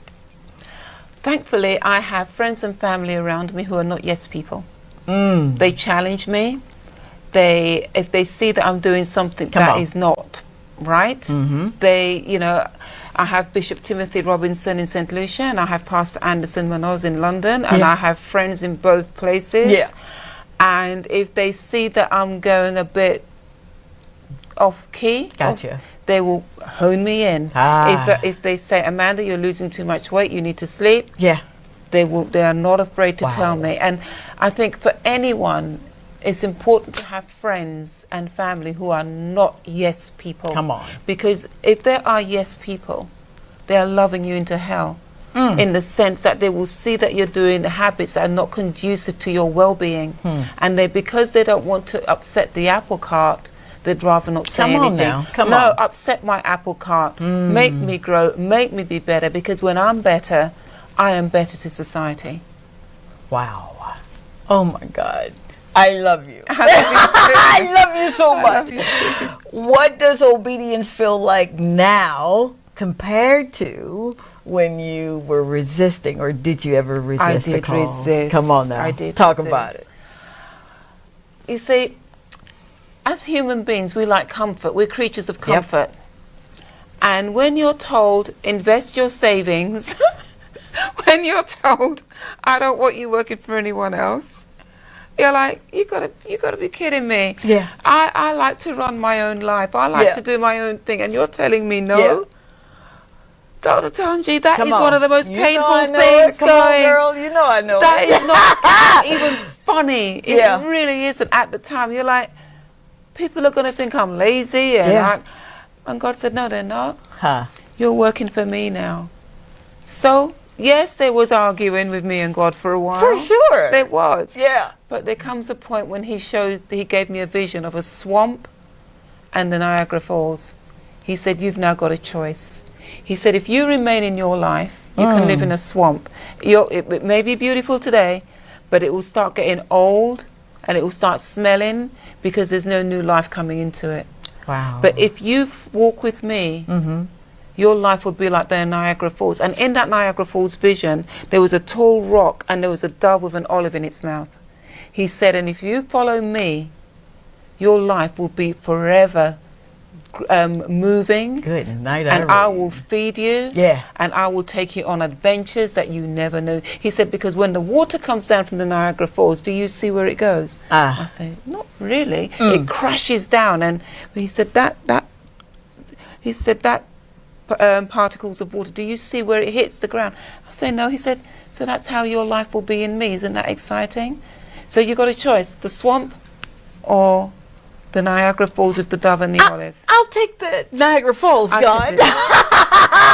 Thank you for your obedience. Thank you. And I really do mean that. I'm not saying that to be jovial. Thank you. Because this is a new season for our St. Lucia. It is.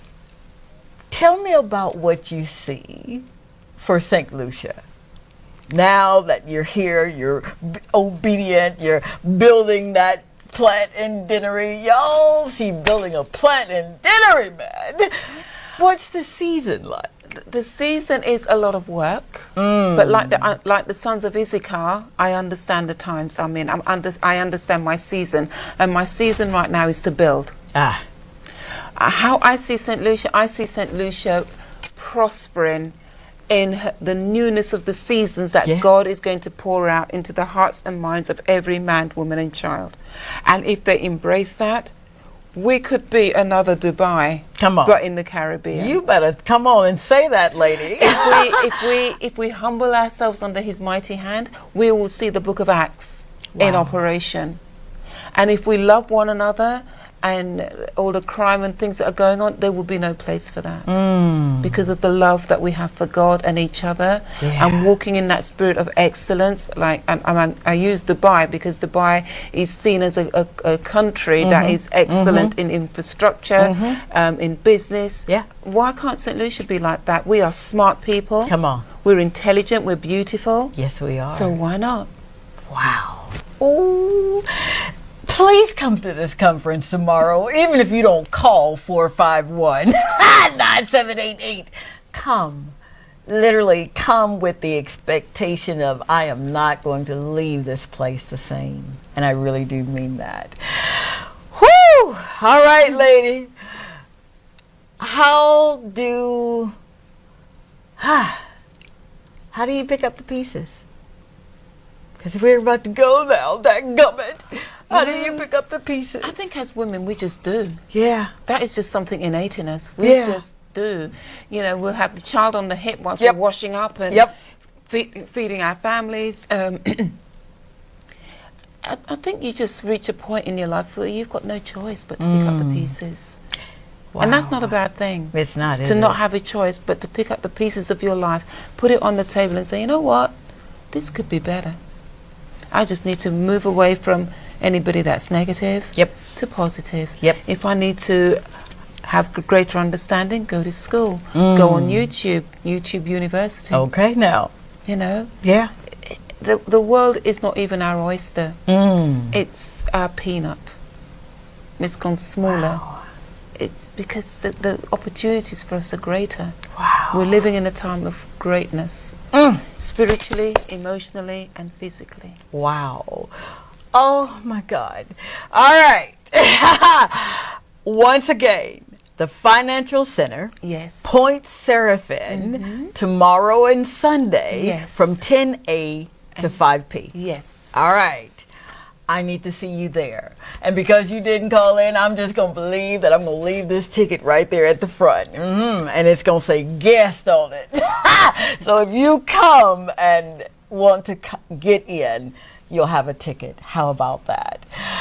All right, as we prepare to close that gummit, we're moving from this episode, but we have gleaned. We have learned. Our souls have been stirred. I don't know about you, but mine has. Now I'm going to go back and write my vision all over again because, girl, you got me. You got me want to live bigger and better. And for that, I am so grateful. Thank you so very much for coming and spending some time with us. Thank you for returning to St. Lucia. Thank you for forgiving and forgetting. And someone said, well, she can forgive, but she ain't got to forget. Yes, she does. She has to put that thing in the sea of forgetfulness because he does that for us, doesn't he? Yes, he does. And it's for us. Yeah. So thank you for having me. Oh, it's been honey. a pleasure and an honor being with you. It really has. I love your energy. Oh, I love her too. I love you so much. All right. As we say goodnight, I am so grateful. I am so very grateful for you tuning in. Thank you for showing up for you. Thank you for supporting the show. Linda, your vision, mission, and will for creating an incredible environment is indeed appreciated incredibly. You are truly a blessing to this nation. I am so honored to call you friend. And I got your gift. And I'm going to put it in the refrigerator. I'm so looking forward to eating it in the morning. Good night, Bon Bon, Kaden, Kendrick, Idris, and Fran. Family, may the Lord make a way for you, even in places you swore you'd never return. He still calls you home. He does. I love you to the moon and the stars. Thank you for making my dreams come true. Until next time, the Lord say the same and the creek don't rise. You're going to spend another Friday evening with me. All right? Mwah! Good night, St. Lucia.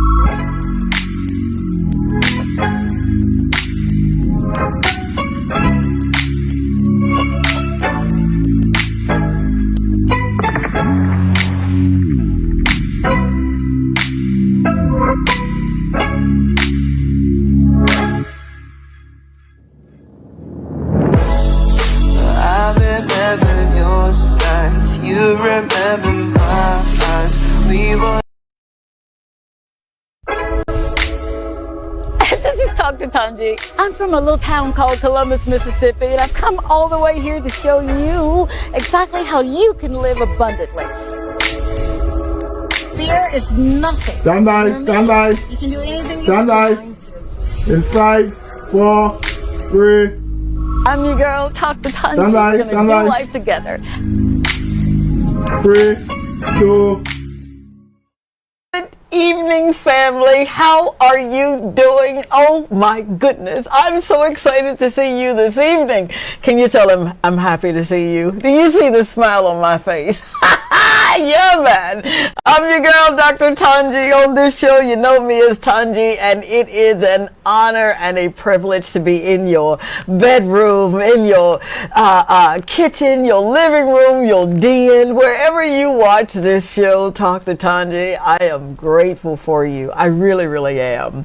Welcome to another transformative night where stories matter and purpose comes alive, right? And faith meets real life. Tonight, I'm so honored. I'm just, man, I gotta slow down and breathe because we've got a guest tonight that when I tell you this man is just, he oozes Jesus. He does. He really, really does. Tonight's theme is faith in action. serving the people while serving God. And that is exactly what this amazing man is doing. He has dedicated his life to faith, service, and the community. He is none other than Father Albert Aaron Smith. I better have said that right. Wonderful. And he is a guiding light. He is a servant leader in the parish that he faithfully shepherds. He's from Bavano. Did I say that right too? That's correct. All right now. He not only carries the word of God, but this amazing soul lives it out every day among the people, for the people. So tonight, it's going to be a very special night for me because I'm just going to be open, honest, and sincere. I'm from Mississippi. I just never been in a room with a priest. I'm so excited.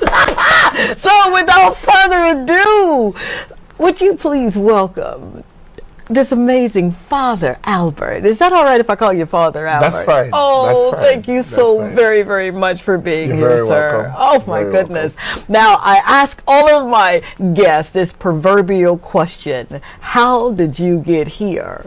Someone said, well, honey, I took a boat. Another person said, I took a plane. I'm like, okay. How did you get to this moment in time in your life where you are literally being what I get to read every day? How did you get here?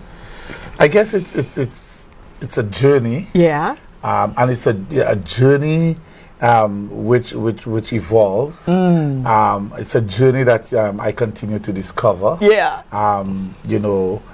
Living out, and it's a journey where you trust because you don't know what tomorrow holds. So it's a journey that I continue to discover. I continue to live. Every day. Yeah. And I think that's what makes it interesting. Oh my God. So, Father, when did you first sense the call to serve, and what confirmed that for you? So I first sensed that call at a tender age. I can remember very clearly. I did not know anything about priesthood. I really did not know. And I remember on my first communion day, I kept on looking at the priest, and I said, I want to be like this man. I did not know what priesthood was about. But as I grew, I got more and more involved in parish life. Okay. And that brought me happiness. At one point, it overtook my actual studies and other things. So instead of doing my work, my school work, I was always finding myself to be, at the parish, at some meeting. So for me, and it brought me happiness, and it brought me peace. So for me, that was confirmation. And so I pursued it eventually. At the age of 24, formally. Exploring whether that was what God was calling me to. Wow, that is amazing. It is. Every journey has a turning point. What was the moment when you knew, yep, this is the purpose for me? That call was there as a at that tender age, but that journey to, yes, I believe I've been called to this, to, this is real. That moment right there. What did you do prior? Maybe I can say, ask that. What did you do prior to getting to the priesthood? After school, I worked with the then St. Lucia Banana Growers Association. Okay. And I worked with them for 5 years. All and in 1994, I left for Grenada, where I joined a religious community, the Dominicans. Okay. And I stayed with them for 5 years, and I left. And I joined the diocese. I came back home because with the Dominicans, I was in Grenada. Then I went to Jamaica to do philosophical studies. No way. Yes. Yeah, this is all while on that journey to priesthood. What? And then thereafter, I came back to St. Lucia, and I went to Trinidad to John Vianney Seminary and the University of the West Indies in Trinidad, where I continued. Okay. And then to me, there was some uncertainty. So I decided I was taking a year's break. Okay. And I came out for a year, but that year ended up adding up to 10 years. So I spent 10 years out. I think I came out in 2002, thereabout. And I spent 10 years out, but that desire for priesthood never left me. Wow. I got more involved. I got more passionate about it. I worked And even with my work, I found time, you know, to be involved in church and doing what I think God was asking for me. In 2012, I got a call to go back to finish studies, and you know, I was given the opportunity to decide where do you want to go to study, to finish, and I said the U.S. The U.S. Because I knew of other guys from the region who were studying in the U.S. You know, for priesthood, not belonging to the to St. Lucia, but from the other islands. And so I said the U.S. And you know, the bishop looked at me and he says, "We don't have money to send you to the U.S." They never do. He says, "Look, a name of a school in Rome, and look it up and tell me what you think." Oh, come on! I never imagined being in Rome. Wow. Studying in Rome. Oh my God. So for me, I didn't care what school it was. I was going to Rome. You were going to Rome. Well, you know. I've got to ask you this now. I'm just going to put it out there. I told you can kick me in my left ankle if I ask you a question that you don't want to answer. Right. 10 years. Okay. For those who are in the throes of that 10-year span, okay, this is me asking the question. You knew you had the call, right? You felt it, the impression upon your heart. You just knew that this was where you're supposed to be. And then for 10 years, you're like, I'm not sure. What happened in those 10 years? What really happened in those 10 years? Look at this. I lived life to the fullest. I lived life to the fullest. So, I mean, for me, it was a new experience. So I used to I worked in castries. Prior, I did not work in castries. Okay. But then I had the opportunity to work in castries, and I had to fit the culture. So there are days on a Friday, I would go for lunch and don't return to the office. You know, we go out drinking, we go out, you know, there are days, there are Fridays when, you know, work was finished. And I didn't get home not until 3 o'clock in the morning. I went to grocery Friday night. We went somewhere with some fed. No. So I lived life to the fullest. Wow. And the desire for priesthood never wavered. Never wavered. Yes, never wavered. So that for me was confirmation. That's confirmation. That is where God wants me. Absolutely. You know, so that's it. That's it.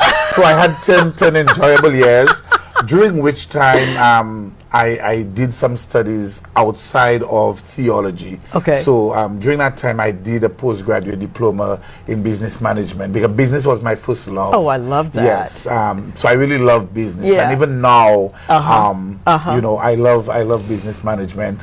Marketing is my forte. Oh, Father. So I tell people I was marketing something else, but now I'm marketing God's word. You better shut your mouth and hold yourself. All right. He's already calling for a break. I'm about to pull out my earrings because I understand the assignment.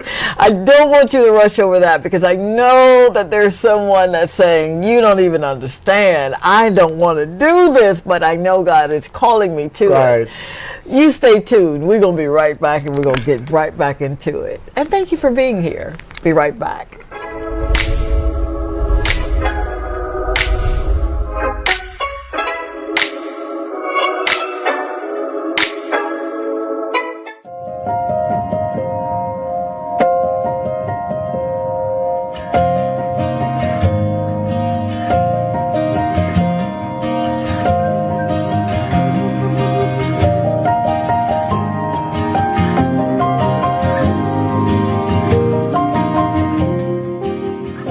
Breathe in the stillness of this moment. Exhale the noise of the day. Let your heart become a quiet room where peace resides, where God whispers, "Be still, I am with you."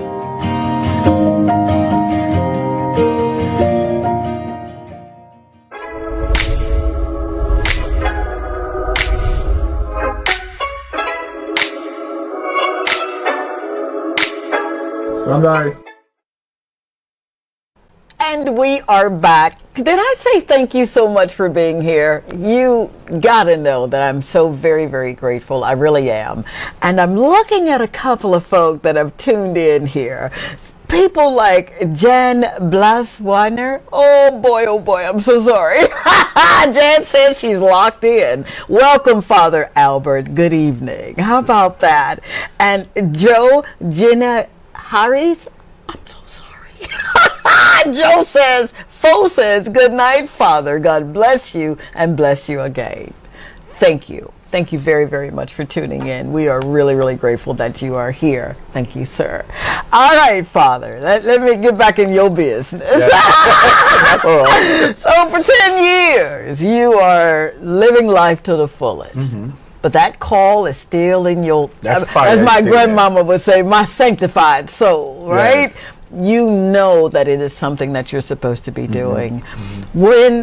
How do you move from, yes, this is fun, I'm in business, I'm marketing, I love it, but I know that this is not my destiny. Right. How do you move from doing what you want to do to doing what God would have you to do?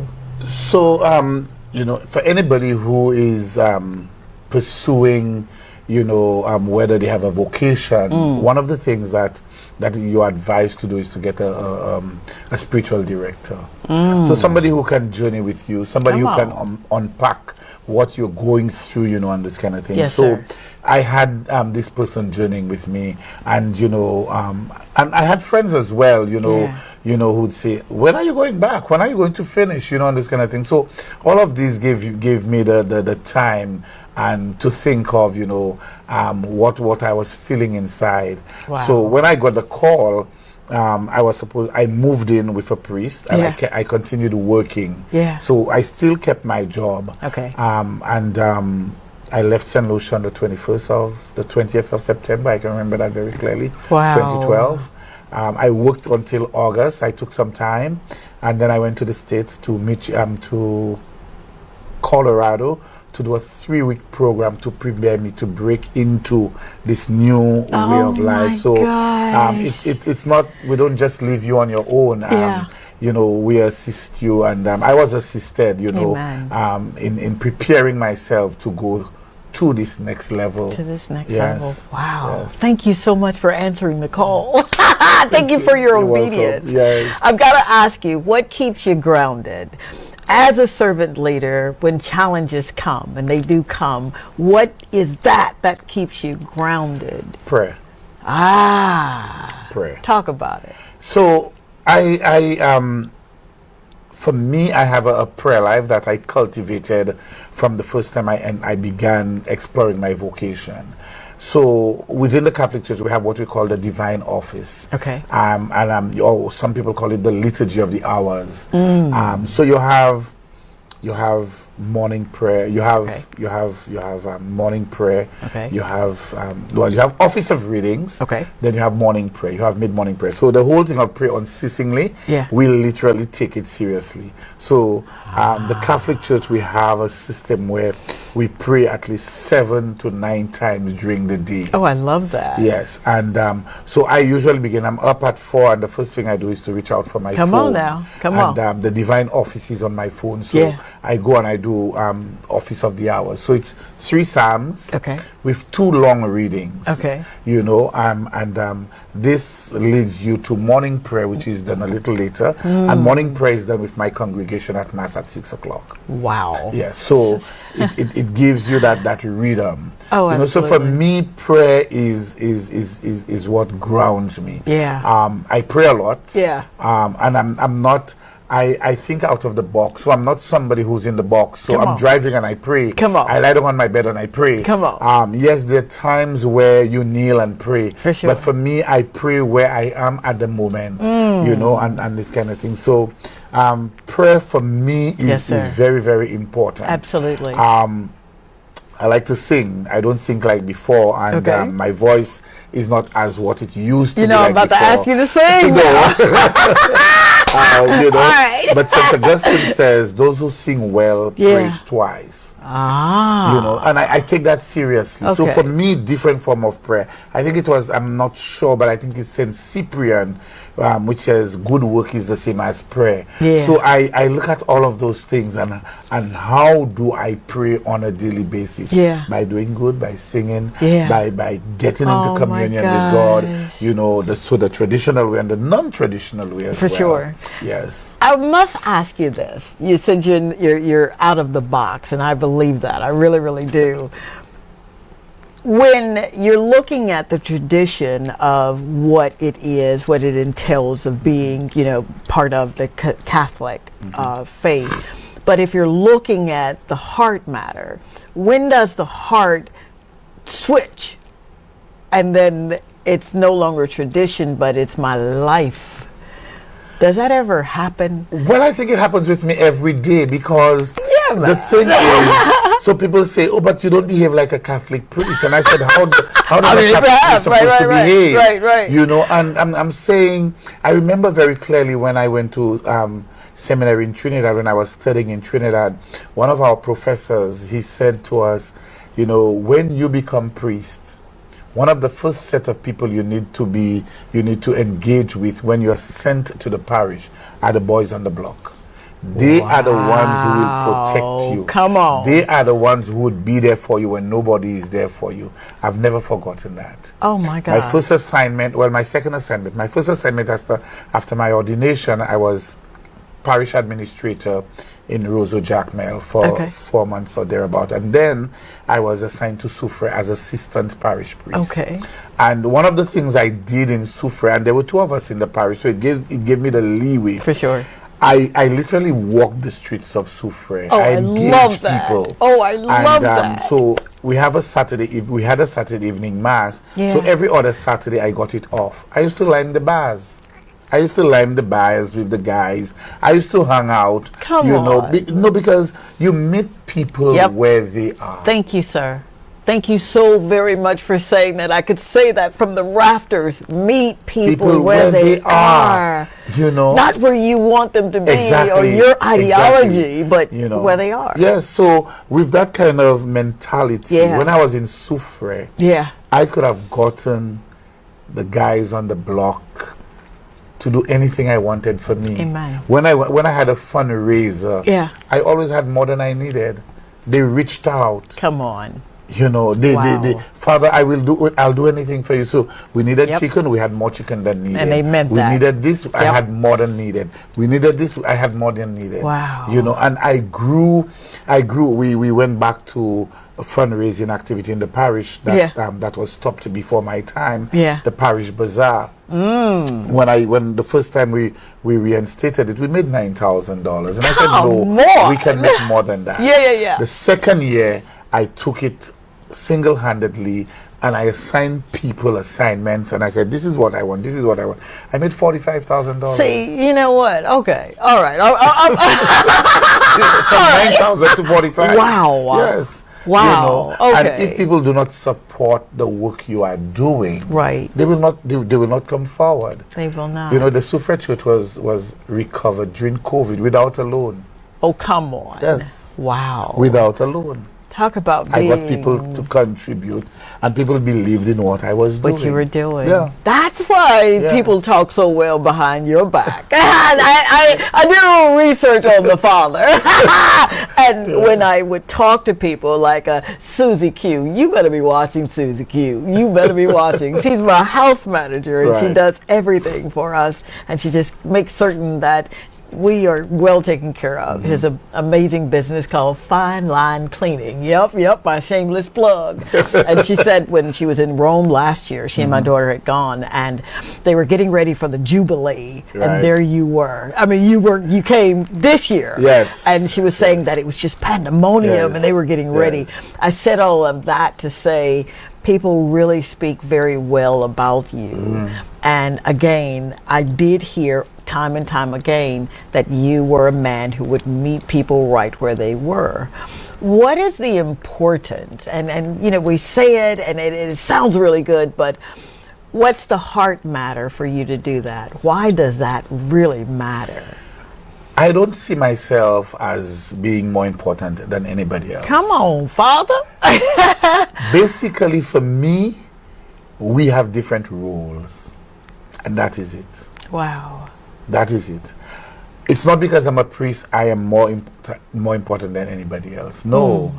We are all children of God. And I often, sometimes when I go to places and when people hear my voice, they want to give me special service. I said, no, the same service you're supposed to give to me, you're supposed to give it to everybody. I believe in customer service. Wow. You understand? Yes, sir. So the same way, you are going to treat me, you should treat everybody in that same way, because we are all made in the image and likeness of God with the dignity of a human person. Whoa. If I did not tell you that you were in for a treat, take my word for it. You are in for a treat. I swear to you. I say it a lot, but it's like sitting in a master class and just gleaning from people who really have a heart for people that know how to love in and out of season. And that's what you exemplify. You really do. Yeah, no, man. Thank you. Thank you for, after 10 years, saying, yes, Lord. Yes. He's calling for another break. Dadgummit. Oh, I love my EP. All right. I'll be right back, family. More with Father Albert. Thank you. Be right back.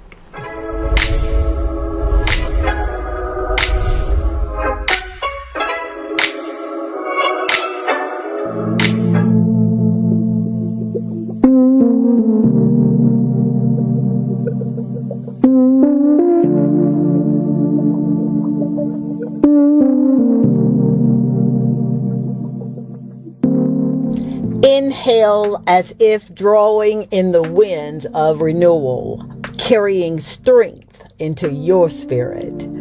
Exhale every burden you've carried too long. What is heavy on earth is light in the hands of heaven.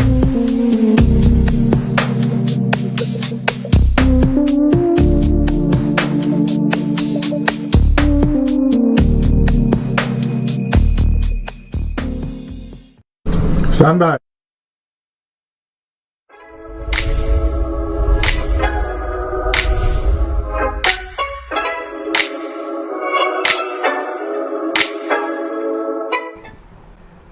We are back. Thank you so very much for just hanging out with us for a few minutes. I am so grateful. I really am, family. I am.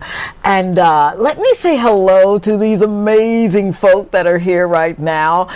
People like Mr. Earl Lewis, who is watching. Good evening, Mr. Lewis. Mr. Mervyn Metherin. He says, Father, behave. And Miriam St. Marie, who's watching from NYC, New York City, one of my favorite places. Thank you so very much. She says, good night, beloved brothers and sisters. Good night, my lovely. And of course, Beverly Charlemagne, I better have said that right. She says, good evening, Father. Oh, you know her. Ah. And of course, Anthony Monrose, who says, good evening, Father Albert. How cool is that, right? Yes. Oh my God. Thank you, sir. Wow. All right, good man. Since we've got the attention of folk around the world, right. I've got to ask you, what do you believe are some or a couple of the most pressing issues that you see in your community, okay, of Babino and wherever else you serve, and what are you doing to address some of those needs? So when I look at Babino or St. Lucia, I really like to zone in on St. Lucia. I'm St. Lucian. Yes, sir. To the core, to the bone. Yes, sir. As real as it can get. Come on. I see we have breakdown in families. Okay. You know, the whole aspect of crime, the violence. Yes, sir. And I think it stems from the family. That families, mothers, parents did not do what they were supposed to do at one point in time. Okay. And I remember those years. There were a few years ago when people became very rebellious. Okay.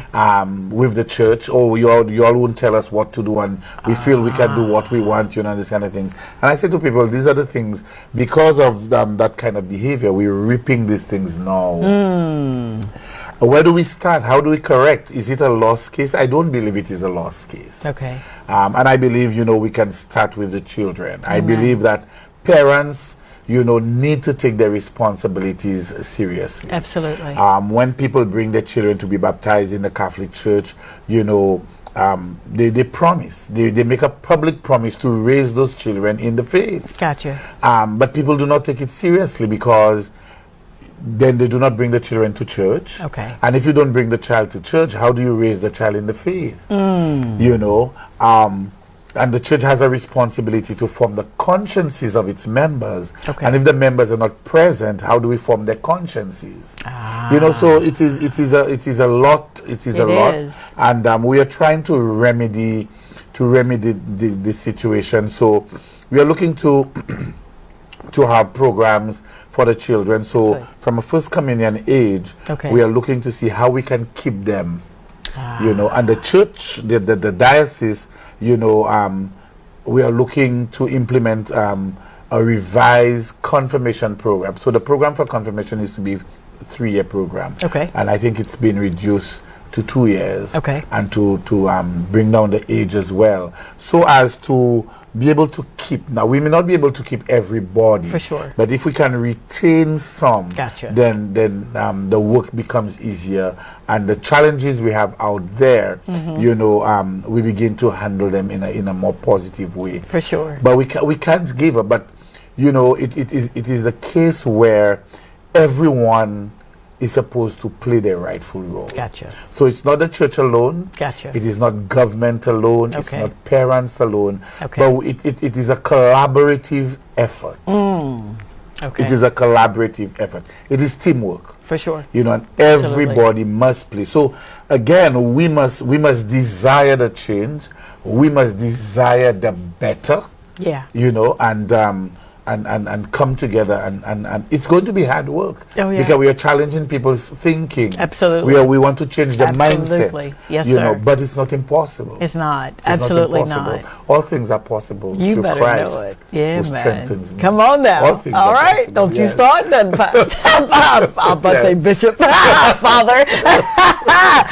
Wow. Can you share a moment, because you got me stirred up tonight, man, you do. Can you share a moment where you literally saw faith transform the life of a person?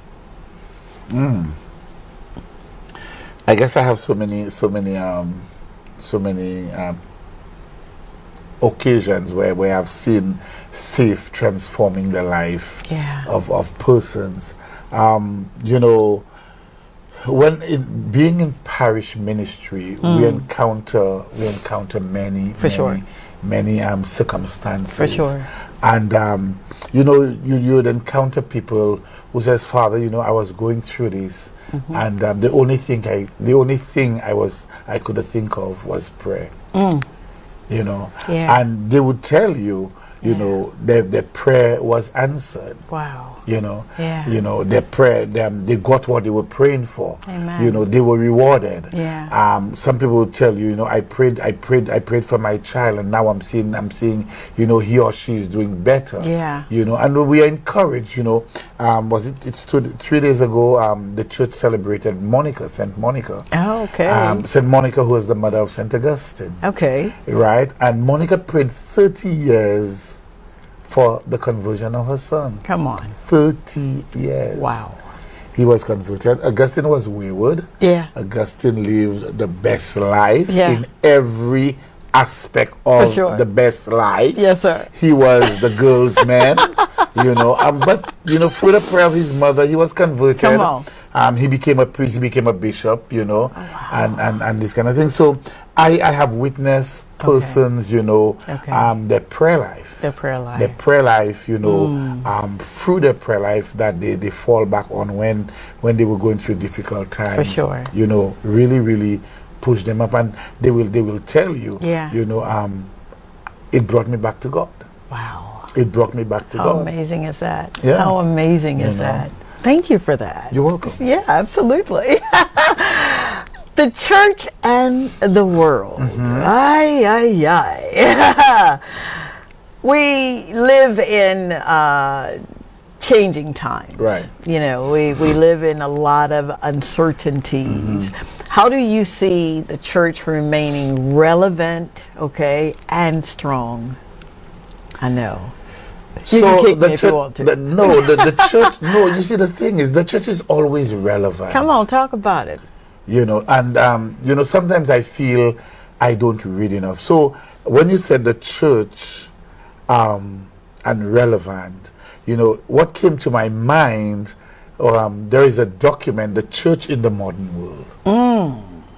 Yes. Now, I cannot give you the content of it, but it's one of the documents that came out of the Second Vatican Council, which was between 1962 and 1965. Wow. So he was already... Exactly. Wow. The church in the modern world. You know, and the church has written on every aspect of our lives. Every aspect. Every aspect. That's amazing. You know, recently, was it Pope Francis who wrote... you know, care for the earth as our common home. You know, he wrote another one, The Joy of the Gospels. Yeah. You know, so they're always writing. They're always But writing. we, as members of the church, and I said we because I don't do it often enough. Okay. We don't take the time to read and digest. Okay. Yes. Okay. But when we look at the church, you know, remaining relevant, I see the church as the moral compass of society. Okay. I see the church as the voice of the voiceless. I see the church as the fighter for the marginalized. Come on. That's how I see the church. And that is my conviction. Okay. And I think all of this stems out from the way I do ministry. So these are the things that propels my ministry to be a voice for the voiceless. Who's going to speak for those persons who have no voice? Come on, Who's Father. going to speak for those women who are working in the hotels, being treated badly, and the pay is bad? Who's going to speak? Wow.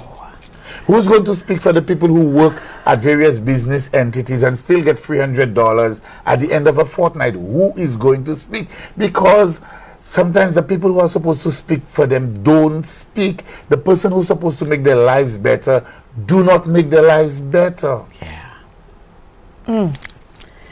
I told you, do not make me cry on this show. No. I told the father, we ain't having this crying. But I literally can see how that really moves you to do something. Yeah. Thank you. Absolutely. So you believe the church is always relevant? Always relevant. Always relevant. Sometimes, you know, we're afraid to speak. Okay. Because, you know, we may be victimized. People may try to silence us, you know, and this kind of things. Yes, sir. But one of the things that I keep on reminding my congregation was that I did not become a priest to please people. Come on, Father. Come on. I did not become a priest to please people. Today the church celebrates the beheading of John the Baptist. John the Baptist was beheaded. Why? Because he spoke the truth to Herod. Yeah. And Herodias didn't like it. Exactly. Wow. Exactly. So, and I challenged the congregation and I said to them, how many of us are prepared to lose our heads for speaking the truth? Yeah. Oh my God. And I wish more St. Lucians would speak the truth and not counting the cost. Would you speak to that camera right there and Yes. say what you just said? Yes. Yeah. And you know, how many St. Lucians are prepared to speak the truth without counting the cost? Too many of us, we keep quiet when we are supposed to speak. You know, again, the church celebrating the beheading of John the Baptist. John the Baptist lost his head for speaking the truth. Yes. Wow. And, you know, every Catholic is baptized priest, prophet, and king. Come on. So how do we live out that prophetic vocation that we have been given at baptism? That's right. You can't leave it out. Exactly. Wow. And if we are not prepared to speak the truth in and out of season, come on, then we cannot live out that baptismal vocation. We cannot. You know, So I want to call on all my Catholic friends to remember that you're baptized priest, prophet, and king. Wow. And that you have a responsibility, not a choice. You have a responsibility to live out that vocation to the best of your ability. No matter what area you serve No in, matter whether what it's area you government or exactly the arts. Exactly. Exactly. Have you, and I'm just going to touch this for a minute, kick that ankle, sir, and we'll just move right along. Have you been able to, not single-handedly, but at least have that conversation with the powers that be, some of the people that are in positions of power that are, were baptized as Catholics, right? Have you had that conversation with them? I use every opportunity to catechize and to Really? remind, yes, and to remind Catholics of what they are part of. Wow. They are part of a bigger picture. And Catholics are not supposed to be men and women coming to Mass on a Sunday or Saturday night and be bench warmers. No. Come on. The homily must get this bench hot under your buttocks to make you get up to go and do something.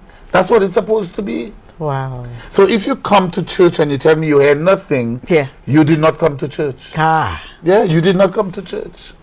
Wow. Wow.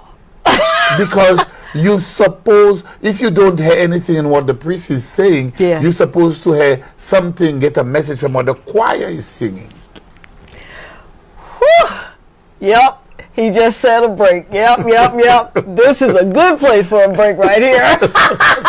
But Father, you are speaking the absolute truth, and you are. And I am so grateful that you are that voice crying out in the wilderness.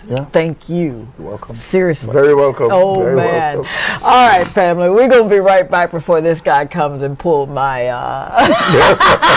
my arm. Be right back. Thank you so much for being here.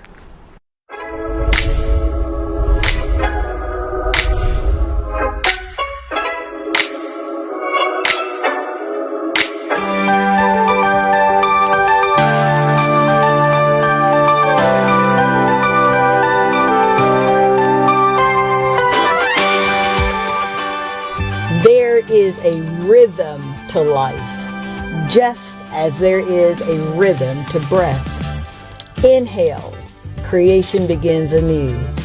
Exhale, release what no longer serves you. Between the inhale and exhale, hear the poetry of God's presence beating within you.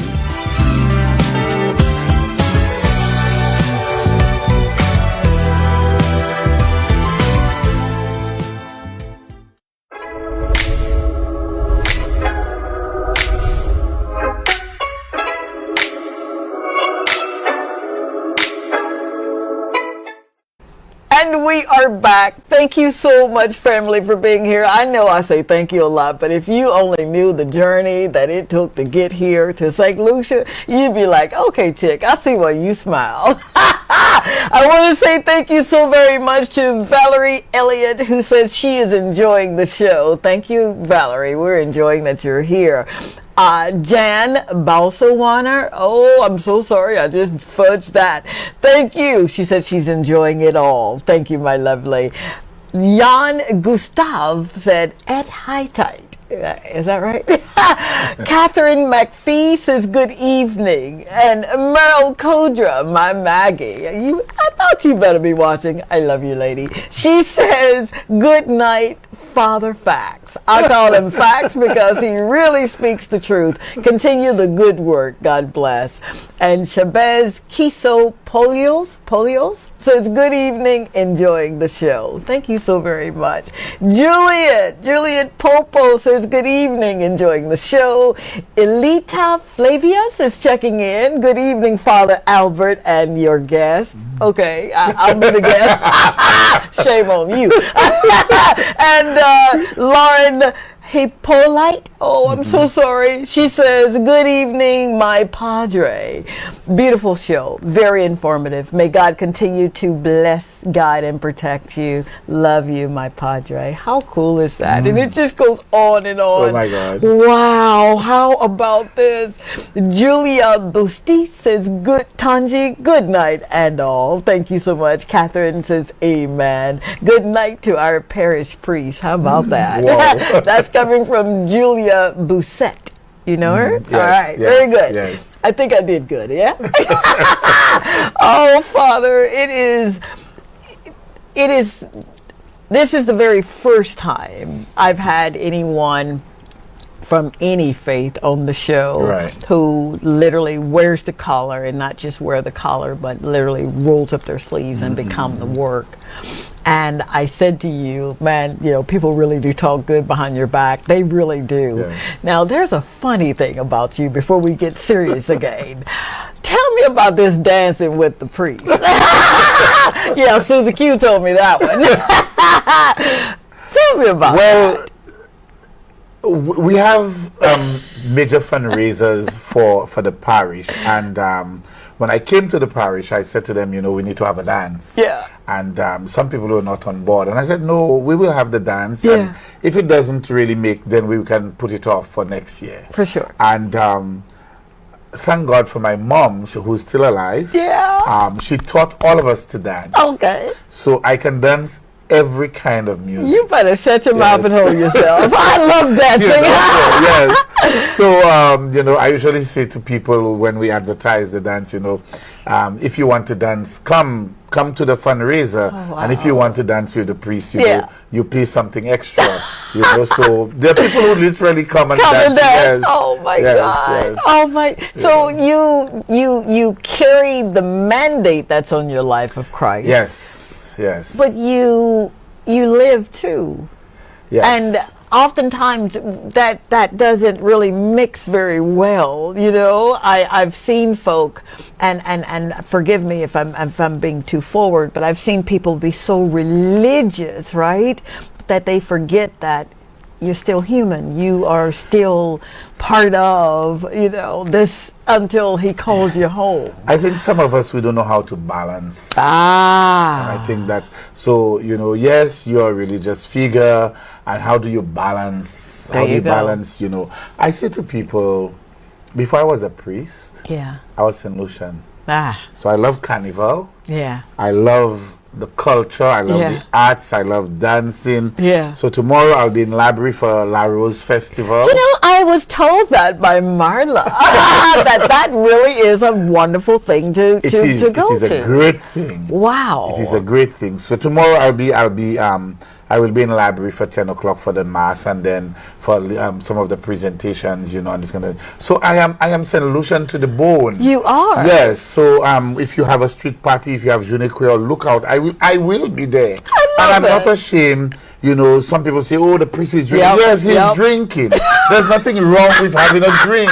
And we need to stop the hypocrisy. No, it's true. We need to stop the hypocrisy. What is wrong in having a drink or two? I'm a social drinker. Wow. You understand? Yes, I do. So do. the people who want to say, oh, the priest not supposed to be drinking and they holy and sanctimonious than thou, will and come again.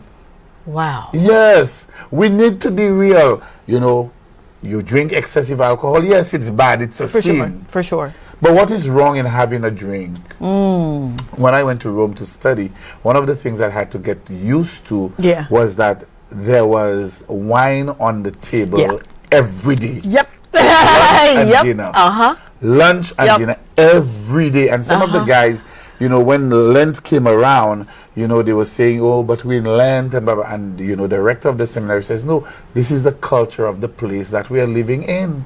Wow. You understand? Yes, I do. And I mean, I try not to get into a habit of having wine every day, because who can afford wine in St. Lucia every day? Honey, I don't know. Exactly. I can't. Yes, you know. But, you know, I try to live my life as authentic as possible. Wow. As real as possible. And I don't see religion. I don't see color. I don't, you know. I see another human being. Thank you. That's what I see. Thank you so another much for human that. being. Wow. Yes. What an honor to be in your presence this evening. Oh my goodness. So, Father, what do you still dream of accomplishing in ministry and in your community? So one of the things I really want to see in my ministry, Yes, in my sir. in my parish community, Yes, sir. that everybody feels welcome, no matter who it is. Wow. Everybody feels welcome, no matter creed, color, race, social status, political affiliation, sexual orientation, no matter what, but everybody will feel at home. And I long to see a St. Lucia like that. Oh my God. I long to see a St. Lucia like that, where we respect people, no matter who they are. Yeah.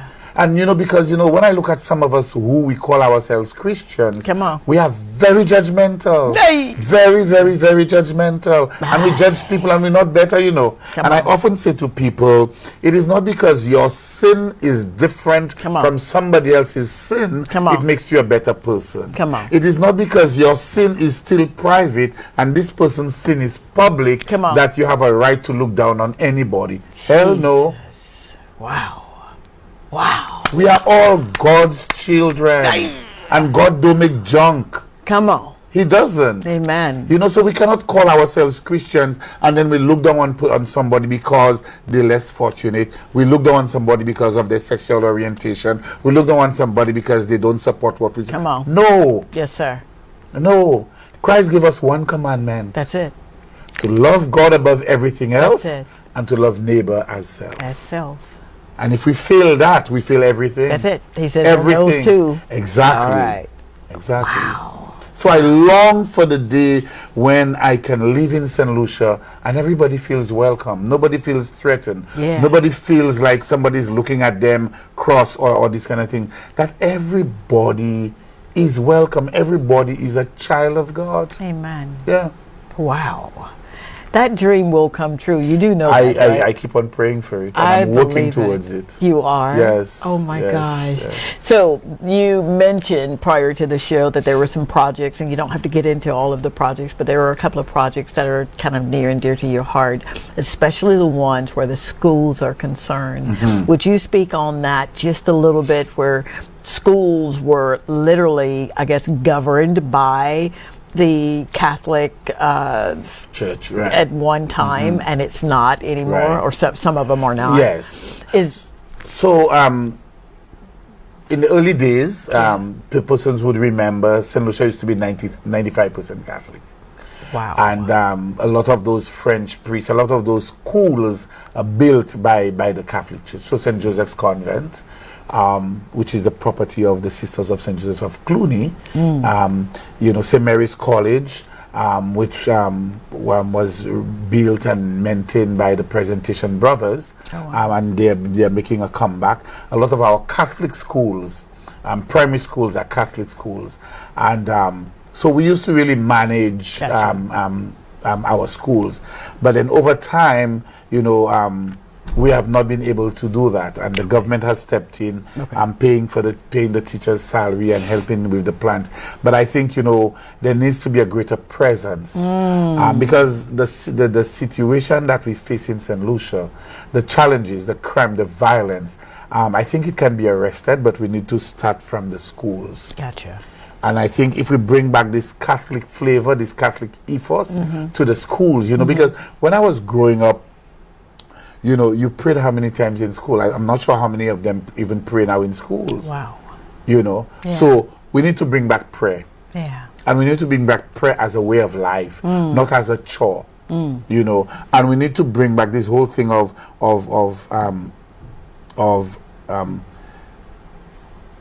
helping children not only to be able to pass exams, but prepare them for the world of work. Come on.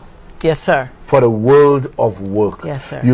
That when a child leaves school, the child is properly mannered. the child is properly trained, For you know, sure. to greet people, Right. you know, to be an outstanding citizen, but not just, you know, to pass subjects, you know, because you have people who pass all their subjects and they have no manners, Yeah. they have no brought up see. Yep. So I'm hoping that day when school will give you that. When I was in Rome as a student, we were required to serve when we hosted dinners. Wow. You know, so you had to roster yourself. Yeah. And you know, the college I studied at, you know, so we used to have a lot of bishops from around the world coming, and we used to host dinners because the rector would use it as a form of marketing the college to those sure. bishops to For send sure. their students to study. Okay. And we had to be trained, and we had to wait on the tables. Wow. You know, so when the bishops come in, usually we had a mass, and the bishops come in, they would check on the door to see what table they're at, and when they come to the table, you say, "Good evening, welcome." Wow. And when everybody's at the table, you introduce yourself. "My name is Albert Smith. I will be your waiter for the night. I love Can it. I offer you some water, sparkling or natural water?" And we serve the dinners. Wow. And that didn't make you feel beneath or... No, not at all. Not love at it. all. Not at all. Yeah. You know, because if we are going to be servant leaders, Come on. we must learn how to be servant There leaders. you go. And, you know, and I always say, you know, some of us, we do not know how to be servant leaders. Yeah. Wow. In the church and out there. We do not know how to be servant leaders. It's true. You're going to get me in trouble, Father. Not at all. Not at all. Yeah. He is standing there saying, "This is our last break." Okay, this is our last break. We'll be right back. More with Father Albert. And thank you again, St. Lucia, for being here.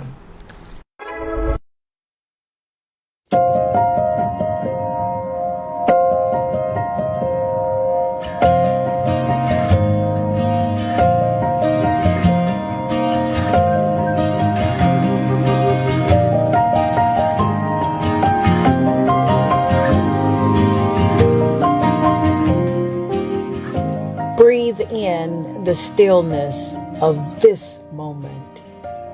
Exhale the noise of the day. Let your heart become a quiet room where peace resides, where God whispers, "Be still. I am with you."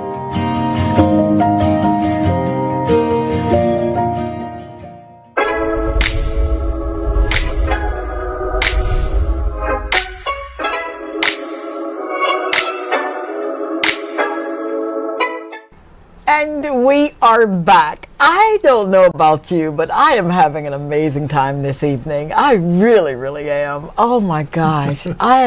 Wow. This man here.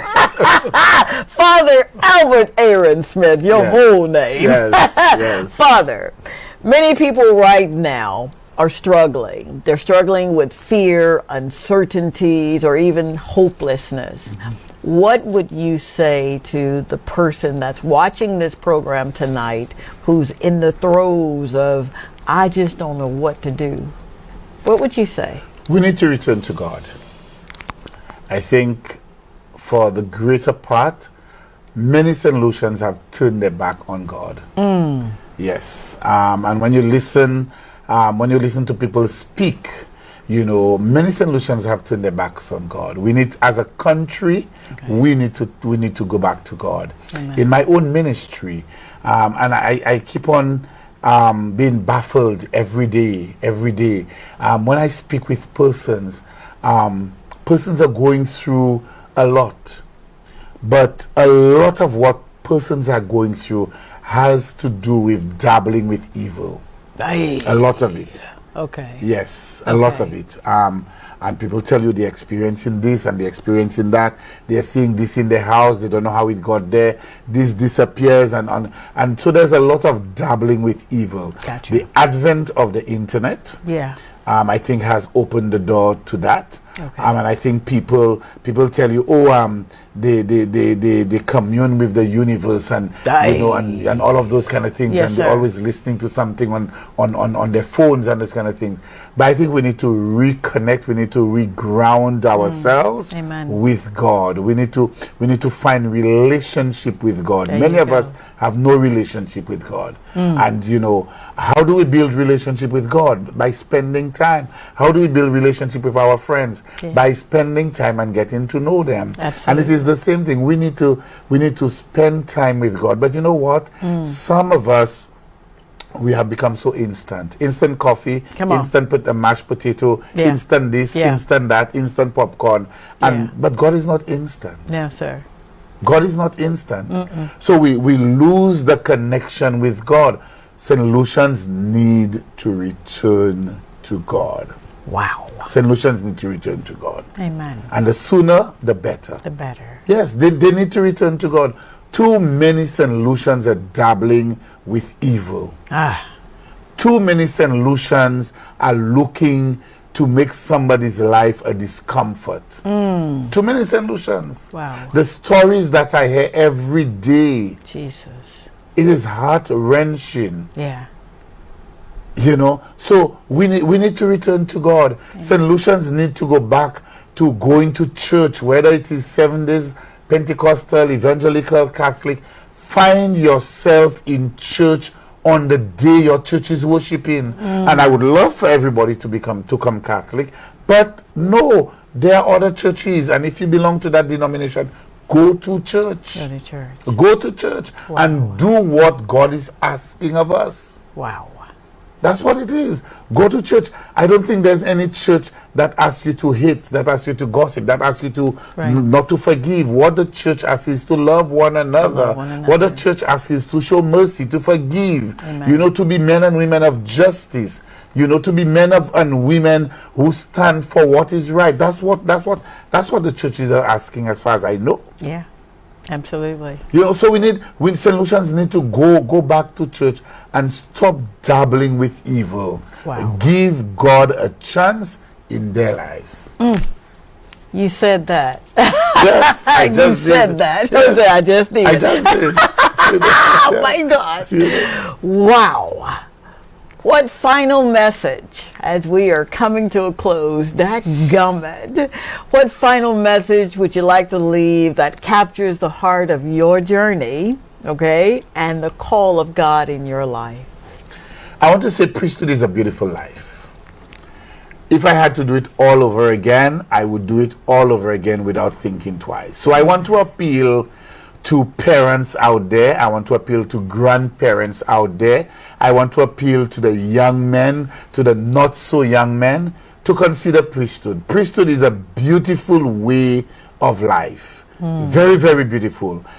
There is nothing that comes without challenges. You know, and I think priesthood, I know priesthood is an opportunity to be selfless. Yeah.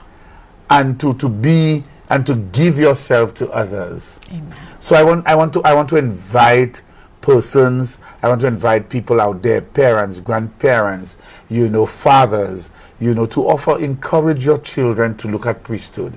Because if we have more people like me, you know, seeking to serve God by serving others, St. Lucia will become a better place. Amen. St. Lucia will become a better place. So I want to extend to everyone who's listening, you know, to share that message and to encourage everyone to let us return to God. Amen. Let us look at our neighbors. Let us treat our neighbors well. Amen. So that St. Lucia would be a place where everybody feels welcome, where everybody feels appreciated, where everybody feels loved and wanted. Wow. Wow. Yes. Oh. Thank you. Thank you. You have no earthly idea what you've done this evening, but man, what a blessing you are. You really are. Thank you so very much for just setting the record straight. You did. You did. You know you did. Family, as we are about to come to a close, I've got to say, The journey tonight with Father Albert Aaron Smith has been amazing. We've heard about his calling, his impact, his vision, and his legacy. But more than that, we've been reminded that even in seasons of struggle, hope is still alive and God's purpose is still unfolding. Amen. I appreciate you, good man. I really, really do. I am so grateful. I'm so very grateful that you did answer the call and you are living the life. You are. So the call to action tonight is this. If you were touched tonight, do not let this moment pass. Please don't. Reach out, connect, and know that this community is of faith. It is. And that we are really here for you. Father, how can others that are wanting to hear and see what you're doing, how can they connect with you in the last 1 minute? Well, anyone who wants to connect can call the parish, Good Shepherd Parish, Babono, at 450-5496. Okay. Or you could reach out to me on Facebook, or my cell number 485-3300 or 518-9558. Yes, sir. And feel free to reach out to me because I have a movement going to make St. Lucia a better place. Amen. And many hands make light work. Well, then sign me up for that movement. Because I believe in St. Lucia. I do. I really do. I love this place. So looking forward to being a citizen. Whoever's watching, I am. So I'll say this. Thank you so very much for being here this evening. You truly are my family. You have made my dreams come true. Linda, thank you so very, very much. You have no earthly idea how proud I am of you and what an honor it is to know you. To my amazing grandchildren, Caden, Kindred, Idris, and to Bun Bun and Fran, thank you guys. I love you, and Nana, I'll see you really soon. Good night, St. Lucia. Thank you for being the best part of my life today. God bless you, and we'll see you soon. The Lord say the same, and the creek don't rise. Bye.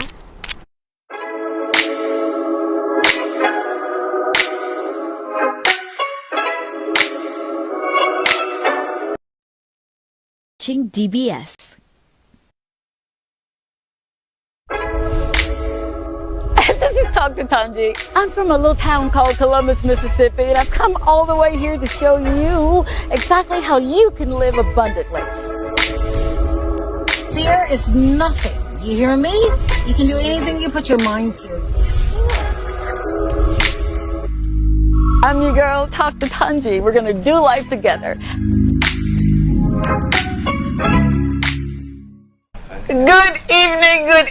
Good evening, family. How you doing? Oh my God. Can you tell that I'm so excited? I am so excited to be right here in your living room, in your bedroom, wherever you watch this show. Welcome to another edition to Talk to Tanji. And I'm your girl, Tanji, on this platform. But you know me as Dr. Tanji. But hey, I'm among family and friends tonight, so you better call me Tanji. I do not ever want to take for granted that you are here. I am so grateful to God that you're here. I really, really am. You've been in my prayers. You've been in my thoughts. Good evening, TikTok family. You really, really have, man. So you know how we do it. Want to slow it down. I'm gleaning again tonight. Last week, you guys showed up and just showed out and blew my mind. So thank you. I'm really serious about what we're doing here. I literally want every story that needs to be told, that needs to be shared. I want to be a part of that tapestry where we can get these stories told, man. St. Lucia. Let me just brag on you for a minute. You are so filled with life. Every last one of you. Hear me when I say this. The culture that you embody, the love that you have for your neighbors, the way you take care of your children. You got mannered children. How about that, man? And I am so grateful God literally could have placed me in any country because I said yes a long time ago, but he trusted me with this amazing, amazing place. So thank you. Thank you for being the best part of my life. I do not take it lightly or for granted. I really do not. Now, with that being said, you already know this woman. You probably have already heard her on She Speaks, and she does. Or you may have seen her on the DBS morning show. I mean, or just out and about doing things in the marketplace. She's just so beautiful, man. She really, really is, inside and out. She's a voice that resonates with people around this nation. She's someone that I am literally gleaning from. I just stare at her because she's just so pretty. She really is. All right, drum roll, please. I am talking about none other than Miss Maureen Alexander, RCI She Speaks DBS Morning Show. How you doing? I am absolutely so blessed. I am so honored. I feel so privileged to be part of the show. Long in the making. Man, nothing happens before it's time. I know, right? I wanted it to happen so badly. I did, but you're absolutely right. Every step is ordered, and I get it now. I really do. Now, you know I'm going to ask you that proverbial question, right? Absolutely. How did you get here? I knew it's you know, I normally, whenever I get asked that all the time, and whenever that question is asked, I just see, what does get woman anyway? A man, of course. I always answer like that, and people are just, freak out, and because I say, what does get any woman to leave the country and go anywhere else? But I came here through my kid's dad. Your kid's dad. Mm-hmm. Wow. And he chose St. Lucia. He is a St. Lucian. He's a St. Lucian. So, you got here by way of, and thank you so very much, sir, for your obedience. You resonate so much with someone who literally, you've got your finger on the pulse, you've got your ear open, you listen to people when they speak. Yeah. Why do you do what you do? I think it's just a natural calling. It is what it is. I don't think I just wake up on this side, this is it. Yeah. Everything is aligned, everything is divine, and many a times if we position ourselves for the purpose, then it would just take us in the direction that we were meant to be in. Yeah. I am for that. I am about that life. So I never, some people like to ask a lot when you're growing up, what do you want to be? I never had a thought in mind on what it is I wanted to do or where I wanted to be, what I wanted to, now I look back at it, as a child I never had that. Yeah. I was just, okay, I am here. Yeah. I didn't bring myself here. Yeah. Someone brought me here. He must have a reason. I'm ready.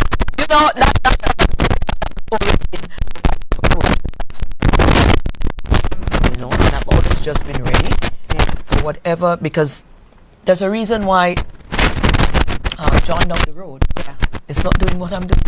And John is doing something else. Absolutely. And I'm not doing what John is doing. Yeah.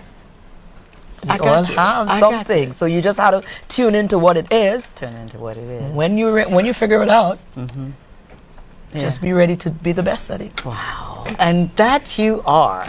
Right before the show, family, we were having this talk, and this woman, she's small in size, but she's a giant in this industry. And you were telling me how just being around the radio industry, just listening to the radio, you knew that that's what you wanted to do. Yeah, I didn't when I was doing it. At the time I was in school, and every Saturday morning there was this program on this radio station. It was pretty new at the time. It was, the hip station. It came in as an FM station with endless energy and vibe, and all the young, vibrant people, all of the top DJs on the island on Saturday morning used to be on that, and it was like a bashment. And every Saturday morning, because we had chores. For sure. We had chores, and we had to get the chores. And every Saturday morning, to get my chores done, I would tune the radio in to that station, pump the volume all the way up, and just get through my day's work. I would be dancing, I'd be singing, I mean, you know, and at the time I didn't know. It was just a vibe. It was just energy, and I was just feeling this really deep. And you know, I couldn't go a Saturday morning without tuning in and getting in with that energy. But even then, I didn't know. And you know, until when I left school, that same station, one of the same Saturdays I was listening, a promo came on, and they advertised that they were looking for, you know, they were doing a training program. Okay. And you could have signed up, and you know, and I made the call. I just called because there I was, finished off school, didn't know what I wanted to do, and I just heard this, and I said, let me call the people and see what that's about. And I called, and they told me, they break it down, and they said it will cost so and so, it will run so and so, it will happen so and so, and I just decided I want to try that. Wow. Just like that. Just like that. Oh my God. Just like that. There is so much that I'm going to unpack from that story right there, baby. I need you to stay tuned with the family. We're going to come right back and get into Miss Maureen Alexander and this why, and how she literally went from there to there. Stay tuned. Be right back.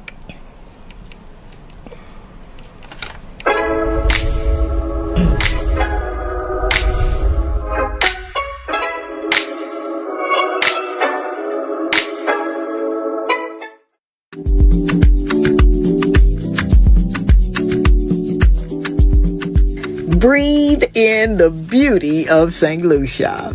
From the turquoise waters to the heartbeat of Castries. Here on Talk to Tanji, we rise above the noise to see life from a higher view. Stay with us. We're just getting started.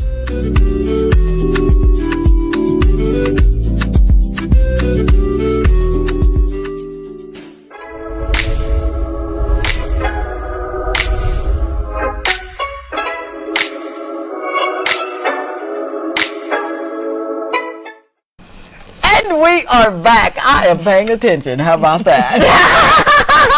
We are unpacking my guest for this evening. I'm gleaning from her because, again, you know, I've got to be open, honest, and sincere here. All right, that this is the platform. Yeah. You said that when you initially got in this, you literally had no idea, but you knew that.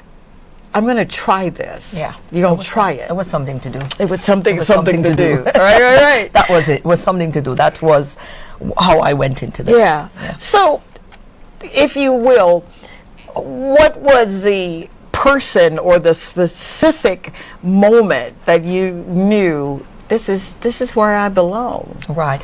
Well, I tell you what. When we started the training, it was about 14 of us started. Yeah. By the first week, it was down to 10. So a lot of you see, if you're not cut out for this thing, you would not. You'll fall out. So I stayed. I was still there. Okay, down to 10, I'm still there. Yeah. You know, down to 8, I'm still there. Yeah. Yeah. But by the third week into being there, they just put me on air. Like I don't know what they saw in me, or what was the energy, but they just picked me one evening, and they put me in front of the live mic and opened the mic in front of me. Oh, I love that for you. Oh, nothing came out, mind you. Really? Nothing came out. I was mute. Nothing came out. But they would have to have been, because they didn't do it to anybody else. To nobody else. And then I didn't say anything. And then I remember the instructor at the time, when we were over the evening, he sat me down and he said, "But why are you second guessing yourself?" Come on. You see? Are you serious? And he did that consecutively for the next day. He did the same thing. I said a little something, but I was still very shaky and really, you know, and he kept doing it. And then I think I just switched. I said, "But hold on. Okay, if he's just going to keep doing that, I continue to have myself looking stupid, or I nail this thing." You know, and one day I just come, and when he put me on, I was ready. Oh, come on. Oh, yeah. I was, that's what I'm talking about. I was ready. I had my talk set out, and I roll like, you get me? And then he just looked at me and he smiled. And the rest was history. The rest is I history. mean, we went through the entire program, and by the time we were wrapping up the program, I got a job offer from them. They kept me on from the program. I was one of the only person that they kept on, and not just kept me on. Yeah. By that time, I didn't realize that there was something there. Yeah. I still did not really understand it fully, Gotcha. but I realized that. Okay, because I was in a classroom with other students, and I realized by that time I started to realize I was picking up on things a lot faster. Things were like the ease I was doing things with when one other person within the classroom will take it, just couldn't get it, and I would just see that and like it came so natural to me. And then by that time I start realizing, okay, well I probably have some sort of special thing going on here. Still, just at that point, something special is happening here. Well, I have maybe, but still not even as deep. Wow. But when they after and they told me, we'd like to keep you on. I mean, and they put me on the afternoon. Come on, lady. Listen now. So. My first stint in radio, I went on drive time. Oh gosh, do you know how difficult that is? Do you know how weighty that is? I thought of it after. I did not. When I got the offer, it did not resonate. That okay, here I am doing one of the hypest, most energized, most hype shows on radio. That's the time, drive time. Come on, baby. In the afternoon, and that's what I started off as, drive time. Wow. And I had energy, man. Yeah. You still do, don't you?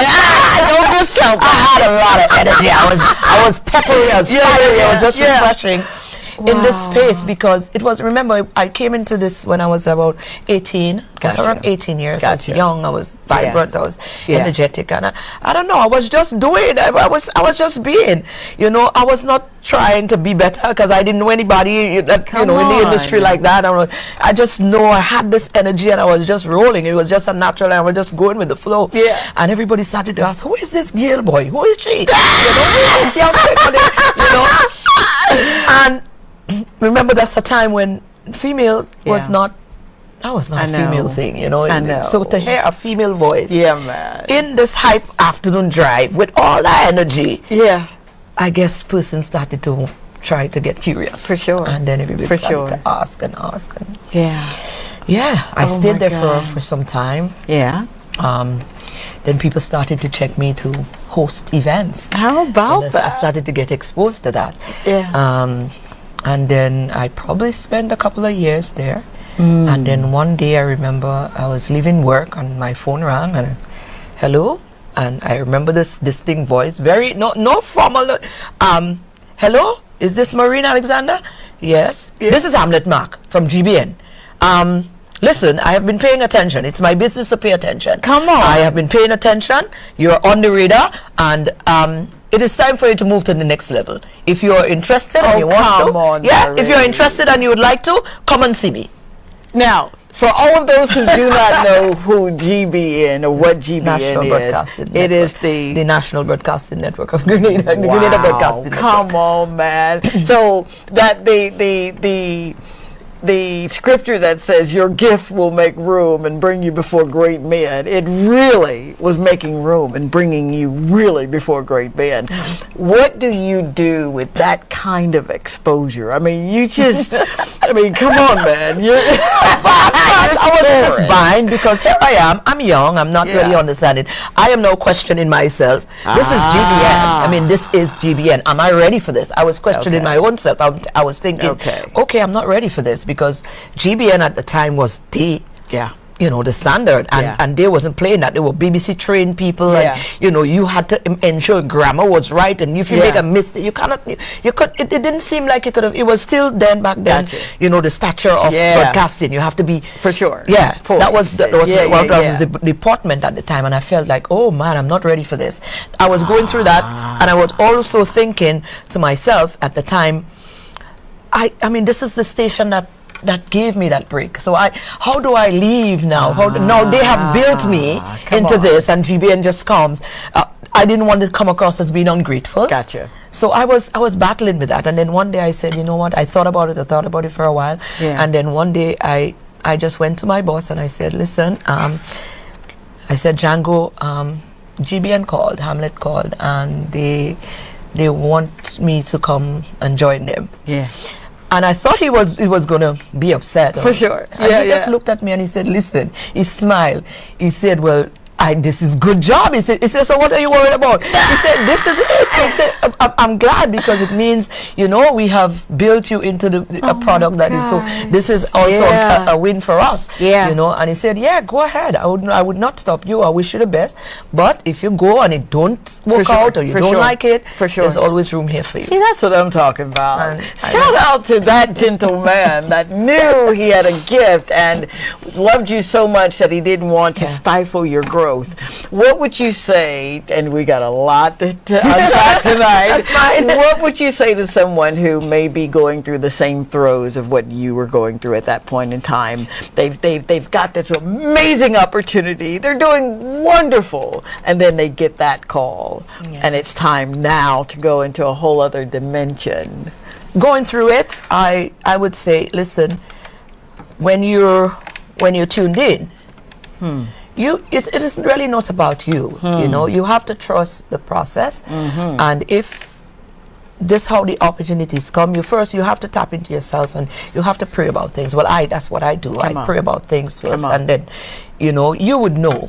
Yeah. You would, in the underlying pitch in your heart will tell you it is time for that next step or that next level. You know, and you just do what needs to be done, because it is at GBN that I really got down, because GBN now you have television, you have professionally trained people like the Lou Smiths and the Troy Gavies, and you get the opportunities now to be, you know, honed under these gentlemen who were not gonna, they were very serious about this broadcasting thing. Absolutely. So you didn't have a choice. They would make sure that they mentor you to the T. And listen, who would I have been in broadcasting now had I not had the opportunity to be trained by these gentlemen? So you go for it. Oh, go for family, didn't I tell you? Didn't I tell you were, maybe I didn't. You are in for a treat. And this EP is calling for a break, that gummit. We're going to come right back, because there are some questions that I know you got the answer to, and somebody needs to hear it. So stay tuned. We'll be right back.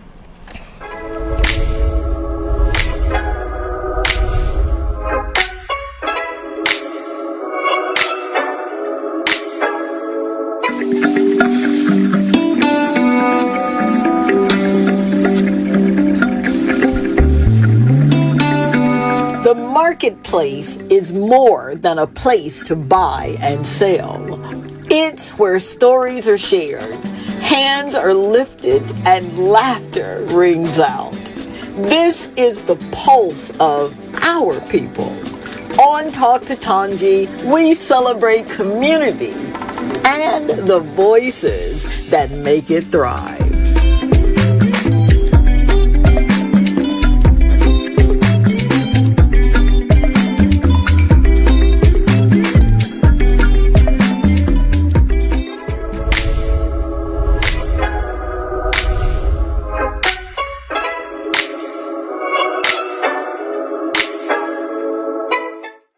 Okay, family, thank you so very much yet again. I'm your girl, Tanji. You're tuning in to Talk to Tanji, and we're sitting at the feet of this master classer.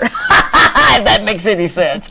This woman really, she just echoes so very much in the communities. She's doing some amazing things. She really is. And I just wanted to know how she got here, man. You know, what was the aha moment, you know, for lack of a better word, that literally propelled her into it? And it was just her taking an opportunity that presented itself. And that's exactly what you did. That's just what it is. Wow, man. So from discovering your voice to shaping your career in media, let's dive into these lessons that you've learned along the way. What has been some of your most memorable times that you can remember, whether it was on radio, RCI, or here, DBS? Thank you, Linda. What have been some of the stories that you really kind of resonated with and said, you know what, that story needs to be told? Let's talk about it. I believe every interview that I do, because everybody's story is just as important. Amen. You know, I am generally I am happy when I get to connect with anybody, no matter the walk of life. I know. It's just, you know, it's just being able to be in that moment and you know, understanding, getting a sense of this person, you know, this is this man that it, you know, we did DBS, we did here where we just popped in by a lady she's always outside of Massey selling her mangoes and you know, and just, you know, just to, you know how many people just pass there, never really once. I mean, she's just there. Sometimes people don't even notice. They purchase from her and they don't even know who she is, what she's about, what does she like, who she is, what does she, how does she think? You know, and just being able to sit with people, and I have that underlying passion. And whenever I look at somebody or see somebody, I see interest. I get interested in, okay, who really is this person? What, you know, what is their life like, you know? And just being able to do that is remarkable. In terms of highlight, when I was in Grenada, one of the things that I enjoyed, I always say that to people, Jimmy Cliff. I got to host a show with Jimmy Cliff, and the reason why this was so significant to me, and I got to actually present a plaque to him as well. Come on, man. And why this resonated so much with me, because in my growing up, my father is Rastafari.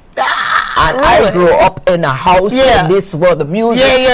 You just align it. Jimmy Cliff and the Peter Tosh and these things, it is in your head, you know. And when I got the opportunity to actually meet Jimmy Cliff after hearing so much of him, my father used to play his music on the guitar, and you know, and in that moment, I felt that it was a moment for my father.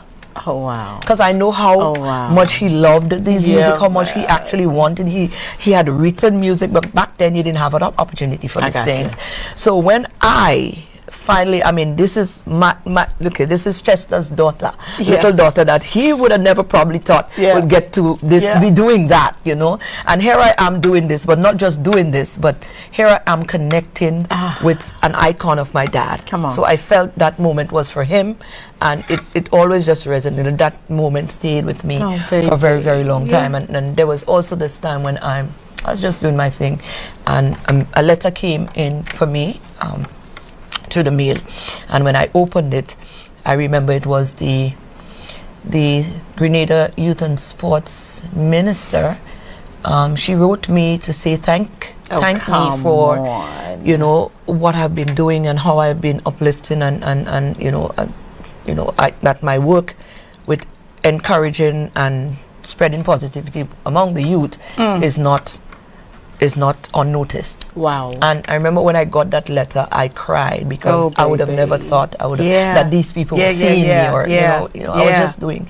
And when I got that, it was not something that I would have expected. And when I got that letter, I remember crying because it came at a point in time when I was starting to feel, what am I really doing here? Like, is this really making sense? Is this purposeful? Is it? Yeah. And that letter came around that time when I was going through that if you're in this field, over time it gets like that. You know, After all the hype is done, then you start to feel very like, what am I doing here?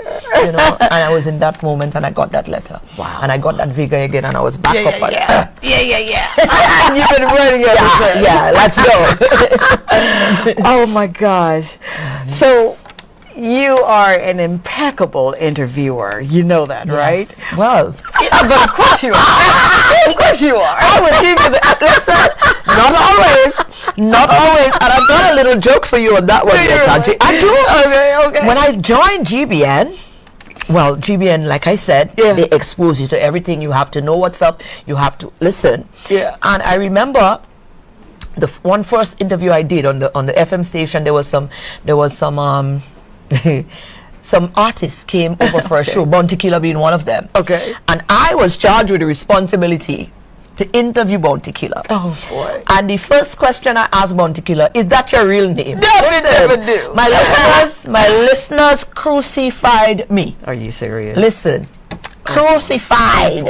I felt like I wanted to just leave this thing. I went like, people, what kind of stupid question? How you really expect somebody's real name to be that kind of stupid? Listen, I felt so defeated. I didn't want to. And from that moment, I started to, whenever I hear interview, I called in sick, or I didn't want to do interviews. No way. Yes, I started to call in sick. I was, anytime I hear interview, my belly hurted me. I ain't coming to And then I just started to avoid it. And then one day, Josephine, on the AM station now, because they started to put you over on the AM station. Another thing I feared deeply, because the AM station was where all of the little, you know, the little stalwarts were listening, the little age people, and they were BBC people. So BBC was, you say one word and your little accent go the wrong way. They call the station. That's the problem with you young people. Oh my God! God. You need to do this, and you pronounce this thing right, and there's a comma here. Listen, I used to get terrorized. Marie, no. And I said, every time they say I am going over in the AM today, I'm sick again. You're sick again. So I guess after a while, they realized what I was doing. Yeah. And then they stopped. They started to pressure me, like, no, they're not accepting my being sick. You have to be here. And I'm scared now, so I have to come. And I'm the thing. I listen, my belly boiling. I'm sitting on the AM station. I'm looking at the clock. I need to go. You know. And then after a time, you start to realize you have to get used to it regardless. And therein came the training, because now I'm getting that professional training that I needed. You know, so I just said, well, boy, I have to get used to it. You gotta so get used to it. You know, go with the punches. And then the interviews started coming, and I started to do it. And then I started realizing one thing. Yeah. The only how you're going to get, if I keep shying away from doing the interviews, there's not going to be any practice. It's like math. Yeah. You've got to practice. You got to practice. So if I rob myself from the practice, I will never get better. Wow. So I just say, let me make the mistake. Let me take the punches, because every time I made a mistake, I learn what not to do the next time. Don't you love those? Don't you just exactly love? So once I wired it in like that, I started to just. Right now, I want to do all interviews. I love it. And I just learning. And then over time, I don't know when it got to the point where it's just like, because I didn't see it as a gift. It really I don't. is. Yeah, because until every time I do an interview, she speaks even here. She speaks people. Man, you make it so easy. People come nervous, and big people from all walks of life. You make it so easy. And I never understood it like that. Even now, I didn't. It's only recently I'm starting to zone in and realize I do have a gift there. You didn't know? I did not know. I never understood it. I thought it was the natural thing, you know. It's not the natural thing. You've been called and chosen, sugar. It's a gift. It's certainly a gift. Oh my God. I've got to shift gears to the importance of women, especially women in the Caribbean. Why is media so important? Why do you believe women being in media is important? Women are we carry a lot. Come on. We are nurturers. We are, you know, and if we continue to not be part of the conversation, our voices are not being heard. We do not get to share or infuse what is our natural thing into the whole conversation or into the mix. Right. Then we'll have a lopsided something. So everybody is important. So whatever women are, who we are, what we are capable of, what we bring to the table, it is necessary. There's a reason why we have it. Amen. And the reason why we have it is because it have to be there as well. It have to be part of the mix. So you have to have women in there. You have to have, women have to be there to put what it is that they were given, God-given. They have to add it there. How could you go along and not have it?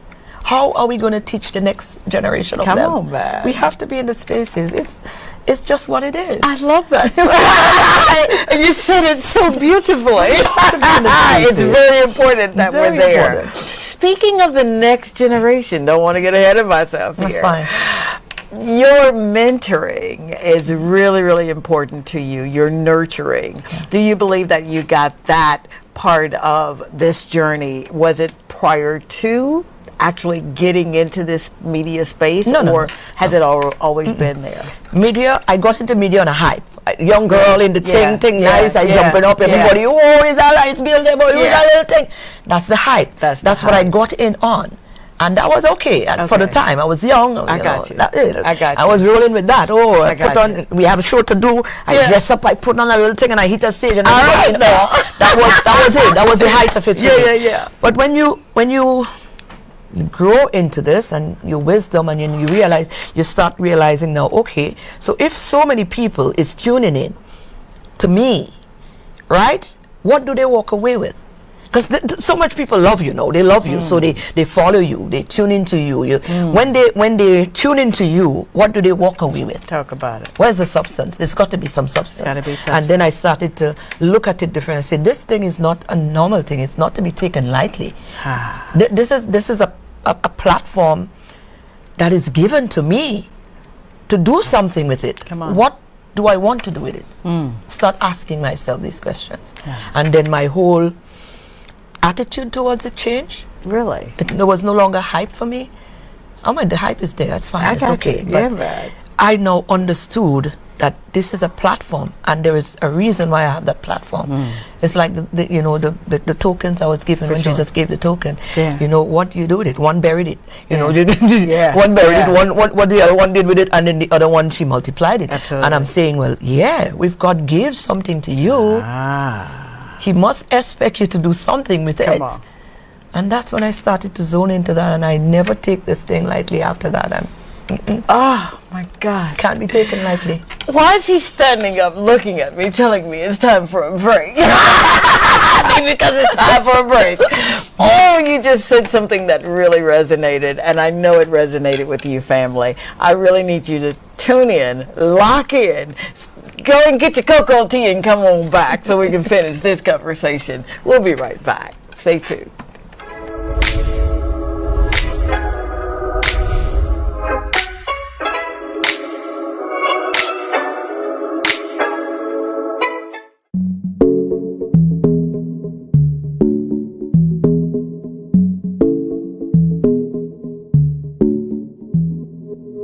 You've seen her.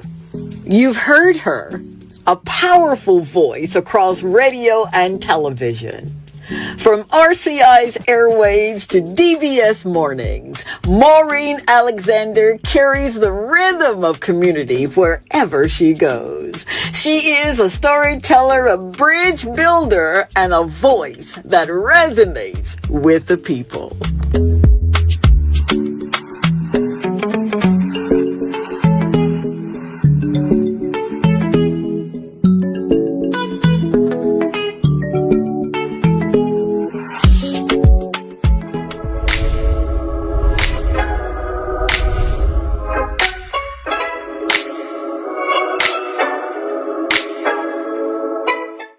We are back. Thank you yet again. I know I say thank you all the time, but if you only knew what it took for me to get here on this journey, you'd be like, girl, I understand. So thank you yet again for being here with us this evening. And my special guest in studio is Maureen Alexander. She speaks the morning show. I mean, what else do you do, lady? You just I stay to host that, you know. Oh my God! You do a lot. You really, really do. You said something about platform. Now, gives me chill bumps when I think about it. With everything that is going on in our society, in social media, your followers, and I'm like, no, they're engagers. Don't follow me. Let's walk this thing out together. That kind of representation, you know, you're showing up your authentic self, you know, you're showing up the woman that does speak truth to life. How do you, I don't want to say balance the two, because there's really not a balance. We do the best we can, but it's like spinning plates, right?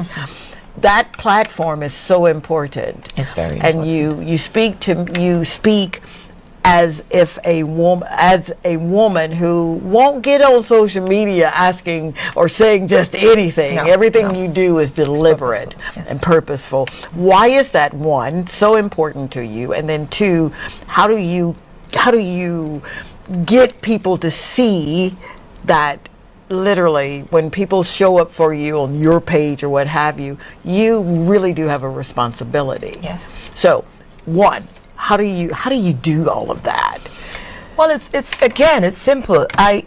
We are in here. We're in the space. We're seeing what's happening. So we know, we see it. We're not comfortable with it. Yeah. So what are we going to do? Would I sit and complain on the sideline and say, oh, these people are doing that? I am not pleased with the majority of the social media and how it is so, used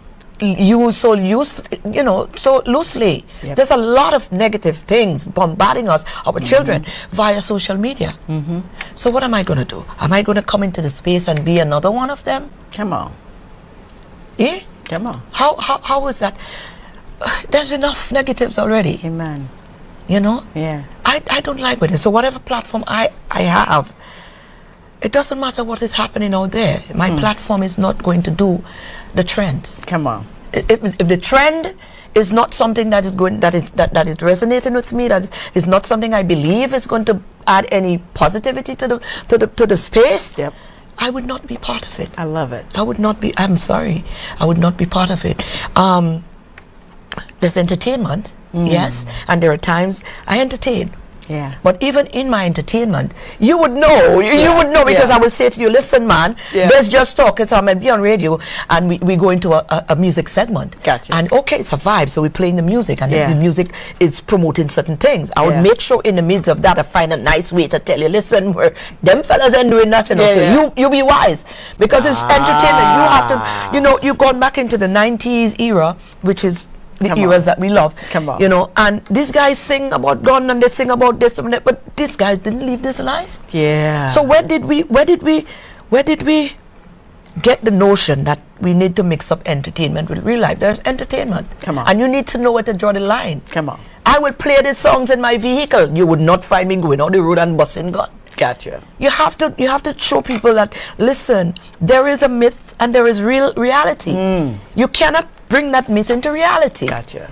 And I'm very adamant about that. People need to know where to draw the line. Nobody says you can't enjoy the music. Right. I enjoy it. Right. But it doesn't mean I'm going to go out there and do what it says. Amen. You have to know where to draw the line. And when I say, listen, this is entertainment, there's times I do anything, I might say a line and I poke a little something and I know exactly what I did, and I come right after and I say, there's entertainment, let we entertain in peace. You know what to you keep people in check. I got you. And let people know that, hey. Absolutely. Because you cannot keep peddling things, have people out there living up to a thing because you peddled it. You got to take responsibility when you peddle something that caused somebody to go and follow up that, because you have followers. You have people that you're influencing. Right.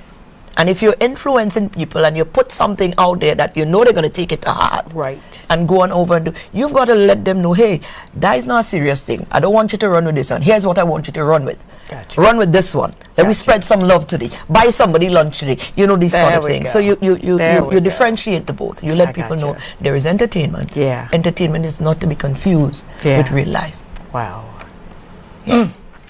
And you carry this. You do know this is your way of life. It is. It cannot be any other way.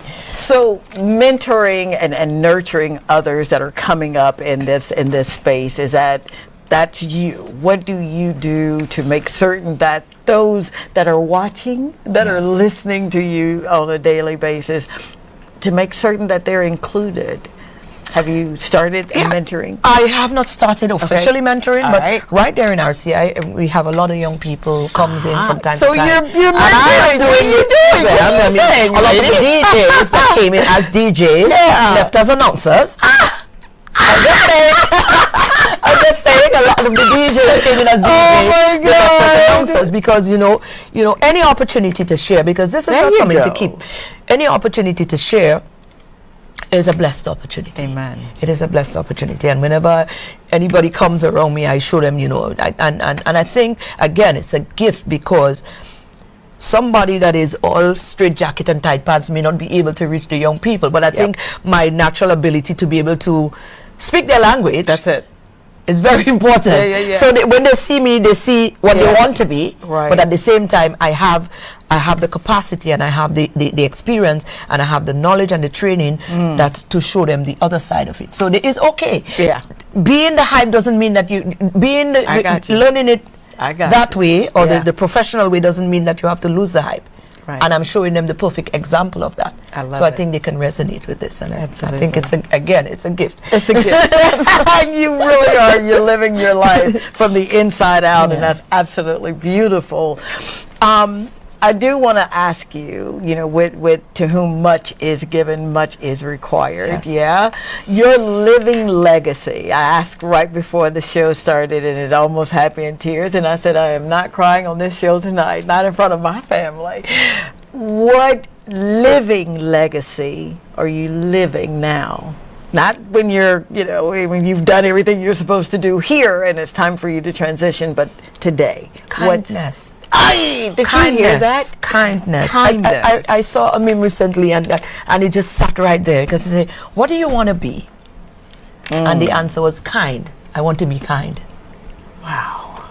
And that made perfect sense to me, because this is our purpose on this face of the Come earth. on, If we talk had about any other reason to, it's right there from time memorial. It is right there. Yeah. When we leave the space, Dr. Tanji, we don't go with anything. I don't go with this. You don't go with this. No. I don't go with this. We leave with nothing. That's the Most High design. Why do you think that is? So why would we be in a space where we're killing each other for this? We are making somebody hurt. Painfully hurting somebody to achieve this, a piece of land, parents leave and siblings are fighting. Are we not going with it? And if there is any example for us to understand that was not what God's plan was, is to look at death. Come on. What happens there? We're not going anywhere with that. You cannot go with anything acquired. What you can go with is what you become. That's the only thing, a soul. So I am all for watering my soul. I want when you're kind, when you see somebody and you could reach out and somebody is there and you could tell something is weighing upon them and you could just say a little hi to make them feel better about themselves. And it's the simplest things, Yeah. This feels so rewarding. It does. This feeds you, waters your soul. It does. When that soul feels good, in that moment, your bank account don't have nothing to say. Come on. The car you're driving has nothing to say. Yes, ma'am. None of this have nothing to say. That feeling that you feel in there, you would not get from anything else but that. But that. But that. So I want to be that. I like that feeling. Yeah. I want more of it. Yeah. So I'm going to follow that because that's the feeling I want. That's what I want to leave it. Wow. Yeah. That is so powerful. Living a legacy of kindness. Wow. Whew, where do I go from that? Community is really, really important to you. Yeah. And when you're out and about in the community, what is it that you want the community to know? What do you want them to feel? Yes, you're there because you love them, you're kind, but what is it in that moment that you're out there that you want for your community, our community? There's so many people. One thing that I've noticed in these times, and again, it comes on to so many of the things that we're bombarded with. What is important? What gives us value? What don't give us value? There's so many people, Tanji. I walk around and see so many people with confidence issue. People that seek validity, they don't understand that they are. You do not need. I do not need this to be Tanji. I am Tanji without this. And so many people that don't have that level of belief or confidence within themselves. Everybody feels that they need to be. That's the only how I'm going to be accepted. That's the only how I'm going to be somebody. I am somebody if I have a lot of money. I'm somebody if I'm driving so and so car. I'm somebody if I get to wear this. And I want, if I could do something like just strike a wand and just get people to, go back into themselves and understand, hey, you are that before that, and that doesn't make you that, but you are already that. I want people to have that level of confidence within themselves. I want people to feel that you do not need, so many of your young people, you see what's happening. A lot of the reaction from them is because they're trying to live up to a standard because they're not, they don't see themselves as enough. Jesus. If I could change that, because we were there once. We were there once. We were there once. Absolutely. I want to see people back in that space where people are content. By just knowing I am. Word. That's a beautiful word. Would you say that to her or him that's looking in that camera right there? That's what I mean. You are enough. You are content. You are before anything else. And you are because you are powerful. You are created. You are here. And that is it. That's the power. That's the only validation that you need. You are. Anything else that comes, and I'm not saying, mind you, I like a little nice car, I would like to live in a big house, but I'm saying these are not the things that's supposed to define you. You're supposed to know that you're important, you're powerful, and you are, before, if you don't have it, you is you, and you're just as important. You have it, you are you, and you're just as important. Amen. Pass the collection plate. Oh, we're going to go for a break, but we're going to come back and I know, right? The time. Where is this time going, man? Stay tuned because we really do have just a little bit more to unpack before we get out of here. Thank you again for being here. We'll be right back.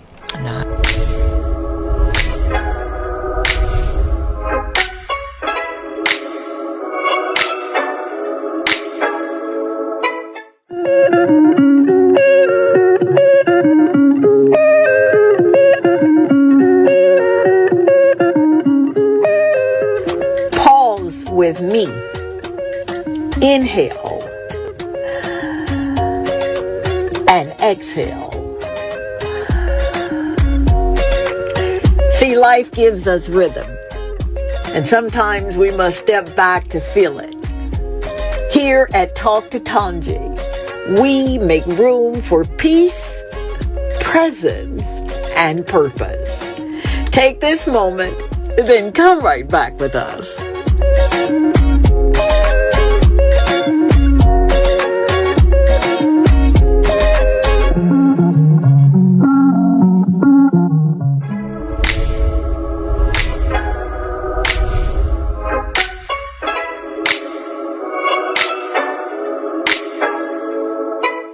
We are back. Thank you so very, very much, St. Lucia. I'm about to jump out of my skin. I am so excited to be here. It is such an honor. It's a blessing, and I do not take it lightly or for granted, and I never, ever want you to think that I do.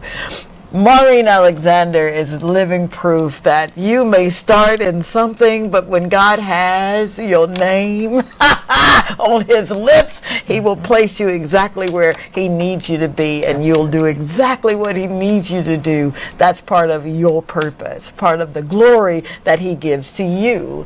And she is glorious. She is. And we were talking about everything legacy, everything community, and it's really, really important that you do what you do, and you do it so very well. You really, really do. Now, vision, because vision is so important. People all are talking now, what is my vision? You know, how do I find my vision? What is the vision for my life? Would you say that you are living the vision for your life? I believe there's more, but the thing is, like I said, I'm aligned. I'm aligned. I'm aligned, and I believe there is more. Okay. I feel it's written. You would know when you're aligned. Yeah. There is it. It's written there. It's written on the breastplate. You feel certain things. So, but I know there is more that he has for me to do. Yeah. But it's not. It's gonna come. It's gonna come. You already know. It always does. It does. Like this has been my life. When it was time to take the next step. Yeah. It was time, and I didn't have to. I just had to be ready. You have to be ready. I just had to be ready. Yeah. And so far, I have moved from there. Yeah. Yeah, from dancing to the radio to here. So when he's ready, in his timing, he knows when you are ready. Oh my God! And he knows when he's given you enough. Yeah. To take you to the next level. Absolutely. And that's how you operate. Yeah, I'm not the type of person who say, I mean, it might seem a little bit laid back to some, but it doesn't trouble me for now because I am moving in purpose. There you go. I am moving in purpose. If he wants me to have this there, I will have it. Absolutely. Nobody will be able to take it from me. Yeah, man. If he wants me here now, I am here now. Yeah. And I'm going to be here now and be present. Because if you're not present here now, and that's the thing, we worry so much about what's next. Yeah. We don't execute in the present because we're constantly looking for the next. Yep. And no, I am here. This is where he has me now. Yeah. Let me do what has to be done here now to the fullest. Yeah. And then when he's ready, he takes me to the next level, and then I will do what I have to do there. I'll be present there as well. I'm present in every stage of this. This is how I live. Wow. So, I swear to you, I kid you not, I'm gleaning, I swear, I really am. You literally are living your life from the inside out. You really are doing it. You're not just, you got fruit, honey. It shows. So, was it your faith? Was it the resilience in what you've gone through and be able to stand back up? What would you say was your turning point for wanting more than what you see? Because you're living from the inside out. Again, it is. Excuse me. You got that conviction. This is what it is. You listen. You are called to listen. You would know.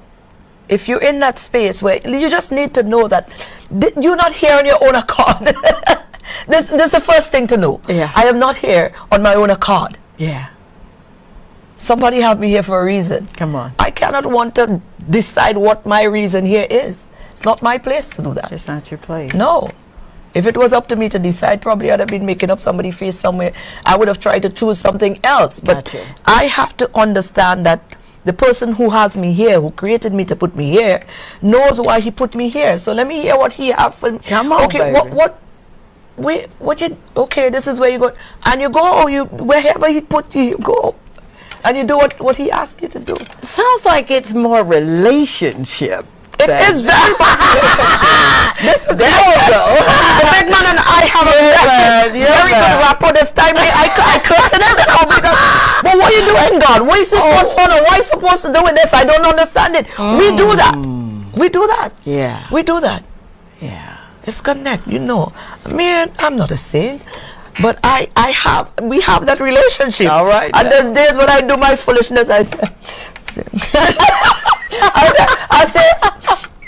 I know, and the thing there, and the little heart feel you heavy on you, and you say, I know. Oh you know, we have to have that. Wow. And I think that's one of the things too. A lot of the times, people don't feel that they could have that kind of relationship with God, so they just stay away, or no. He's a radical. I say to people, go say, but you still cursing. I say, well, God know what He made when He made me. You know. I said, but listen to me. You think He know that I gonna be doing that at this age? Yeah.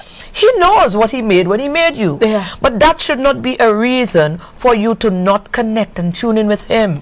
Because if you're not connect and tune in, you will never know when He's ready to take you out of these little nonsense. Wow. There are a lot of things that I was that I'm not now. Come on, baby. And if I was not tuning, or I choose to, oh boy, everybody says he's a sinner. Everybody says, and I don't tune into Him. How can He take me here to the here? How can He wipe out that there and bring me here? Now there's a lot more to wipe out, but when He's ready, He'll wipe it. Come on. It is what it is. That's how I. Wow. That's that. Radical. You call it radical? Yeah. I call it. We got a radical in our relationship. You know. Yeah. I said no, but listen. Can I lie to him? No, you cannot. He don't know what he make.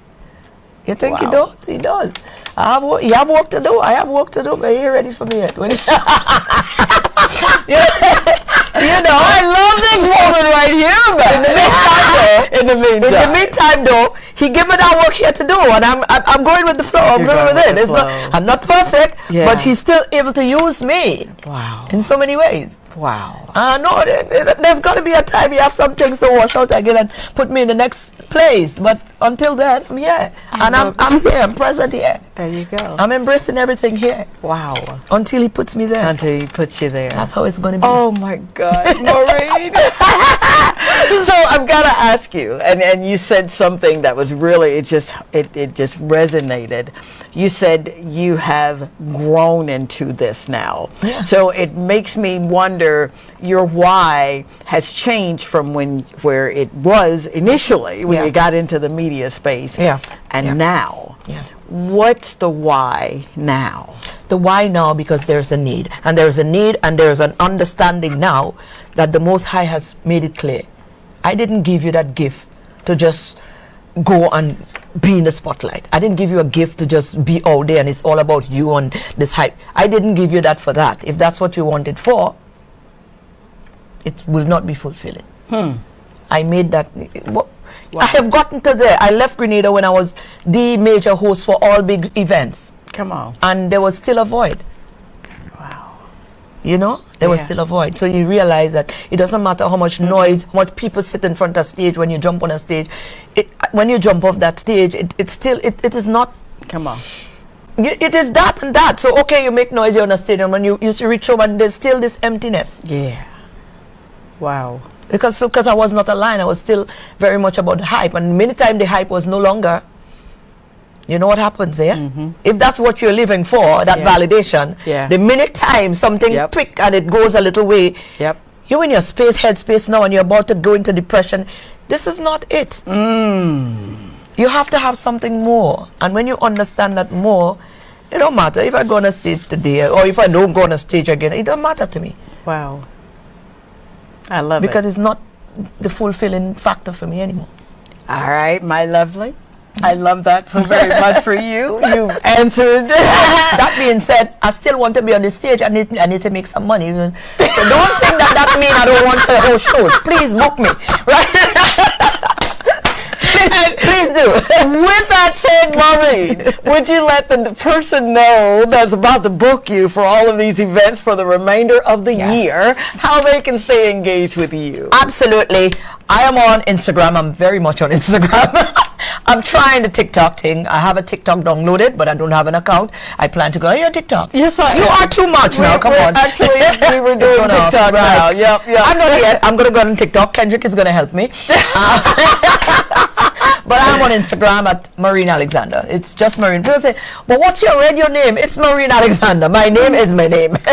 So that's what it is. It's I don't have a stage name or it's Maureen Alexander. Yeah. And that's it. So you can find me on Instagram, on Facebook at Maureen Alexander. Or you can tune into DBS in the morning on the morning show. Good morning, You can tune into Radio Caribbean. Yeah. We're there. I'm on the morning now too. On Radio Caribbean. You'll find me there, both places. You know, having you on this show has really been a delight for me tonight. I am so very grateful for your standing. I am so very grateful that you literally believed enough in the Most High and in yourself to get out of the way and get aligned to what your purpose is. And I'm so grateful for that. I like that. I know, right? I like get us off the way. Yeah. That's what I did. I had to do that. I was blessed as well. My God. Thank you. You're so welcome. I just wanted to go on and on, man. I've got like a plethora of questions, but I will say this, family. I hope and pray that something has been said tonight that will resonate with you. I hope that you know that you have a voice, that you matter. You are not a mistake. You are not too old. You are just on time. You are present. And if you're watching this show, whether tonight or on the rebroadcast for Sunday at 8:30, I am grateful for your being here. Thank you so very, very much. Linda, you are amazing. I love you, man. Thank you for creating this plate, this place and space. Bun, Caden, Kendrick, Idris, and Fran, thank you for being the best part of my life. St. Lucia, I love you. I want to leave you with this affirmation, then we're going to sign off. Your voice matters. Like Maureen, you are called, equipped, and capable of impacting lives. Speak with courage. Live from the inside out. This affirmation is, you are so ready. You got this. He has equipped you with everything that you need to be as wildly successful as you want to be. Believe, say yes to the call, and then get out the way. Till next time, the Lord say the same and the creek don't rise. We're going to do Talk to Tanji again. I love you so very much, and ain't nothing you can do about it. Good night. Bye.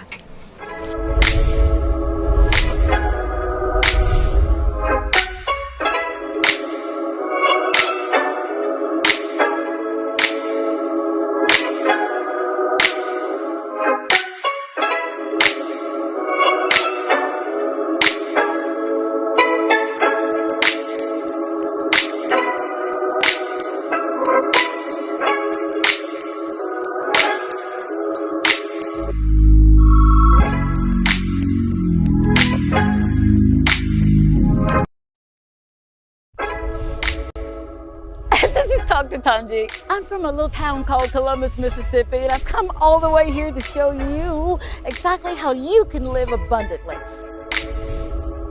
Fear is nothing. You hear me? You can do anything you put your mind to. I'm your girl, Talk to Tanji. We're gonna do life together. Good evening, good evening, good evening, my family. How are you doing? Can you tell I'm happy? Oh my God, I'm so happy. I have literally been thinking about you all day. I kid you not.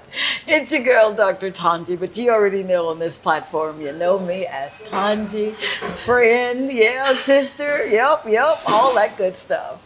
I need to make certain that we are on the same page. One, it is an absolute pleasure coming into your home this evening. I do not take it lightly nor for granted, and I never ever want you to think that I do. I do understand that there are several shows that you could be watching on a Friday night at 8 o'clock. And you said, you know what? I'm going to hang out with this chick. And because of that, I am truly, truly grateful. The numbers do not lie. I am not a numbers girl, but I am so grateful. I am. You guys are showing up. We're in 93 countries now. How about that? To God be the glory. How about that? All right. On the show tonight, you know how we do it. We go into communities. We get people that are doing things in the marketplace. I am in love with folk that are in love with life, that just say, you know what, no matter what, I am going to live the life that I was born to do, that I was destined to do. And we've got a man on the show tonight that is doing just that. Now, I'm not going to flub his name. How about that? But I do know that it's Vanessa Stanislas. I did that right. And he is going to come in a way and just kind of let us glean from him. Tell us his why, the passion behind what he does, why he does what he does. He's a musician, he's an artist, he's an entertainer. He's all of that, man, and a bag of chips. And he's right here on this show. So, get your cocoa tea, get your buns, whatever it is that you're going to get to be a part of this show, go get it. I'll wait because I really, really want you to glean from this man. We'll be right back and then we're going to get right into it. Stay tuned.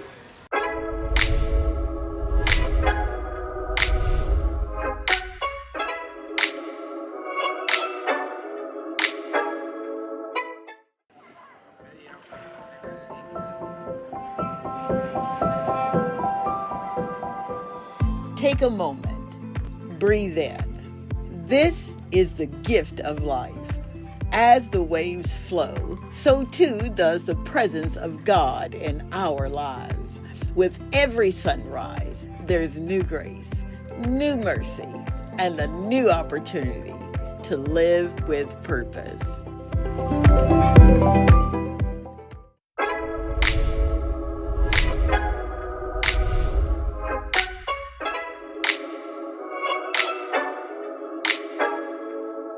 And we are back. You know, I think I failed to mention that I literally, right, get to be in a country where I see people that are their brother's keepers. I see people that are intentional with their love, their generosity. If they see a fellow neighbor on the highway or in the community that needs help, they help. And it moves me every time I do see that. So let me just say thank you. Thank you for being the example that I get to read and study. Thank you for being kind to one another. And I'm really meaning this, and it matters. Thank you for your stories, for your smiles, for your hugs when you see me in public. I'm grateful. So I just wanted to make certain that I got that across, okay? All right, now let's get started with this show tonight, because this guy, and I'm getting nervous here, I really, really am, because he's that kind of guy. He's a voice. I likened him to a voice in the wilderness, man, who's just crying out, and he's a champion for people. And when you find a young man that knows what they want to do and who's courageous enough and bold enough to do it, you just want to say, you know what? I like you. I need to get to know you, and I need to know your why. And that's what I get to do this evening. So, without further ado, let's just get a drum roll here, man, for Mr. Manassas Stanislas. Stanislas. All right, that was close. I'll take it. Stanislas, yeah. All right, how are you, Doc? I am wonderful, baby. All right. I've got this proverbial question that I ask every guest. How did you get here? How did I get here? Yeah. That's Now, a good some question. people say, well, you know, I took the bus over, I took the cab, or I took whatever. But to be in this place where you are now, to get to wake up and do exactly what you love doing, how did you get there? How did you get here? It took a lot of courage, it took a lot of discipline, it took a lot of prayer and falls. But in the end, we all know with God everything is possible. Come on. That's the best I could say. Oh, you just tried to tell me the short of it, man. I literally want to know what it is that inspired you as a child growing up in St. Lucia. Your love was what? One of your loves. Music, yes, yeah, man. And when you have a love for music, but then when you become the music, and I got a chance to hear him sing not too long ago. It wasn't a very eventful place that we were, but we were celebrating the beautiful life of a dear friend of ours that we have in common. And when I heard your voice, I said, no, man, I just did not know that you could sing. I just didn't. Well, a lot of people don't know that, Some persons, they only see me now in the media landscape. Yeah. But before I joined media, persons knew me for music, and then when they saw me switch over, they were surprised. So it's a tug of war feeling when people see me now in different spaces. But it's all part of the growth. So multifaceted, still growing and still learning. Oh, I love that. Yes. You say that with such humility, but I know the truth. When you walk in a room, man, you shift atmospheres. When did you know that this was a passion that you wanted to pursue? I got that awakening at age 18, about 18, when I turned an adult, 18. That I wanted to pursue music because in my earlier teenage years, it really troubled me that I had the talent and I couldn't express myself because, when your parents are a bit strict on you, but I overcame. And I had people around who were able to coach my talent. I had my church family, I had musical family, and I was able to overcome the shyness and find my identity and knowing that, hey, I have a voice. I could let people hear me. And if I shut down my voice, God is going to hold me accountable. No. That's the thing I remember. God will hold me accountable. So I have to use it to uplift people and just let persons know that, hey, you can do it too. If you just take your time, learn, grow, and trust the process, you'll make it. I absolutely love that. Now, you need not think we're going to just run over that, because you said two things that were just really, really paramount. You said, one, you had parents that were kind of, I don't want to say strict, but they knew that they needed to protect the gift, right? So they knew that. And then two, you had to overcome some challenges. Right. If you will, speak on the difference you believe your parents made in making certain that you were adhering to some standards that it felt like it was strict, but it was really for your own good. I would say being raised in a Christian household really kept that balance for me, because if I wasn't raised in a Christian household, I think I would use that gift for damage. For Really? evil. Yeah, it would have led me away, and then I'd be putting people in detriment instead of uplifting them. Aha. Okay. That's part one of my question. Part two, you believe that, well, I don't want to put words in your mouth, the challenges, some of the challenges that you had to overcome at a young age, what were they? I was a shy child growing up. I was a shy, sheltered child. So Why do I always hear people say, I'm just shy? I'm like, but you're too old to be shy. No. I was. Not you, but I do hear that a lot. Do you believe that it's a part of the culture? What is it that, I know what shyness is, but why do I hear it time after time after time again? When you're a single child, then I guess you're just one of one, and you don't really interact with everybody else. Yeah, so I was a bit more in the back. Okay. But full of talent. A lot of people saw it, they wanted to try and pull me out, but I was still pushing away because I didn't want attention on me at the time. Yeah, so I didn't want to bring all that attention because it just came with the territory. I would just get attention just because of my talent. So there was a challenge, but I embodied it, and now I'm able to be in a room where I could just be myself and persons are still drawn to it without being withdrawn. Oh, I absolutely love that. So you would say that you were somewhat of an introvert at first? Yeah, at first, yes. Yeah. Do you think, and I'm just rushing this now, but do you think you're an introvert now? No, I've become balanced. I would say I'm more of an extrovert now. Yes, I'm more of an extrovert now. And plus being in the public front in media, I have no choice. So that's a different transition. It now. really is, Yes. man. So you're 18 years old. You're discovering this self-awareness of this gift, and you're honing in on this gift, right? This is the gift of singing, right? Because you also have another gift, which is the gift of speaking. Some people call it the gift of gab. You've got a voice, and you make that voice known.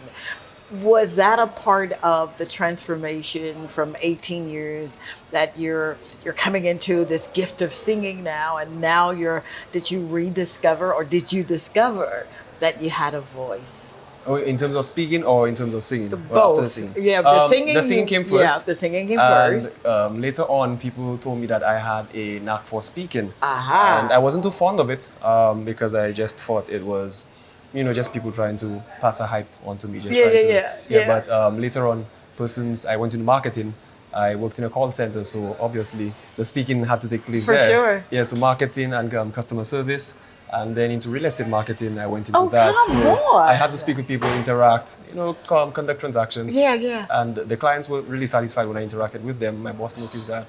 And then lo and behold, one day, DBS contacted me and they said, I have an offer for you. Oh, and come you'll be in the public sphere and you will be a reporter. You'll be doing, various aspects.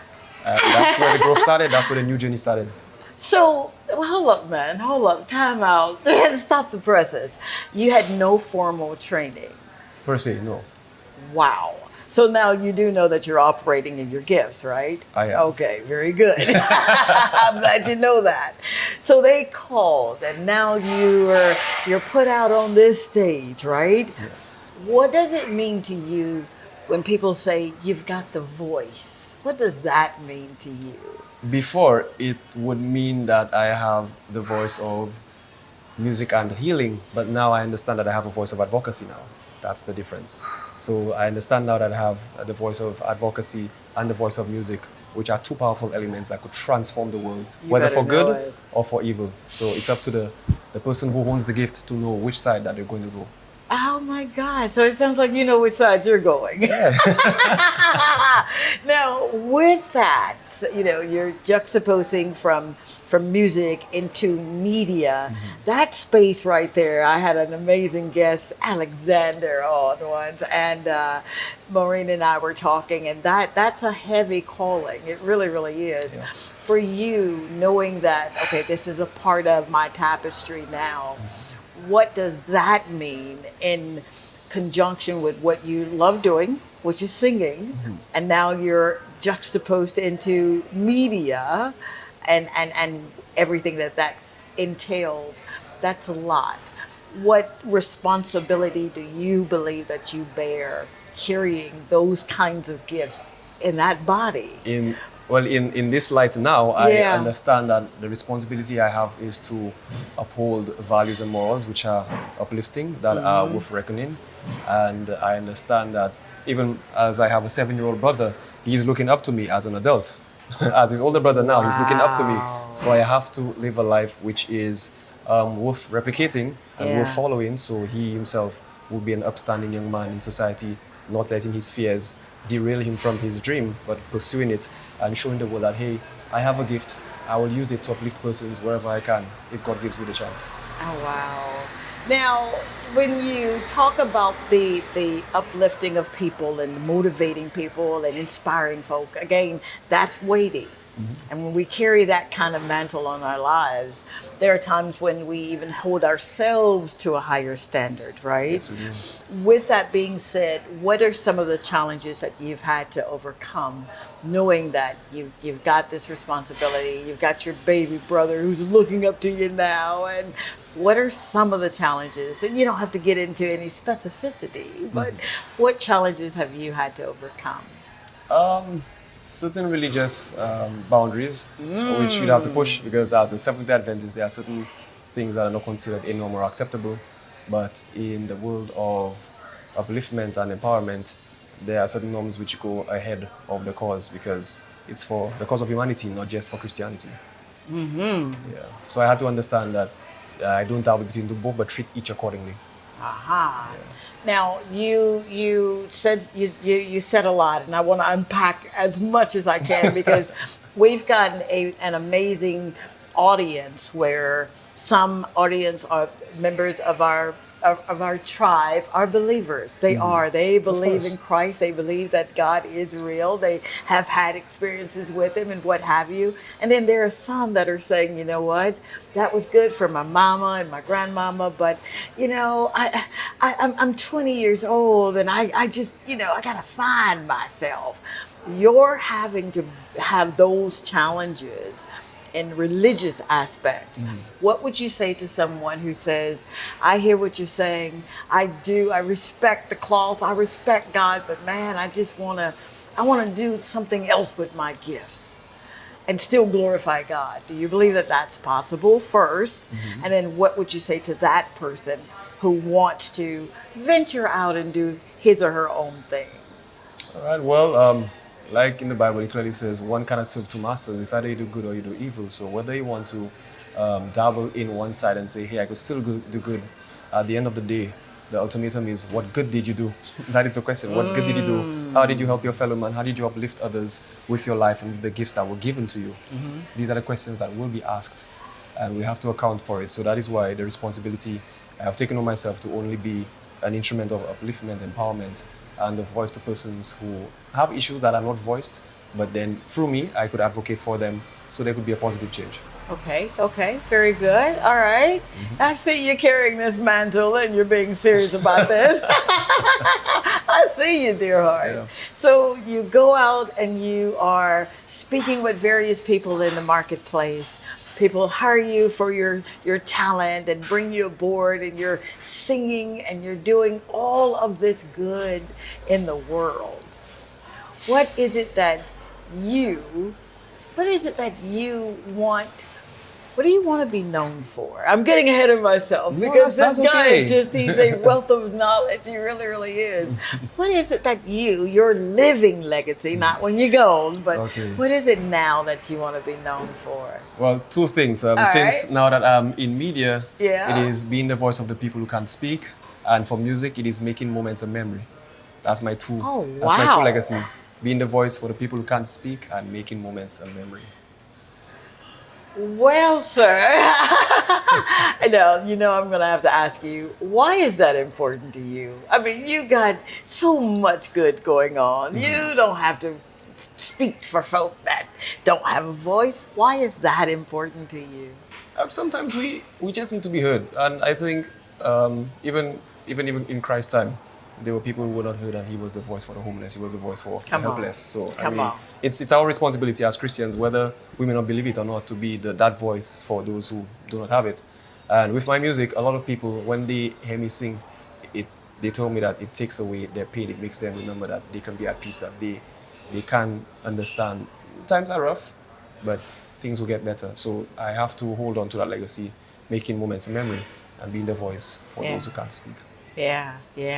Wow. Didn't I tell you? I don't think I did, but you are in for a treat. You are in for a treat.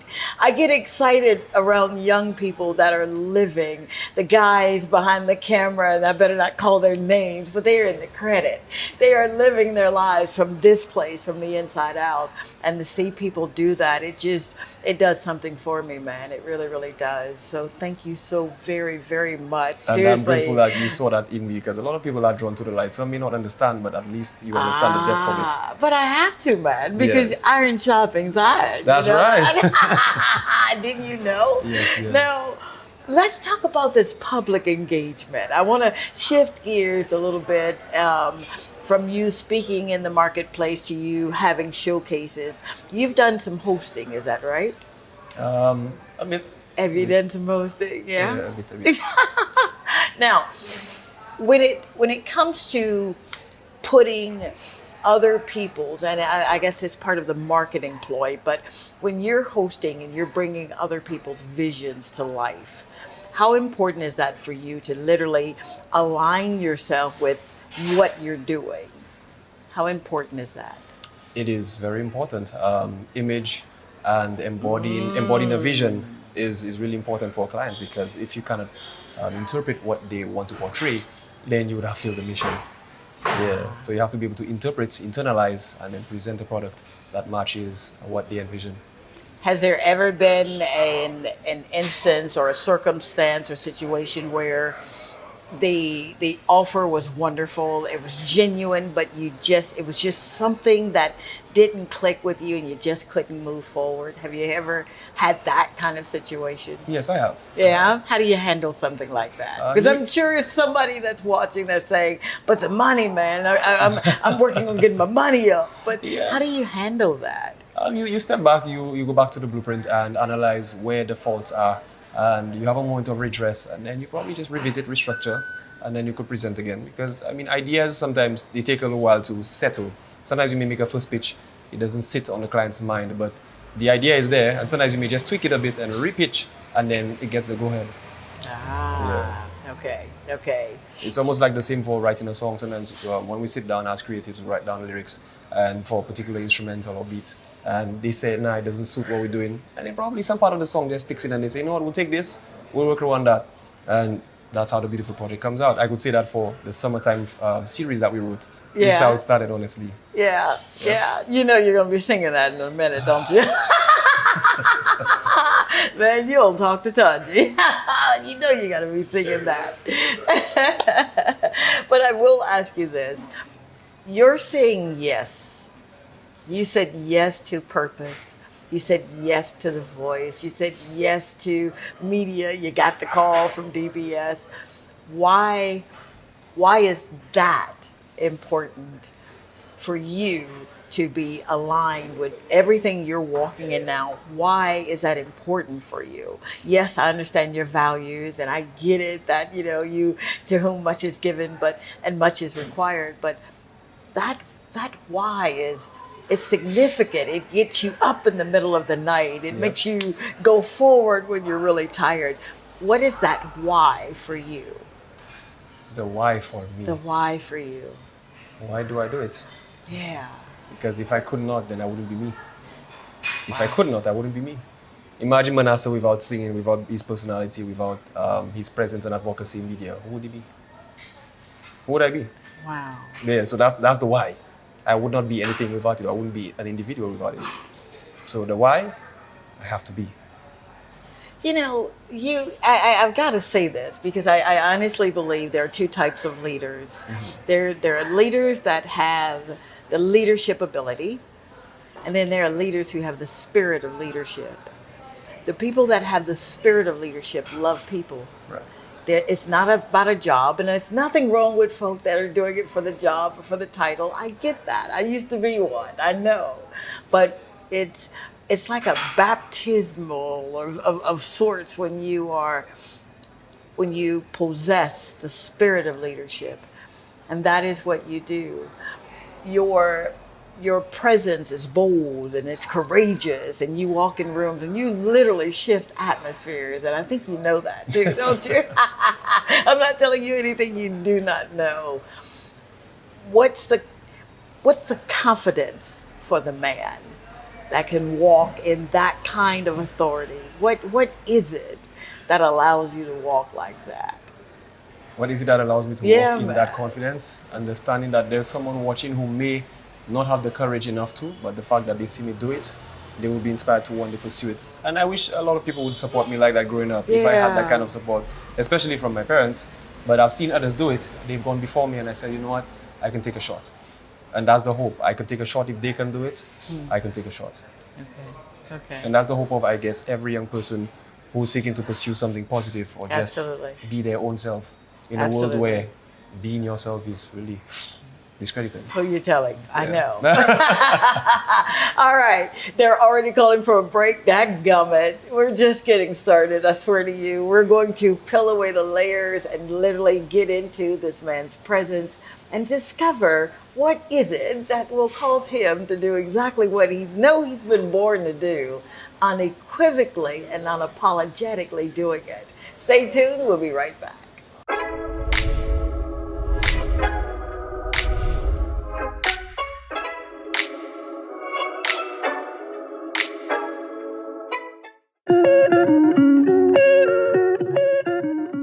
Even the still waters speak. They remind us to pause, to listen, to reflect. When we truly listen to one another, we find healing, strength, and the courage to move forward together.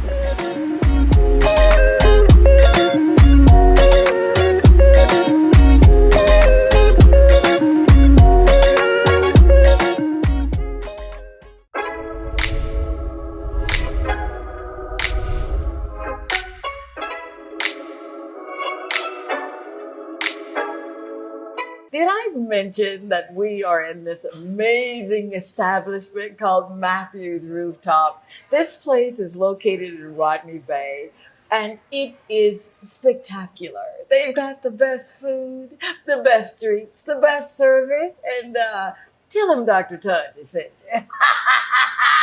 With my shameless plug. All right, let's get into this man, Vanessa, being a social influencer. When you think about the word social influence, right? We think about social media and we've got our platforms. That is weighty for people who have a voice, for people that are doing things in the marketplace. What does that mean to you? You're now a social influencer. I know, right? I know, right? That's a big weight. That's a big weight. Yeah. It just means that I have to walk lightly in the public sphere, but also I have to put pressure on the events that are necessary so people can be aware.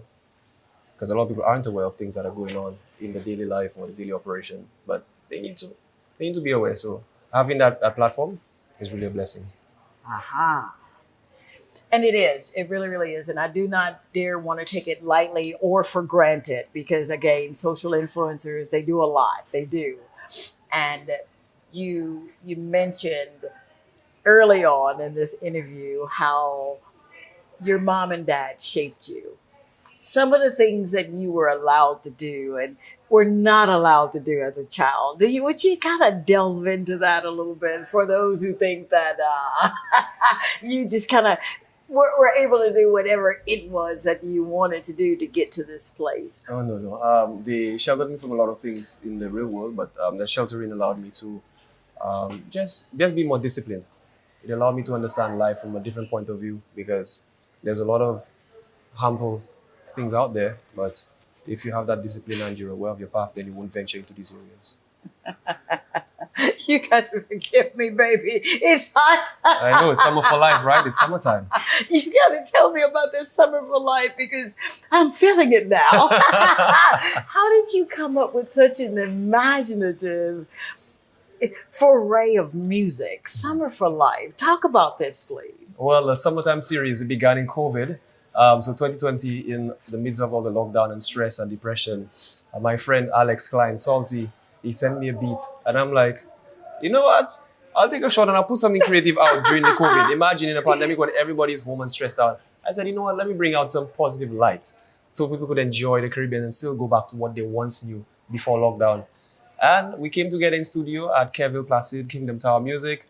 We put down the verses and we got the crew to shoot Ivel. We got Casey from JQ Productions and the KTM family, you know, our musical family. We were there. We shot in the river, being in the river by the beach, hanging out with the friends to put something positive to remind persons that, hey, even in the lockdown, you could still meet with your family and enjoy the good times without any of the restrictions. Absolutely. And that's where it began. 2020. Oh my gosh. Yep. So did you ever feel like, man, this thing is not going to come into fruition? What am I doing here? No. I actually felt that it was needed at the time. My hunger was for that project to be put out so persons could be enlightened, because a lot of persons, creatives, were depressed.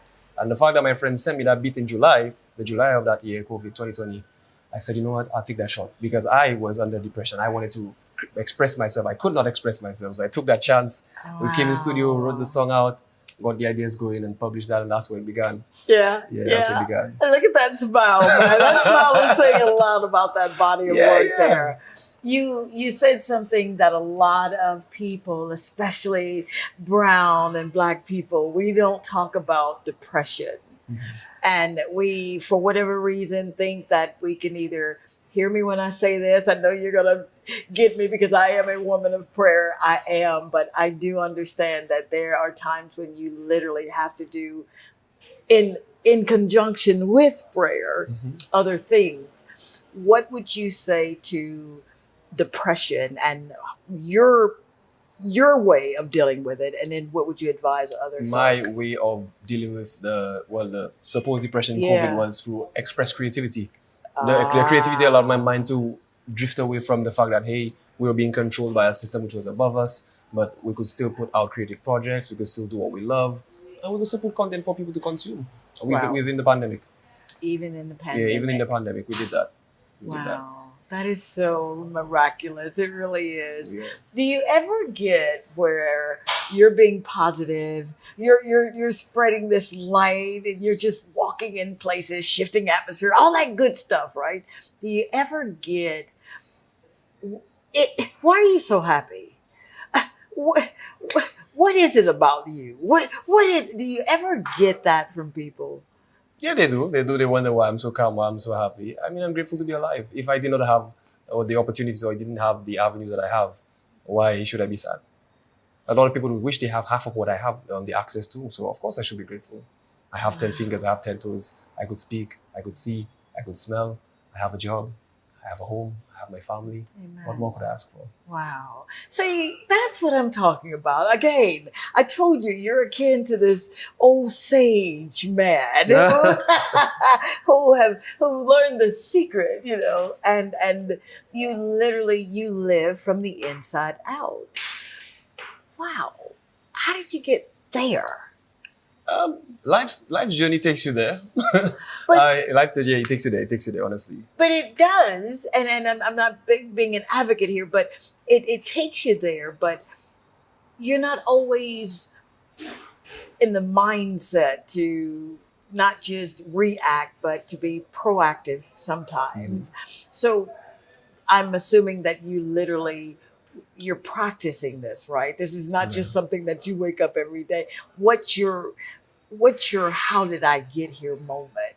How do you get to that place where you're not reacting, where what someone has said about you does not matter, and you're fighting that? How do you get from, I'm not choosing this, I'm going to walk this way?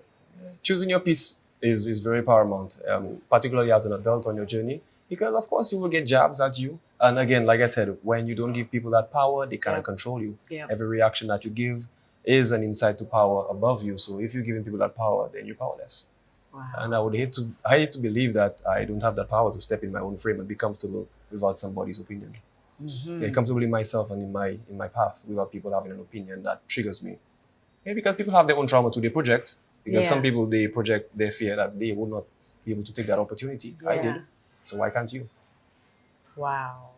Oh my God. I'm sitting here thinking, who is this young man? Does he understand who he is, what he's walking in, and what you're bringing to this world? You're just spectacular. You really, really are. Thank you. I appreciate it. But you know that already, don't you? I do.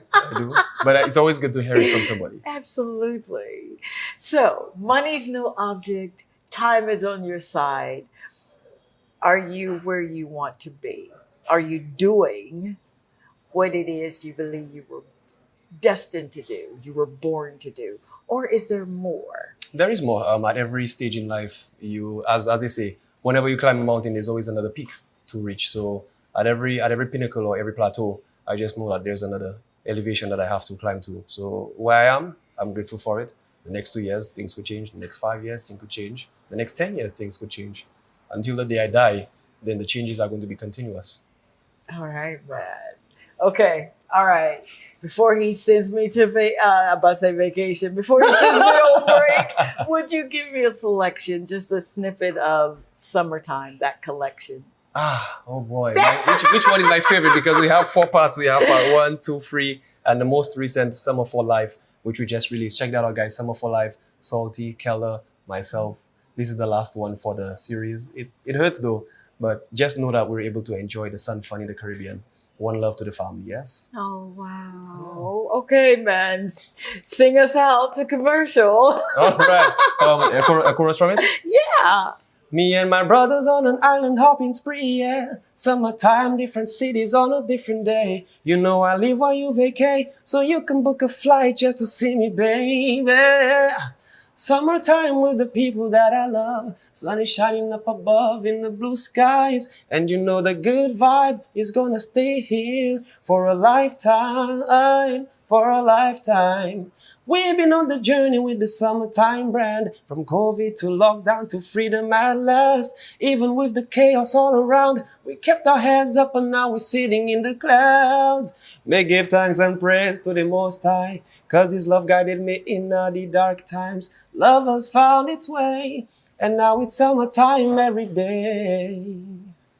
Summer for life. That's what it is. Summer for life, man. Yeah. Oh, we'll be right back. What?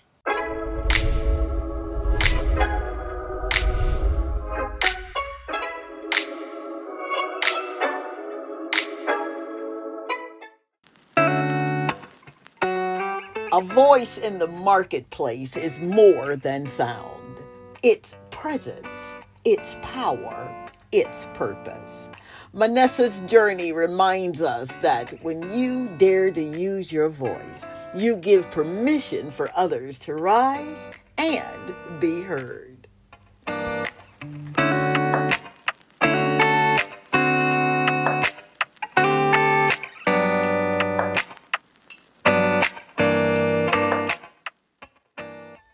Sitting at the bay, looking at the ocean, watching the waves pull back in slow motion. Sunset was kissing the horizon. I turned left to look into her eyes and smile. I turned left to look into her eyes and smile. 'Cause she reflected the light from the sun. She put her hand on me, I put my hand on her.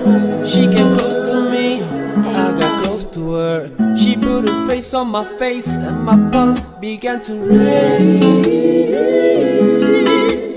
Stars were shining down on me and she kissed me slowly.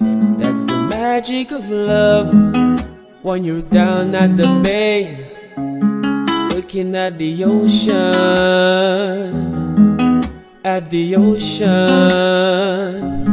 staring at the ocean, looking at the ocean, staring at the ocean, looking at the ocean, yeah. We got sand between our toes, we ain't got no woes. Talking about life and moping all about this strife. And moping all about this strife. 'Cause we have made it so far in this life. Poured her a glass filled with champagne, sipping away as if chasing the pain. Staring at life from this new window pane. Looking at the ocean,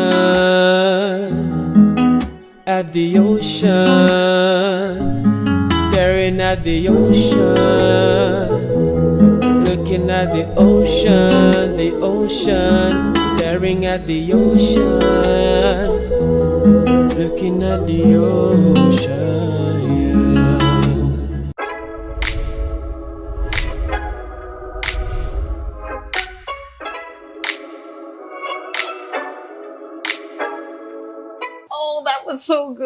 my God. You're what? welcome. You're welcome. I'm glad that you enjoyed it. And St. Lucia, I hope that you enjoyed. Oh my God. Okay, now let's get back to work. Now, public opinion is one thing, right? You're in the spotlight, and you're dealing behind the scenes. You're confident, you're bold, you're ready to step out the door and do what you do, and then somebody has an opinion of you. Does that matter to you? Doc, if I tell you, I think turtlenecks has been one of the most pivotal items of opinion from the public. And it doesn't bother me, that's close. People always complain, why do I have a turtleneck? Is it snowing in St. Lucia? Don't you feel hot? Aren't you compromised? And the answer is no, St. Lucia. No, I don't. And that is my style. That is just my style. Is this me laughing? Oh my God. Thank you very much, because we've got our own style, don't we? You can wear whatever it is that you want to wear. I swear to you, I got this thing, and I tell everybody, my clothes get excited. When I walk past them, they're like, oh, please let her pick me today. Oh, please pick me today. That's right. Yeah. So good for you. So it does not matter. It's bad, it's bad enough when we don't extend grace and the same mercy that we extend to other people to ourselves. That's enough. So what other people's opinion is about us, that's none of our business. So thank you so very much for that. Of course, I have nothing to clarify. Public opinion is public opinion. And unless it interferes with my personal image, then that won't be a problem. Yeah. How did you get to that place, or have you always been there?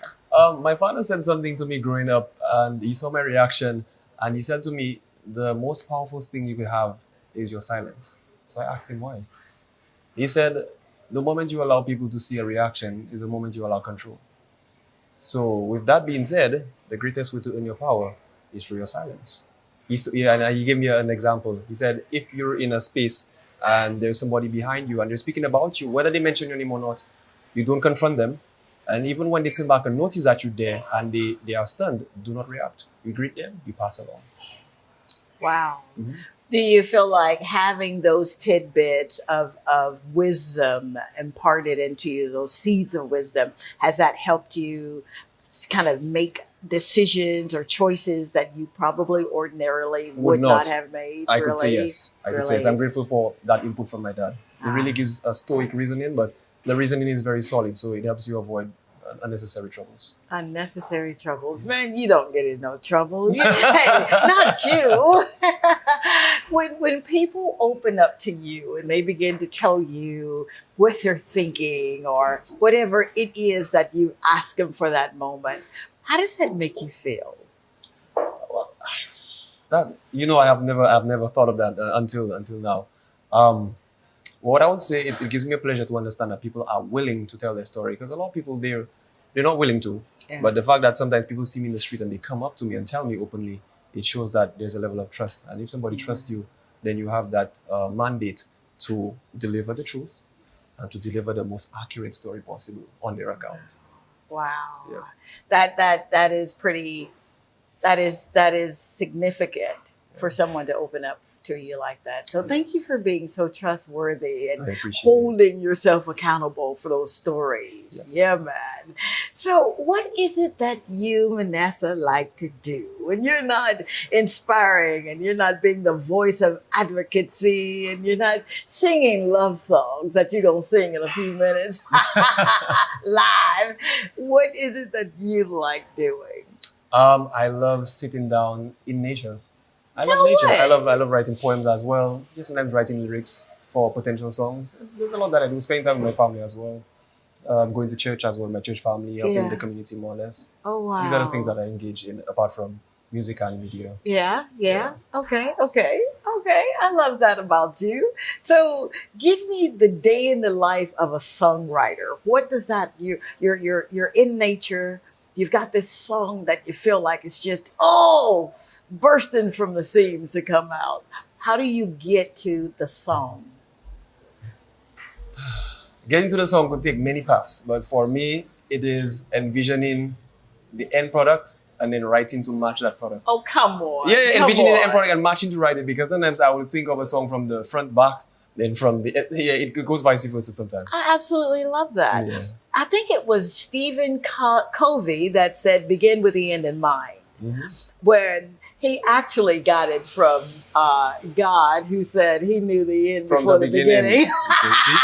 Did I just say that out loud? Yes, you did. Yes, you did. So you're in nature. You're thinking about a song. Do you think about past relationships, or is that just faux pas? No. I mean, I've written about experiences in that sort. Yeah. Really? Now, Yeah. you ever had your heart broken? Yeah, I have. Did I just ask the wrong question? No, it's the right question. I mean, I'm I human. didn't ask I'm who, human. though. I'm human. So, all right, you're writing these amazing songs. What do you want to come out of the songs? Your intellectual property. What is it that you want? These collections of your work, your body of work. Surely you're not just putting out songs to be putting them out and to make us feel good. What do you want from that? A memory. That's what I want. A memory, because a lot of persons, my song, it sticks on them. Some part of it, either the chorus, a word, some phrase sticks onto them. That's what I want. I want my songs to stick in the memory. So as long as life could be, you could resonate with it, you could relate to it, you could share it with someone. So that's the impact I want to have. A memory. A memory. Yeah. Oh my God, I absolutely love that. What? Okay, Mr. Wanting us to have a memory. I can get jiggy with that. So before he tells me that we're gonna go for a break, would you sing live for our audience? That's in 93 countries. Real fast. Just a snippet of something beautiful. Is it original? Do you want the cover? What exactly Whatever do you want? you want to give us, we'll take it, right? Yeah, man. Sitting at the bay, looking at the ocean, watching the wave pull back in slow motion. Sunset was kissing the horizon. I turned to left to look into her eyes and smile. I turned to left to look into her eyes and smile. 'Cause she reflected the light from the sun. She put her hands on me, I put my hand on her. She came close to me, and I got close to her. She put her face on my face, and my pulse began to raise. Stars were shining down on me, as she kissed me slowly. And that's the magic of love, when you're down at the bay, and you're looking at the ocean. Yes, you're looking at the ocean. Well, I was staring at the ocean. Yes, I was looking at the ocean, the ocean. I'm staring at the ocean. Yes, I'm looking at the ocean. What? You heard it on Talk the Time, G. I feel like a little kid in the candy store. Well, you should. Wow. Why did I see every frame of what you were saying? And I found myself staring at the ocean. You see? Oh my Exactly. God. Where can we find that song? It's on YouTube, it's on Spotify, you can find it there. Oh my gosh. So tell me now, someone wants to do a booking. I know he's going to tell me to go to break. But someone wants to do a booking and they're saying, you know what? This is the destination wedding capital of the world. And I want a voice that resonates with what I'm feeling. How can they contact you? Well, you could contact me at 717-2529. That is 717-2529 or 486-4971. Making moments of memory. You could get me for weddings, events, funerals, you name it. That's what I do. And we'll make sure to have that information. I know he's going to have it because that is what he does. He does it so well. So I'm believing that you're going to be just so booked and you're going to be so busy and you're going to be like, what? But I love being busy because I get to fulfill people's dreams. So that's what I Oh my like. gosh. Yeah. How cool is that, man? Very cool. Okay. Let's keep talking. Well, he's letting me keep talking. So let me ask this question about vision. Vision is so important.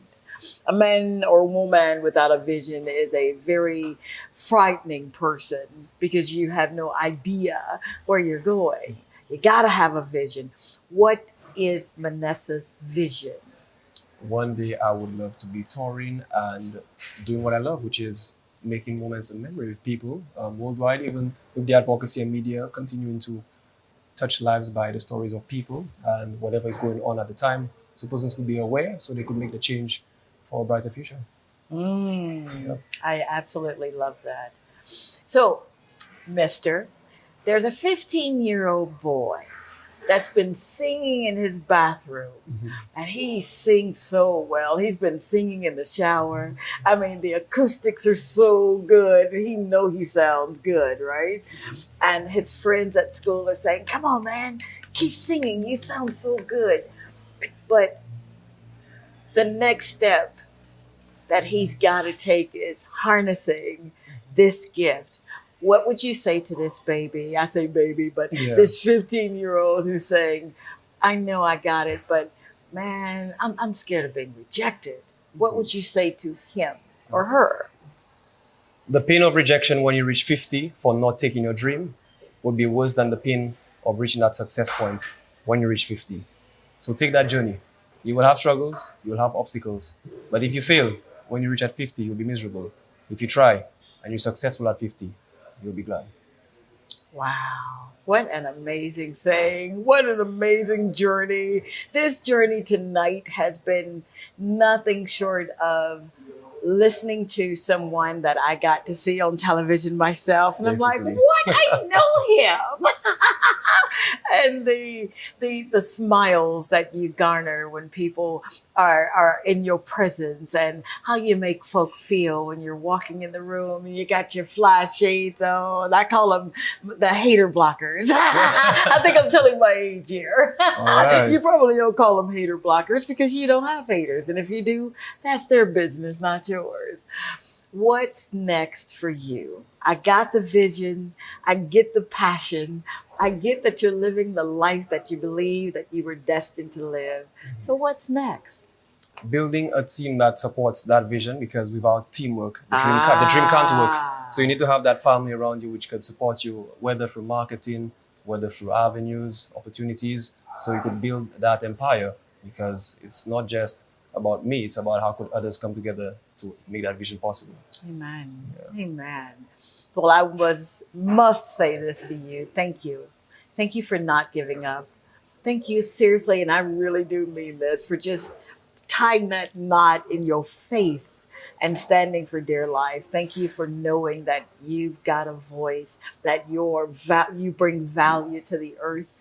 You are a child of the Most High King, right? I want to thank him every day for that gift, because without it and his guidance, trust me, I don't know what I'll do. Wow. I would not know where I'll be, honestly. So I thank God. I thank my family. I thank my church family, my musical family, the Digital Bodega, big up your one time. Yeah. And all those who continue to support my musical growth and my journey, I thank you. Oh, wow. How about that? Oh, St. Lucia. Yay! Thank you so much for being an amazing part of my journey. Thank you for being part of the tapestry of my dreams, making my dreams come true. I kid you not. I swear to you, everywhere I go, whether I'm in South Africa or Israel or wherever I am, I'm always talking about this amazing place. I'm always talking about the people, the culture, the food, the way you love one another, the way you are. And I said it once, I'll say it again. You really are your brother's keepers. The way you love and take care of each other. You don't find that.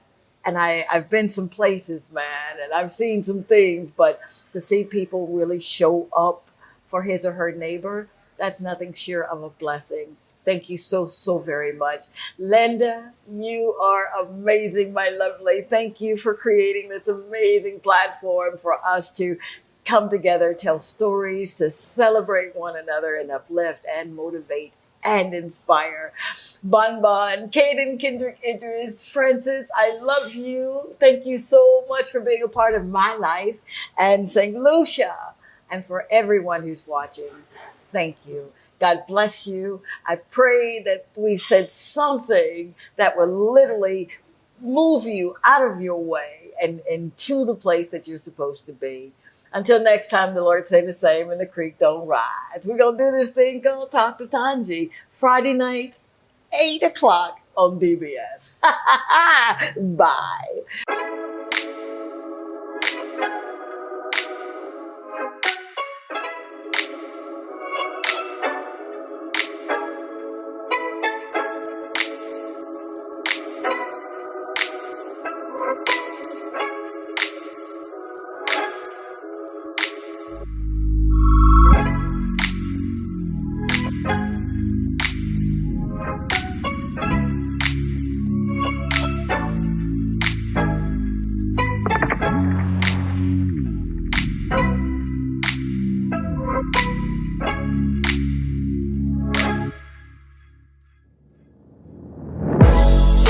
I remember your signs, you remember my eyes. We were known to get but we both knew better.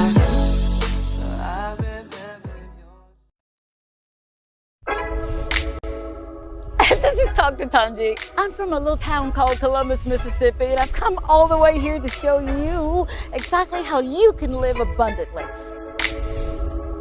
Fear is nothing. You hear me? You can do anything you put your mind to. I'm your girl, Dr. Tanji. We're gonna do life together. Good evening, family. How are you doing? Can you tell I'm excited to see you? Hi, man. You've been running around in my mind all day. No, seriously, you have. I'm wondering if you're having an amazing day, if you're smiling from your soul. Are you just meeting your goals and checking all the boxes? Yeah, man, that's what we do.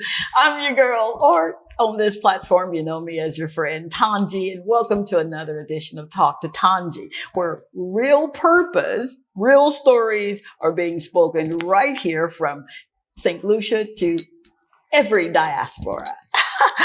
All right. Your support of this show, I just want to slow it down real fast here and say thank you. I'm not a numbers girl, but when I see that you are showing up in demand the way you are, I am truly grateful to God. I do not ever want you to think that I'm taking you, my family, for granted, or I'm taking you lightly, because that is not the story. However, when you take time to be here with us, it really does matter. So for that, I am eternally grateful. You are the catalyst. You got to know that, for those who have stories that need to be spoken, stories that really do need to be told. Sometimes we think purpose, right, has to come in one straight line. We think if I'm studying medicine, then that's probably all that I'm going to be able to do, because again, I'm studying medicine. If I'm working a 9 to 5, then you're thinking, that's all God would allow me to do. But what if I were to tell you that that's not the truth?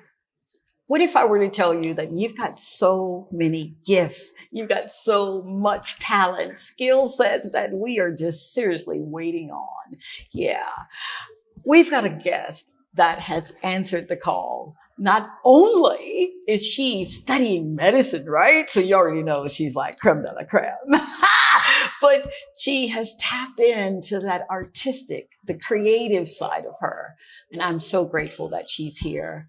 You may have seen some of her artwork on display and said to yourself, who is this and how can I get this story?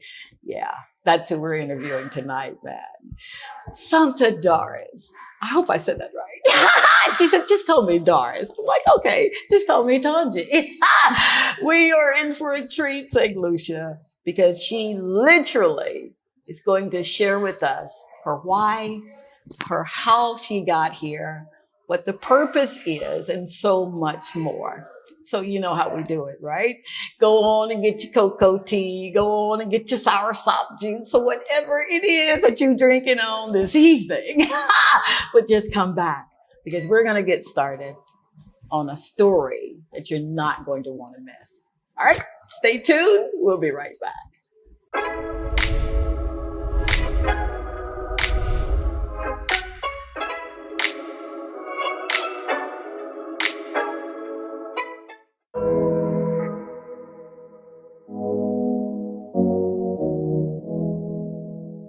When purpose meets process, beauty emerges. Even in the midst of study, stress, and sacrifice, something inside you is being crafted. Sometimes what you thought was the path to your purpose is really the path through it.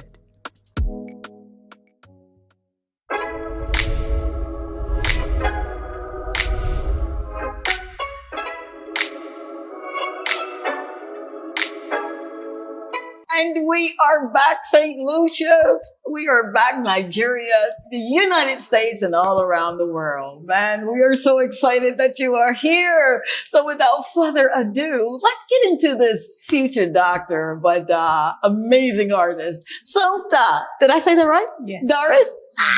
I'm so happy that you're here. Thank you. Thank you for How having you me. doing? I'm doing all right. Yeah. You know, sometimes we ask, how you doing? And then we're listening, but then we don't really listen. So that you're is doing true. good, right? Yeah. Yeah, man. Yeah. Now, I've got so many questions to ask you. So I'm just going to preface them. All right. I'll be good. I promise you I will. Tell me, if you will, how was it growing up in Nigeria? It was regular, you know. Okay. I don't really have my childhood was regular. Okay. I had my mom, my dad. My dad passed away when I was 13. I'm so sorry. My condolences. That's okay. But it was regular. I went to primary school with my siblings. I went to a Catholic primary school. Okay. Well, Catholic primary and nursery school. Okay. And then I went to boys and girls junior high school. Okay. And then I went to an only girls senior high school. Come on now. Yeah. So, and growing up, I have 3 brothers. So I grew up as the only girl. Oh, come on. Yes. So you're the princess. Technically. So, well, growing up with my siblings, I used to be like somewhat of a tomboy. Oh, I That's love very that. surprising. Yeah, how I yeah, thought I was yeah, not right? being that, but yeah, it was like that for a while. I'm the second child of 4 siblings. Okay, okay. But currently, I do have a younger sister. My mom had her Girl. after my dad. All right now, mama. So right now, I'm not the only girl. Yeah, yeah, but I yeah. am the first daughter. The first daughter. Yes. Oh my God. So, you know, I've got to ask a proverbial question, right? Okay. From Nigeria to St. Lucia. Wow. You're going to have to tell me how you got here. I get that questions like every other day. I get that question. I get asked that a lot. But the thing is that, you already know about Nigeria. Yes. So a lot of people tend to migrate out of Nigeria in search of better life or better education or different things take them out of the country. So I'm one of those people that left Nigeria to come study somewhere else. Come on. Yeah. Yeah. And St. Lucia happened to be the place where I landed. It was a very random decision, you know.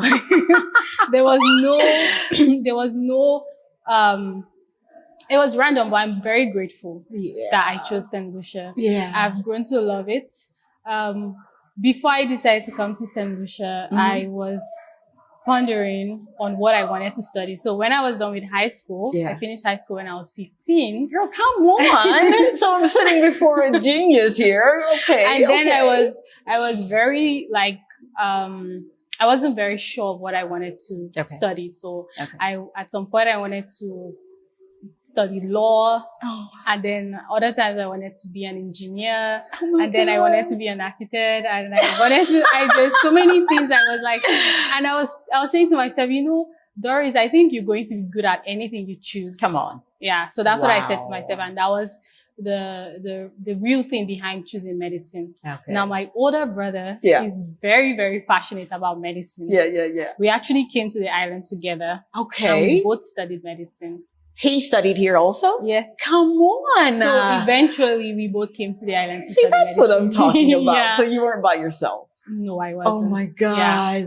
So the culture here, you know, is a little different from Nigeria. Yeah. How have you been able to kind of assimilate into the culture, or did you say, you know what, I accept the culture, but I'm still going to encompass some of the things that I like doing?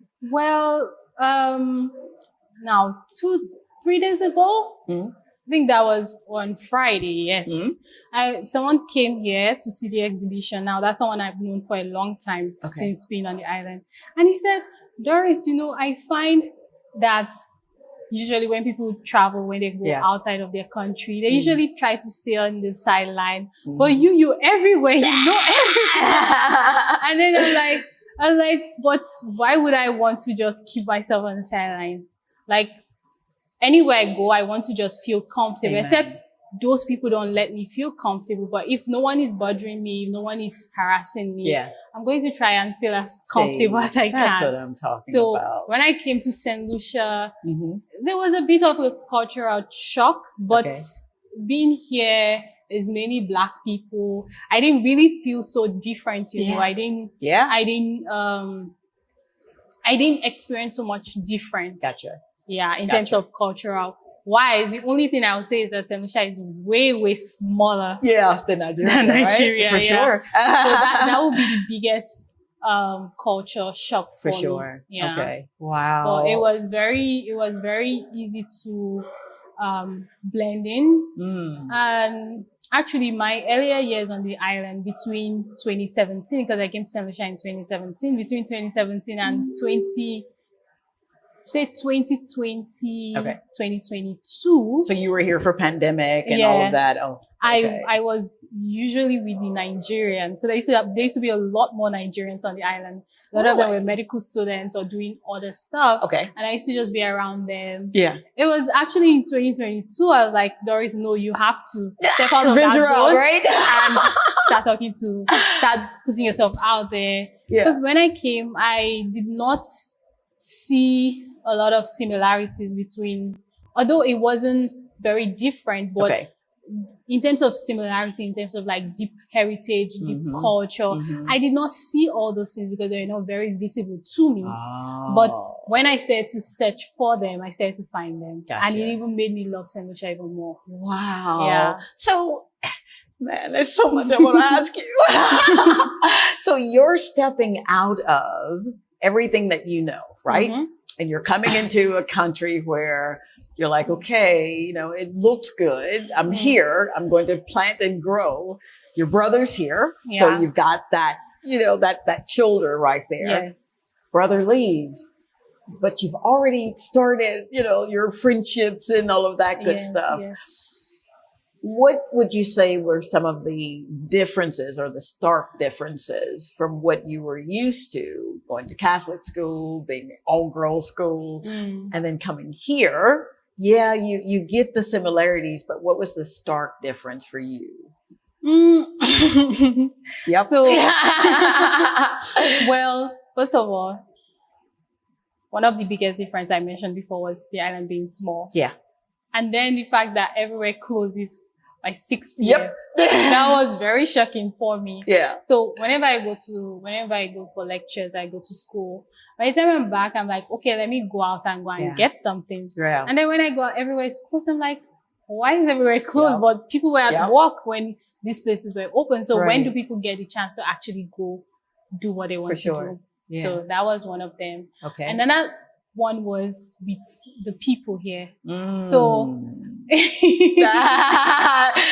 I'm trying to pick up what you're not saying, but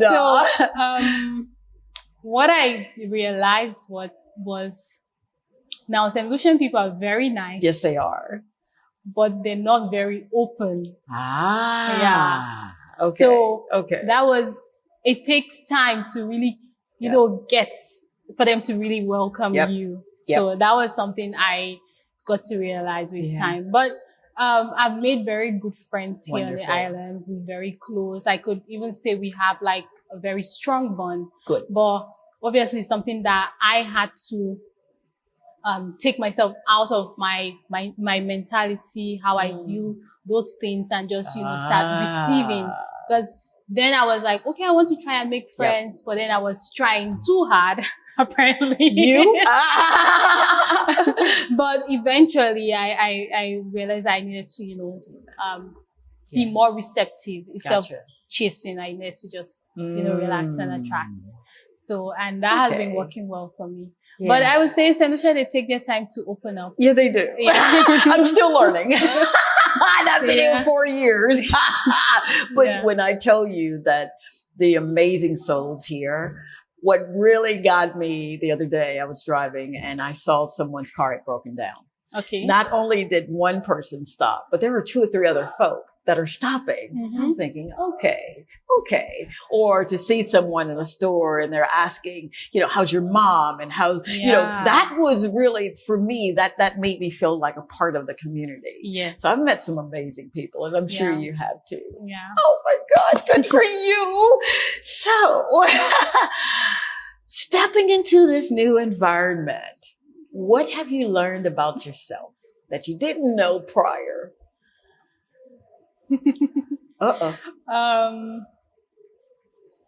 I think what I learned about myself is that actually there was a lot of learning and unlearning for me. That was a journey that I went through. So before I came to St. Lucia, when I was much, much younger. Okay. I know people say I'm still young, but you when really I was are. a baby, Okay. so from when I've known myself, like when I was like 7 years old, I've always had this like intention about myself. So like every New Year's, I will give myself New Year resolutions. Okay. I'll give myself objectives of things I want to achieve for the year. Okay. I know that sounds too serious for a 7 years old. But you were already tapped in, so to speak, even at 7. Yes. So I began to do that from a young age. But eventually I found that I stopped doing that. Huh. Yeah. Speak on that, because oftentimes, and I've seen this a lot, especially in the States, you'll find the 5, 6, 7-year-olds that are really, really rambunctious with life and they're excited and they can tell you exactly what it is they want to do and be. Yeah. But then something happens and they lose that childhood spark. What happened? I don't know. Okay. I wouldn't say, but what I have decided is that I'm going to try and channel that 7 years old girl back. Girl, you better shut your mouth. You know you're teaching a master class. You know that, right? So that's what I've been very intentional. Like this year, 2025, I was extra intentional. I brought my book out. I wrote down things I wanted to achieve this year. And although I'm not able to do, I wrote down 6 things. Okay. 3 of them are already done. Okay. The other 3, I'm still hoping that there's a chance for me to do them. But this year. But I'm very happy that I was able to do those 3 things, because a lot of time we say we want to do things, but we never get to do them. Yep. And I was just like, but 7 years old me used to be so intentional. She would, so when I go to school, I don't know why I did that, but I will sell things to my classmates. Oh my gosh. Medical doctor, artist, entrepreneur, so author. I don't even know how I would convince those children, but I will make things like, I will make paper wristwatch, paper rings, paper dolls, paper bag. I would make all these things and make them give me their lunch money. It worked. And then I would save up that money and I'll go buy art supply on the weekend. So I'll go get my paints, I'll get my paintbrush, because what my dad used to buy for me was never enough. And I was tired of asking him and convincing him, because I have to always tell him that I need that. And then he'll be like, but I got that for you just a week ago, just 2 weeks. I'm like, it's done. Wow. So I decided to take charge and start looking for ways to make my own money to get those things. And I'm like, so, was it last year? I think what really struck me for me to be that intentional this year was last year. I was speaking to this lady and then I was telling her about 7 years old me. And then she's like, hope you didn't reach your peak at 7. Nobody wants to do that. Right? Yeah. So I was like, if 7 years old me can do that, that means 25 years old me can even do better. So oh my God.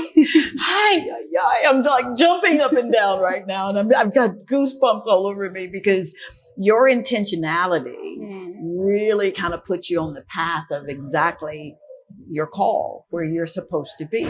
Yeah. Wow. So what do you say to other people when they tell you that they can't? Well, I just tell them you have to be intentional, because a lot of time people think being intentional is just wanting it. Right. It's more than that. Yeah. It's like an obsession. Come on, girl. Yeah. You have to have like a bit of an obsession. You have to be obsessed to some extent to be able to achieve things, because there's so many reasons why not to. Absolutely. Yeah. Absolutely. Yeah. Wow. I bet your mama is so proud. Yeah. She should be. Yeah. And your brothers. Yeah. Yeah. Oh my God. That is absolutely wonderful. Okay. I love this already. I really do. I do. So when purpose starts whispering, you've got to listen. And you're listening. Yeah. Because you're literally walking into where you're supposed to be. Amen. How does that feel?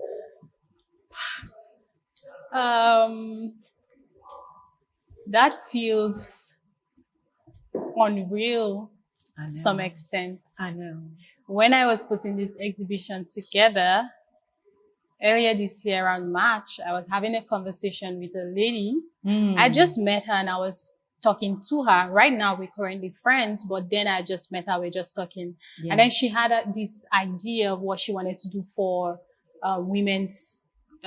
International Women's Month in March. Yeah. And she wanted me to work on a project for her. And I was very excited because I love to do stuff like that. Yeah. So, and then we're talking and I was telling her that I'm also planning to do an exhibition this year. And then she was like, okay, tell me more about it. And then I was talking to her about it. And I think one of the challenges I expressed to her, one of my fears was I felt like I was being too audacious, like I was having too much audacity to want to do that. And then she was like, no, but that's what you're supposed to do and stuff like that. So, I think when I say it feels so real is that the amount of support, the amount of love, the amount of assistance I've gotten. Obviously, I don't have the resources to put this together, but I was able to get support from sponsors, from family, from friends. Baby, When I was reaching out to these people, I wasn't very expectant. I was just like, you know what, let me just ask. Yeah. If they say yes, fine. If they say no, that's okay as well. Yeah. And luckily for me, there were people saying yes. And I'm like, why do these people want to say yes? At some point, I needed to speak to myself and say, Doris, you are intentional about what you want. Come on, Doris. So you cannot be intentional and then you see results of that and you're still in doubt. That don't make no sense. Wow. So I had to put myself together. And do it. And do it, yes. Oh my gosh, I am so excited for you. I am so excited. I'm looking at the corner of my eye and hoping he's not calling for a commercial break because I want to ask so many questions. Wow. Ay. So balancing science and creativity. Wow. That's major. And a lot of people, unfortunately, they're just kind of stoic. This is what I'm supposed to be doing, and that's about it. You said audacity. That's a great word, because I am audacious too. How dare you walk in here with platform boots on? But for you, did you prepare for success? I want to say yes.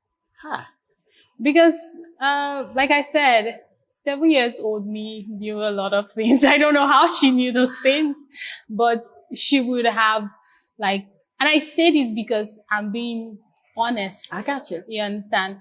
A lot of the things that I'm doing now are things that 7 years old me dreamt of. Like, she wanted to do those things. And I'm just grateful that I'm able to put myself down that path. Yeah.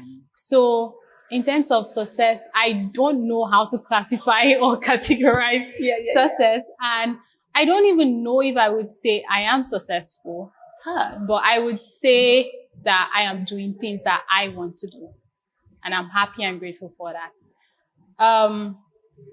In terms of things I want to do, that's my specialty. Things you want to do. I know what I want to do, and I want to do what I want to do. Come on. I know that sounds, for lack of better words, that sounds audacious. But I always tell people, like, you have to do what you want to do, because life happens once, and you cannot stay and you just do one thing and then you want to do another thing, and you're like, why will I leave that one thing that I was doing and then do another thing? But you can do anything. You can do multiple things. You can do 20 things. You can do 10 things. I don't think there's anybody saying do one thing or be this one version of yourself. So I am definitely open to being different versions of myself. Oh, God. Oh, St. Lucia, didn't I tell you? If I didn't, honey, you are in for a treat. All right, he called for that commercial break. So we're going to be right back with this amazing soul. Come on, man. You got to come back to talk to Taji. Be right back.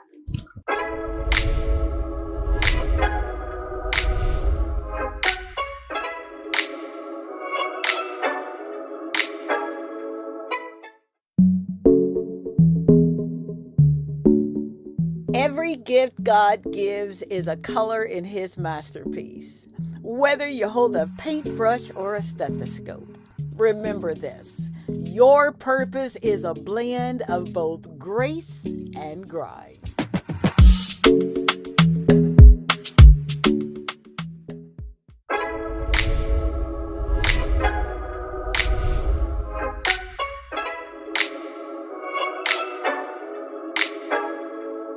And we are back, family. Oh my gosh.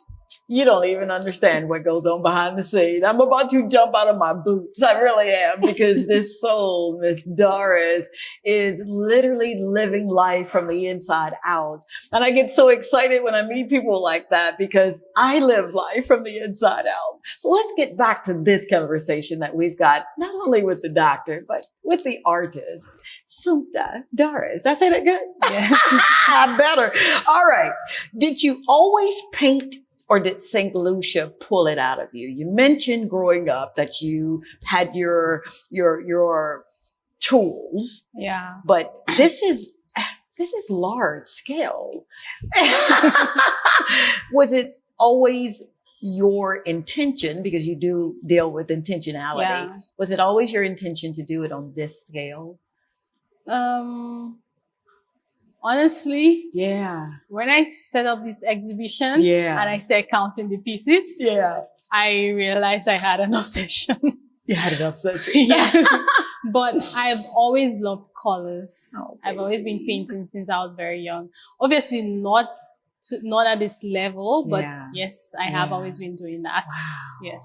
You know, as an artist, and you guys, and I know my English, I know, don't you dare come for me.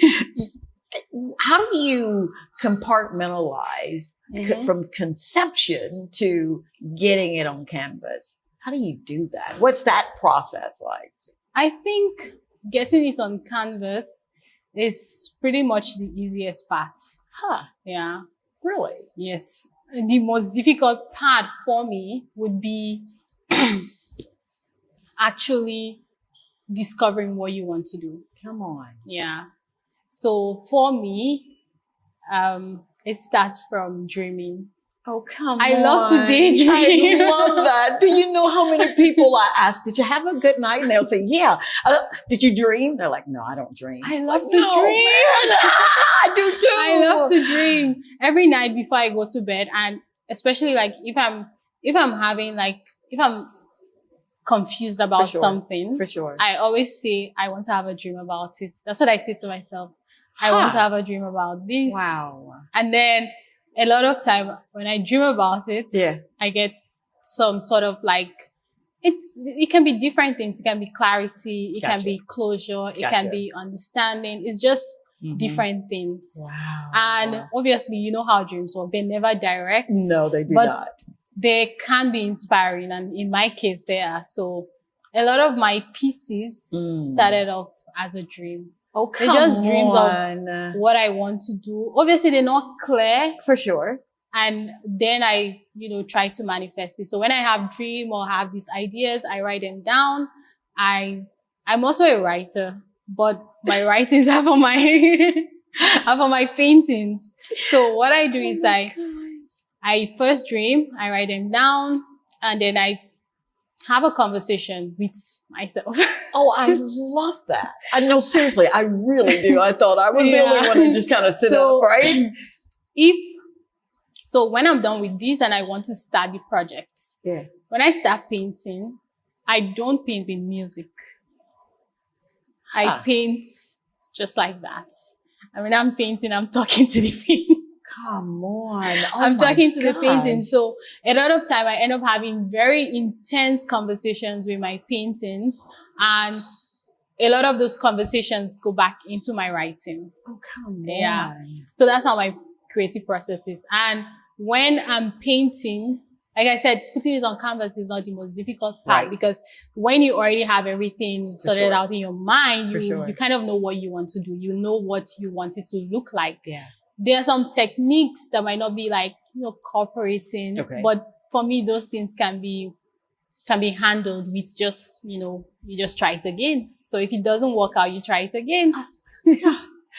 So how did you get here? I mean, did you go to school for this or? No, I did not. I'm done. We can cut. Good night, St. Lucia. Are you serious? Yeah. Right from when I was young, I knew I did not want to go to art school. Wow. So like I said, when I was telling you, I was trying to choose a career path for myself. I never mentioned going to art school. So I wanted to be a lawyer. Yeah. I wanted to be a doctor. I wanted to be an engineer, an architect, but I never wanted to be an artist because I felt an artist was already something that I was from. Girl, you better come on and speak that. Do you know that you literally just used a key to unlock a principle, IB? You knew you were already. Yes. So why go to school for something that you be? Yeah. Wow. And, but my skill, I did have to practice for those. For sure. Yeah. Absolutely. So in 2016, December 2016, a friend of mine met my mom and said, Doris is very good at her art.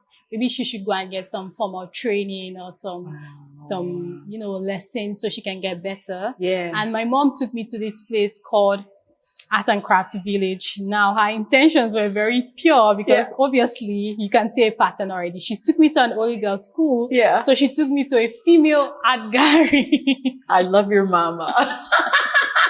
So she took me to a female art gallery. She wanted me to learn art there because, but the thing is, when I went there, I wasn't learning anything. The place was, the lady there, I worked there more like a salesperson than doing any training.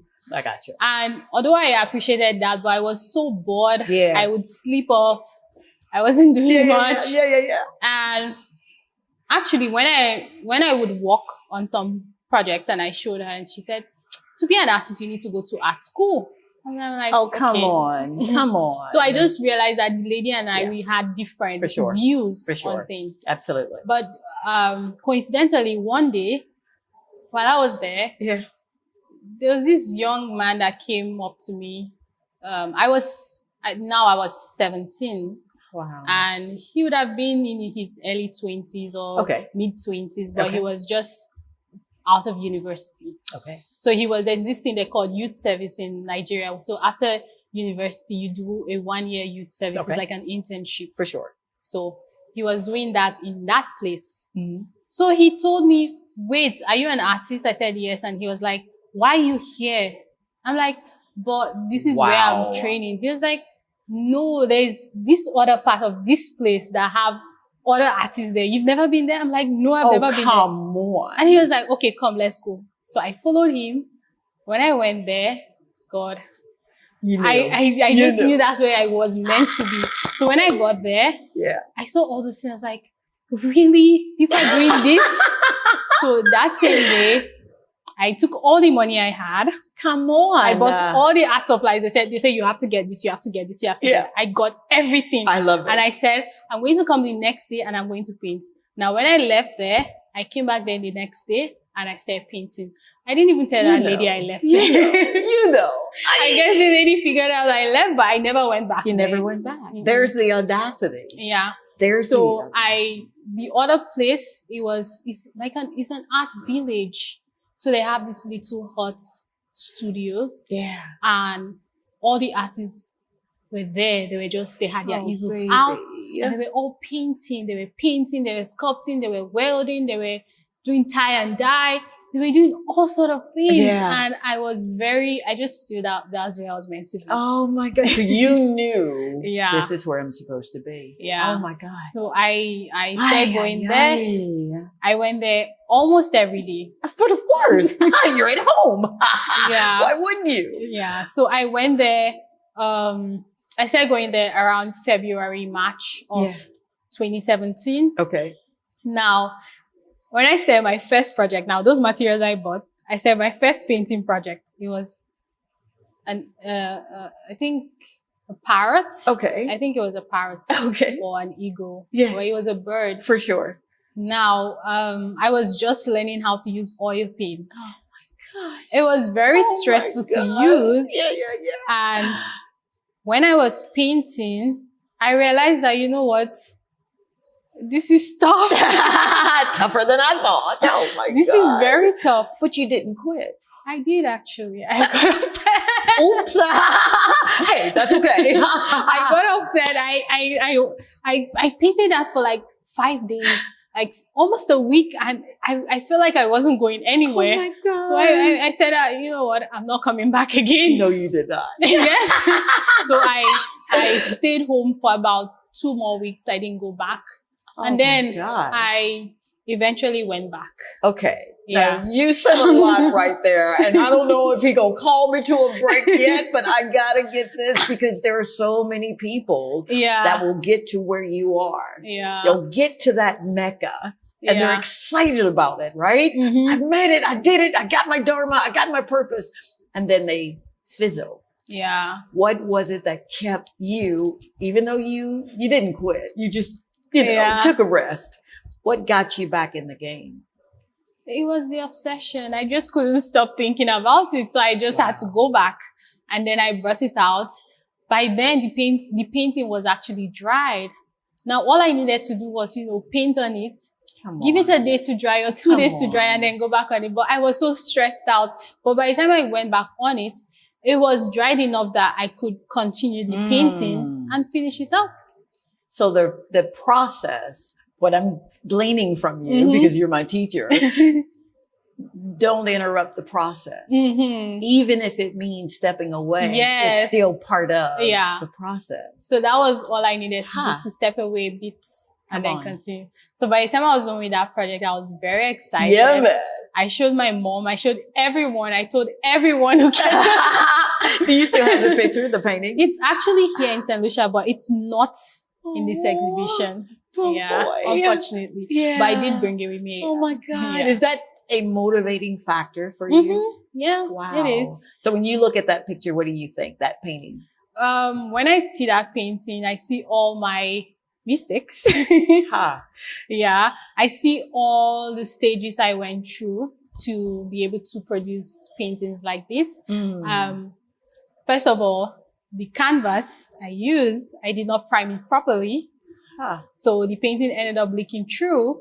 And then somehow I did a painting in the center. So the edges of the painting, you could see that there were leftover space. And that didn't make so much sense. But anyways, but what I see with that painting, I love that painting so much. I bet you do. I hope that I will continue to have that painting for as long as I can. But it really showed me that being intentional and being persistent could get you somewhere. Oh, I love those words. Those are key words. Intentional, audacity, persistence, right? Yeah. Wow. So even with the gift, you still have to get some training. You still have to be kind of molded on how to present your gift, right, to the world. Yes. Wow. You know, a lot of folk won't do that. They honestly believe that I've got the gift and that's all that matters. I don't have to practice. I don't have to show up. I just show up and the gift does what it does. Not so much. That can only get you, I personally think that can only get you just as far. So when I was in medical school, come on, I was one of the students that, so I have, you know, when you say like you have a photographic memory and stuff like that, I would remember things and stuff like, but that only worked for me for just a couple times. So there were things that you had to be intentional. That's it. You had to study. You had to, you have to actually put your mind into studying, not just, I'm just studying. Yes, I can cram this. No, that's not going to work. That don't work. So, like you said, it'll only get you so far. Yeah. Wow. So it can get you to the basics, but you have to actually put in the work. Girl, yeah. You better. Good place to stop. Whoa, Nelly. Family, didn't I tell you were in for a treat? Oh my God. To be in this woman's presence, come on. Get your cocoa tea and come on back and join us, okay? We'll be right back.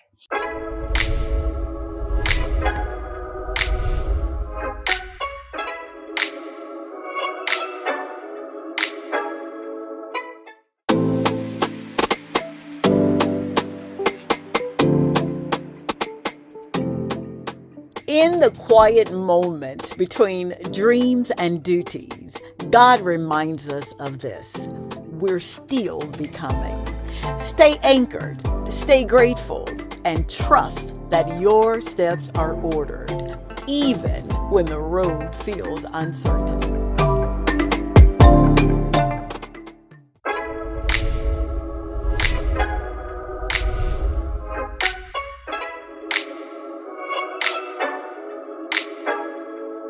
Thank you so very much, family. Oh my God. What can I say? But we've got people that come to the show that are living from the inside out, and they're not making any apologies about it. And you too, you're living from the inside out, right? I see you nodding your head. Yeah, man. All right. Even God can turn study grind into a masterpiece. And that's exactly what he has done. We're going to get into the faith it takes to literally live from the inside out, because that's not always easy. When you're looking at what you see, you know, and you're like, I got to do this, but my heart is calling for this. Yeah. You're able to do both. Would you talk about the compartmentalization that took? Because there are so many folk that believe, I'm a doctor. That's all it is, man. I'm a doctor. I made it. But then the flip side of that is the long hours, but you're not, if it's not what you really were called to do, you'll find it as a job and not as your passion, your purpose. How were you able to compartmentalize the two? I think, like we initially said, like if you is doing what is enjoying what you do. Now for medicine, I actually like medicine. Good. Yeah. Yeah. And I think that is something that I'm grateful for, because you know, some people I know when they talk about studying medicine, they either say, "Oh, my parents wanted me to study medicine," but my mom is an artist. Yeah. Oh, I love your mama. Does she come here often? No, she hasn't actually. Okay, hopefully we'll get her here. She'll come visit. Yeah. But she's an artist, and my mom is like my biggest advocate. And I think she's part of the reason why I have audacity. I love that. And anytime, whenever I say I want to do this, she's never like, no, you cannot, or you should not. She's always like, okay. So one time I wanted to be a YouTuber. Oh, I love you for that. I told her why I wanted to do this. I told her I needed X amount of money and she should give me that money so I can invest in my YouTube. And she gave me, and I did that. And I stopped that. And I said I wanted to be a makeup artist, and she gave me money. So I love her for that. It's just, you know, when you have that someone cheering you up, someone believing in you, you can do everything that you want to do. Yep. Absolutely. And for me, I don't believe that just because you've studied medicine, that means every other aspect of your life should stop. Come on. I think life goes on and you just have to do every other thing with it. You cannot pause one life and then like some people think, oh, if I get married, I cannot do this career path. Or if I do this, I cannot. But your life is not waiting for you to do all these things. So what I believe, or how I approach it, is that I don't see painting as something that I should do. I see that as something that I do. Like, it's just like you wake up in the morning, you go, you water your plants, you go, you have breakfast. For sure. So I see painting like that. Oh, wow. So because I see it that way, it doesn't feel so much as a responsibility. It just feels like a way of life. Like, oh my gosh. So, and if I don't do it today, I'm okay. If I don't do it tomorrow, I'll just do it the next day. I'll just do it the next month. I'm not going to be like, okay, I haven't painted for X amount of time. That means I'm no longer an artist. Or that means I'm no longer. So if I'm not painting, I'm probably writing. If I'm not painting, I'm probably dreaming. So all those things are manifestation of my art. So, and I do that every day. I do that as much as I want, as much as I can. And I do that whilst doing every other thing. So what would you say to someone who says, I hear what you're saying, doctor, and I'm with you, but I'm stuck. How do I move past the passion and the call? How do I marry the two? You can look at that camera. Okay.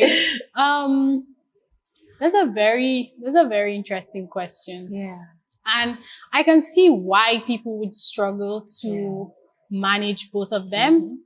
But I think the best step would be to come out of what they think that it should be. Because I think a lot of time with what society have told us, like the example of marriage, growing up in Nigeria, I know marriage is one of the biggest responsibilities. Yes, it is. Biggest responsibility. Like when you're growing up, they're telling you, you're getting married, you're getting married, especially as a girl. Yes. You grow up, they tell you anything you do, it has to lead back to you being married.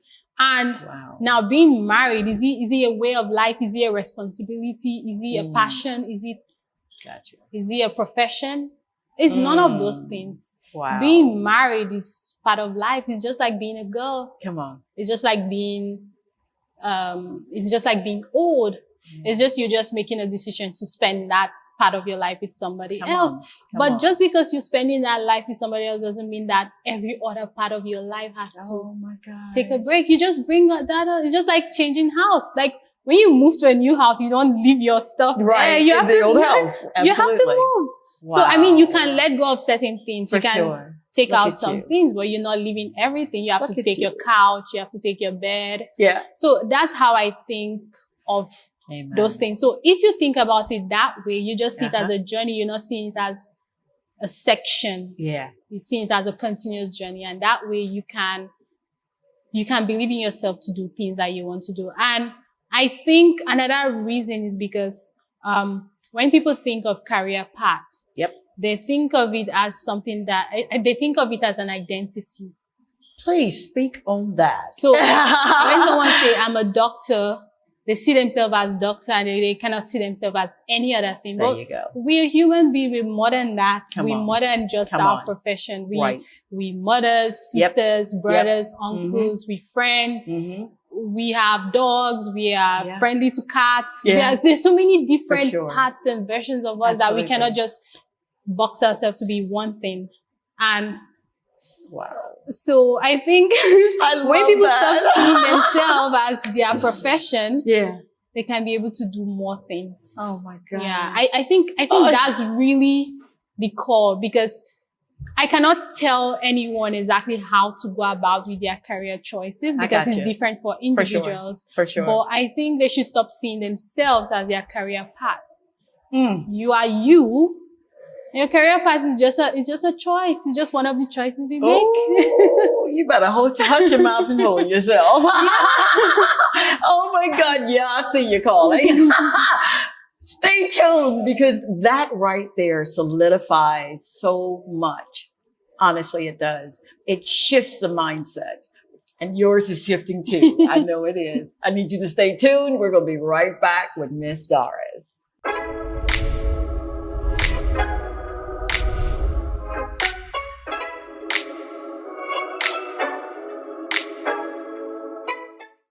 Every story that starts with obedience ends with impact.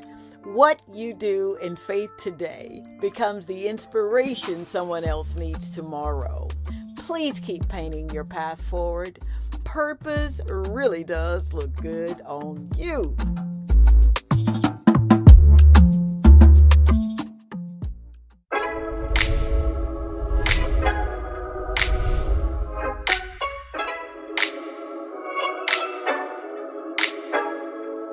And we are back, family.